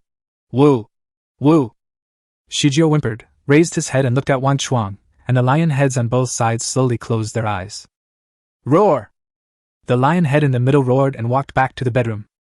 Wang Chuang was slightly stunned, worried that the animal might be hurt, so he hurried to catch up, only to see Xiaojiu lying on the Kong. Whoosh! Whoosh! Whoosh! Snoring sounds of varying lengths were heard. Hibernating already? Wang Chuang shook his head and muttered to himself, then found some animal skin to cover it. Now, the blizzard is getting heavier day by day, and the temperature outside is dropping sharply. Even the bloodline warriors dare not stay outside the cave for too long. So nowadays, the warriors who have wives are busy practicing card skills, while those who don't have wives do nothing but sleep and eat, and they all sleep all day long. The dull winter tempered the young man's character. Time passed quietly in the sound of snoring, and 7 days passed in the blink of an eye. Baji! Baji! Wang Chuang opened his eyes to the sound of Xiaojiu licking. With a huge lion head and golden hair, Xiaojiu is now 2 meters tall and 3 meters long. The power of the wild beast has begun to appear, as long as you don't look at the eyes full of wisdom. Don't lick, don't lick! Wang Chuang pushed away the big head of the 9-headed golden lion with both hands, but it had no effect. The other 8 heads continued to lick him. Feeling a tingling sensation on his face, Wang Chuang had no choice but to get up and out of bed. After a simple wash, he took Xiaojiu out of the stone house and walked towards the witch's residence. Woo, here I come! Standing outside the witch's stone house, Wang Chuang shouted inside before pushing the door open. "Here I come!" Wu curled up beside the charcoal fire and looked up and said, Wang Chuang nodded, turned around, pushed the door open to let Shijio in, and then quickly closed the door. "Wu, I'm ready. When do we start the soul contract?" "Follow me." Wu stood up and walked out the door, bringing Wang Chuang and Xiaojiu into the spiritual cave. After the two of them saluted, Wang Chuang comforted Xiaojiu, who was a little agitated. "Good boy, little Jiu." Wang Chuang coaxed Shijio. Xiaojiu looked at the Qilin stone sculpture with a very uneasy look. If Wang Chuang hadn't been standing in front of it, this guy would have run away long ago. Concluding a soul contract with a wild beast cub can be dangerous. Remember, if it doesn't work, give up immediately. There's no need to hurt yourself for a cub. There are plenty of cubs in the wilds of Fanchun. Wu said to Wang Chuang in a serious tone that Wang Chuang was someone he valued, and he didn't want Wang Chuang to die here. "I know." Hearing the concern in Wu's words, Wang Chuang answered seriously. He didn't dare to slack off at all. After all, if he failed, he would have no choice but to kill Xiaojiu. After more than 3 months of feeding, the bull has grown from a calf to the size of a full-grown bison. Besides the large amount of meat he feeds, Wang Chuang also provides him with meticulous care. A deep bond had already formed between them, and if the time came to kill Xiaojiu, he wouldn't have been able to do it. But keeping an uncontractable beast in the tribe was undoubtedly planting a time bomb for the tribe. After all, the tribe does not keep idle people, let alone wild beast cubs with huge appetites and no restraint. Don't be fooled by the 9-headed golden lion cub's clear eyes and harmless appearance. If it tastes human flesh, the consequences will be unimaginable. Therefore, the tribe would kill on the spot any wild beasts or ferocious beasts that failed to conclude a soul contract. "Wu, when do we start?" Wang Chuang touched Xiaojiu's big furry head and asked with a complicated expression. Wu stroked the scepter in his hand and looked up at the stone statue of Qilin. "Wait a moment, I'll call the tribe leader and Ku." "Are you afraid that I won't be able to do it?" Wang Chuang understood what Wu meant by calling for foreign aid after a quick thought. "It will definitely succeed." Wang Chuang encouraged himself in his heart, and reached out to stroke Shijio's head one by one. Chapter 58, Conclusion of the Soul Contract. The quiet cave became a little lively with the loud voice of the man in the cave. "Wu, is there something you want to tell me and the clan leader?" Ku followed the tribe leader into the cave and saluted Ling. "Wang Chuang, it's time to sign a soul contract with Xiaojiu."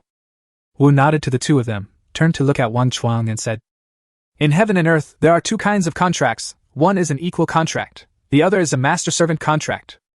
An equal contract is usually signed with the descendants of a spirit, whereby if a person dies, the beast lives, and if the beast dies, the person lives, and the two do not affect each other's life or death. The master-servant contract is slavery and absolute control. What contract do you want to use?" Hearing this, Wang Chuang looked at the silly Shijio. "I want to use the equal contract." Wang Chuang said this with some trepidation in his heart. He didn't know if his choice was right. Hearing this, Wu nodded and warned, "Once the contract is concluded, there is only success and failure. We can't help you. Everything depends on you." Wang Chuang nodded and looked at the anxious 9-headed golden lion cub beside him, as if he had made some kind of decision. Sizzle! He drew out the animal-toothed dagger from his waist, pierced the tip of his middle finger with the dagger in his right hand, and a drop of black blood from his heart flowed out. Then, under the guidance of the witch, Wang Chuang used the blood from his fingertips to draw a circular pattern as big as a wash basin on the ground. The pattern flashed with blood. Wang Chuang held the dagger and grabbed Shijio's claw with his left hand. "Roar!" Xiaojiu roared angrily, his pupils red and his fangs slightly exposed. He growled at Wang Chuang and struggled to break free from his hand. "Don't move!" Wang Chuang shouted immediately. "Roar!" Xiaojiu roared and began to retreat slightly. The lion's face was full of vigilance, and golden light and power gathered in its mouth. "Well!" A sigh from ancient times sounded, and the red light on the Qilin stone statue became brighter, and a powerful pressure descended from the sky. Xiaojiu was instantly pressed to the ground, and Wang Chuang only felt the blood in his body flowing faster and faster, and the Qilin pattern on his body flashed. "Wang Chuang!" Wu reminded. Wang Chuang immediately came to his senses, grabbed Shijio's feet and pulled them in front of the pattern, then cut open its paws with a dagger, and a stream of golden blood flowed out. Gradually filling the circular pattern, blood and light intertwined for a moment. Wang Chuang pressed Shijio's front paw on the pattern with one hand and pressed the other hand on the pattern. In an instant, the patterns under the claws and palms spun rapidly. Boom! Boom! Boom! The beating of his heart became louder and louder, sounding like drum beating in Wang Chuang's ears, and his head began to feel drowsy. Roar! A roar exploded, and Wang Chuang opened his eyes in a daze, and what came into his sight was a golden ocean. At this time, Wang Chuang was standing above the ocean, facing a miniature golden nine-headed lion. Where is this? Could it be Xiaojio's spiritual sea of consciousness? Xiaojio! Wang Chuang shouted tentatively. Woo woo! The little golden lion growled, its voice full of grievance. A golden light flashed, and the little golden lion stood on Wang Chuang's shoulder, rubbing its 9 heads against his cheeks. Seeing this, Wang Chuang felt relieved. After playing with the little guy for a while, he grabbed the little guy in his palm and asked, Xiaojio, will you be my partner? Woo! Woo! Woo! Xiaojio growled, and his 9 heads nodded up and down at different frequencies. Seeing this, Wang Chuang stretched out his hand with the soul contract printed on it, and Xiaojio stood on it with a flash of golden light. I, Wang Chuang of the Qilin tribe, now voluntarily sign a soul contract with Xiaojio. From now on, we will live and die together. Woo! Woo! Woo! Xiaojio followed with a low growl. The souls of the man and the beast merged with each other, and the soul contract in Wang Chuang's palm split into 2, one inserted into the forehead of the man and the other into the forehead of the beast. Woo, is Wang Chuang okay? Inside the cave, Ku looked at the blood on the ground that had started burning at some point with a worried look on his face. Believe him, Wu whispered, looking at the Qilin stone sculpture. If Wang Chuang hasn't woken up before the contract blood burns out, terminate the contract. The clan leader said worriedly. He also didn't want the good seedlings in the clan to be hurt in the soul because of the contract with the wild beast. You know, if the soul contract fails, the worst-case scenario is that the patient will fall into a coma or have his brain explode. Let's wait and see. The flame of the contract hasn't been extinguished yet, Wu said with a flicker of reluctance in his eyes. The Patriarch and Ku have already picked up their spears. Once Wang Chuang fails, they will become butchers. Bang! The fire of the contract suddenly rose up. Wang Chuang opened his eyes, a golden light flashed in his eyes, and his body felt extremely tired. Whoosh! Whoosh! Whoosh! Xiaojio collapsed on the ground, gasping for breath, looking a little depressed. It's a success! Ku and the clan leader both looked at Wu at the same time. Wu nodded, and the 2 men put away their weapons.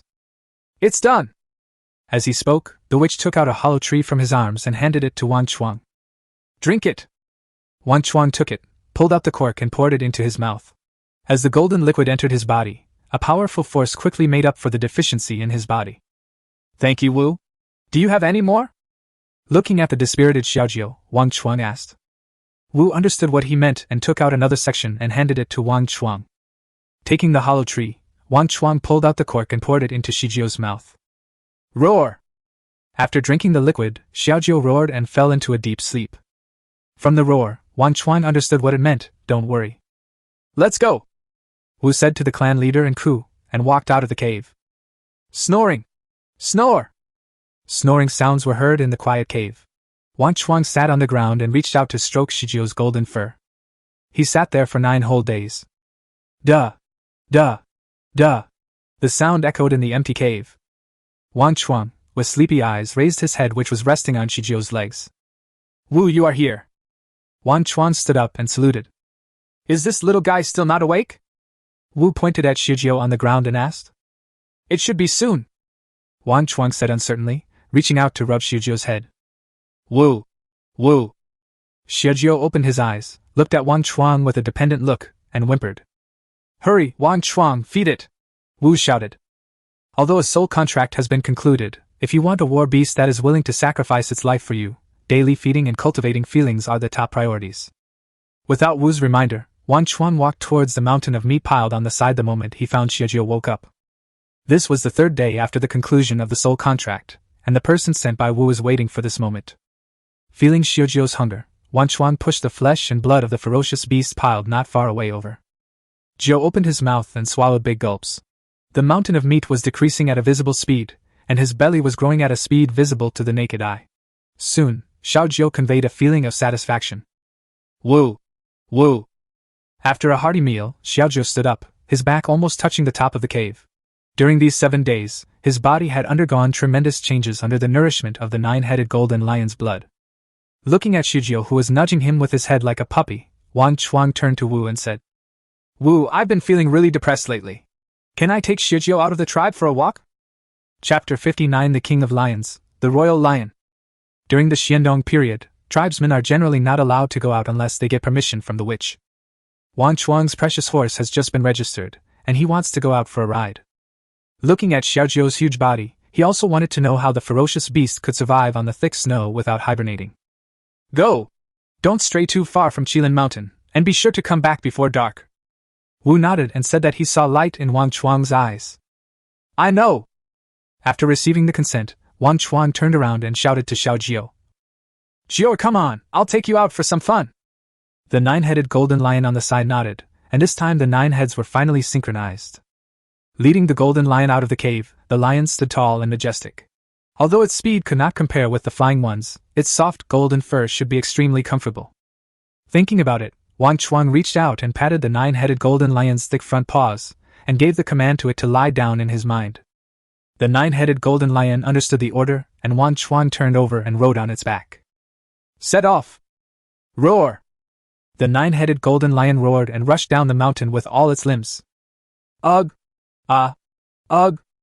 The cold wind blew into Wang Chuang's mouth. He wanted to stop but couldn't make a sound. If he hadn't combined his waist and horse and held the golden lion's neck tightly with both hands, he would have been thrown off the horse. It's great to be young! Looking at their running figures, Wu sighed, pounded his numb legs, and turned to walk towards his stone house. Go! Jiuer! At the foot of the mountain, 9 golden lions were running around Qilin Mountain. The cold wind was blowing on his face, but Wang Chuang's expression was very excited. Roar! Roar! Hearing Wang Chuang's shout, the 9-headed golden lion protested. Through the connection of the soul contract, Wang Chuang knew that it was expressing its dissatisfaction with this name. What's wrong? Jiuer doesn't sound good. How about calling her little golden retriever? Wang Chuang laughed loudly. Roar! The 9-headed golden lion roared angrily, its voice full of disgust. Ha! Wang Chuang laughed loudly, he was joking. After all, who would give their precious horse such a cheap name as Erguzi? However, come to think of it, it's time to change the name of the 9-headed golden lion. I used to call him Shijio because he was not very big, but now no part of him has anything to do with small. The most important thing is that when you go out, your dog will bark like Xiaojiu or Ziyajinmail. Compared with other dogs, it will not only be embarrassing but also cheap, and your status will be reduced by half in an instant. Therefore, in order to pretend to be a genius, Master Wang, who spent 2.5 years on naming, began to think hard. What do you think of the name Golden Lion? Golden Lion. Wang Chuang felt that this name was very suitable for it. Its golden fur would shine even brighter when it reached adulthood and mastered its talent. Roar! The 9-headed golden lion roared, and its 9 heads shook like rattles, bumping into each other from time to time. You're still not satisfied. Wait a minute, let me think about it. Wang Chuang scratched his head and said that naming was really difficult for him, a botanist. He couldn't call him Jiu too. After thinking for another minute, Wang Chuang said, You are from the 9-headed golden lion clan, the king of lions. How about being called the royal lion? Roar! This time, the 9-headed golden lion expressed joy and was very satisfied with the name.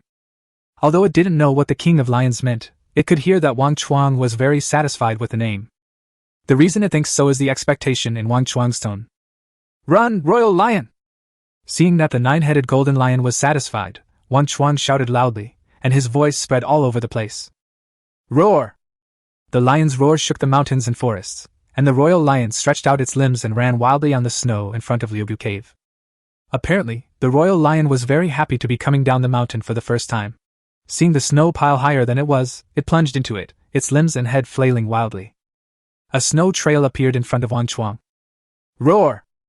Deep in the snowy path, the royal lion roared. Through the information transmitted through the contract, Wang Chuang knew that it had discovered something new. Woo woo! Deep in the snowy path, Wang Chuang saw the royal lion whimpering, its claws moving constantly. Under its claws, a pheasant dodged left and right, circling around its feet. Clack! The pheasant dodged and clucked, as if mocking the royal lion. Feeling that it was being teased, the royal lion roared angrily, and a pressure from its bloodline spread out. The pheasant, which was just alive and kicking, immediately buried its head under its wings, and its 2 thin legs trembled violently. Roar! Seeing the pheasant standing still, the royal lion became unhappy and roared at the pheasant, and the sound waves blew up the pheasant's hair. Bang! The pheasant was so frightened that it lost its balance and fell to the ground. 9 question marks appeared above the royal lion's head. So weak? It was the first hunting experience for the royal lion, so he poked the pheasant on the ground with his claws, signaling to give it a chance to escape. Cluck! As a result, the pheasant cried out in fear twice, defecated a large amount of feces, and its feathers shook even more violently. Roar! Seeing that the pheasant was ignorant, the royal lion roared again. Click! The pheasant then let out a sharp cry, its 2 legs instantly straightened, and a string of shit came out from behind its butt. A strong smell of chicken shit filled the air on the snow trail. The royal lion retreated in disgust, and Wang Chuang followed behind and was also irritated by the smell. Fuck, can't you stop scaring it to death? It's probably scared to death now. Wang Chuangji retreated his body and pushed the royal lion inward. Roar! The royal lion let out a low growl and retreated with difficulty. The roar was full of grievance. This was not the result it wanted. It just wanted to have a fierce fight with the pheasant. It felt that it was not wrong. Damn it, I'll let you go this time. Next time, if you can kill with 1 strike, don't delay, lest the other party fart or poop to disgust us. After letting go of his hand, Wang Chuang ran out. He could hardly hold his breath anymore. The pheasants in this world pooped so much that it went straight to the head. Even though Wang Chuang was a bloodline warrior, his head was dizzy from the smoke. The man and the beast ran out of the snowy path and returned to the foot of Qilin mountain. Akiu! Akiu! As soon as the 2 long worms emerged from Wang Chuang's nostrils, they were instantly frozen into ice fangs. This made Wang Chuang feel that riding a war beast in the dark winter was like driving a convertible in the winter, which would attract ghosts to touch his head. Although it was cool, his face really hurt. In just a short while, his face was cracked. Although his body had been tempered by Qilin fruit, this was the power of heaven and earth, and ordinary tribesmen did not even dare to stay outside the cave for a long time. Now Wang Chuang just wanted to quickly return to his warm calm. His thoughts of riding the war beast Suit 13 had long been crushed by the flying snow. Royal Lion, let's go back first. I'll take you out for some fun after the snow stops. Wang Chuang was hugged in a ball of soft fur on the royal lion's chest. Woo woo! The royal lion arched its 9 heads towards its chest, and although there was reluctance in its voice, it still obediently walked up the mountain. Chapter 60 Water Dragon Beast. Boom! Roar! Roar! Thunder and the roar of giant beasts were heard in the distant sky. The snow on Qilin Mountain was shaken and fell down. The royal lion hid in the cave and trembled. The tribesmen were frightened and could not fall asleep. Chief, are there ferocious beasts fighting? It has been half a month since Wang Chuang returned from his outing with the royal lion. From the second day after they returned, thunderous roars of beasts began to be heard outside Qilin Mountain, day and night. I don't know, maybe the water dragon is going crazy, the patriarch said tiredly with bloodshot eyes. In recent years, the Xiandong River has been quite restless, and the water dragon beasts are becoming increasingly active. A group of young bloodline warriors and 3 senior bloodline warriors sat in the witch's cave, all of them dejected. Chief, I want to see what's going on, Wang Chuang said with a frown. The water dragon beast roars day and night, and the thunder that comes from time to time. If we didn't live in the primitive world, everyone would have been scared to death. No! 3 voices were heard, the clan leader, Witch and Ku spoke together. Living in this dangerous world, how many people can actually live to be 100 years old, let alone 100 years? Those who can live that long know not to be curious. You can't go, it's too dangerous. Wu shook his head and said to Wang Chuang, it will be over in a few days. There's no need to take risks. The witch spoke seriously, and Ku and the tribe leader nodded. Who knows if they can come back after this trip? I'll just watch from a distance and won't get close, Wang Chuang said. Boom! Lightning flashed and flickered in the dim cave, and many soldiers' weapons fell to the ground. A group of people huddled together, their expressions terrified, their spirits clearly on the verge of collapse. Bang! In the dim cave, Ku punched the rock. Damn it! The chief asked me to go check on this water dragon beast. This isn't going to work, Ku said with a ferocious look on his face. The cave fell into dead silence, with only the crackling sound of the charcoal fire in front of him. Let me and Uncle Ku go take a look, chief. Wang Chuang looked at the patriarch, who had a conflicted look on his face and was tightening his grip on the white ivory spear in his hand from time to time. Call! The patriarch exhaled and thrust his spear into the ground. Let's go together. Chief. The witch looked at the chief, but ultimately said nothing. Because the babies born in the tribe this year have not slept for almost half a month. If this continues, these children probably won't survive. Ku, Wang Chuan, you two take your weapons and sheepskins. The rest of the bloodline warriors will stay behind to protect the tribe. If the three of us can't return within 3 days, the tribe will rely on you. The patriarch gave instructions, explained the matter clearly, and then looked at the witch with a firm gaze. The witch closed his eyes and nodded slightly. In the tribe, the witch's status was supreme, but when the patriarch was determined to do something, the witch could not stop him. When the three of them packed up their sheepskins and weapons and walked out of the cave, they found that the cave was already full of people standing in the snow. "Dad, you must come back!" Liao walked forward, hugged the patriarch and couldn't stop crying. "Wang Chuang, come back alive!" Mu walked forward and said. "Take good care of the royal lion." Wang Chuang patted Mu's shoulder and said. "This time, we don't know whether we will live or die. The wilderness is dangerous enough as usual, and the danger level in Xiandong is several times higher. Food, low temperatures, and powerful beasts are enough to crush them to death." After bidding farewell to his tribesmen, Wang Chuang and the other two walked into the snowy path. "Wang Chuang, if you encounter a ferocious beast later, don't worry about me and Ku, just run away first." Ku was digging a snow path in front, the patriarch said behind Wang Chuang. "I know." Wang Chuang nodded heavily. He knew that this was an extremely dangerous trip, and it was not the time to show off. Ku was digging silently in front and didn't say anything about the patriarch's arrangements. The three of them continued forward, digging the snow path until they began to go up diagonally. Whoosh! Whoosh! Whoosh! The cold wind howled, and three heads emerged from the snow. Boom! A flash of lightning fell from the gray sky. Roar! The beast roared in pain. The water dragon beast is going to advance to a savage beast? The patriarch looked towards the cave with horror on his face. They saw that a big pit had sunk into the snow about 700 to 800 meters away from Wang Chuang and the other two. Blood and flesh flew everywhere when lightning struck. Boom! Roar! A loud thunder sounded, and a tail covered with dark scales and shaped like a giant hammer swung out. Bang! The two collided, blood splattered everywhere, and blood-colored ice particles fell from the sky. This ferocious beast is advancing to become a savage beast. The patriarch picked up a blood-colored ice particle, feeling the power in it, and said, "What should we do? Go back or?" Ku asked solemnly. "Is this a tribulation?" Wang Chuang thought about it, picked up the blood-colored ice particles on the ground, and excitement flashed in his eyes.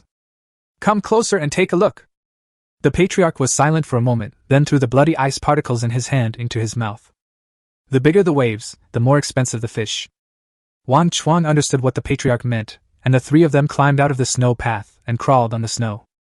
As they got closer, the pressure from the ferocious beast and the power of heaven and earth became stronger and stronger. "Wang Chuang, try to draw the power of thunder into your body. This will strengthen your physique." The patriarch spoke to Wang Chuang, who was exhausted, while crawling. "Let me try." As he spoke, Wang Chuang lay on the snow and communicated with the black unicorn in his body with his mind. Crack! The electric arc exploded, the animal skin on Wang Chuang's body was torn, and a burning smell came out. Ugh! Wang Chuang clenched his fists, feeling a burning pain on his back, and a cool feeling came with the cold wind. "Don't need too much, take your time," Ku warned. Wang Chuang looked up and saw electric arcs the size of hair moving around Ku's body. However, Ku controlled it very well and the electric arcs did not tear the animal skin on his body. It looked like static electricity. "No." Enduring the severe pain from his back, Wang Chuang spoke while carefully drawing the power of thunder in the air. Crack! Crack! After several attempts, the electric arc on Wang Chuang's body finally stabilized. Strands of thunder power tempered his body, and traces of white also merged into his blood. Walk!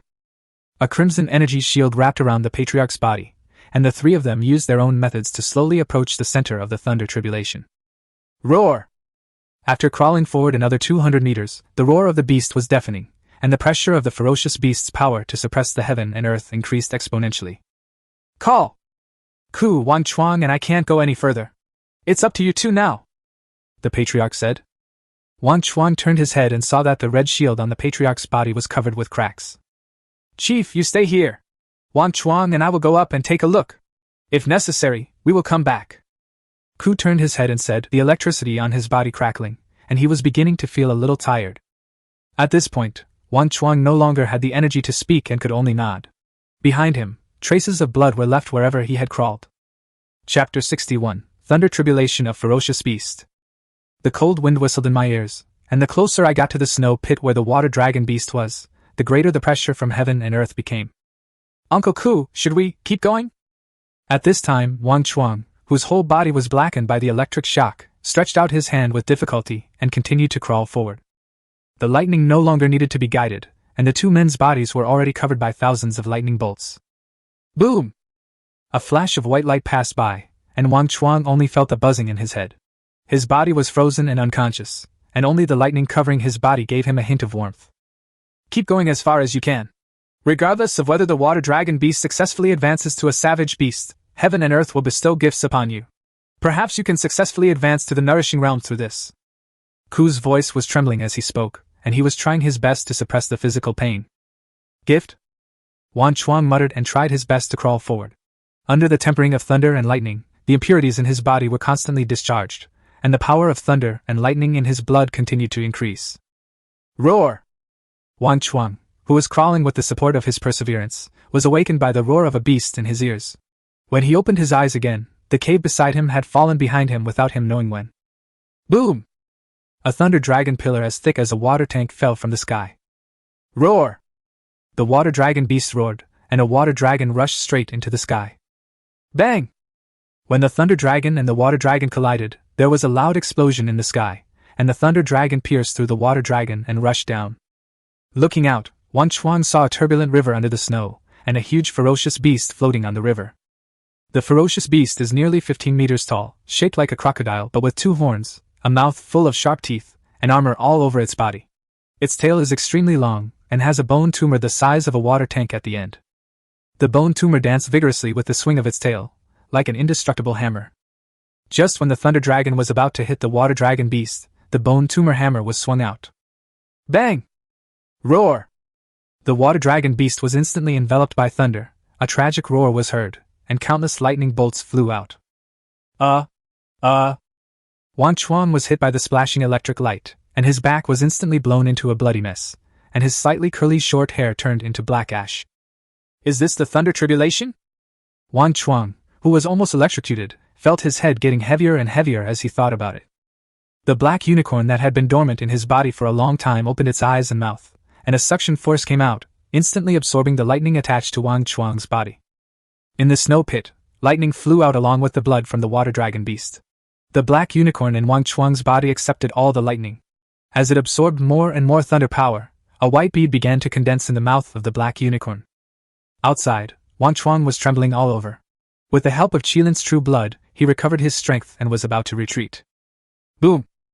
Countless thunders fell from the sky, starting an indiscriminate bombing. Oh shit! Wang Chuang got up and immediately ran back at a 100-meter sprint. Rumble! Thunder roared and Wang Chuang felt like he was flying. A dog-eat mud fell into the snow and hung on a thick branch. The whole body was twitching and thick black smoke was coming out of its body. The snow within a radius of 100 meters melted instantly. Before his consciousness fell into darkness, Wang Chuang looked at the water dragon beast and found that it was also electrocuted and was extremely miserable. The black scales were broken and shattered, and white bones could be seen directly on its back, with a strong smell of meat emanating from the surrounding area. Then countless golden raindrops fell from the sky and landed on his body. A tingling sensation came over him, and Wang Chuang fainted. Snap! Snap! Snap! Wang Chuang, wake up! I don't know how long it took, but in a daze, Wang Chuang only felt a burning pain on his face. Don't! Bang! Stop hitting me! I'm freaking awake! Wang Chuang was almost knocked unconscious by Ku's great summoning technique. If he didn't know that he had no grudge against Ku, he would have suspected that Ku was taking revenge on him. Are you okay? The patriarch glanced at Ku, who was retreating while rubbing his palms, and asked Wang Chuang. No, it's okay. Wang Chuang said this while rubbing his cheek. When did we get back? Wang Chuang asked, feeling the warm Kong beneath him. You've been in a coma for 3 days. Let's test your strength and see if there are any changes.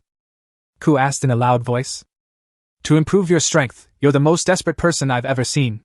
I shouted at you to stop, but you kept crawling forward as if I didn't hear you. Aren't you afraid of being struck by lightning? Wang Chuang was stunned. Did you call me? I didn't hear you. Wang Chuang looked at the cave in confusion. He was sure that he didn't hear any shouting at that time, but he was also confused and not sure. Too lazy to think about these things, Wang Chuang supported himself on the stone Kong with both hands and was about to get up. Boom! Pooh! Pooh! The stone Kong collapsed, and the stone chamber was filled with thick smoke and dust. A group of people rushed out the door in a hurry. Ahem, hey!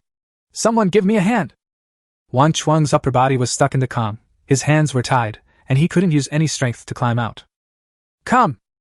In the thick smoke, Mu ran to the Kong and stretched out his hand to Wang Chuang.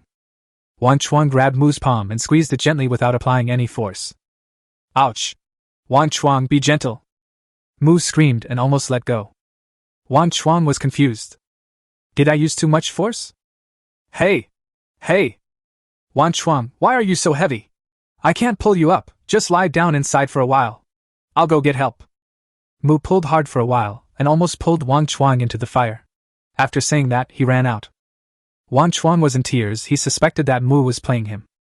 He felt the burning charcoal fire on his naked body, and he felt that if he didn't get out of the sea of fire, the tribe would call for a feast. Beast transformation! Forced into a corner, Wang Chuang activated the power of his blood. Crack! Crack! White light flashed in the billowing smoke, and there was a series of crackling sounds of thunder and lightning. Mu, who was pulling Ku into the thick smoke, stopped when he heard the sound. Tears flashed in his eyes, and it was unclear whether it was because of the smoke or sadness. Wang Chuang! A heart-wrenching cry was heard, and a group of tribesmen outside the cave who had no idea what was happening began to wipe away their tears. Wu Tsunlao staggered and almost fell down, but the clan leader beside him helped him up. Mu, what the hell are you howling like a ghost? Don't you know that scaring people can kill them? Wang Chuang's contemptuous voice was heard from the billowing smoke. Then, a tall black figure with lightning all over his body walked out of the thick smoke. Wang Chuang looked at the crackling lightning on his scales with great satisfaction. At first, he was shocked by the beast transformation, until he recalled the power of thunder absorbed by the black unicorn that day. Although he couldn't figure it out, he could find some clues. Are you Wang Chuang? Mu asked stumblingly, his eyes fixed on the dark figure in front of him. Outside the cave, a group of people listened to the inexplicable questions from inside, all of them looking at each other in confusion. Chapter 62, Gift from Heaven and Earth, Thunder in the Palm. If it's not me, it could be a ghost. Wang Chuang retorted in annoyance, ignoring the two dumbfounded people, took advantage of the thick smoke, put away his beast transformation, found a set of animal skins to put on, and strode out of the cave. The thick smoke in the room could kill someone, and he didn't want to wait another 18 years. Boom! Boom! Boom! With each step, deep pits were trampled out on the stone floor of the cave. Nourishment realm! The patriarch looked at Wang Chuang's feet completely stuck under the stone slab and said in shock. This situation is entirely caused by the fact that he has just made a breakthrough and is not yet able to fully control his own strength. Wang Chuang, you've made another breakthrough? Vulture asked in shock. That should be it. I broke through accidentally. Wang Chuang scratched his head and started to act Versailles. Looking at the other people who had awakened with him and looked greatly shocked, he felt very happy. The other tribesmen looked at their own useless child, and then looked at Wang Chuang. Is this the child of someone else's family? Okay. Hearing this, Wu suddenly seemed to become 10 years younger, looking at Wang Chuang and laughing loudly. Gurgle! Wu's laughter was interrupted by the protest of his stomach, and Wang Chuang rubbed his stomach embarrassedly. He hadn't eaten for 3 days, and he had just transformed into a beast, and now he felt like every cell in his body was crying out for hunger. Go eat first. Seeing this, Wu, who was about to ask something, shook his head and smiled. Good. Wang Chuang nodded. He really understood what it meant to be a person of iron and a person of steel. I feel hungry if I don't eat for 1 meal, let alone 3 days. Mu, isn't Wang Chuang okay? What were you screaming about just now? After Wang Chuang left, Mu and Ku ran out of the cave with tears in their eyes. Looking at the two people breathing in the air deeply, Vulture laughed. Wang Chuang, thunder, lightning? Mu said breathlessly, his face full of disbelief. Hearing this, a group of people looked at Mu in confusion. Where is the lightning? What does it have to do with Wang Chuang? Seeing that Mu couldn't speak clearly, Kui kicked him down and said, Wang Chuang has received a gift from heaven and earth. His bloodline talent has changed. A gift from heaven and earth. A group of young men blinked their confused eyes and looked at Wu. Wu Yu said, when low-level fierce beasts advance to high-level wild beasts, and pass through the thunder tribulation, heaven and earth will send down sweet dew. We call it the gift of heaven and earth. As for humans who want to receive gifts, unless they have absolute strength or are forced into a desperate situation, most people would not think of taking this shortcut in cultivation. The main reason was that it was too dangerous. Not to mention that one would have to participate in the tribulation of the ferocious beasts, and draw the lightning tribulation into the body to temper oneself. The slightest mistake would result in death. Moreover, it is rare to encounter a fierce beast that can survive the tribulation, so how can one survive the thunder tribulation and share the gift with the fierce beast? While eating the 70% rare barbecue and listening to Wu's explanation, Wang Chuang suddenly realized and asked, "Wu, what is the purpose of the gift from heaven and earth?" "There are many benefits. First, surviving the thunder tribulation strengthens your body. Second, it can speed up your cultivation. Third, there is a certain chance of enhancing your talent." Wu looked at Wang Chuang, who was eating heartily, and said, "Wang Chuang, show the tribe the new power you control." Wang Chuang nodded, and with a thought, his right hand was instantly covered with black scales, and lightning as thick as his fingers moved at his fingertips like a spirit snake. Crack! Crack! Lightning exploded in the air. Wang Chuang looked at this force curiously and pointed at the stone gate. "Go!" Lightning flew away from his fingertips in an instant, and a white light flashed before everyone's eyes. Boom! The stone gate shattered into pieces in an instant, and the group of people were shocked by the terrifying power. Wang Chuang opened his mouth wide, looking at the lightning in his hand, which seemed to be a little wilted as all the energy and spirit were drained away. For a moment, he was stunned by this powerful, unnatural force. Gurgle! Gurgle! Inside the cave, the sound of swallowing saliva could be heard one after another. So strong. After a moment, Ku came to his senses and said with a look of regret. At this moment, Ku regretted very much why he was so cowardly. If he had followed Wang Chuang's footsteps at that time, his talent might have undergone a qualitative change. It is indeed very powerful. Its destructive power is even greater than my Qilin fire. The patriarch replied in shock. Although his gains from the water dragon beast's tribulation this time were not as much as those of Ku and Wang Chuang, his body was also strengthened. Don't be upset. Wang Chuang is snatching food from a dragon's mouth. Besides not being afraid of being shattered by lightning, he also possesses a strong body. If it were any other member of our tribe, he would have been reduced to ashes by the thunderbolt long ago. Looking at Ku's regret and the shining eyes of the group of young people around him, the patriarch immediately poured a basin of cold water on them to extinguish their unrealistic fantasies. Don't be afraid. Listening to the clan leader's sarcastic praise, Wang Chuang wanted to kick these two old bastards to death. Why didn't you say anything when you ate the blood-colored ice particles? You should know that was the last wave of thunder tribulation. The indiscriminate bombing was earth-shaking. If he hadn't been smart, everyone would have started crying by now. The patriarch is right. The witch nodded and said that the longer one lives, the more he realizes the preciousness of life. There are some powers that a small tribe like theirs cannot grasp. Wang Chuang, you took a risk this time. You're lucky to have survived the thunderstorm. Others shouldn't try this, as it could lead to death. Wu gave these instructions, feeling very uncomfortable as he watched the light extinguished in the eyes of the young men around him. But the witch of that tribe didn't want the tribe to become stronger and stronger. He wanted to, but he couldn't, because once a bloodline warrior died, the tribe's strength would be greatly damaged and it would also affect the spirit. The power of bloodline warriors comes from their spirits. The stronger they are, the more benefits their spirits will receive. Once their spirits die, they will also suffer the backlash of the contract. Wu, I was wrong. We're not going to try. As Wang Chuang spoke, a group of teenagers promised not to imitate him. That day, not only was Wang Chuang almost scared to death, but even people on Qilin Mountain, more than 10 kilometers away, could feel the mountain shaking. They were all deeply terrified when they saw the tragic scene of Wang Chuang being carried back by two charred figures with black smoke coming out of his body. Don't think that Wang Chuang looks fine now. He was almost scared to death at that time. His whole body lost consciousness and was electrocuted beyond recognition. If he hadn't finally gone to the gift of heaven and earth to repair his injuries, he would have been buried by now. That's good to know.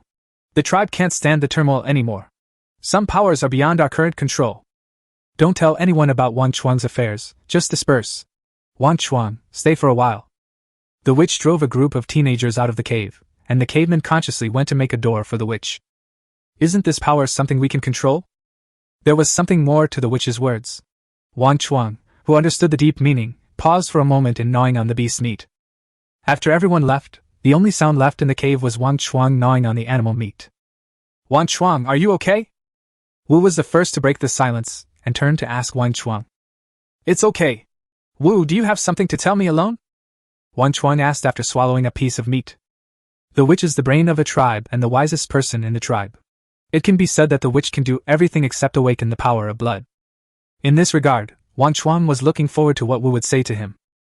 Chapter 63, Pseudo-Talent, Secret Code of Inheritance. Looking at Wang Chuang, who was full of curiosity, Wu laughed and said, "You are the smart one." Then, he said earnestly, "In the future, do not easily expose your lightning power to other tribesmen. This will bring danger to you and disaster to the tribe."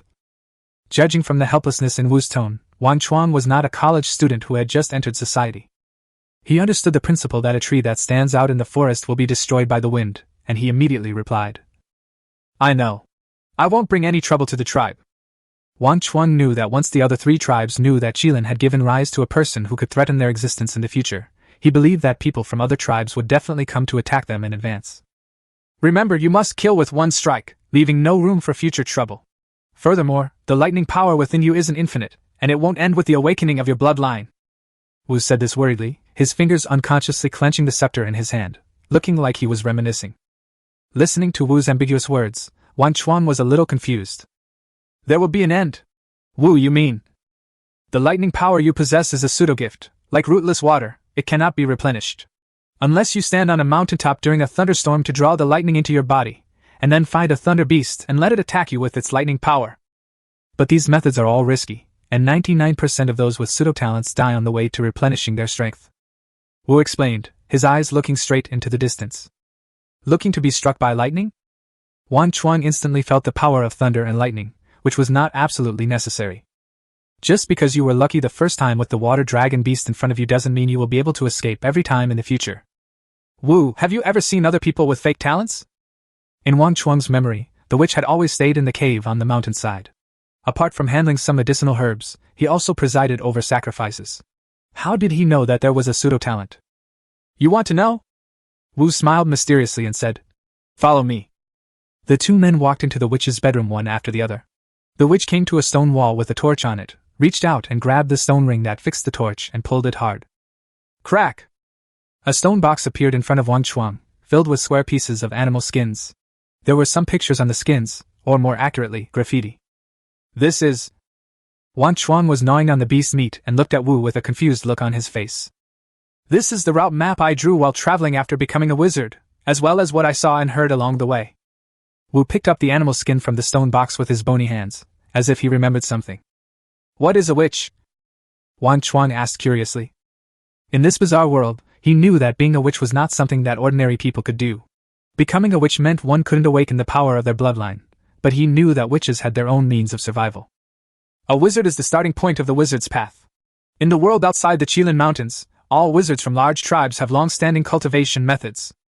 Ordinary tribesmen also practice various techniques to strengthen their bodies. Tribesmen who haven't awakened their talents can also safely awaken pseudo-talents with the help of the tribe's power. As he spoke, the witch picked up a piece of animal skin and stroked the curved lines on it with his fingers. "Wizard's path, where are you now, wizard?" Wang Chuang asked curiously. Wu continued, "The path of a wizard is just a general term. It starts with the wizard apprentice, then the wizard, then the great wizard, and finally the wizard god. As for what comes after the wizard god, I don't know. As for me, I cultivated for 130 years to reach the wizard realm, and now I have been wandering in the wizard realm for over 100 years. Wu's face showed reluctance, and his expression became a little lost. "I don't know if it's because of the wasted time or because I failed to lead the Qilin tribe out of this mountain range. That's a bit far-fetched. Just remember, when facing a witch, whether he's a sorcerer or a wizard, don't give him time to chant a spell." "I see." Wang Chuang replied immediately that the meat in his hand no longer tasted fragrant. Wu is indeed not as simple as he seems, this world is still too big. "Wu, is there any method to cultivate bloodline power in the outside world?"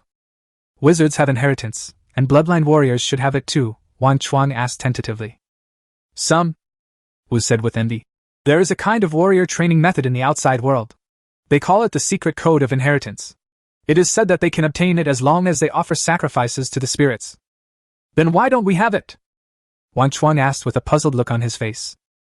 There was a drastic change in their mind, and they suspected that the Qilin spirit was playing them.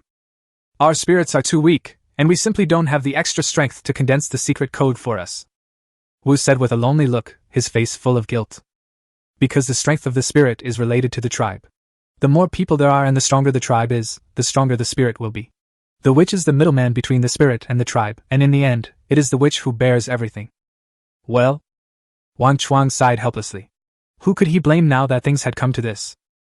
"I may not be able to see the Qilin tribe leave the Qilin Mountains. The tribe will belong to you from now on. Wu smiled and said with relief. The whole person looked much older in an instant. Wu, you can see. Wang Chuang said that he wanted to do something for Wu. Yes, the witch tribe cannot do without you. After repairing the door, Ku walked into the house, listened to the witch's words, walked forward quickly and said, Ku, do you hate me? The witch grabbed the animal's skin in his hand and asked. Wang Chuang's brain froze instantly. What they said seemed to imply there was a story behind this. No hatred, everything is for the tribe, and the tribe members have never resented you. Ku patted his chest and spoke loudly, tears flashing in his eyes. Looking at the muscular man in front of him who was fighting with the ferocious beast and bleeding without crying, the witch was almost defeated. Wang Chuang remained silent and listened quietly. Wu was silent for a moment, then patted Ku's shoulder, turned to look at Wang Chuang and said, Wang Chuang, aren't you curious why, before you awakened, the tribe only had 2 bloodline warriors, Ku and the chief? Walter, why don't you continue? Wang Chuang, who was waiting to eat melon, didn't react for a while. Not curious. Ahem, you kid. The witch picked up all the animal skins and walked forward while coughing, saying, Do you know why there are so many children in the lonely cave? It's because of me, all because of me. With his back to Wang Chuang and Ku, Wu's shoulders were shaking violently. Obviously he had thought of something. Facing the witch's 2 questions? Wang Chuang listened silently and didn't dare to say much. He was waiting for Wu to calm down. At this moment, Wu was just an ordinary old man in his eyes. I don't blame you. That was a decision made by the entire tribe. The patriarch was in the living room. He threw the charcoal in his hand into the bonfire, walked quickly forward and hugged the witch. It's all my fault. If it weren't for me, the Qilin tribe wouldn't have come this far. Wu said in a hoarse voice, the sadness in his tone reaching the extreme. No, if it weren't for you, the Qilin tribe would have been gone. The patriarch and Ku said at the same time. Wang Chuang was confused by the conversation between the 3 people. Chapter 64. The Qilin clan will never forget their revenge. There was wind and snow outside the cave, and a sad atmosphere filled the cave. The 3 old men hugged each other and saved each other. Wang Chuang didn't know what major events had happened in the Qilin tribe in the past, and why there was a lack of successors in the bloodline warriors. But he knew that Wu must not be the one who pushed the tribe into the abyss. Because he is a witch, someone who dedicates his entire life to his people. 10 minutes later, the 3 of them regained their composure. Wu Hu wiped his face and said, More than 100 years ago, the area we were in was called Qilin Mountain Range, and our Qilin tribe was the most powerful tribe. At that time, I had just returned from my travels and had seen how powerful the tribes outside were. I wanted to make my tribe stronger as well, so I told the tribe leader about what I had seen and heard outside. The tribe leader also wanted to go out. Finally, after the entire tribe expressed their support, the patriarch led the Qilin tribe's warriors on a conquest. However, the outside tribes formed an alliance, and after the patriarch and his men captured a medium-sized tribe, they launched a counterattack. As Wu spoke, his voice gradually became hoarse until it finally died away. Wang Chuang could only see the witch's mouth moving. He knew without thinking that the Qilin tribe was no match for them, and they could only flee in a hurry. Well. Seeing this, the clan leader sighed and took over the conversation. After that battle, the Qilin tribe suffered heavy losses, with only 1 soldier returning for every 10 they lost. This isn't. Wang Chuang wanted to say that he hadn't finished killing them, but he couldn't say it. After that battle, they stormed into the Qilin mountains, killing everyone they saw. Our fathers were all helped to escape by a witch using forbidden sorcery. At that time, they were a group of young people who had not yet awakened. It was the witch who brought them to Qilin Mountain to rebuild the Qilin tribe. A flash of immense hatred appeared in the patriarch's eyes. He looked outside the door as if he was looking at the real culprit who destroyed the Qilin tribe. He remembered the unwilling look on his father's face when he was dying. Don't bloodline warriors awaken their bloodlines through sacrifice? Why is our tribe in such a bad state? Wang Chuang asked in confusion. Because on the way to escape, Ling used up all his strength to protect our ancestors. After arriving at Qilin Mountain, he established the Qilin formation. Eventually, he fell into a long sleep and did not recover until 40 years later. Ku and I awakened our bloodlines at that time. There were 50 people who participated in the awakening, but only the 2 of us succeeded. The patriarch explained and patted the witch on the shoulder. So that's how it is. After listening to the Qilin tribe shimi, Wang Chuang felt the blood in his body boiling and the Qilin true blood in his heart roaring. The hatred of genocide is irreconcilable. He is a member of the Qilin tribe in life and a ghost of the Qilin tribe after death. Wang Chuang felt bad thinking about a group of ordinary teenagers holding stone spears and wooden spears to face the ferocious beasts in the forest and wilderness in order to survive. Wang Chuang inexplicably came to this magical world and became a member of the Qilin tribe. He decided that one day he would lead his people back to fight. Which tribes participated in attacking our tribe back then? Wang Chuang asked calmly, the fire of hatred burning in his heart. The greedy wolf tribe, the hydra tribe, the blackbird tribe. After the witch read out the names of the 3 tribes, he exhausted all his strength and fell asleep. Wang Chuang repeated these 3 names and kept them firmly in his mind. Chief, were we the only tribe that escaped at that time? After helping Wu to the inner room, Wang Chuang returned to the campfire in the living room and asked. The patriarch was silent for a moment, then said uncertainly. I heard from the previous chief that the tribe had a hunting team out at the time. I don't know if they escaped. It's been so long that I can't tell. Listening to the helplessness in the clan leader's tone, what good would it be if they escaped? Without spirits, they couldn't awaken their bloodlines, and without a safe place to live, how could the clan members survive in this dangerous world? Wang Chuang silently gnawed on the beast meat in his hand. All this happened too suddenly. Picking up the animal skin that Wu treasured, Wang Chuang began to look down and took away the first route map. The next animal skin was painted with a wolf, a strange snake with 9 heads, and an abstract bird. Don't look at it. You and I are still no match for them now, and there's nothing we can do. The patriarch took the animal skin from Wang Chuang's hand and put it back to its original place. Practice hard. I believe that one day, you will lead us back to fight. You are still too weak now. On the way back to his residence, Wang Chuang had a lot of thoughts in his mind, and the words of the patriarch kept flashing through his mind. Yes, he is still too weak now. Lin Wu, your actions today were a bit impulsive. He is still too weak. At night, the witch, who usually liked to sit by the campfire and think about things, was lying on the bed, looking straight at the ceiling of the cave, and the voice of Ling Tsunglao echoed in the cave. It's a bit early, but Ling, have you ever thought about it? As a hero, you are born to bear more responsibilities. The more you know, the faster you grow. Wu responded to the voice in the void in a hoarse voice, his old face full of seriousness. Just think it through. Those 3 tribes sacrifice people, so they must have become much stronger. Our tribe only has a dozen or so bloodline warriors. Ling's voice came again, her tone full of melancholy. Don't worry. I'm confident. I've decided to select Wang Chuang as the hero after the Fangchen gathering. After saying this, the witch fell into a deep sleep, and the sound of even breathing could be heard from the stone house. Well? Roar! Roar! When he arrived at his stone house, he could hear the roar of the royal lion from inside. Don't bite me! Can I just give it all to you to eat? The thief's trembling voice was heard, and it sounded like this guy was frightened by the royal lion. Crunch! Wang Chuang opened the stone door and a figure rolled out from inside. Hey! Didn't you go get the beast meat? What took you so long to come back? The thief lying on the ground complained and almost cried. It's me! Wang Chuang picked up the thief with one hand and looked at the royal lion curled up in the living room. I'm back! Roar! The royal lion roared in welcome, then crawled to the door and licked Wang Chuang with its 9 tongues. Okay, I'm fine.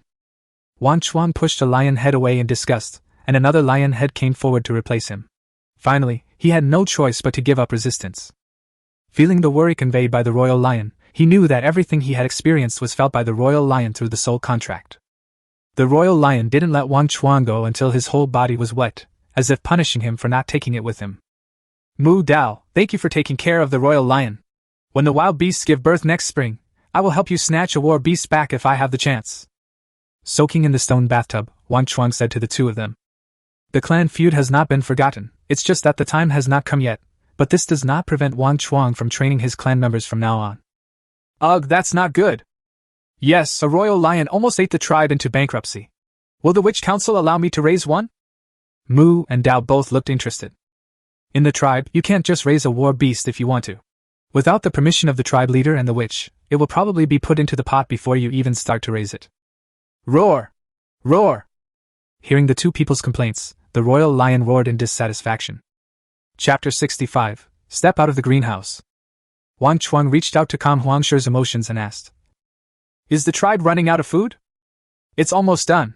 Now we bloodline warriors have started eating wild beast meat, and ordinary tribesmen have started eating 1 meal a day. The thief whispered, his eyes looking at the royal lion, which had grown in size. The meaning is self-evident. The royal lion ate too much, so in order to cultivate it, the witch gave it most of the flesh and blood of the ferocious beasts. I'll figure out a way to deal with the food issue. As for your raising of war beasts, I'll talk to the witch about it, don't worry. As he spoke, Wang Chuang looked at the royal lion, which had grown a lot bigger since he hadn't seen it for a few days. You bastard, you've eaten up all the rations of the tribe. Fan Chun, please don't let us down. Xiandong, there's still food there. We might as well go to sleep. Mu said with a dejected look on his face that they had survived in previous years by sleeping. The snow outside was so thick that they could not find any food at all, and the temperature was so low that people could be frozen to death, and it was impossible to find anything to eat. I'll figure it out. You two can go back. After saying that, Wang Chuang submerged his head into the water. He was thinking about what kind of food to eat in winter, but he couldn't think of anything until the water in the bathtub turned cold. Damn! This damn weather, when will it end? Is there really nothing we can do? Complaining, Wang Chuang lightly punched the bathtub. Crack! The bathtub shattered, and a light bulb went off in Wang Chuang's head, and a look of ecstasy appeared on his face. He hastily put on a fur coat and a fur skirt, and shouted to the royal lion. Royal lion, stay home while I'm going out for a while. After saying that, Wang Chuang pushed the door with a little more force. He was too lazy to help the stone door fall to the snow, and hurriedly ran to Wu's residence. Wu, open the door quickly. I have a way to get food. Bang! The stone gate that Wu had just repaired shattered again. Sherman, who did I offend? Woo woo woo. Wang Chuang scratched his head awkwardly and ran to Wu's bedroom door. This time he didn't dare to knock. Wu, I have a way to get food. The witch, who was sleeping soundly in the middle of the night, was awakened by the sound of the stone door exploding and thought it was an enemy attack. Hearing Wang Chuang's shout, he quickly stood up, opened the door and asked, What can we do? Wu Tsunglau's face was full of doubt. Xiandong had food? There are fish in the river. We can catch them. Trust me. Wang Chuang said excitedly. Hearing this, Wu shook his head and said, It's too dangerous there with the water dragon beast. Wealth and honor are sought through risk. I want to give it a try. Wang Chuang looked at Wu with burning eyes. If he didn't find a solution, many of Xiandong's tribesmen would starve to death. Fortune and wealth are sought through risk? Wu hesitated. He knew how much food the tribe had. In the past, this amount of food was enough to sustain the tribe through the dark winter, but since the arrival of the royal lion Big Eater, the tribe's food supply seemed to be stretched thin. Let him try. Not only does the water dragon beast need to recover from its tribulation, but it also needs to be on guard against other fierce beasts at their peak. There shouldn't be any danger during this period. Wang Chuang was about to speak to persuade him when a voice from the black void rang out. Obviously, Ling also knew that the Qilin tribe did not have enough food to survive the dark winter, so he wanted to give it a try. But this is too dangerous, Wu said in a dilemma. He brought the royal lion back with him. It's also his war beast. Don't forget he's a warrior. Ling's voice came again, and there was something unkind in the tone, but Wang Chuang was still very happy to receive support. Okay. Go back and get some rest for the night. We'll talk about this tomorrow. Seeing Ling say this, Wu finally nodded in agreement. Okay, then I'll be leaving first. Seeing that Wu agreed, Wang Chuang ran away from Wu's cave with a bang. This kid is so impatient. Wu scratched his head and looked at the row of feet on the floor, not understanding why Wang Chuang was running. But he soon found out why Wang Chuang ran away. A cold wind blew into the cave, and the bare-legged witch shivered, and then he remembered his stone gate. Wang Chuang, you kid, get back here and return my door! In the night sky, Wang Chuang, with his Qilin eyes opened, walked quickly, and Wu Qi's frustrated voice came from behind him. Why do you agree with his idea?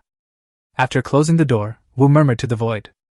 A brave man is not the fruit of autumn, but the strong grass of spring, which cannot be extinguished by fire or drowned by water. Ling's voice echoed in the small bedroom. Hearing this, Wu fell silent. After a while he said, Yes. The brave are strong grass. Whoosh!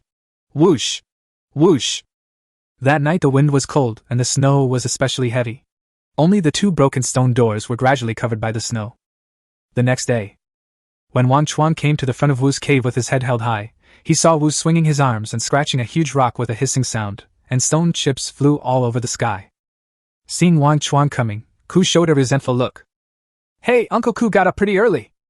Wang Chuang greeted them awkwardly. After all, it was his fault and every time it was Ku who got hurt, so he felt a little embarrassed. Humph! Go in quickly, the witch and the clan leader have been waiting for you for a long time. Ku snorted coldly and continued to wave his Qilin arm. What? Going out fishing? You know what's happening outside the Qilin formation. Can an ordinary bloodline warrior endure it? Wang Chuang came to the door and stopped hurriedly to listen to the patriarch's words.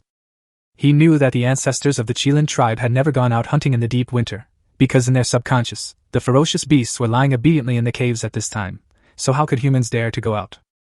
How could I not know? But the tribe is running out of food. If we don't find a solution, the people will really starve to death. Let Wang Chuang give it a try. Ling said that the water dragon beast had just survived a thunderstorm and would be recuperating. This is an opportunity. As the witch persuaded, the cave fell into silence. Oh, well, let's give it a try. After hearing that people would die, the clan leader finally agreed and immediately added, Liao and the others can't do anything if they go out, so it's just the three of us, Ku, Wang Chuang, and I, who will go. Okay, wait until Wang Chuang comes, and then the three of you can eat some food before going. Wu thought for a moment and replied. The bloodline warriors who had just awakened were still too weak and could not do anything to stop the cold wind. Witch, here I come. After listening to the two people's discussion, Wang Chuang walked into the cave. He greeted Wu with a smile on his face, deliberately avoiding looking at the empty door frame, but when he lowered his head, he saw a row of distinct footprints on the ground, which made his smile seem somewhat awkward. Run, little brat! Why aren't you running? Looking at the footprints on the ground and the cold wind blowing in from outside the cave, the witch raised his scepter and hit Wang Chuang. Alas! Alas! You are old, and anger is harmful to your health. If you get angry, no one can replace you. As he spoke, Wang Chuang dodged left and right, and accidentally left 7 or 8 more footprints on the ground. Stop, control your strength and get over here. Wu looked at the unrecognizable stone floor with heartache, and shouted at Wang Chuang, who was standing by the door frame, ready to run away at any time. Well, Wang Chuang said this with an apologetic look on his face, and tiptoed back into the cave. Chapter 66, Breaking the Ice. I just told the tribe leader that this time we're going to the river. It's just you, the tribe leader, and the cave. Do you need anything else to prepare? After Wang Chuang sat down, Wu asked. He didn't know how to fish, and the tribe had never caught any prey in the river. Just bring some ropes, wild animal meat, and some spears. Wang Chuang thought for a moment and added, Wu, I want to bring the royal lion with me this time. This big guy was kept in the tribe and fed well every day. Wang Chuang felt that it had grown up and should learn to fend for itself. Okay, even though its current strength isn't at the level of a ferocious beast, it has that coat of fur so the cold outside won't affect it. Wu nodded in agreement. Outside the cave, after some busy work, a thicker stone door was installed on the door frame. The witch asked the 3 of them to start cooking the broth, adding pepper powder to it. The 4 of them were sweating all over while eating. Ku, go gather the ropes, I'll get the spears, and Wang Chuang, you lead the royal lion. After breakfast, the patriarch began to give orders. Let's meet in the open space in front of the lone cave. After that, the 3 of them each walked in a different direction. Back at his residence, Wang Chuang didn't bother to care about the disappeared door. He picked up the dragon Fang blade and shouted at the 9-headed lion sleeping soundly on the ground. Royal lion, let's go get some fresh air! Roar! The royal lion woke up instantly and roared. Then, the 9 lion heads raised up at the same time, and after crawling out of the cave, the 9 heads rubbed against Wang Chuang. Bang! Bang! Bang! Wang Chuang gave each lion head a head-smacking reward. Okay, stop messing around and be obedient this time, or I won't take you with me next time. Faced with the threat in Wang Chuang's words, the royal lion immediately stood up straight, with a desire for the mountains and wilderness in his eyes. Let's go! As he spoke, Wang Chuang took the lead and walked down the mountain, and the royal lion followed closely, like a good baby. On the way down the mountain, many young bloodline warriors looked at the majestic royal lion with envy. In the Qilin tribe, this is the second war beast, and you know, it doesn't even have a cave yet. Wang Chuang, a newcomer who awakened with them, already possessed a war beast, which successfully aroused their competitive spirit. If he can do it, so can I. Sooner or later, I will also get a wild beast cub. The vulture clenched his fists, looked at the royal lion with fiery eyes, and thought to himself. Roar! When Wang Chuang brought the royal lion to the foot of the mountain, a roar of a beast sounded from the mountainside. A skinny wolf with a thick skeleton and covered with green hair rushed down from the mountainside. After a while, the wolf stopped in front of Wang Chuang. Looking at the clan leader riding on the back of the wolf, as steady as a rock and looking very cool, Wang Chuang gave him a thumbs up in his heart. He was just about to shout out to the clan leader, "Awesome! Forget about taking a drive in such a cold day, the main thing is running down the mountainside. Aren't you really afraid of falling?" In response to this, Wang Chuang said that he was not convinced by the wall, but he was convinced by the patriarch's spirit of valuing grace over warmth. Woo! Woo! Woo! When the two beasts met, they growled with their fangs slightly exposed, as if they were about to fight. Song! The chief, carrying 6 spears, sat on the wolf's back and roared, his right hand grasping the hair on the back of the wolf's neck. The wolf instantly crawled to the ground, as if its vital point was strangled. Royal Lion, stop yelling! Wang Chuang reached out and touched the royal lion. After the 2 men calmed their respective war beasts, they watched from the side with envy. Let's go! Let's go! The chief jumped off the wolf's back and shouted to the 2 men. Upon hearing this, Wang Chuang and the other 2 followed the tribe leader's footsteps, and the 3 people and 2 beasts gradually disappeared at the entrance of the snow trail. Hiss! Hiss! It's so cold! On the snowy trail, Wang Chuang, who was walking in the middle, let out a long breath and tightened the animal skin around his body. Wang Chuang, what are fish? Is there really food in the river? Walking on the icy snow path, Ku asked curiously. Fish are animals that live in water. If there's nothing to eat, what will the water dragon eat? Wang Chuang said this, but he didn't dare to say too much, as if he said too much, it would be difficult to explain. Is that so? Ku muttered, not quite understanding what he was saying. The 3 of them continued on their journey. With the passage they had from last time, they soon arrived at the river. Wang Chuang observed and found that the river water under his feet had frozen into white. This? Wang Chuang, how do we hunt? The patriarch asked as he stepped hard on the frozen river surface beneath his feet. Go ahead, let's go to the middle of the river. After thinking for a while, Wang Chuang said. In his only memory, the person who listened to the water said that the river was estimated to be more than 500 meters wide, and it seemed that the center of the river should not be completely frozen. After all, that day Wang Chuang saw with his own eyes the water dragon beast dive into the water. Walk!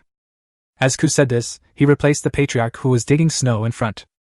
After a while, thanks to Ku's efforts, the 3 people and 2 beasts arrived in the middle of the river.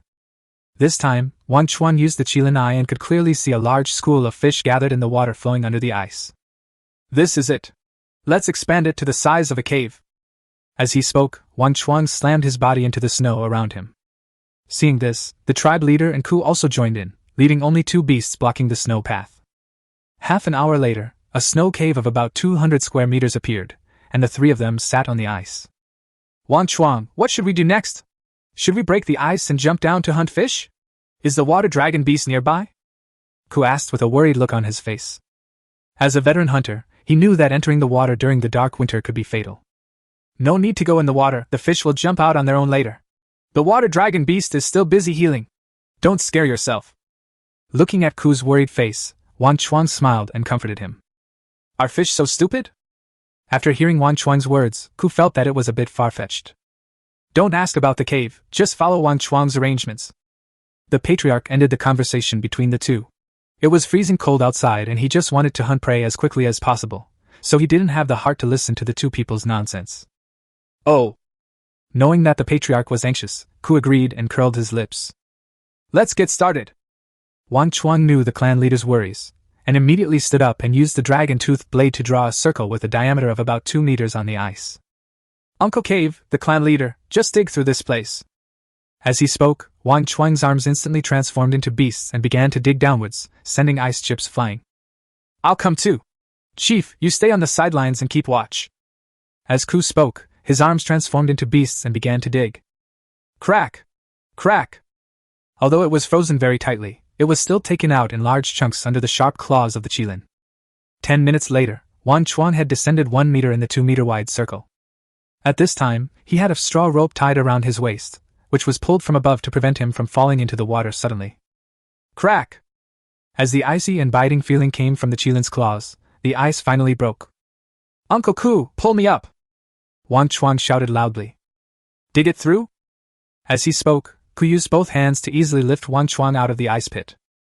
Gurgle! Before Wang Chuang could say anything, water began to gurgle out of the broken ice. Seeing this, Wang Chuang picked up the dragon-toothed blade, inserted it into the ice with force, and drew a circle around it, and a round piece of ice was cut out. Finally, under the stunned gaze of the cave clan leader, Wang Chuang used the Qilin claw to insert Yuan Bing out. Chapter 67 Harvest. Whoosh! Whoosh! Whoosh! After taking out the ice, Wang Chuang sat on the ice and gasped for breath. What should we do next? Ku looked at the ice cave that had been dug through. There was no movement inside, so he turned to ask Wang Chuang. Wait!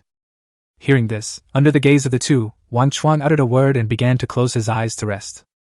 Just like that, nothing to do? The patriarch stared blankly at Wang Chuang, who was resting with his eyes closed. But Wang Chuang didn't answer. If they hadn't heard his snoring, they would have thought he was asleep. You don't really think the fish will jump out by itself? Ku, who was standing by, couldn't help but curl his lips and said, Will it?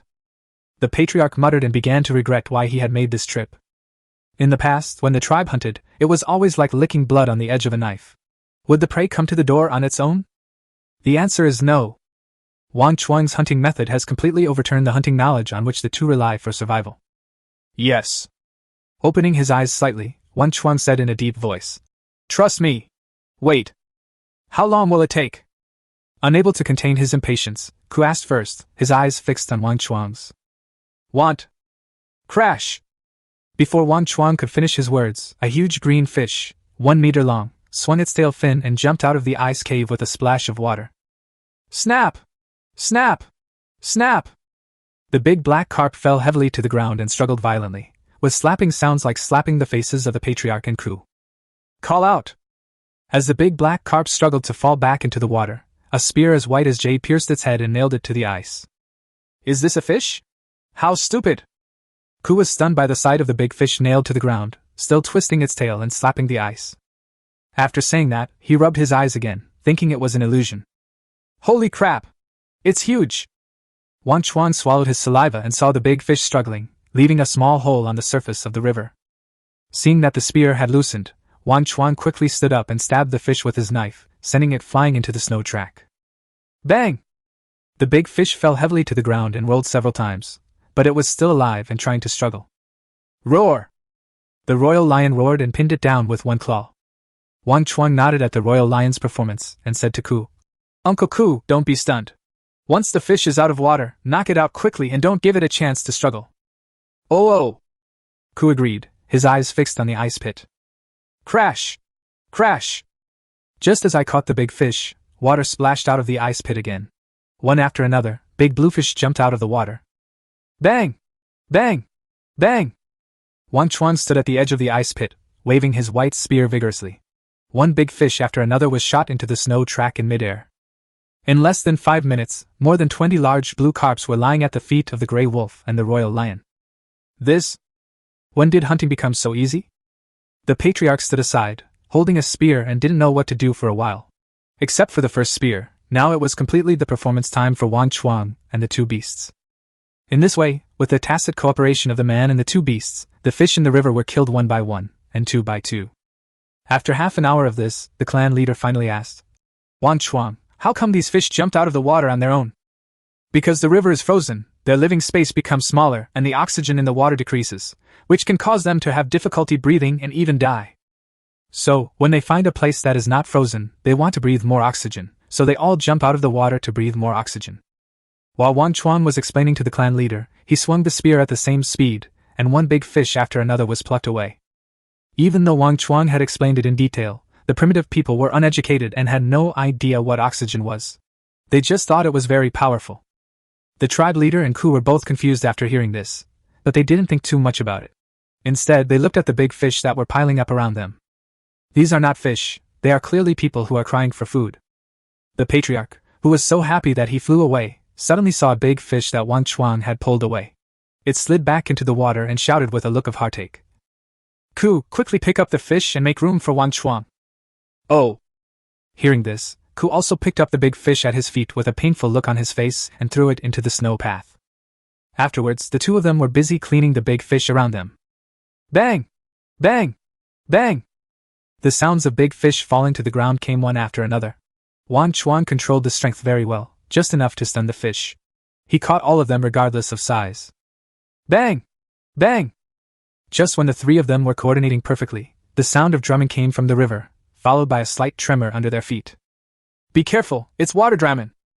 Hearing the thud, the patriarch paused and picking up the fish, felt the vibration coming from under his feet, and immediately shouted. The joy of the harvest was dragged into the abyss by a cry of, Water dragon beast! They all stopped what they were doing, and one of them held a spear and stared at the entrance of the river cave vigilantly. Wang Chuang was a little bit unconvinced that it was a water dragon beast. He knew the horror of the thunder tribulation, so he channeled the power of his bloodline to his eyes. Qilin eyes! Reciting silently in his mind, Wang Chuang looked towards the bottom of the river and saw a 3-meter wide and 6-meter long water dragon beast rushing towards the entrance of the ice cave they had dug. Bang! The water dragon beast under the river swam very fast and soon crashed into the entrance of the ice cave. A big mouth over 1 meter long with full of fangs and 2 small horns on the top of the head. Roar! Water dragon cub! The patriarch roared and thrust out with the spear in his hand. Wang Chuang and Ku followed closely behind with their spears in their hands, stabbing them into the big mouths of the water dragon beast cubs. Crack! Crack! The water dragon beast cub opened and closed its mouth, and the inferior wooden spears in the hands of the tribe leader and Ku were instantly bitten off by its terrifying bite force. Roar! The water dragon beast roared in pain and flicked its mouth hard. Before Wang Chuang could let go, he was thrown into the snow wall in an instant. Roar! Roar! The water dragon continued to scream, its body swinging wildly. It's stuck! Find a chance to kill it! Wang Chuang, who was thrown far away, quickly returned and reminded the water dragon cub after looking at its condition. As experienced hunters, the tribe leader and Ku noticed the clues without Wang Chuang's reminder. One of them took a spear and started stabbing at the eyes of the water dragon cub. Wang Chuang picked up the dragon-tooth blade on the ground and chopped it down with all his strength. Clang! The dragon-tooth blade chopped on the fangs of the water dragon beast cub, making a sound of metal clashing. His wrist went numb and the base of his thumb cracked instantly, and Wang Chuang almost lost his grip on the dragon-tooth blade. The patriarch took the opportunity to pull out the white spear that was stuck in the water dragon's mouth, and continued to stab the eyes of the water dragon cub. Roar! The water dragon cub roared and spurted blood, and the entire ice surface shook even more violently. Crack! Crack! The ice surface, which was about 1 meter thick, made a crackling sound. Chapter 68 Kill the Water Dragon Cub. Bang! Bang! Bang! Under the ice, the bony tail of the Lystrosaurus cub was hitting the ice. Chief, Uncle Ku, be careful, the ice is cracking. Looking at the mad water dragon cub, Wang Chuang reminded. Although the other party is still a baby, it is a ferocious beast. A little carelessness can kill people. Even if it is not yet an adult, once the ice cracks and it falls into the water, it will be a different story. The 2 men nodded to Wang Chuang's reminder and continued to stab with the spears in their hands. After 3 minutes of stalemate, the cracking sound became louder and louder. The patriarch looked at the struggling water dragon cub and said, Wang Chuang, I'll use Ku to attract its attention. You can find a chance to kill it with 1 strike. Remember, if it can't be killed in 1 strike, we'll leave. Don't fight. Yes. Wang Chuang agreed immediately. Now was not the time to be timid. Cave ready 3, 2, attack. 2 spears, 1 white and 1 black, pierced the squinting eyes of the water dragon cub with lightning speed. Beast transformation! With a roar in his heart, Wang Chuang instantly transformed into a beast. Gripping the dragon-tooth blade tightly, Wang Chuang, whose strength increased 4 or 5 times, stabbed it towards the throat of the water dragon beast. Phew! Roar! A stream of scarlet blood spurted out, and the dragon-tooth blade pierced the throat of the water dragon beast cub. The water dragon beast cub roared and struggled even more frantically. Wang Chuang gripped the dragon-tooth blade tightly, quickly rotated it 360 degrees, and pulled it out. Roar! A large amount of blood spurted out of the water dragon cub's mouth. Wang Chuang's stirring had injured its vital parts. Seeing its mouth open wide, the jade-like spear in the chief's hand was covered with red lines in the blink of an eye, flashing red light like blood vessels. Squeak! Roar! Woo! The red spear pierced through the water dragon cub's head from the upper jaw at a tricky angle. The brain is the Achilles heel of all living things.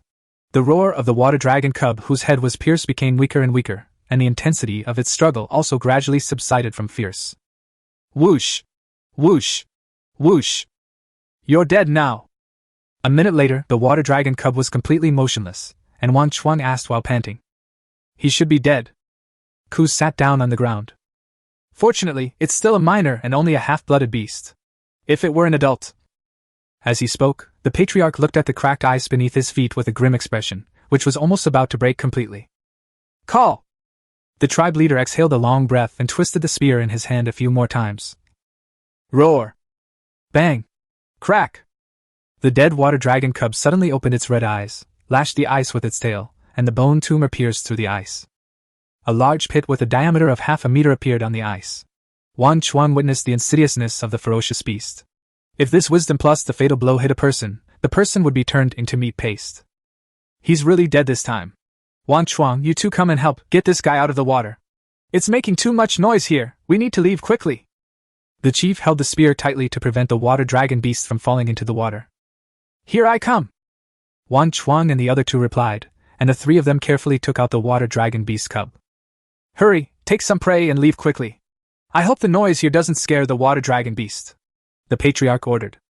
The three men used spears to string the big fish together, and Wang Chuang tied a rope to the water dragon beast cub and put one end on the back of the royal lion. Several people quickly left the scene. 10 minutes later. Roar! A deafening roar sounded, and Wang Chuang and the other two couldn't help shivering as they carried the big fish through the snowy path. Water dragon beast! Go! The patriarch urged. The speed of the three people and two beasts increased a bit. Whoosh! Whoosh! Whoosh! After running for 20 minutes, the three of them came out of the snow trail panting and returned to the foot of Qilin mountain. I'm so tired, but I'm finally safe now. Ku dropped the big fish from his shoulder and sat down on the snow. Wang Chuang was also very tired and dropped the big fish from his shoulder. You two take a break. I'll ride Sunlong up the mountain to get people to come down and move the goods. As the patriarch spoke, he walked towards the wolf and jumped onto its back. Walk! Watching the patriarch go to call for help, Ku suddenly sat up and asked. Wang Chuang, don't we want the fish left in the snow trail? Why should we? The water dragon beast is still guarding there. Wang Chuang smiled bitterly. Although the water dragon beast was in a seriously injured state after surviving the tribulation, the beast's majesty was inviolable. It was difficult to deal with a ferocious beast, let alone a beast with extremely strong attack power. The last time we were able to kill the 9-headed golden lion was because the other party's strength had deteriorated and it was nurturing offspring, while the water dragon beast was only seriously injured. The two are incomparable. What a pity! That much fish is enough for the tribe to eat for 3 months, Ku said with a painful look on his face. The fish in this world are very abundant. It took them only more than 20 minutes to catch the fish, and the total harvest was 5 or 6 tons, but they only brought back a little more than 1 ton of fish. It's nothing to be ashamed of. We can just go get it back later. The water dragon beast can't stay there forever. We don't have to worry about the fish rotting in the middle of winter. Wang Chuang comforted Ku. His only worry was that the water dragon beast would devour all the fish. However, when he thought of the abundant fish in this world, he felt relieved. At worst, he could just go find another place to dig. Ouch! The howling of wolves sounded on the mountainside, and the members of the entire tribe opened their doors and the bloodline warriors ran to the intersection. All bloodline warriors, go down the mountain to carry the prey. The rest of you, go to the cave and wait for the food to be distributed. After saying that, the patriarch rode on a grey wolf and came to the witch's door. The witch leaned against the door, looking at the tribe leader whose fur coat was frozen into pieces of blood ice. Chief, you are injured. Where are Wang Chuang and Ku? Inviting the patriarch to walk into the stone house, the witch asked with a worried look on his face. I'm not injured. This blood belongs to the water dragon beast. The patriarch jumped off the wolf's back and walked into the cave with the wolf. You encountered a water dragon beast? That shouldn't be the case. Didn't it recover from its recent lightning tribulation? Wu asked with a pale face. Pfft, why? I didn't explain it clearly. What we encountered was a half-blooded water dragon cub. We killed it with the combined strength of the 3 of us. The patriarch said with a smile, picked up a stone bowl and scooped some hot water to drink. You came to see me. I want to sacrifice the water dragon beast cub to Ling. If we kill it this time, it will definitely bear a grudge against us, so we have to make plans early. The patriarch spoke calmly, without a trace of fear on his face. This is how the world is. Either you die or I die. Okay, I'll get ready now. The witch turned and walked into the bedroom, and the patriarch left with the well-fed wolf. The young man who received the order to go down the mountain cheered all the way and said that he was almost going crazy after being cooped up at home these days. He followed the footprints of the grey wolf and soon saw the royal lion. Chuang, is this a fish? Mu arrived first and shouted at Wang Chuang sitting on the back of the blue fish. What is this? A group of teenagers, surrounding the corpse of the water dragon cub, asked curiously. Chapter 69 The cultivated seeds are sprouting. This is a water dragon cub, Wang Chuang explained. Ku, who was lying on the ground nearby, saw everyone coming and shouted. Hurry up, bring the prey back to the tribe, it's too cold outside. As he spoke, he stood up, untied the rope that tied the body of the water dragon cub, carried it on his shoulders and walked towards the tribe. Let's go! Wang Chuang turned to Mu and said, picking up the 2 largest blue carps and following. The others took what they could, and in the end, 2 of them carried the spears to take away what was left. Woo! Woo! Woo! Inside the largest cave in Qilin Mountain, a horn from ancient times was blown. Sacrifice. In front of the Qilin stone sculpture, on a large stone table, were placed the body of a water dragon cub and 2 of the largest green carps. The witch was performing a mysterious sacrificial dance in front of the stone table. All the members of the tribe, except for the hungry newborn, were kneeling on the ground, worshipping the spirit devoutly. A warm red light emanated from the Qilin stone sculpture, and a suction force appeared. The water dragon cub on the table slowly rose up, gradually became smaller, and was swallowed by the stone sculpture. The red light suddenly increased, and outside, without anyone noticing, a layer of snow melted instantly, and the temperature in the Qilin mountain area rose by 10 degrees. Complete! The witch shouted in a dragging voice, and everyone ended this simple sacrifice. Then came the meat distribution phase. Each tribe member received a large black carp, and the extra fish were buried in the snow outside the cave. When they had finished eating, they could get them themselves. Gurgle! Gurgle!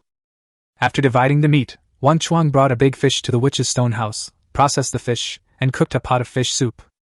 Woo, you can eat now! Wang Chuang shouted towards the inner room. Here I come! The witch came out holding a scepter. Looking at the witch who was walking on 3 legs, Wang Chuang was a little puzzled. He felt that the witch was pretending. The witch was dancing so happily in the sacrificial dance just now, why was he not doing it now? Hee, what are you thinking about? Wu saw Wang Chuang staring at his legs and asked. Wu, is your leg okay? Why do you always use a cane? This isn't a crutch, it's a status symbol. You'll understand when you get out. Wu smiled and said that he had asked his teacher the same question before. Oh. Wang Chuang has become accustomed to the way old charlatan Wu speaks. Without asking any more questions, he started to scoop fish soup into a bowl and handed it to Wu. Whoosh! Whoosh! Whoosh! Taking the stone bowl, Wu blew on the fish soup and smelled the fragrance in the air. Wu, is this fish soup fragrant? After Wang Chuang filled the bowl for himself, he looked at Wu who was drinking from a wooden spoon. It's delicious. The fishy smell is neutralized by the pepper powder. It tastes good. You kid, do you have something to say? Wu glanced at Wang Chuang sideways. Every time this kid showed him courtesy, he had something to say. Is the purpose so obvious? Wang Chuang was speechless for a moment. He didn't expect Wu to predict his prediction. As expected, I can't hide anything from you. Tell me. What's the matter? The witch asked, stroking his beard. Wu, do you think the bloodline warriors are strong? Wang Chuang asked. He was ready to throw out some ideas. Don't you know whether you are strong or not? You are a bloodline warrior. Wu said ambiguously, with a mysterious smile on his face. I don't think it's strong enough. Wang Chuang continued. Compared to the ferocious beasts, we are still too weak. What's the meaning? Wu smiled without saying anything and continued watching Wang Chuang's performance. I want the tribe to breed war beasts on a large scale. Wang Chuang said directly. Why? Because a bloodline warrior's awakening may fail, but even if a ferocious beast cub cannot become a ferocious beast, it can still become a half-blood ferocious beast. The combat power of a half-blood beast is comparable to that of 3 bloodline warriors. Wang Chuang explained. Well, the witch sighed and did not answer, and the cave fell into silence. But the beasts eat more than the tribesmen do, and we can't afford to feed them.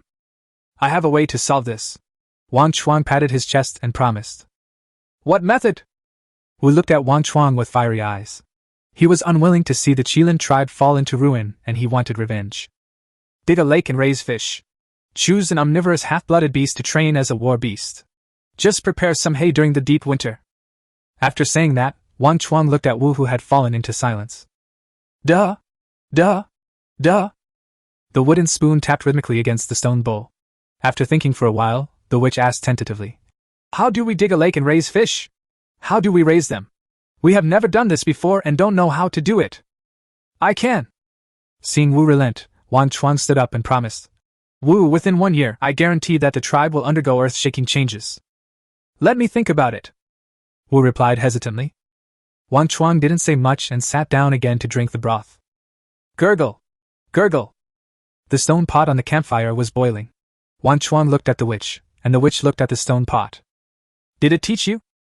Wu asked meaningfully. I'm sorry, brother, I need you to come out and support me. Praying to the non-existent spirit in his heart, Wang Chuang said. Yes, Wu, I found these out from the memories given to me by the wandering spirit. Is there no way to cultivate the memories it gave you? Wu looked straight at Wang Chuang. No. Wang Chuang answered immediately, placing his hand on his chest as a gesture of assurance. Just tell me anything about it from now on. As long as it's beneficial to the tribe, I will fully support you. As for digging a lake to raise fish, tell me how you want to do it first. Wu turned his head and looked at Wang Chuang and asked. Crack! Crack! The charcoal in the bonfire was burning.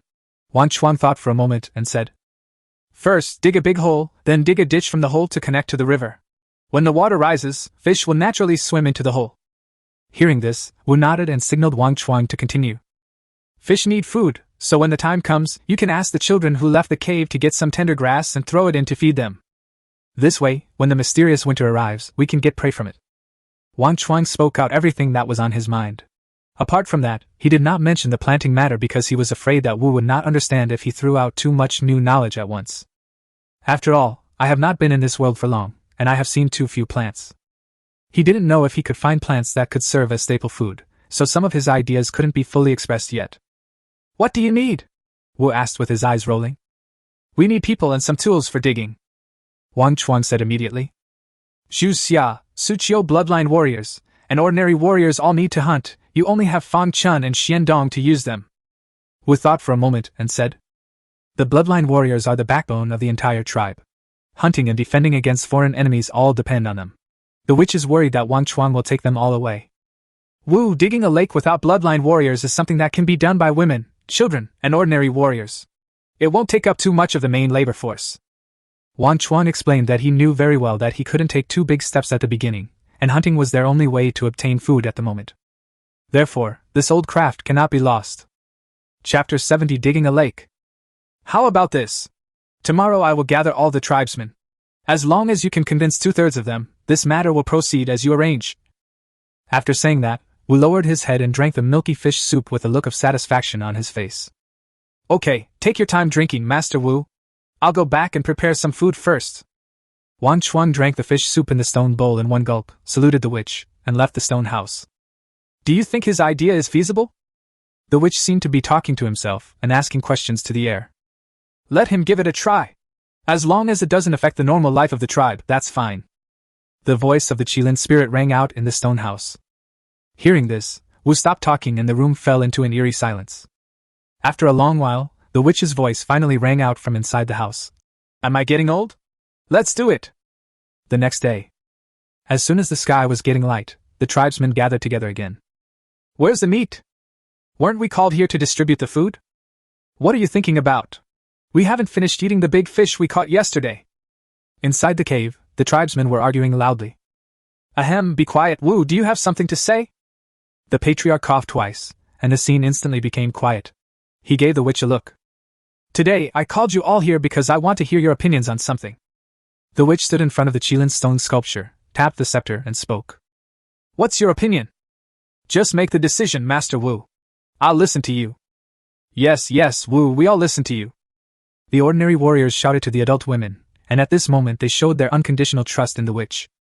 Listening to the tribesmen chattering endlessly, the witch stretched out his palm and pressed down.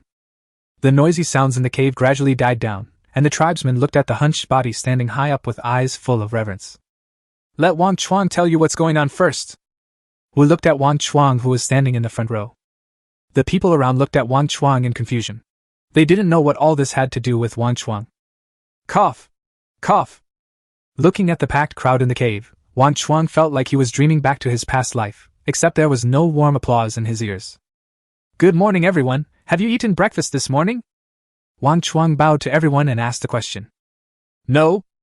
Xiao Wang, tell me what's going on. My baby is waiting for me to go back and feed him. You called us here on such a cold day just to ask this? Listening to the loud voices of several women and men talking, Wang Chuang looked a little surprised. As expected in any world, people are treated differently based on their status. Quiet! Wang Chuang roared, and a bloodline warrior's pressure appeared, and the noisy sound disappeared. He knew that he couldn't do without some solid stuff, so he said. Since everyone is busy, I'll just say it directly. Did you think yesterday's fish was delicious? Do you want to eat it every day in the future? Answer me. Everyone can give a passionate speech, but Wang Chuang said it shouldn't be too easy to mobilize the emotions of these people whose educational level is only in the first grade. Delicious, this is the most tender meat I have ever eaten. Mu shouted excitedly, like a stooge who was bribed by Wang Chuang with a large sum of money. I want to eat. I want to eat every day. We want to eat. Under Mu's guidance, the crowd was excited. Quiet! Everyone, listen to me. I know fish are delicious, but there's a powerful water dragon beast lurking in the river. What should we do? Wang Chuang began to guide them closer to his own ideas. Hearing this, Ku and the clan leader looked at each other and saw their confused selves in each other's eyes. At the same time, a terrifying thought emerged in my mind. Wang Chuang wants to kill the water dragon beast. Forget it if there's a water dragon beast. It's too dangerous. We won't eat it. Each tribe member lowered his head dejectedly, muttering that he didn't want to eat anymore. Chuang, you want to kill the water dragon beast? You can't kill it. I won't eat fish anymore. Mu raised his head and told Wang Chuang the thoughts of the other bloodline warriors. Snap! Snap! Snap! Seeing that his remarks were becoming more and more outrageous, Wang Chuang glared at Mu and said, I have a way to get fish without going to the big river. Just follow me and I guarantee that by this time next year you will have more fish than you can eat. So why would anyone want to follow me? What? The sound echoed in the cave. The group of people seemed to be frightened by Wang Chuang. For a moment, the cave was eerily quiet. Fuck, I want to eat fish. I want to follow you. Done. The shout of, go, stirred up 1,000 waves and caused countless tribesmen to shout. Looking at the noisy crowd, Wang Chuang didn't ask them to be quiet this time. Instead, he waited quietly for them to vent their emotions. 5 minutes passed after the quarrel, and all the men, women, young and old looked at Wang Chuang with red faces. What to do when it's written all over your face? Wang Chuang, what do you want to do? The patriarch spoke first and asked. I want to dig a lake. This way I can raise fish and solve the tribe's water shortage problem. Wang Chuang talked about his plan and the benefits that the lake would bring. What is a lake? What is a ditch? Can you do it? A group of people collectively said that they had never heard of it, and they all looked confused. Okay, I promise everyone can eat fish next year. Anyone willing to follow me? Wang Chuang patted his chest and made the promise. Dry. Mu Ru is like a brainless fan, supporting Wang Chuang and starting to lead the trend. After Wang Chuang took him to dig out groundwater that day, he tacitly agreed that all the decisions Wang Chuang made were correct. Dry.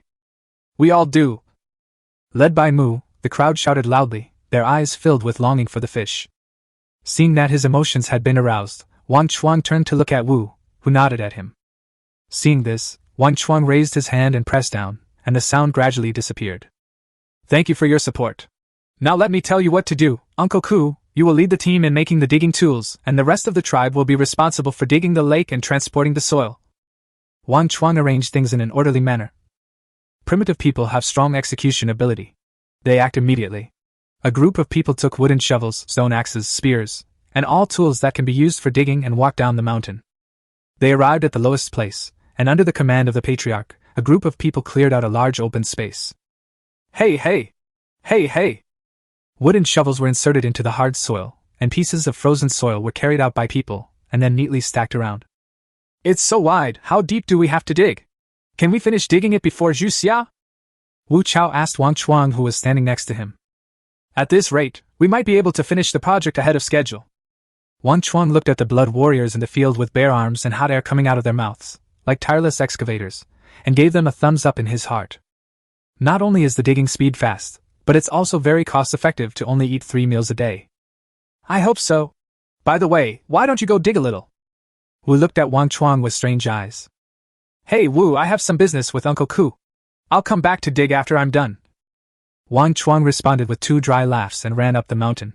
He really had something to do with finding a cave. Uncle Ku, don't make wooden or stone shovels. I have better digging tools here. Returning to the mountainside, Wang Chuang found the cave and shouted towards the cave, fiddling with the stone shovel. Chapter 71. Big update of tribal tools. Wang Chuang is here. What tool is that? Is it better than a stone shovel? Come and give me a hand. I'm too busy. He said this without even raising his head, his hands busy producing sparks as he produced stone shovels one after another. Here I am. Uncle Ku, I am here to teach you how to make new tools. As he spoke, Wang Chuang found a stool and sat down, then picked up an oval stone as big as a human head. His right arm transformed into a beast, and his half-meter-long black nails flashed with a cold light, cutting the stone in half. Next, dig out a hole as thick as an arm on the top and make a sharp slope on the bottom. It's done now. This thing looks like a shovel. Why does it need to make a hole in it? Ku looked at Wang Chuang's masterpiece and asked in confusion. The other tribesmen who were polishing stone tools were also confused when they saw this strange new stone tool. This is called a hoe? It's not finished yet. Give me a stick and you'll understand when I finish it. Wang Chuang picked up the wooden sticks. These sticks were used as handles and were just right for assembling the hoe. He passed the wooden stick through the hole of the hoe, found some straw rope to tie it up to reinforce it, then picked up the stone hoe and tried it twice. This is how you use a hoe. Next, Uncle Ku will make as many hoes as possible. After Wang Chuang handed the hoe to Ku for a careful look, Ku tried it a few times and instantly fell in love with this new tool. Then, Wang Chuang gave hands-on guidance to help him make one. He returned to the construction site with 3 freshly made hoes. Wang Chuang, what kind of weapon are these? Many tribesmen turned their heads and looked over after hearing the clan leader's voice. This is a hoe. It's not a weapon, but a tool for digging. Wang Chuang took 3 hoes and jumped to Mu and Dao. How do you use this hoe? He asked as he stole a shovel and pried up a large piece of soil with great effort. I'll teach you, just watch. As he spoke, Wang Chuang took a stance and swung his hands hard. The stone hoe drew a semicircle in the air and pierced into the frozen soil. 1, 2. 1, 2. As the slogans rang out, Wang Chuang turned over pieces of soil at a speed several times faster than that of a stone shovel. After digging for half an hour, I became more and more excited. Until dark, everyone lit a bonfire directly at the bottom of the pit. A huge stone pot was boiling on top, emitting an enticing aroma. Wang Chuang, do you think the prey we caught before is still there? On the snowy trail leading to the river, Wang Chuang, Ku and the clan leader walked on a familiar road. Due to food reasons, Wang Chuang had to stop the construction and go out to get meat, and at the same time give the other tribesmen a day off. After all, they are human beings, not animals, and cannot be used to death. If you work more than 12 hours a day, it is necessary to dig for 6 consecutive days and then have 1 day off. I don't know, I hope it's not there. You. Wang Chuang pulled the reins in his hand. Why did you stop? Ku grabbed the sled guardrail tightly and looked at Wang Chuang in confusion. The sled is one of Wang Chuang's inventions. As the lakes became larger and larger, it became too troublesome to transport the soil, so wheelbarrows and sleds with wooden and stone structures came into being. I'll go check out the situation first, you guys wait here for me. Wang Chuang said this as he jumped off the sled and opened his Qilin eyes to scan the surroundings. In the distance, in the snow-covered area, a pile of frozen fish appeared before my eyes. Then he carefully looked further away and found no trace of the water dragon beast, which finally put his mind at ease. Who? Uncle Ku, Chief, come quickly, the prey is still there. Wang Chuang turned around and greeted them, and the 2 old men on the sled pulled by the royal lion came over. How many more? The patriarch asked excitedly. It's no wonder he was excited. The main reason was that at this time of year in previous years, the Qilin tribe had already been living a miserable life of 1 meal a day and eating only grass roots and tree bark. No, come and help us pull a cart back so that we can eat as much as we want. We're all tired these days. As he spoke, Wang Chuang dug out a big black carp from the snow. Half an hour later, the 3 men found the big herrings that were frozen solid one by one and placed them neatly on the sled. Looking at the mountain of fish piled high on the sled, Ku picked up a small one, pulled out the bone dagger from his waist, cut off a piece of sashimi and stuffed it into his mouth. It would be great if food from other seasons could also stay rotten and maggot-free like in the dark winter. While chewing, Ku suddenly sighed, feeling both love and hate for Xiandong. Preventing food from rotting and infesting maggots is easy. I have plenty of ways. While arranging the fish neatly, Wang Chuang added, we can build an underground ice chamber to preserve fresh meat, or smoke and air dry to prevent food from rotting and maggots. Ice room, smoked, air dried? The clan leader and Ku were confused and could not fully understand what Wang Chuang was saying. What's an ice room? The red summer crow flies so low that people might be dried out. How can there be ice left in that time? Ku complained that he preferred the low temperature of Xiandong to the high temperature of Juxia. Also, the tribe has always used air drying, but the food still gets infested with maggots after a short time. Upon hearing this, Wang Chuang showed a look of contempt. He wanted to ask, are you polite? Do you know who you are facing? It is a high-quality soul with a cultural heritage of 5,000 years. Haha, Uncle Ku, don't blame the uneven road for your poor performance. Once the lake for raising fish is dug, I'll make you an ice room that's still cool in the summer. Wang Chuang decided to use modern knowledge to tell the two to believe in science. The book said that ice is not easy to evaporate in a confined space, so he decided to give it a try. If it fails, it will be a slap in the face of science, and has nothing to do with him. Okay, both of you, stop messing around. Wang Chuang, you pull a sled back first and tell them there's plenty of food for me to eat. The patriarch interrupted the two and said, looking at the sled that could no longer hold any more snow. Okay, chief. Wang Chuang agreed immediately. Untie the rope from the royal lion, carry it around to the back of the sled, and re-secure the rope. Let's go, royal lion, return to the tribe. Roar! The royal lion growled, with a hint of grievance in its voice, because it was still hungry. Be good, huh? Go back to the tribe first, and we'll come back and let you eat your fill. Wang Chuang coaxed the royal lion, and as they spent more time together, its wisdom grew a lot. It's getting harder and harder to cheat now. Roar! Roar! Finally, the royal lion dragged the sled forward, cursing. Swish! Swish! Swish! The wooden sled slid across the ground, making swish sounds, carrying enough food to support the entire tribe for 1 or 2 months. Hush! Hush! Quiet, everyone, listen to what that sound is. A sled, it's a sled. A group of tribesmen who were digging an artificial lake put down their sheep-horn pickaxes, stone shovels, hoes, duckbill pickaxes, in short, all kinds of strange-looking farm tools. Let's look towards the exit of the ski slope together. You. Running out of the snow trail, looking at the tribesmen in the distance who should be resting on the warm kong and working overtime at the construction site, Wang Chuang felt that everything he had done had become meaningful. Wow! Chuang, you guys are amazing! You've only been out for a short while and you've already caught so many big bluefin bream! Mu ran forward with a group of children from the lonely cave, but he could not move when he saw the golden royal lion. Wang Chuang, can you let me ride the royal lion for a ride? Wang Chuang, let me ride you. When I grow up, I'll give birth to your cubs. Several little girls around 7 or 8 years old shouted loudly, and the vicious words they uttered scared Wang Chuang so much that he ran away. Chapter 72 Great Harvest. After escaping from a group of little brats, Wang Chuang stood on the snow he had cleared in front of Liugu Cave. The chief said, everyone can eat as much as they want and rest well after eating. There is always work to do, so take your time. Standing on the sled, Wang Chuang spoke loudly. The latter part of the words was added by himself. If he didn't add them, these people would be exhausted to death sooner or later. Long live the clan leader! Ah! Woo! Woo! Woo! A group of primitive people clapped their hands and made strange celebratory noises. Roar! Roar! The royal lion followed with a low growl, and Wang Chuang immediately understood what this guy meant. Hungry, hungry. Don't rush me. Wait until I finish unloading the cargo and we return to the river. Then you can have a feast. Wang Chuang calmed the royal lion's little emotions, jumped off the sled and lifted one side of the sled. Proper unloading of the truck was impossible. 1, 2. Crash. Wang Chuang overturned the sled piled with frozen fish, and the big fish covered the ground. Take your time, I'm leaving first. With a greeting, Wang Chuang straightened the sled and sat on it. Royal lion, let's go. Roar! On the way back, the royal lion rushed forward without caring about Wang Chuang's life or death, and returned to the river in less than 10 minutes. Bang! Bang! Bang! One after another, big fish were pulled and flew into the snow track. Ouch! The royal lion opened its mouth to catch one, stretched out its neck and swallowed the black fish, which was more than 1 meter long, without even chewing it. Seeing this, Wang Chuang untied the reins and said, Eat more slowly.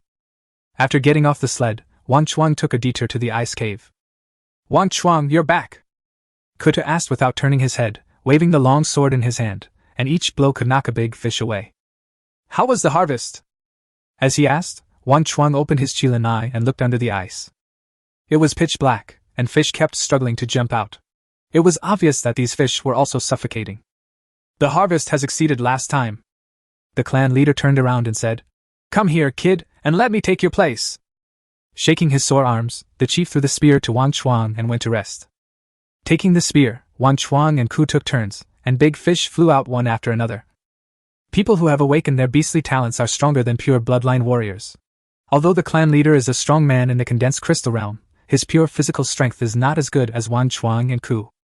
Even though the red flames he controlled had extremely strong attack power, in Wang Chuang's opinion, a strong physique was the real strength.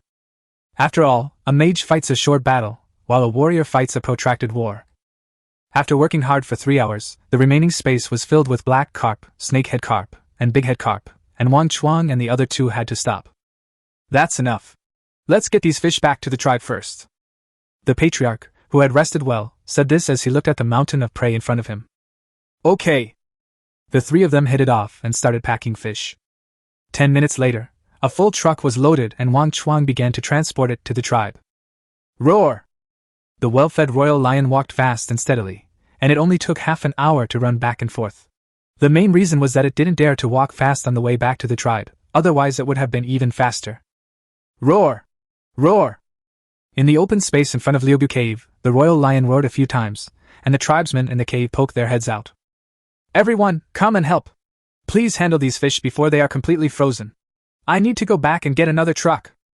After saying this, Wang Chuang had an idea, and the royal lion started running for 7 or 8 minutes before returning to the river. After another busy period, the three of them looked at the big fish that continued to jump out, and reluctantly started working overtime again. Wang Chuang transported cartloads of fish back to the tribe. Even though it was already dark, the bonfire at the foot of Qilin mountain burned brighter and brighter. This busy work lasted all night. Later, Wang Chuang did not return to the tribe.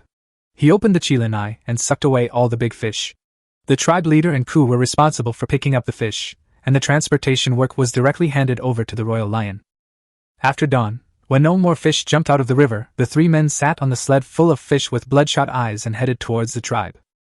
So tired.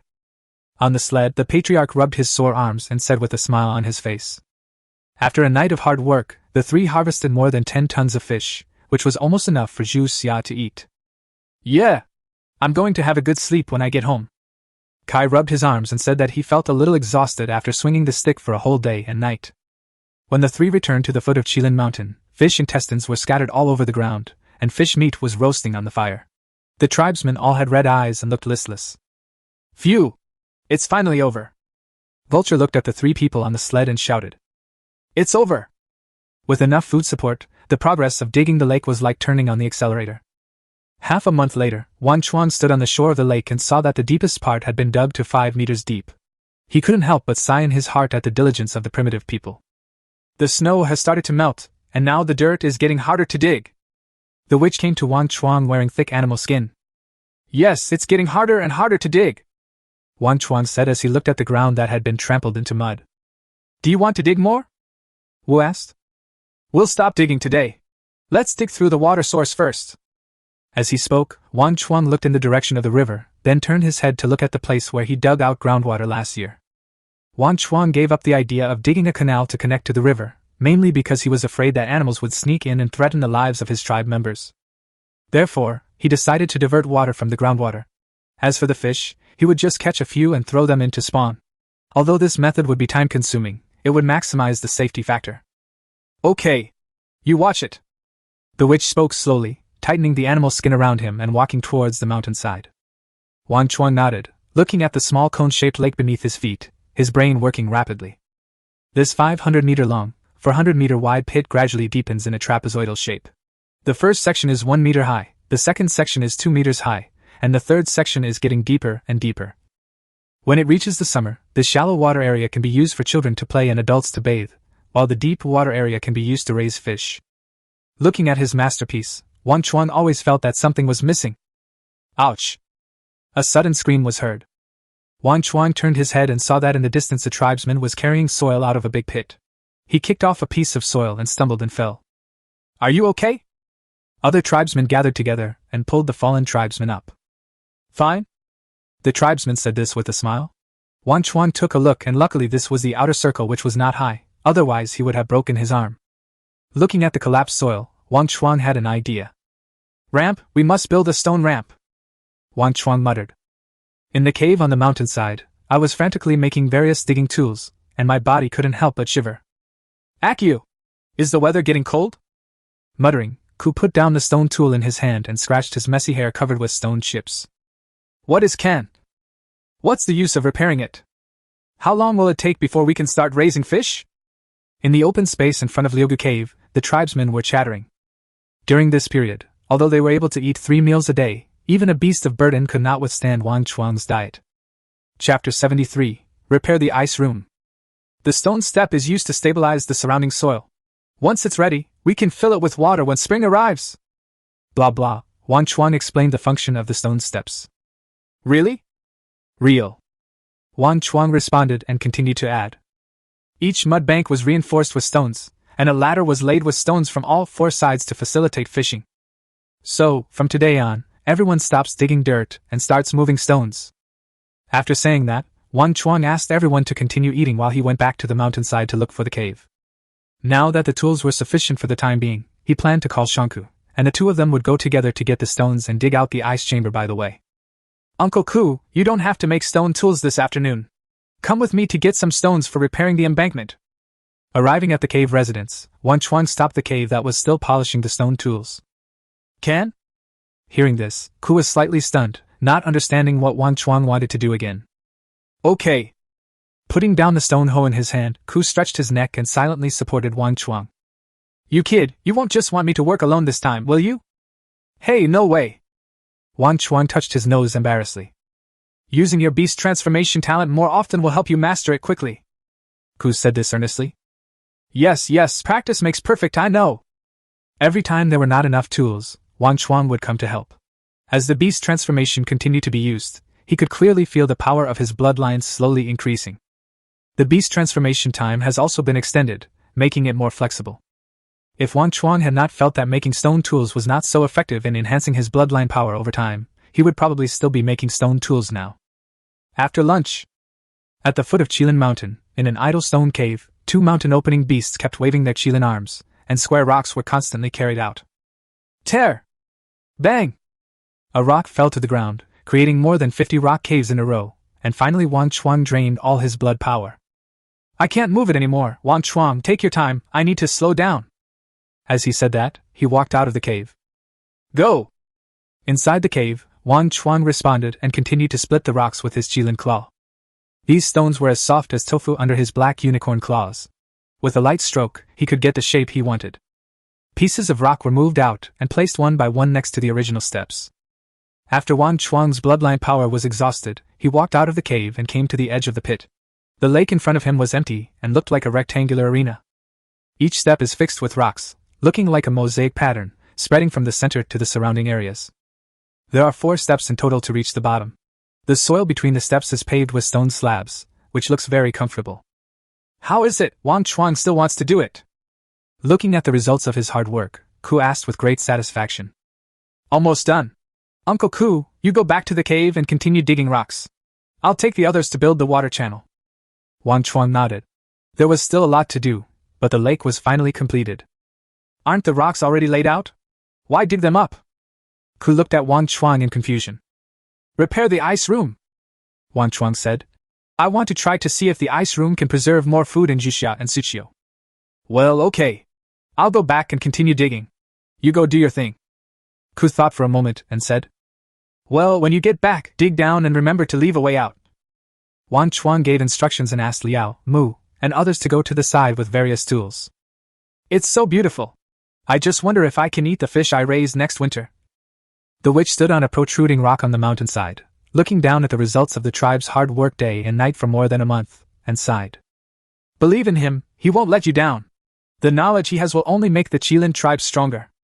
Ling's voice rang in Wu's ears. 1, 2. 1, 2. At the foot of the mountain, Wang Chuang shouted slogans and waved a stone hoe to start digging towards the groundwater. A group of dozens of people were waving hoes, and mud was flying all over the sky. A ditch that was 100 meters long and half a meter deep was quickly dug. Crack! Ice chips flew everywhere, and under Wang Chuang's tremendous force, the ice blocks formed by the previously frozen groundwater were dug out. Whoosh! Whoosh! Whoosh! After digging for 100 meters straight, Wang Chuang saw white smoke rising from his head and his arms ached. Ha Dao, take the royal lion to Uncle Cave to fetch some rocks. We also need to protect the ditch, Wang Chuang said while panting. Roar! On the side, the royal lion watching the fun was very dissatisfied with being conscripted, but it had to listen to Wang Chuang's words. Yes, the thief said excitedly. Under the envious gazes of the other teenagers, he skillfully put the rope on the royal lion. He didn't know how many times he had imagined this scene. Roar!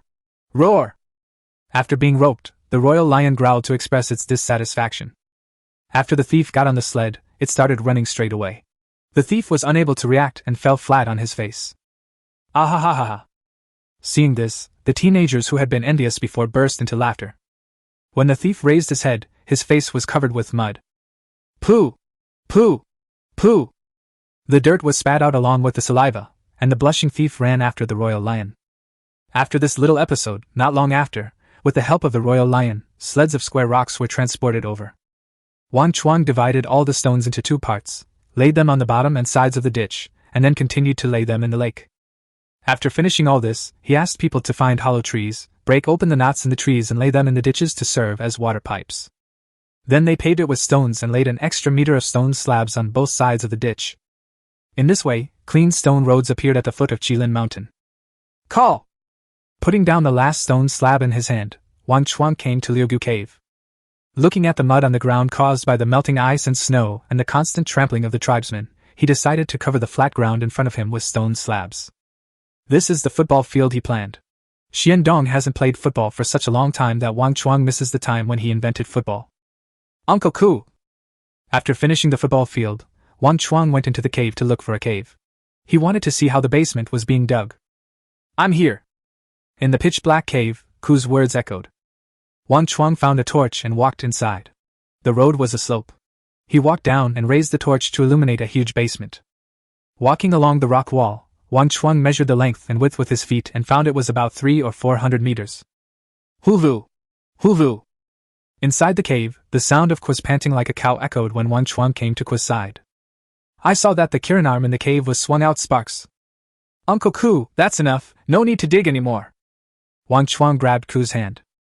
It's not in vain that I call you uncle. If there's any problem, I will really fight you to the death. Is that enough? That's enough.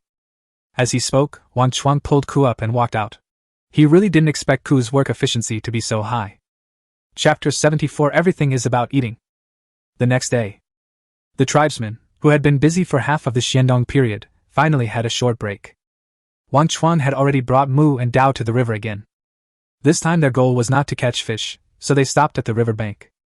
Looking at the thick layer of ice, Wang Chuang pulled out the dragon-toothed blade and stabbed it hard. Boom!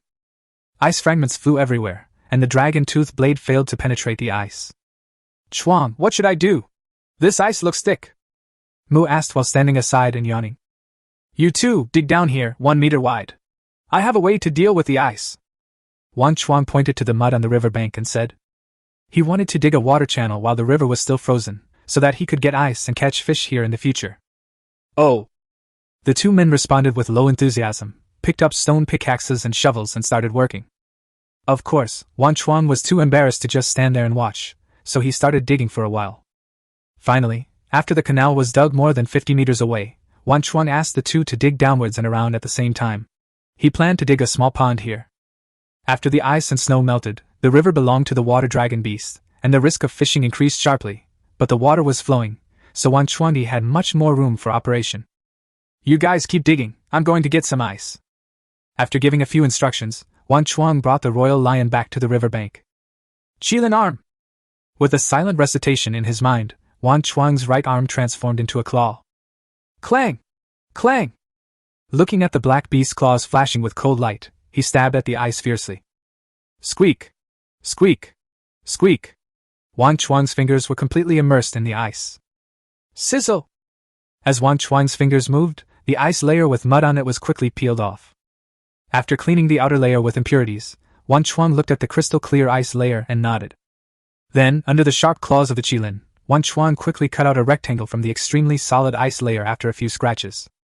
After completing the cutting, Wang Chuang pressed his arm on the top of the ice and broke it with force. Crack! A piece of cold, angular ice brick was obtained. So cold! Feeling a chill in his palm, Wang Chuang put the ice brick on the sled. Peace. 3. 15 yuan. In less than an hour, the sled was filled with crystal clear, freezing ice. Chuan, there's no more room. Stop digging! Mu stood beside the sled and shouted to Wang Chuang, who was cutting the ice below. I'm not going back. You 2 and Huang Shi should carry the ice back and move it into the ice room. Stack it up like stone steps and spread a layer on the ground. I'll stay here and continue harvesting ice. You guys go back and find the clan leader and ask him to bring the Grey Wolf War Beast to help. Wang Chuang, who was standing by the glacier, shouted to the two of them.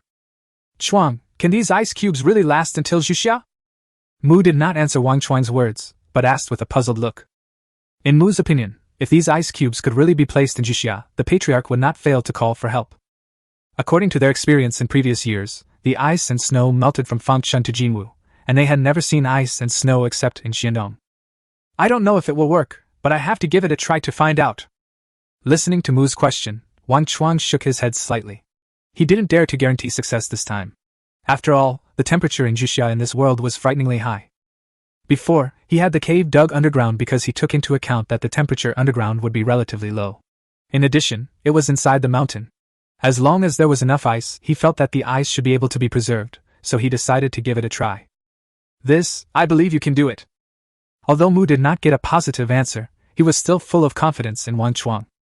After all, no one knew there was water underground, no one had thought of fishing in the dead of winter, and no one had ever thought of those strange tools.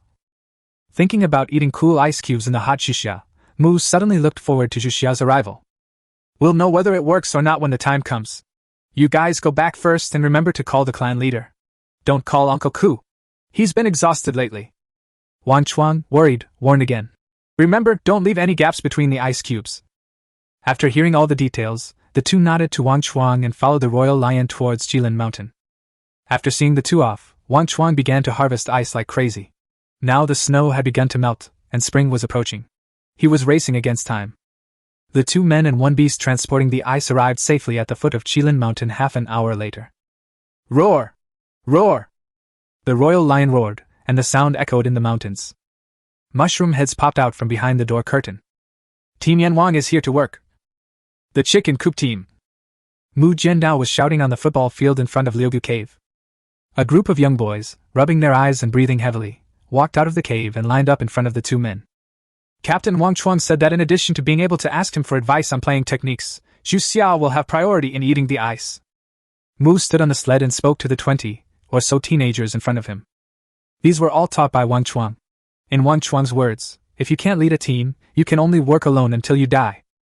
In order not to become the first leader to die suddenly, Mu Yi began to command people in places where Wang Chuang could not see. I participate. I'm also involved. A group of young men with messy hair responded, rubbing their hands together and showing confidence in their own football skills. In their opinion, there is no need to ask about football skills, as long as they don't kill anyone. The main thing is to give Zhu Xiaji a taste of coolness.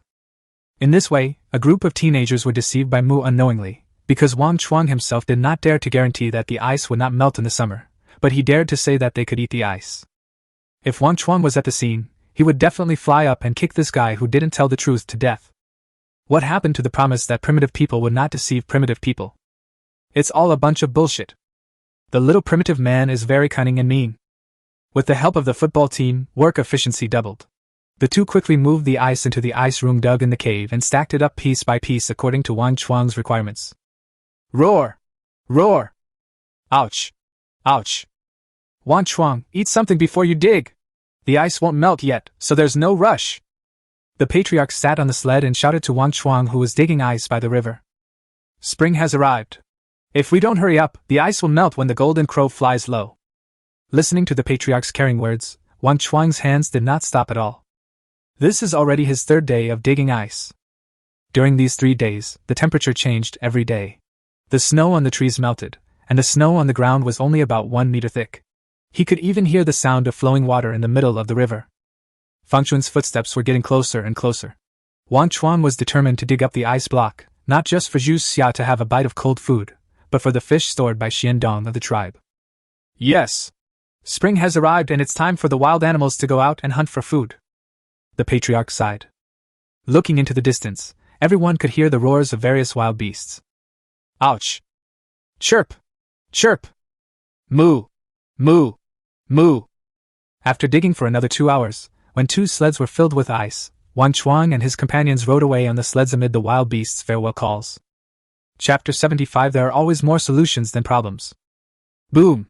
Boom! Inside the cave, a bonfire was burning, outside spring thunder was rumbling, and a drizzle was falling. The ice house has been completed for 7 days. The spring rain started 3 days ago after they transferred the fish, and it has been raining continuously. It looks like this year's Fangchun Fair won't be held. The patriarch stood up and sighed as he looked at the rain outside the cave. Wait. I predicted this spring rain, it won't last long. Wu spoke with sleepy eyes, his mental state was very depressed.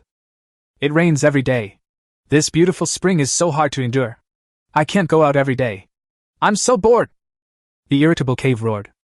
Several people in the room had the same idea. Wang Chuang, do you have a way to get out without getting wet in the rain? Mu leaned closer to Wang Chuang and asked in a low voice. During this period, the witch often summoned them to talk about the wilderness and to teach them hunting skills, as well as the attack methods and habits of common wild beasts and ferocious beasts. So, not to mention that they couldn't bear it, even Wang Chuang, who had memories of 2 lives, found it a bit difficult to cope with it. The main reason was that Ku's educational method was that there was no method at all. This caused a group of newbies to have headaches and want to go out for some fresh air. I'll think of a way. Wang Chuang closed his eyes, his brain working rapidly, and the first thing he thought of was umbrella. But he quickly discarded the idea. This world was still researching stone tools, and making umbrellas was simply a fantasy. What to do? Wang Chuang was thinking about the methods of hiding from the rain in his previous life. After thinking about it, he suddenly saw a steaming stone pot. A light bulb went off in my head, and I exclaimed, the pattern is too small. The industry in this world is indeed at zero development, but if you can rub a stone pot with your hands, why can't you rub a stone umbrella with your hands? Although it is not very convenient to use, Wang Chuang doesn't care about that. As long as he can shelter from the rain, it's fine. It's not that he doesn't want to make a straw raincoat that is more convenient to carry and use, but he doesn't have the skills or materials to make one. After confirming that he had rubbed the stone umbrella with his hands, Wang Chuang found a piece of animal skin and put it on his head and ran home. The stones in the witch's room are not allowed to be moved by ordinary people. Wang Chuang, what are you doing? It's time for dinner. The sound of wood attracted everyone's attention. I'm going home to make umbrellas. You guys can enjoy yourselves. Wang Chuang spoke without turning his head, and when he finished speaking he had already run far away. What's an umbrella? Can I eat it? Inside the cave, a group of teenagers holding fish soup were discussing what the umbrella Wang Chuang was talking about was. Snap! Snap! Snap! He trotted all the way back to his cave. The royal lion was still sleeping soundly. Wang Chuang didn't care and went straight into the bedroom. Swish! Sha! Swish! Whoosh! Whoosh! The sound of cutting rock came from the bedroom. In the room, Wang Chuang found a piece of charcoal and tied it with a 1-meter-long animal tendon. Then he held the animal tendon with one hand and held the charcoal tied with the tendon with the other hand, and drew a relatively standard circle on the rock. Now that he had the shape, Wang Chuang began to make the umbrella according to his memory. Half an hour later, Wang Chuang's heartbreaking voice came from the bedroom. Fuck! Why is it broken again? What the hell is stone so fragile? I just don't believe it, damn it! Due to his lack of experience, the stone was too brittle when Wang Chuang rubbed the stone umbrella with his hands, which made him very distressed. Finally, I succeeded by relying on the experience of the previous few attempts, being extremely careful, and appropriately thickening the umbrella. Although the stone umbrella could not be opened and closed freely without the support of a frame, Wang Chuang still gave himself a thumbs up when he saw the results of his afternoon's work on the ground. After finding the wooden sticks and installing them, he picked up the stone umbrella, shook it, and said to himself, It's quite generous. The stone umbrella I made is indeed not something that ordinary people can afford. Ha ha ha ha! Laughing narcissistically, Wang Chuang opened his small stone umbrella and walked out of the cave, heading towards the witch's residence. 20 minutes later. Is this an umbrella? It looks so good, I really want to own one. You want to give me some flowers? A group of teenagers passed Wang Chuang's stone umbrella around with envy in their eyes. This umbrella is really a good thing. Wu looked at Mu and Liao huddled under the umbrella. The stone umbrella blocked most of the rain for the two of them, and he held his beard and spoke to Wang Chuang. This is all right. Just use it for now. When I have better materials, I'll teach you how to make something more practical. I'll make sure everyone can use it then. Wang Chuang saw people passing the stone umbrella around and said as if he was very pleased. Hearing this, the clan leader asked curiously, Is there anything more useful than this stone umbrella? Yes, oil paper umbrellas and straw raincoats are much more convenient than stone umbrellas, but we don't have the materials to make them now, Wang Chuang said with regret. What is an oil paper umbrella? Are there other things that can be used to make umbrellas? And what about a straw raincoat? Can it be made of animal skin? The patriarch, who had transformed into a problem teenager, looked at Wang Chuang with eyes full of curiosity. Damn it! He cursed himself inwardly for being so rude. Wang Chuang knew nothing about these two cheap magical objects. He was born too late and never got to use them. His memory of the two items was limited to learning from a documentary that the straw raincoat was woven from palm trees. As for the oil paper umbrella, it was made from a kind of oil paper, but he had no idea of the specific process. This requires everyone to try. Wang Chuang responded with an awkward smile. Wu looked at Wang Chuang meaningfully, and the two nodded in tacit understanding. Oh well, I'm going to go see how much water Qilin Lake has stored. As he spoke, Wang Chuang took the stone umbrella and walked out of the cave. Amidst everyone's envious gazes, he disappeared in the rain, leaving behind only his back. Wandering along the way, Wang Chuang came to the shore of Qilin Lake. Seeing that it was already filled with first-level water, he felt more at ease moving towards the second level. All he had to do next was wait for the rain to stop so he could go to the river to catch fish, and his aquaculture business would have a start. After checking the water storage situation, Wang Chuang went to check out the water diversion channel. The hollow tree water pipe with a diameter of about 20 centimeters was directly full and the water output was very large. After checking the water source and confirming that there was no problem with the water supply of Qilin Lake, Wang Chuang strolled all the way to the outside of the ice room of Liubu Cave. After making sure that no water would seep into the ice room, Wang Chuang stretched out his hand and pressed it on the stone door, feeling a cool sensation in his palm. He didn't open the door and go in, as that would cause the cold air to dissipate faster. He came just to see if this place was flooded. This kind of life lasted for another 2 days. During this time, in addition to teaching Ku to make stone umbrellas, Wang Chuang also collected all the straw ropes woven by the tribe. He planned to use the straw ropes to weave a net. This idea is very strange, but it is the only weaving material that the Qilin tribe can find now. Chapter 76, Fishing Species. Chirp! In the early spring woods there were sparse bird calls. Wang Chuang, are you sure this grass net can catch fish? The cave whispered in the crowd and passed his palm through a mesh. I don't know either, let's give it a try. Looking at the grass nets carried by others, Wang Chuang didn't know whether this net with fist-sized mesh could catch a miracle. Hush! Hush! We're almost at the river, everyone be careful. Looking at the big puddle on the ground, the patriarch spoke up to remind everyone. This pit was dug by Wang Chuang when he was asked to dart out from under Mu General. Now that the ice and snow in Fengtsuan have just melted, this canal has been filled with river water. You can imagine how abundant the rain is in this world. Will there be fish in here? Looking at the turbid river surface, Mu frowned and asked. Give me the basket, I'll go down and try it. As he spoke, Wang Chuang took the vine basket from a soldier. Thump! Walking to the river, Wang Chuang jumped into the ditch, positioned the basket, and pushed it in step by step. The gap on the basket was extremely small. Crash! Crackle! As Wang Chuang continued to advance, the more than 50-meter-long ditch suddenly became lively. Look, a fish is jumping up. At the edge of the ditch, Mu let out a low cry. Really?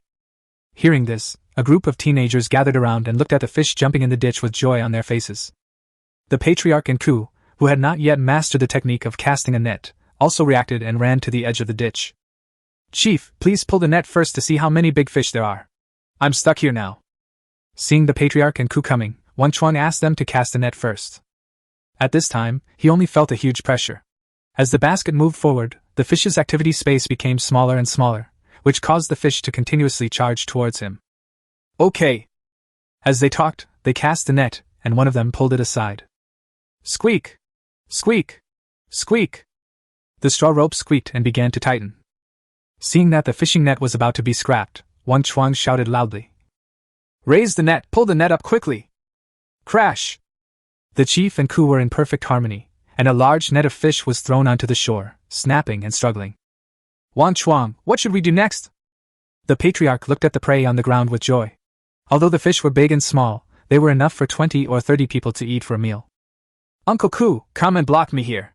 I'll go and teach them how to choose fish species. Wang Chuang looked up and responded, saying that among the people who came, only Ku could replace him. Good. Ku didn't hesitate and immediately jumped into the ditch to take the basket from Wang Chuang's hand. Quickly fill the hollow tree tank with water and bring it over.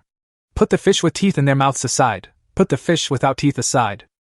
Back on shore, Wang Chuang quickly gave instructions, opened the fishing net, and caught a big fish, with a look of disappointment on his face. Kill all these fanged fish. Leave some of the smaller ones and put them in the hollow tree tank over there. Wang Chuang pointed at the big fish in his hand and said this, while his other hand was still sorting them. Aren't we supposed to release it alive into Qilin Lake? Wang Chuang, why did you kill it? It's a pretty big fish. The patriarch beside him asked doubtfully.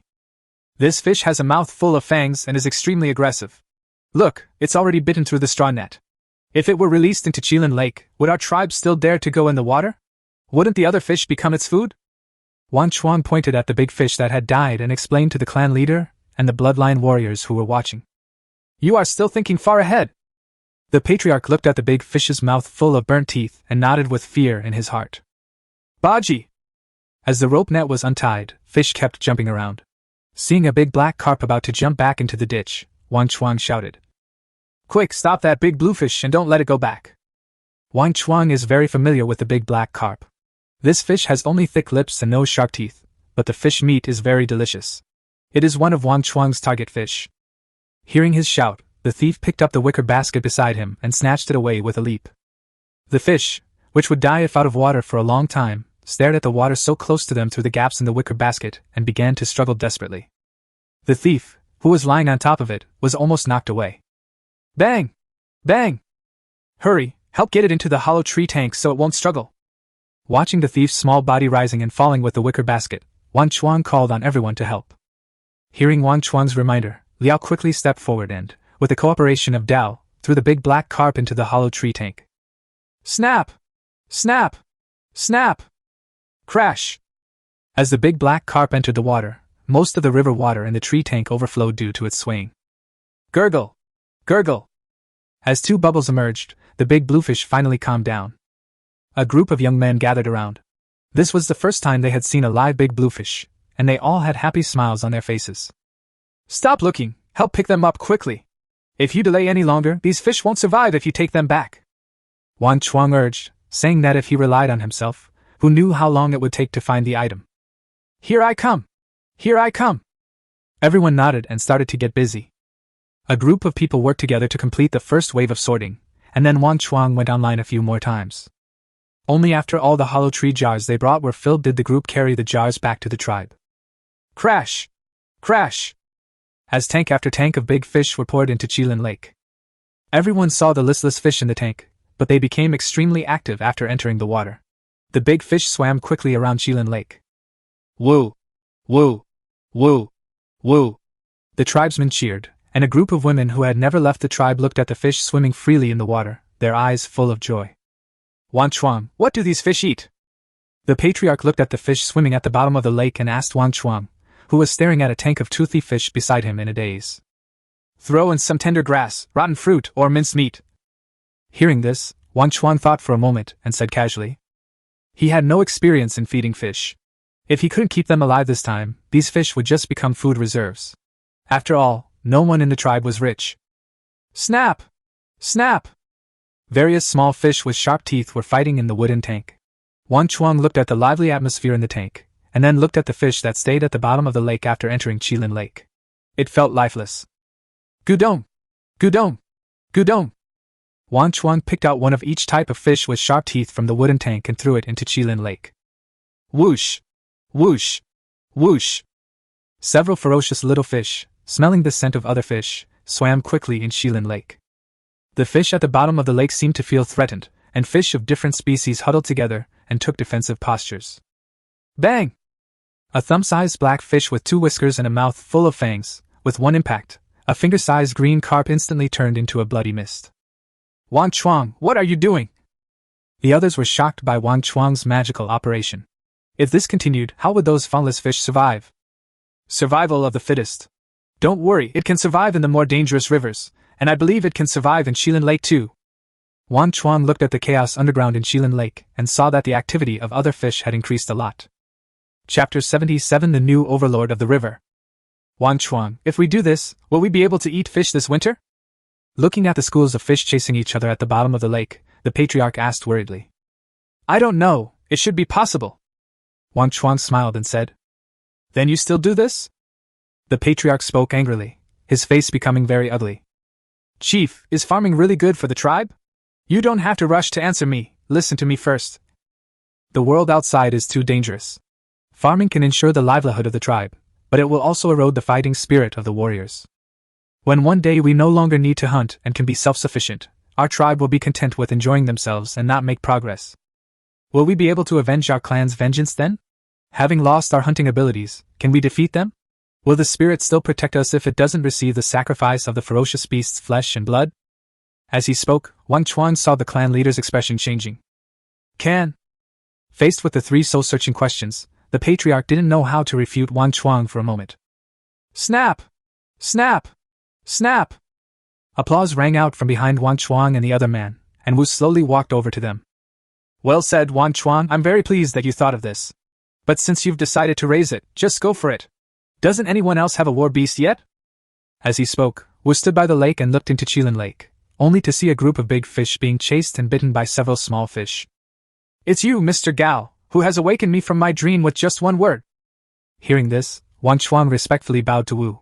Seeing that the clan leader was still confused, he explained. Wu means that Liao and the others can raise war beasts now, but this is their first year raising fish, so I don't think the yield will be very high. We should raise fewer carnivorous war beasts. This. The patriarch was stunned for 3 or 4 minutes before he came to his senses. Take good care of yourself. I'm going back now. I'm getting older and worse day by day. The witch walked towards the mountainside step by step, holding the scepter.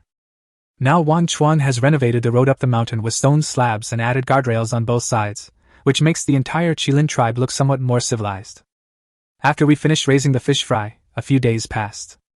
The young people of the Qilin tribe could no longer sit still and began to run out of the tribe in groups. The reason was that Wang Chuang invented a new hunting tool, fish hook. The ditch beside the river extends another 100 meters towards Qilin Mountain. Hey! You're here early! Give me a piece of meat, and we'll split the fish we catch in half. Wang Chuang came to Mu with a rattan chair and a fishing rod and whispered. Get it yourself! Holding a broken wooden stick in his hand, he said angrily that the wood he had come to for half an hour still hadn't been bitten by the hook. Hearing this, Wang Chuang took out a piece of flesh from the wooden barrel and skillfully hung it on the tusk of an unknown animal. He threw the fishing rod out casually. It was called a fishing rod, but in fact it was not much different from a broken wooden stick. At this time, on both sides of the ditch, many bloodline warriors of the Qilin tribe were doing the same thing. In the past, they would have been on their way to hunt by this time, but Wang Chuang, Ku, and the tribe leader Xian Dong were too powerful and directly took the entire tribe away. Nowadays, there is an abundance of frozen fish in the Qilin tribe, so much that they cannot be eaten, and they have time to go fishing. In addition, all the beasts came out in the spring, and the ferocious beasts and birds that had been silent for the entire dark winter were now starving. As a result, they were unable to go hunting, and in order to obtain the flesh and blood of ferocious beasts, the Qilin tribe focused their attention on the ferocious beasts in the water. This is also the reason why they came to the ditch despite the danger. This place is much safer than the riverside. The bait used is the flesh and blood of ferocious beasts. Ordinary fish will stay away from them, but the ferocious beasts in the water are not afraid of them, which gives them an opportunity to take advantage. Crash! As soon as Wang Chuang put the bait down, he heard movement in the water in front of a bloodline warrior behind him. A pair of flippers slapped the water surface wildly, splashing huge water. It's a semi-ferocious water beast! The people around the warrior screamed and picked up the spears beside them and stabbed them down hard. Quack! Quack! Quack! Gurgle! The water beast screamed and struggled harder. The river water was constantly dyed red with blood, and finally the two of them worked together to bring the semi-ferocious water beast ashore. The Frog Prince? Wang Chuang muttered as he looked at the half-destroyer that the two had created. I saw a super frog lying on the ground, which was more than 5 meters long and had limbs thicker than a human waist. Only the legendary Frog Prince can control that green body, because other water beasts have scales to protect their bodies. If it doesn't die if it is so green, who will die? Wang Chuang was so engrossed in watching that he was about to get up and study it when he heard a deafening roar of an animal. Roar! Roar! Ah! For a moment, the river water surged and splashed everywhere, and the bloodline warrior who was fishing with great interest was instantly poured with a basin of cold water. Hurry, return to the tribe. Something unexpected has happened in the river. Coming back to his senses, Wang Chuang shouted loudly. He is the strongest here now. The patriarch is practicing hard in the tribe, and Ku is busy making various new tools for the tribe and has not come. He can only step forward to organize the evacuation. What the hell are you bringing with you? Throw it away and run! While driving the crowd away, Wang Chuang saw the two guys running with a frog leg each, and he was so angry that he laughed. What the hell is this time? Is food more important than life? Feeling the vibration coming from the ground, No one cared about the semi-ferocious water beast anymore. A group of people ran wildly towards Qilin Mountain. Roar! Boom! The river surged hundreds of feet high, fish rained from the sky, and in the distance, countless ancient trees that were hundreds or thousands of years old fell down. A snake head the size of a truck, with a huge tumor on its head and constantly spitting out tongues, appeared in the collapsed woods in the distance. Hiss! Hiss! As the strange snake's head stood up, I saw a pair of sharp claws under its body, and its scarlet snake eyes looked vigilantly at the center of the river. Jiao! Gurgle! Wang Chuang swallowed his saliva, and his speed exceeded the limit, turning into a shadow and disappearing on the spot. The other wild beasts and half-blooded beasts around were jumping around, and the fish in the river wished they could grow 2 more legs and run to the land. Roar! Roar!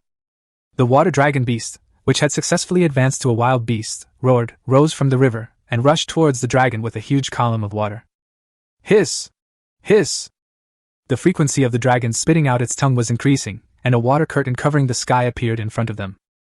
The water dragon beast broke through the water curtain with a force of 10,000 pounds, opened its bloody mouth and bit the dragon. Ouch! The dragon roared and spurted out ink-black venom from its mouth, shooting straight into the water dragon beast's eyes. Roar! Roar! The water dragon beast closed its eyes, and the black venom instantly corroded the scales on its head, and a pungent smell spread around. Wang Chuang, who was thousands of meters away from the battlefield, felt a stuffy chest and a dizzy head when he smelled the smell, as if he had drunk fake wine. This is the result of being thousands of meters away and diluted countless times. If you were still stupidly staying there, you would probably be drinking Mengpa soup by now. Fortunately, they ran early and entered the range of the Qilin formation in advance, otherwise they would have fallen to the ground and fallen into a long sleep like the beasts in the wild. Bang! Wang Chuang sat down on the ground. He almost broke his legs from running so fast. In addition to the other bloodline warriors being extremely pale, some of those with weak mental endurance were already convulsing in their limbs and foaming at the mouth. Chapter 78 Fan Chun Gathering. Oh my god, Wang Chuang, what did you guys do? Why are you making such a big fuss? After Wang Chuang and his companions arrived at the tribe, the guarding warrior walked up to them and asked curiously as they returned empty-handed and all looked drained. No. It wasn't us. The water dragon beast was challenged by another ferocious beast. Wang Chuang spoke intermittently, feeling his mouth dry. Bang! Bang! Bang! As Wang Chuang finished speaking, one bloodline warrior after another fainted and foamed at the mouth. This weird scene made the guards stunned. In just one sentence, they all fell down. There is no one who can fight. Don't just stand there and watch. We seem to be poisoned. Take us to see the witch. After using up his last bit of strength to finish his words, Wang Chuang's consciousness fell into darkness. The dragon's poison was so strong that it almost killed him after just one sniff. He hadn't expected that. When Wang Chuang woke up again, 7 days had passed and the battle by the river had long ended. Wang Chuang, Wu wants to ask you to come over for something. Just as Wang Chuang was thinking about the outcome of the battle, the arrival of a soldier interrupted his thoughts. I know! Hearing this, Wang Chuang responded that he had lain down enough since waking up 3 days ago, so he simply stood up and walked out of the cave. When you walk out of the room, what comes into view is the green all over the mountains and fields. Quietly, all things on this earth have revived. Feeling the spring breeze, breathing the fresh air, and looking at the pairs of birds flying on the branches in the distance, Wang Chuang remembered. Spring is here, and it's time for the animals to compete in their card skills once a year. After a period of random thoughts, Wang Chuang came to the witch's stone house and found that the patriarch and Ku were also there. Wu, clan leader, and Uncle Ku. After bowing to the 3 people, Wang Chuang asked Wu. Old Wu, what is it that you want me to do? Are you okay? Wu asked. That's absolutely fine. Wang Chuang puffed out his chest and said proudly. Since you've recovered, I think the other bloodline warriors should be fully recovered in the next 2 days. After saying this, Wu was silent for a moment. After exchanging a glance with the 2 clan leaders, he added, Wang Chuang, you will lead the team to this Fan Chun gathering. What fa? Hearing this, Wang Chuang couldn't help but blurt out a sentence in English. Lead the Fan Chun rally. Are you kidding? He doesn't even understand what this rally is for. He can't lead this team at all. As far as he could remember, it was Qilin who led the team to the Fan Chun gathering in previous years. He really didn't expect that Wu would give him this important task this time. I don't even know what the Fan Chun rally is about, and you want me to lead the team? Wang Chuang pointed at himself and said in disbelief. Although he is the most powerful bloodline warrior in the Qilin tribe except for the patriarch and Ku, to be honest, his strength is not enough for him to protect himself when he goes out, let alone lead a team. I have no experience. You'll know when you get there. The chief added with a half smile. Don't worry, Lang and Gon are traveling with you this time. You can ask them if you have any questions. Yes, Wu said with a smile. All the adult women from the 4 nearby tribes will be there. Once you go, you will know how joyful the Fan Chun Fair is. Seeing that Wu Nan was not serious for once, Wang Chuang could not say anything and just said, Okay. Happy? What the hell is happiness? If you are really happy, why don't you come and lead the team? Thinking in his heart, Wang Chuang remembered the matter of salt. He would ask the people of the Suzaku tribe when the time comes. They should be knowledgeable because of Suzaku. He could ask them when the time comes. Seeing Wang Chuang's worried look, Ku said to Wang Chuang, The Fan Chun gathering is a gathering for adult tribesmen to find wives. There are very few female tribesmen from other surrounding tribes, so the competition will be very fierce. You must prepare early and don't let others get there first. This is a blind date conference. Didn't experts find out that primitive people just knocked people out with clubs and carried them away? When did this multiplayer activity start? Hearing this, Wang Chuang also figured it out. This was a blind date meeting, and it was given a literary name, Fan Chun Gathering. Oh, we'll talk about it later.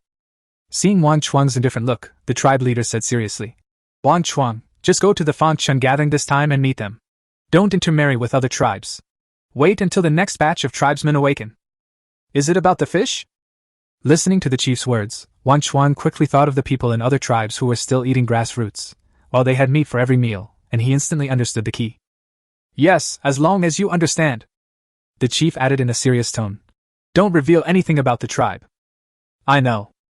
Wang Chuang nodded in response, and seeing that they seemed to have something else to say, he tactfully left early. After Wang Chuang left, the clan leader turned to Wu and said, Wu, after Wang Chuang and the others leave, Ku and I will go prepare the things needed for the warrior ceremony. The tribe is relying on you for the time being. Okay, it's time to get ready, you two. Hearing this, the witch nodded and warned, Be careful, the tribe still needs you. Yes. A few days later. On the football field at the foot of Qilin Mountain, a group of people wearing clean animal skins and with various patterns painted on their faces showed off their skills for the Fan Chun gathering. The boys wore sharp beast teeth on their hands and necks, and the girls wore flowers and bright bird feathers on their heads. Looking at the group of young men and women dressed in their best, Wang Chuang counted them and found that there were 41 people including himself, 25 women and only 16 men. After all, in this world, men work in high-risk occupations with extremely high mortality rates, so small tribes like the Qilin tribe have a situation where women are more numerous than men. Seeing so many women in the team, Wang Chuang was a little confused. Why would he bring girls with him if he was not going to marry them? Are you going to sell it? Haha, Wang Chuang, do you have someone you like? The wolf came forward with a lewd look on his face and asked. Go away, you old pervert. Wang Chuang pushed Wolf away in disdain and asked. Uncle Wolf, we're not going to intermarry this time, so why are we bringing so many girls? Besides, the tribe has no shortage of girls, so why are we still attending the Fan Chun gathering? You're still young and don't understand. Marriage between people of the same race will bring a curse. The children born won't survive, or they won't grow up. Even if they do, they'll just be idiots. Wolf talked about a lot of disadvantages of interracial marriage, as if he was afraid that Wang Chuang would fall in love with someone else. 3 generations of close relatives cannot marry each other? Wang Chuang muttered and then said, If they can't intermarry, why are we taking them there? What are you mumbling about? The reason we bring them with us is, of course, to ensure that there will be new life in the tribe next year. The wolf said with a lewd look on his face. Borrowing seeds? 2 big words appeared in Wang Chuang's mind. Is this still considered one of our people? Tisk, as long as they have Qilin blood flowing in their veins, they are a member of the Qilin tribe. Even if they don't have Qilin blood, as long as they have lived in the tribe since childhood, will they still think of themselves as being from another tribe? Listening to the conversation between the two, Gon, the old hand, said, What's more, this kind of thing is not only done by our tribe, but also by the other 3 tribes. Intermarriage between the 4 tribes is rare because the cost is too high. Tribal continuation generally depends on the spring festival. Otherwise, why do you think only a small number of people in our tribe have wives? What? Chapter 79 Apricot Tribe. Wang Chuang was stunned by Gon's words. What kind of dirty things are these? Did primitive people play games like this? Snap! Snap! Seeing that everyone was present, the patriarch came over from a distance and clapped his hands, and the noisy young people immediately quieted down. Ahem, Wang Chuang will lead you to this year's Fan Chun gathering. Everyone must obey Wang Chuang's orders and remember not to reveal anything about the tribe. Yes. Hearing the patriarch's words, a group of people agreed in unison. Be careful on the road, Wang Chuang. If you encounter any problems, discuss it with Lang and Gan. After explaining the matter, the patriarch said solemnly to Wang Chuang. I know. Wang Chuang nodded.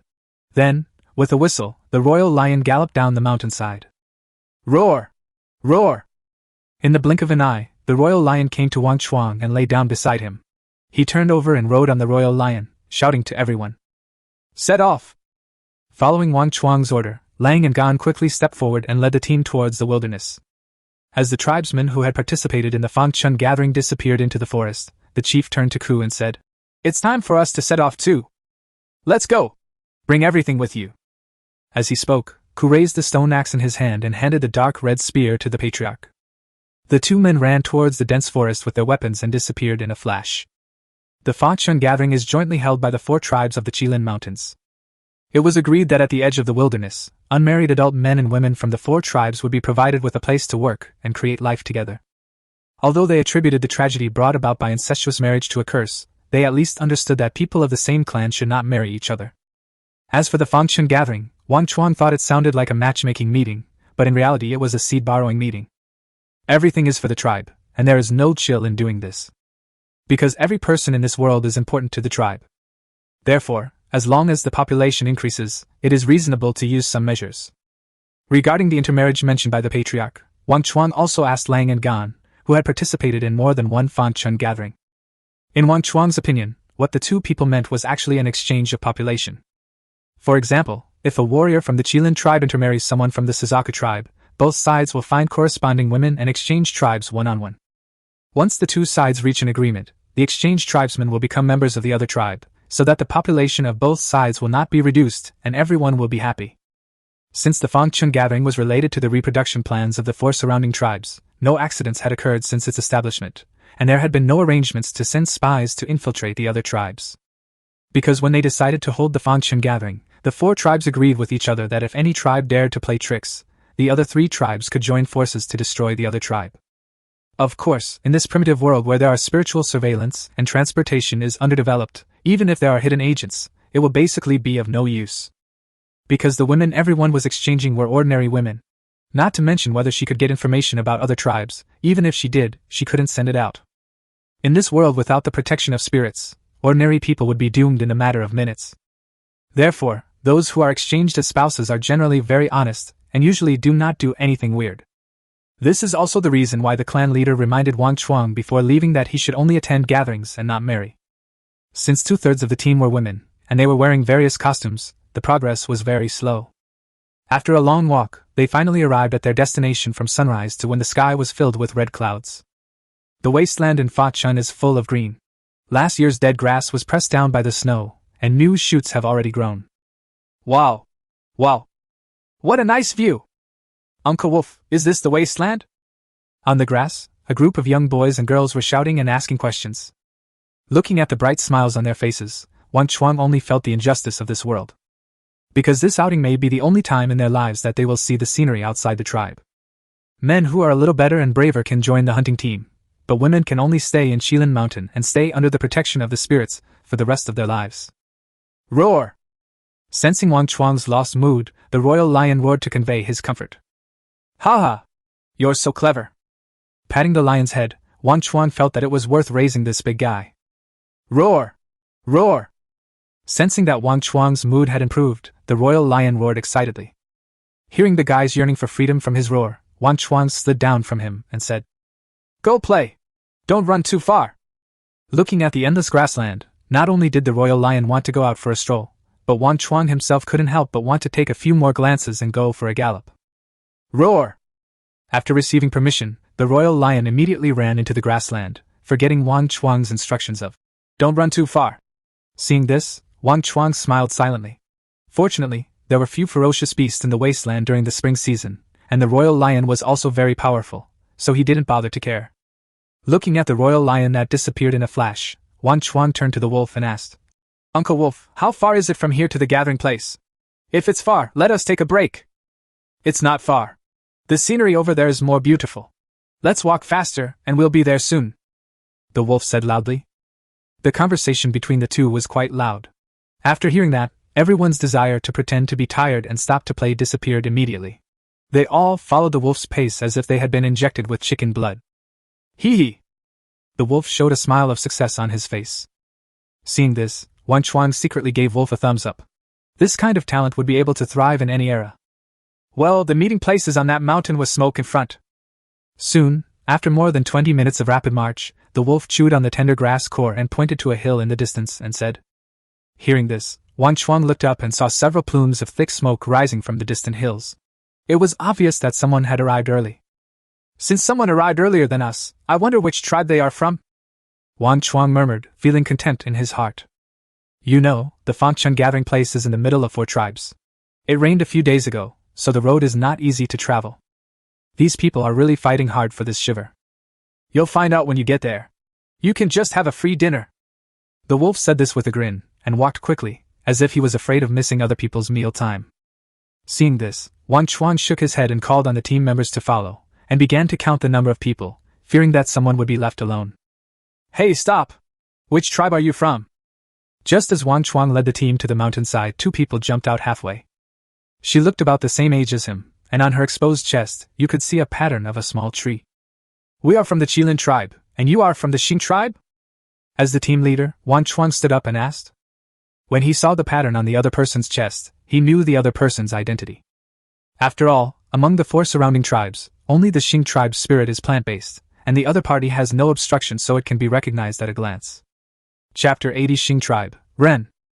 Yes, we are from the Xing tribe. Where is your leader? After their identities were recognized by Wang Chuang, the 2 asked with proud expressions on their faces. They looked Wang Chuang up and down, but unfortunately Wang Chuang covered his chest too tightly, so the 2 of them didn't see anything. They only saw that the other boys had Qilin patterns on their chests. In this world, the blood pattern is extremely sacred to them and is the symbol of the tribe, except for the cold winter. Under normal circumstances, both ordinary warriors and blood warriors will reveal their blood patterns. But Wang Chuang is an exception. Apart from the fact that his Qilin pattern is different from others, he is not an exhibitionist and does not like this kind of formalism. I'm the team leader! Under the confused gazes of the 2 teenagers, Wang Chuang pointed at himself. You! The 2 were stunned, with 3 parts surprise and 7 parts curiosity on their faces. They were surprised that Wang Chuang could lead a team just after he became an adult, and they were curious about Wang Chuang's strength. Yes, absolutely genuine. In response to their distrust, Wang Chuang gave an affirmative answer. Please go up the mountain. After receiving a positive response, the 2 extended their hands in invitation. Good. Wang Chuang responded, and seeing that Lang and Gan didn't stop him, he led his men up the mountain, asking as he walked. Have the people from the other 2 divisions arrived? No, the Suzaka tribe and the Rhino tribe have enough war beasts. They are usually the last to arrive. In this way, they reached their destination at the top of the mountain through questions and answers. This place is very flat, and the area is even wider than the football field of Qilin tribe. At this time, there were several bonfires burning on this vast plain, and on each bonfire was a processed wild animal being roasted. Beside the campfire, a group of young boys and girls were sitting and chatting. The chattering scene was very lively. At a glance, there seemed to be more than 100 people. Uncle Ren, the people from the Qilin tribe have arrived. The bloodline warrior of the Xing tribe who led Wang Chuang and others up the mountain shouted towards the bonfire that was burning the most vigorously.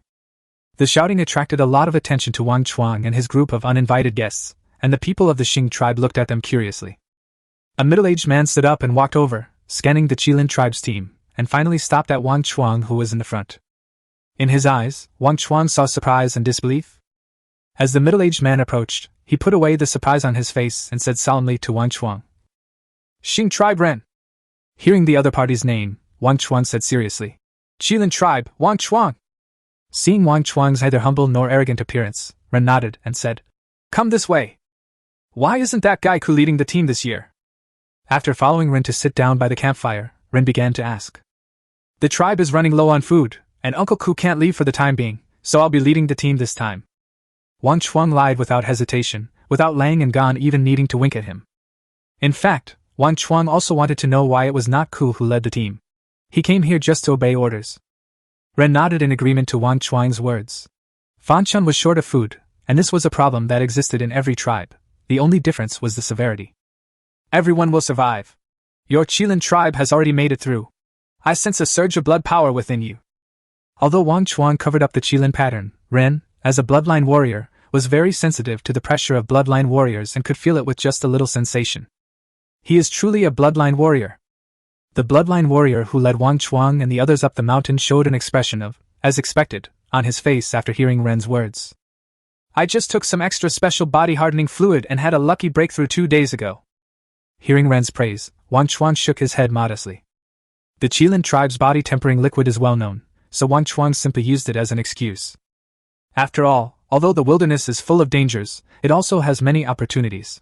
There are all kinds of exotic flowers and herbs growing there. If you are lucky, you can pick 1 or 2 of them to make a special body-quenching liquid and take it. There are still such precious medicines that can increase your strength by 1 level. Qilin fruit and the ability to survive the thunder tribulation were secrets. Even some members of the tribe didn't know. He didn't dare to say anything. I see. No wonder you're so young, yet your strength is already so much greater than your peers.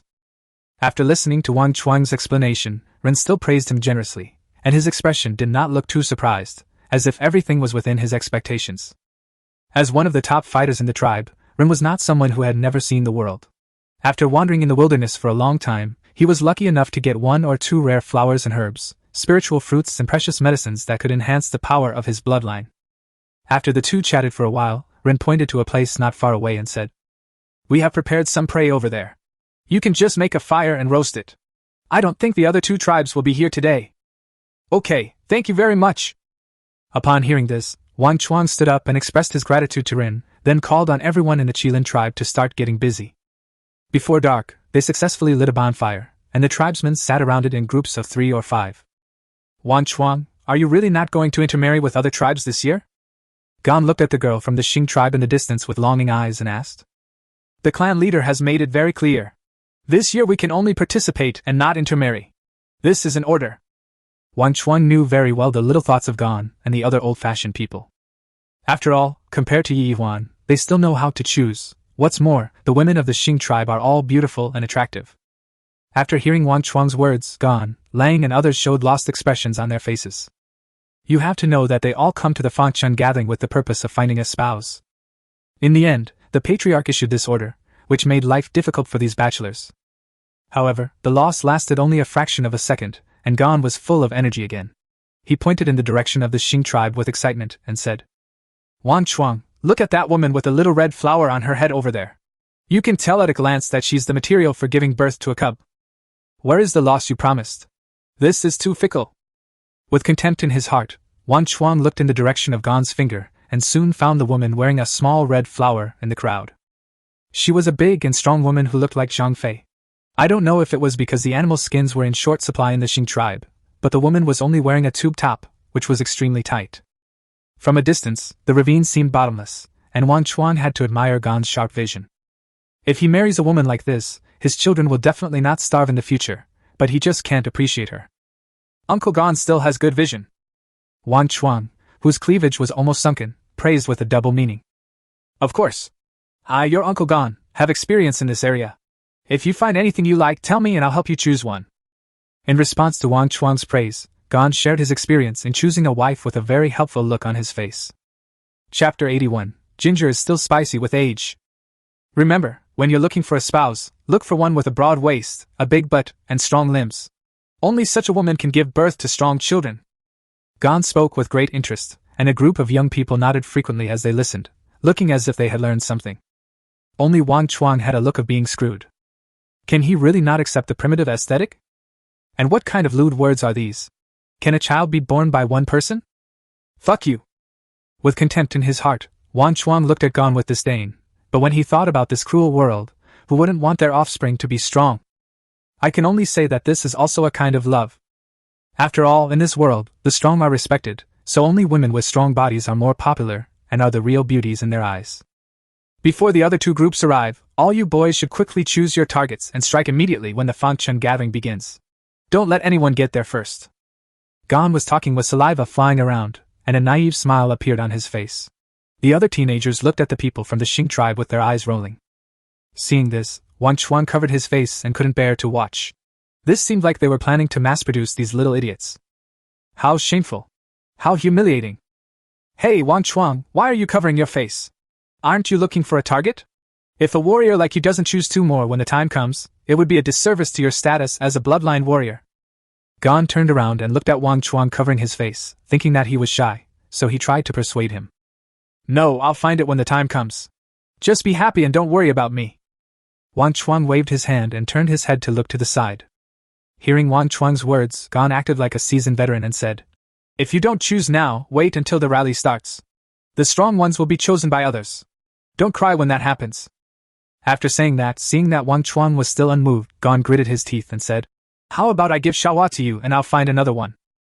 Xiaohua, you uncle, we haven't even spoken to each other yet. You even used nicknames?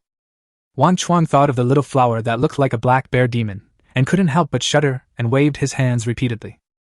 No, keep it for yourself and don't worry about me. Hearing this, Gon looked very disappointed. If only he could beat Wang Chuang. He was so eager to rush over and carry the little black bear demon.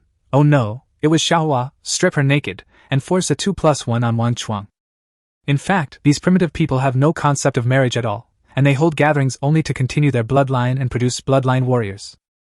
Most bloodline warriors have several wives, because in their opinion, only when the father can awaken can the children born have a greater chance of awakening. Therefore, tribes generally encourage bloodline warriors to marry more than one woman. Some perverted bloodline warriors will even exchange them with other warriors. So some children don't even know who their biological father is. The reason for this is that living in this world is already difficult enough, and all unimportant things have to take second place to obtaining food.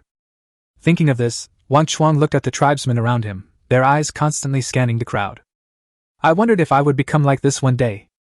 Just find a little black bear spirit, give birth to a child with a simple mind and strong limbs, and then live out your life in Qilin Mountain. Chirp! Chirp! His thoughts were interrupted by a chirping sound from the sky, and Wang Chuang heard other people's voices in his ears. People from the Suzaku tribe are here! Hearing the familiar chirping sound, Wang Chuang stood up and looked into the distant sky. Puff! Puff! Puff! A strong wind blew, and 7 large birds with fiery red feathers in the sky slowly landed on an open space not far away. At a glance, the number of people from the Suzaku tribe participating in the Fangchen gathering this time is only slightly more than that of the Qilin tribe, but the other side has many more bloodline warriors than them. Wang Chuang felt the pressure of the bloodline warriors from several warriors riding the Suzaku beasts. Except for the leader K, the others seemed to have just awakened this year. They still had childishness on their faces and obviously had not been baptized by blood. Sweeping his eyes over the Suzaku tribe, Wang Chuang soon spotted Yu's figure at the feet of a Suzaku. At this time, while she was tidying up her animal skin clothes that were blown by the strong wind, she also took out a few bright red bird feathers from the animal skin bag and inserted them on her head. It was obvious that she had started to dress up. After the people of the Suzaku tribe were dressed up, handsome men and beautiful women appeared before their eyes. Ren from the Xing tribe had already brought people to greet them. Seeing this, Wang Chuan also called for people to go over there. Kay, I knew you were the one leading the team after not seeing you for a long time. Ren greeted Kay enthusiastically, and it seemed that the two were old acquaintances. Haven't seen you for a long time. Kay nodded in response, but his eyes were looking around. Don't look for them anymore. The people from the Rhino tribe haven't arrived yet. Seeing Kay's appearance, Ren, who was also a smart man, knew what he was looking for and said something. Haha! It's already dark, I thought they'd already arrived? Kay said with a smile, confusion flashing in his eyes. Because according to past experience, the Rhino tribe should have arrived. Just as the two were talking, Wang Chuang came over to them. Who are you? Looking at Wang Chuang walking forward, Kay felt that the young man in front of him gave him a sense of familiarity. Qilin tribe, Wang Chuang. We met once during the winter hunt. Wang Chuang said in a calm tone. Wang Chuang thought it was normal that Kay didn't remember him because until now, he still couldn't remember all the names of the people in his own tribe. The last time they met, Wang Chuang was just a minor character and had no qualifications to talk to Quebec. It would be strange if the other party had any impression of him. Suzaku tribe, Suzaku! After introducing himself, Kay glanced at the dozen or so men from the Qilin tribe and asked, Isn't Ku the leader of your tribe? Why aren't you here? Something happened in the tribe, and Uncle Ku couldn't leave, so I'm leading the team this time. Wang Chuan explained calmly, thinking to himself that Ku was quite popular, but he didn't know if the other party was asking sincerely. Then, after chatting for a few more sentences, the members of the Suzaku tribe walked towards a wide open space and prepared to make a fire and barbecue. Looking at Yu, who was leaving with his tribesmen, their eyes met in the air, and Wang Chuan smiled and nodded at him. In response, Yu smiled slightly and nodded with a complicated expression. Crack! Crack! On the spacious mountain top, the bonfire was crackling and laughter echoed on the mountain top. Until the people from the 3 tribes finished their dinner, the Rhino tribe still did not arrive. Wang Chuang didn't take this matter to heart. After all, they were not intermarrying this time, so he didn't think much about it. After all, the Qilin tribe is the weakest, and one less person means one less competition, so he is very happy to see it. Chapter 82: The Wolf Who Sacrifices Himself to Teach. But this was obviously not the first time that the 4 tribes had encountered such an emergency. When Wang Chuang had eaten and drunk his fill and was lying on the ground looking at the stars, someone from the Xing tribe suddenly came to call him to a meeting. When Wang Chuang arrived at the campfire of the Xing tribe, Kei and Rin were already chatting. It's not even dark yet. It looks like the Rhino tribe won't be able to attend this Fangchen gathering. After inviting Wang Chuang to sit down, Rin continued. Everything is for the tribe. Time waits for no one, let's get started. The 3 tribes hoped that the Rhino tribe would not come. After all, no one wanted their competitors to become stronger and stronger. Okay. I'll do as you say. Kei nodded and agreed very readily, not worrying at all that the Rhino tribe would retaliate against them after finding out. I have no objection to your decision. Hearing the 2 agree, Wang Chuang nodded to indicate that he had no objection. Now, after the leaders of the 3 tribes reached a consensus, they came to the campfire in the middle, called on their respective tribesmen to gather around, and announced the start of the Fangchen gathering. Oh, my little black bear spirit, pft! It's my little flower, I'm coming! Hearing the notice, Gon said with a lewd look on his face. The old and inexperienced people from other tribes showed the same expression as Gon, and then rushed towards the girl they liked. The newbies were shy and held the girl's hands to look at the shooting stars and get to know each other. The old guns were simple and rough. They would just carry anyone they saw and walk away. If they encountered anyone who resisted, they would knock them out without any complaints and drag them into the bushes. Then the bombardment continued, and tonight was destined to be a sleepless night. This rude behavior made Wang Chuang's blood boil. Looking at the other inexperienced teenagers with curious expressions, he knew that Gon's teaching was a failure. Uncle Wolf, Uncle Gon and the others are dragging women into the woods. Uncle Gon even dragged 2 of them into the woods. Just when the wolf was about to show off his skills, a young man grabbed his hand and started to seek the scriptures. Except for the 2 veterans Gon and Lang, the rest of the team are innocent boys with 0 physiological knowledge. It seems impossible to expect them to learn on their own. Follow me. Hearing the confusing sound coming from his ears, the wolf became anxious. He rushed into the Xing tribe's team without thinking, carried a woman on his back, called out to everyone, and walked into the grove. Holy crap! Live! Sacrificing oneself to teach! Mr. Wolf has a big vision! Wang Chuang was stunned and murmured. I admire the wolf so much that anyone who dares to do this is really not afraid of being beaten by men from other tribes. After everyone entered the dark woods, Wang Chuang heard the wolf's teaching voice. Can you do it? You can't do it yourself, and you blame others for watching. If it works, it works. If it doesn't, it doesn't. Why pretend? As the wolf was lecturing, a low, hoarse, and melodious female voice came from the side. You're all idiots. If you want to teach someone, go teach somewhere else and don't bother me from having a good time. A disgusted voice sounded, and Wang Chuang felt that his ears were dirty. I saw young men walking out of the woods with their legs tucked together, and their backs bent. Under Wang Chuang's astonished gaze, the little lambs transformed into big bad wolves. They picked out the fat lambs, and brought the plump and strong ones into the grove one by one. The sharp-eyed Wang Chuang even saw a woman, her legs still trembling, just emerging from the grove before being carried back again. These people kept picking and choosing, switching between those strong women. Some women went into the woods 4 or 5 times in just half an hour. These people were really not afraid of getting dirty diseases. However, some thin women were simply ignored by everyone, and they were either dying of drought or flood. Wang Chuang walked all the way to the campfire of the Suzaku tribe. If he hadn't had some strength, he would have been knocked unconscious and carried away. You don't want to find a woman to go into the woods? As soon as they sat down by the campfire, he looked at Wang Chuang with a strange look and asked. Didn't I invite you to join me? Wang Chuang could see what was in the other person's eyes. He simply suspected something was wrong with him. Haha, wait until you can beat me. Yu was not angry when she heard Wang Chuang's words. Her mother had said that only the man who could defeat her was worthy of marrying her. Ha ha ha, you said that yourself. Don't regret it if you lose. I believe that day is not far away. Wang Chuang said confidently. Oh really? Just based on your strength in the nourishing realm. Suddenly, a powerful pressure flashed from Yu's body. In a trance, Wang Chuang only felt that the Yu in front of him had turned into a divine beast that could easily crush him to death with just one finger. The opportunities he had received during the Xianlong period had made him somewhat complacent, and he didn't take his peers seriously. It wasn't until that fleeting moment just now that he realized that there are always mountains beyond the mountains. You are a bloodline warrior in the crystal condensation realm? Oh no. I don't think a bloodline warrior in the crystal condensation realm is your match. Have you broken through the crystal condensation realm? Wang Chuang, who figured out the key, saw for the first time what a genius was. This was a fucking genius. You are still too weak. It's not good for you to know too much. Tell me, what's the matter with you coming to see me? You asked after taking a bite of the barbecue on the fire. I came to you because I wanted to ask you if you know anything about salt. Wang Chuang asked tentatively. Hearing this, Yu was silent for a moment and then asked, Is this the salt you are talking about?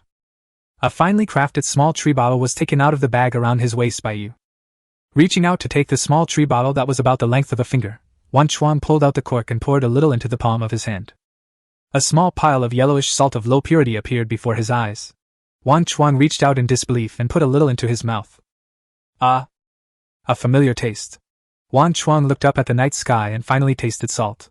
Although it was worse than low-quality salt, it was still a big step forward. How do you know about salt?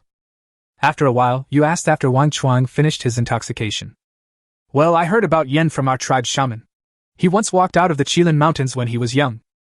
Lies came out of his mouth without hesitation. Wang Chuang lowered his voice and spoke into Yu's ear. The postures of the two became very ambiguous for a moment, and the sour smell of love floated in the night air. This caused the sound of retching to be heard from time to time in the grove. Ugh. Ugh. Feeling a tingling sensation in his ears, Yu grabbed the small bottle of salt, pushed Wang Chuang away and said, Follow me. Aha! Wang Chuang nodded awkwardly. He didn't expect you to react so strongly. I could only follow you and walk towards the cliff. The reason we came here is because it is a little quieter here. After all, no one dares to do that kind of thing in such a dangerous place. Wang Chuang, what are you trying to do by asking about salt? As far as I know, no one in our 4 tribes has ever mentioned salt. The two of them sat on the edge of the cliff. Wang Chuang suspected that if the other party was not satisfied with his answer, he might have to give up.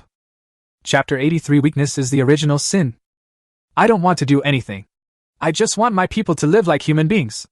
I don't want them to eat raw meat and drink blood all day long. In response to Yu's words, Wang Chuang smiled bitterly and looked up at the sky. Because they didn't know about salt, the tribesmen relied on drinking animal blood to obtain salt. Hearing this, Yu fell into deep thought. Although she was extremely powerful, she was only 14 or 15 years old, and had little experience in the world. It's normal to be deceived by Wang Chuang, an old man who has lived 2 lives, with just a few words. If you don't want the Qilin tribe to be destroyed, don't ask about the salt matter in the future. It's best to pretend you don't know anything at all. After a moment's silence, Yu spoke to persuade him in a very serious tone. Why? Wang Chuang asked calmly. He knew there must be salt, but it seemed that the salt was controlled by some powerful tribes. Because you are not strong enough. Yu said in a lost voice, tears in his eyes as he recalled the sad things. Bang!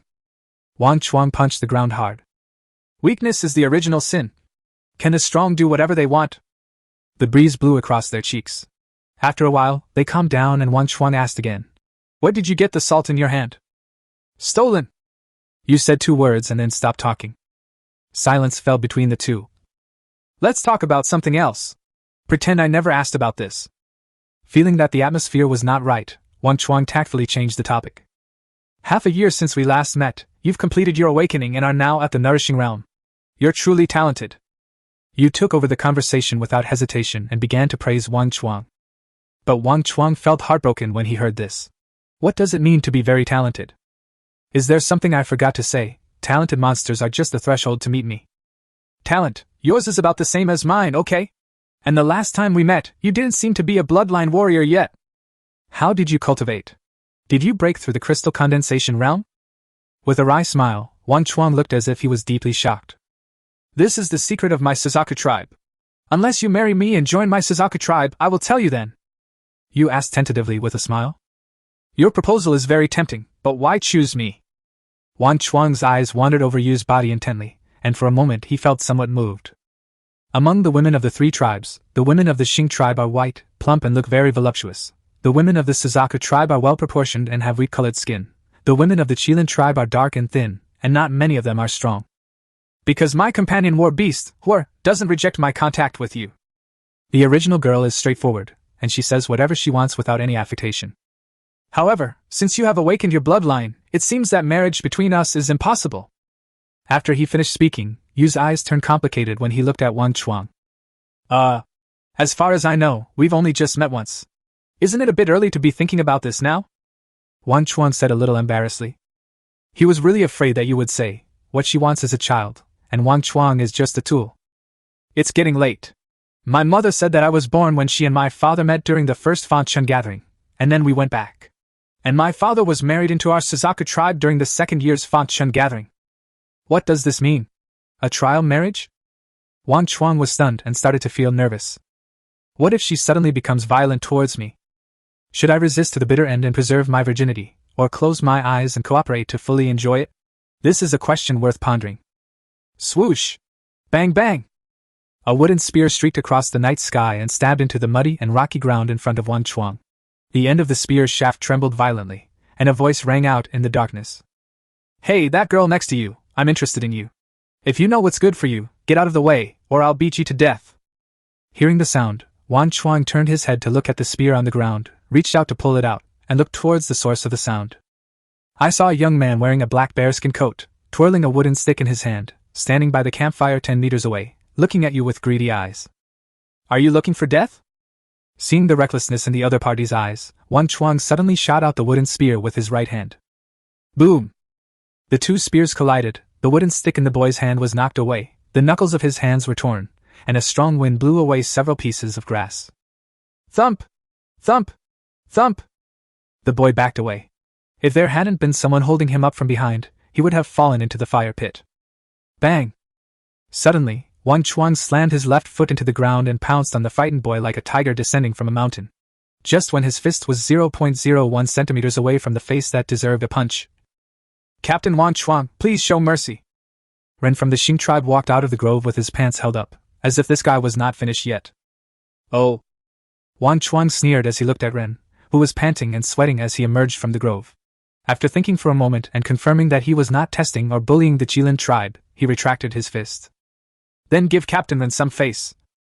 After all, he came here to eat the prey given by the other party in the first place, and since it was not a conspiracy, he didn't bother to care about it. Okay, thank you, brother Wang Chuang. Jean pulled up his pants, walked to the campfire, looked at the boy with cracked knuckles and trembling arms, and asked seriously. What's going on? He was the one who broke the rules and attacked me first. The young man endured the severe pain and looked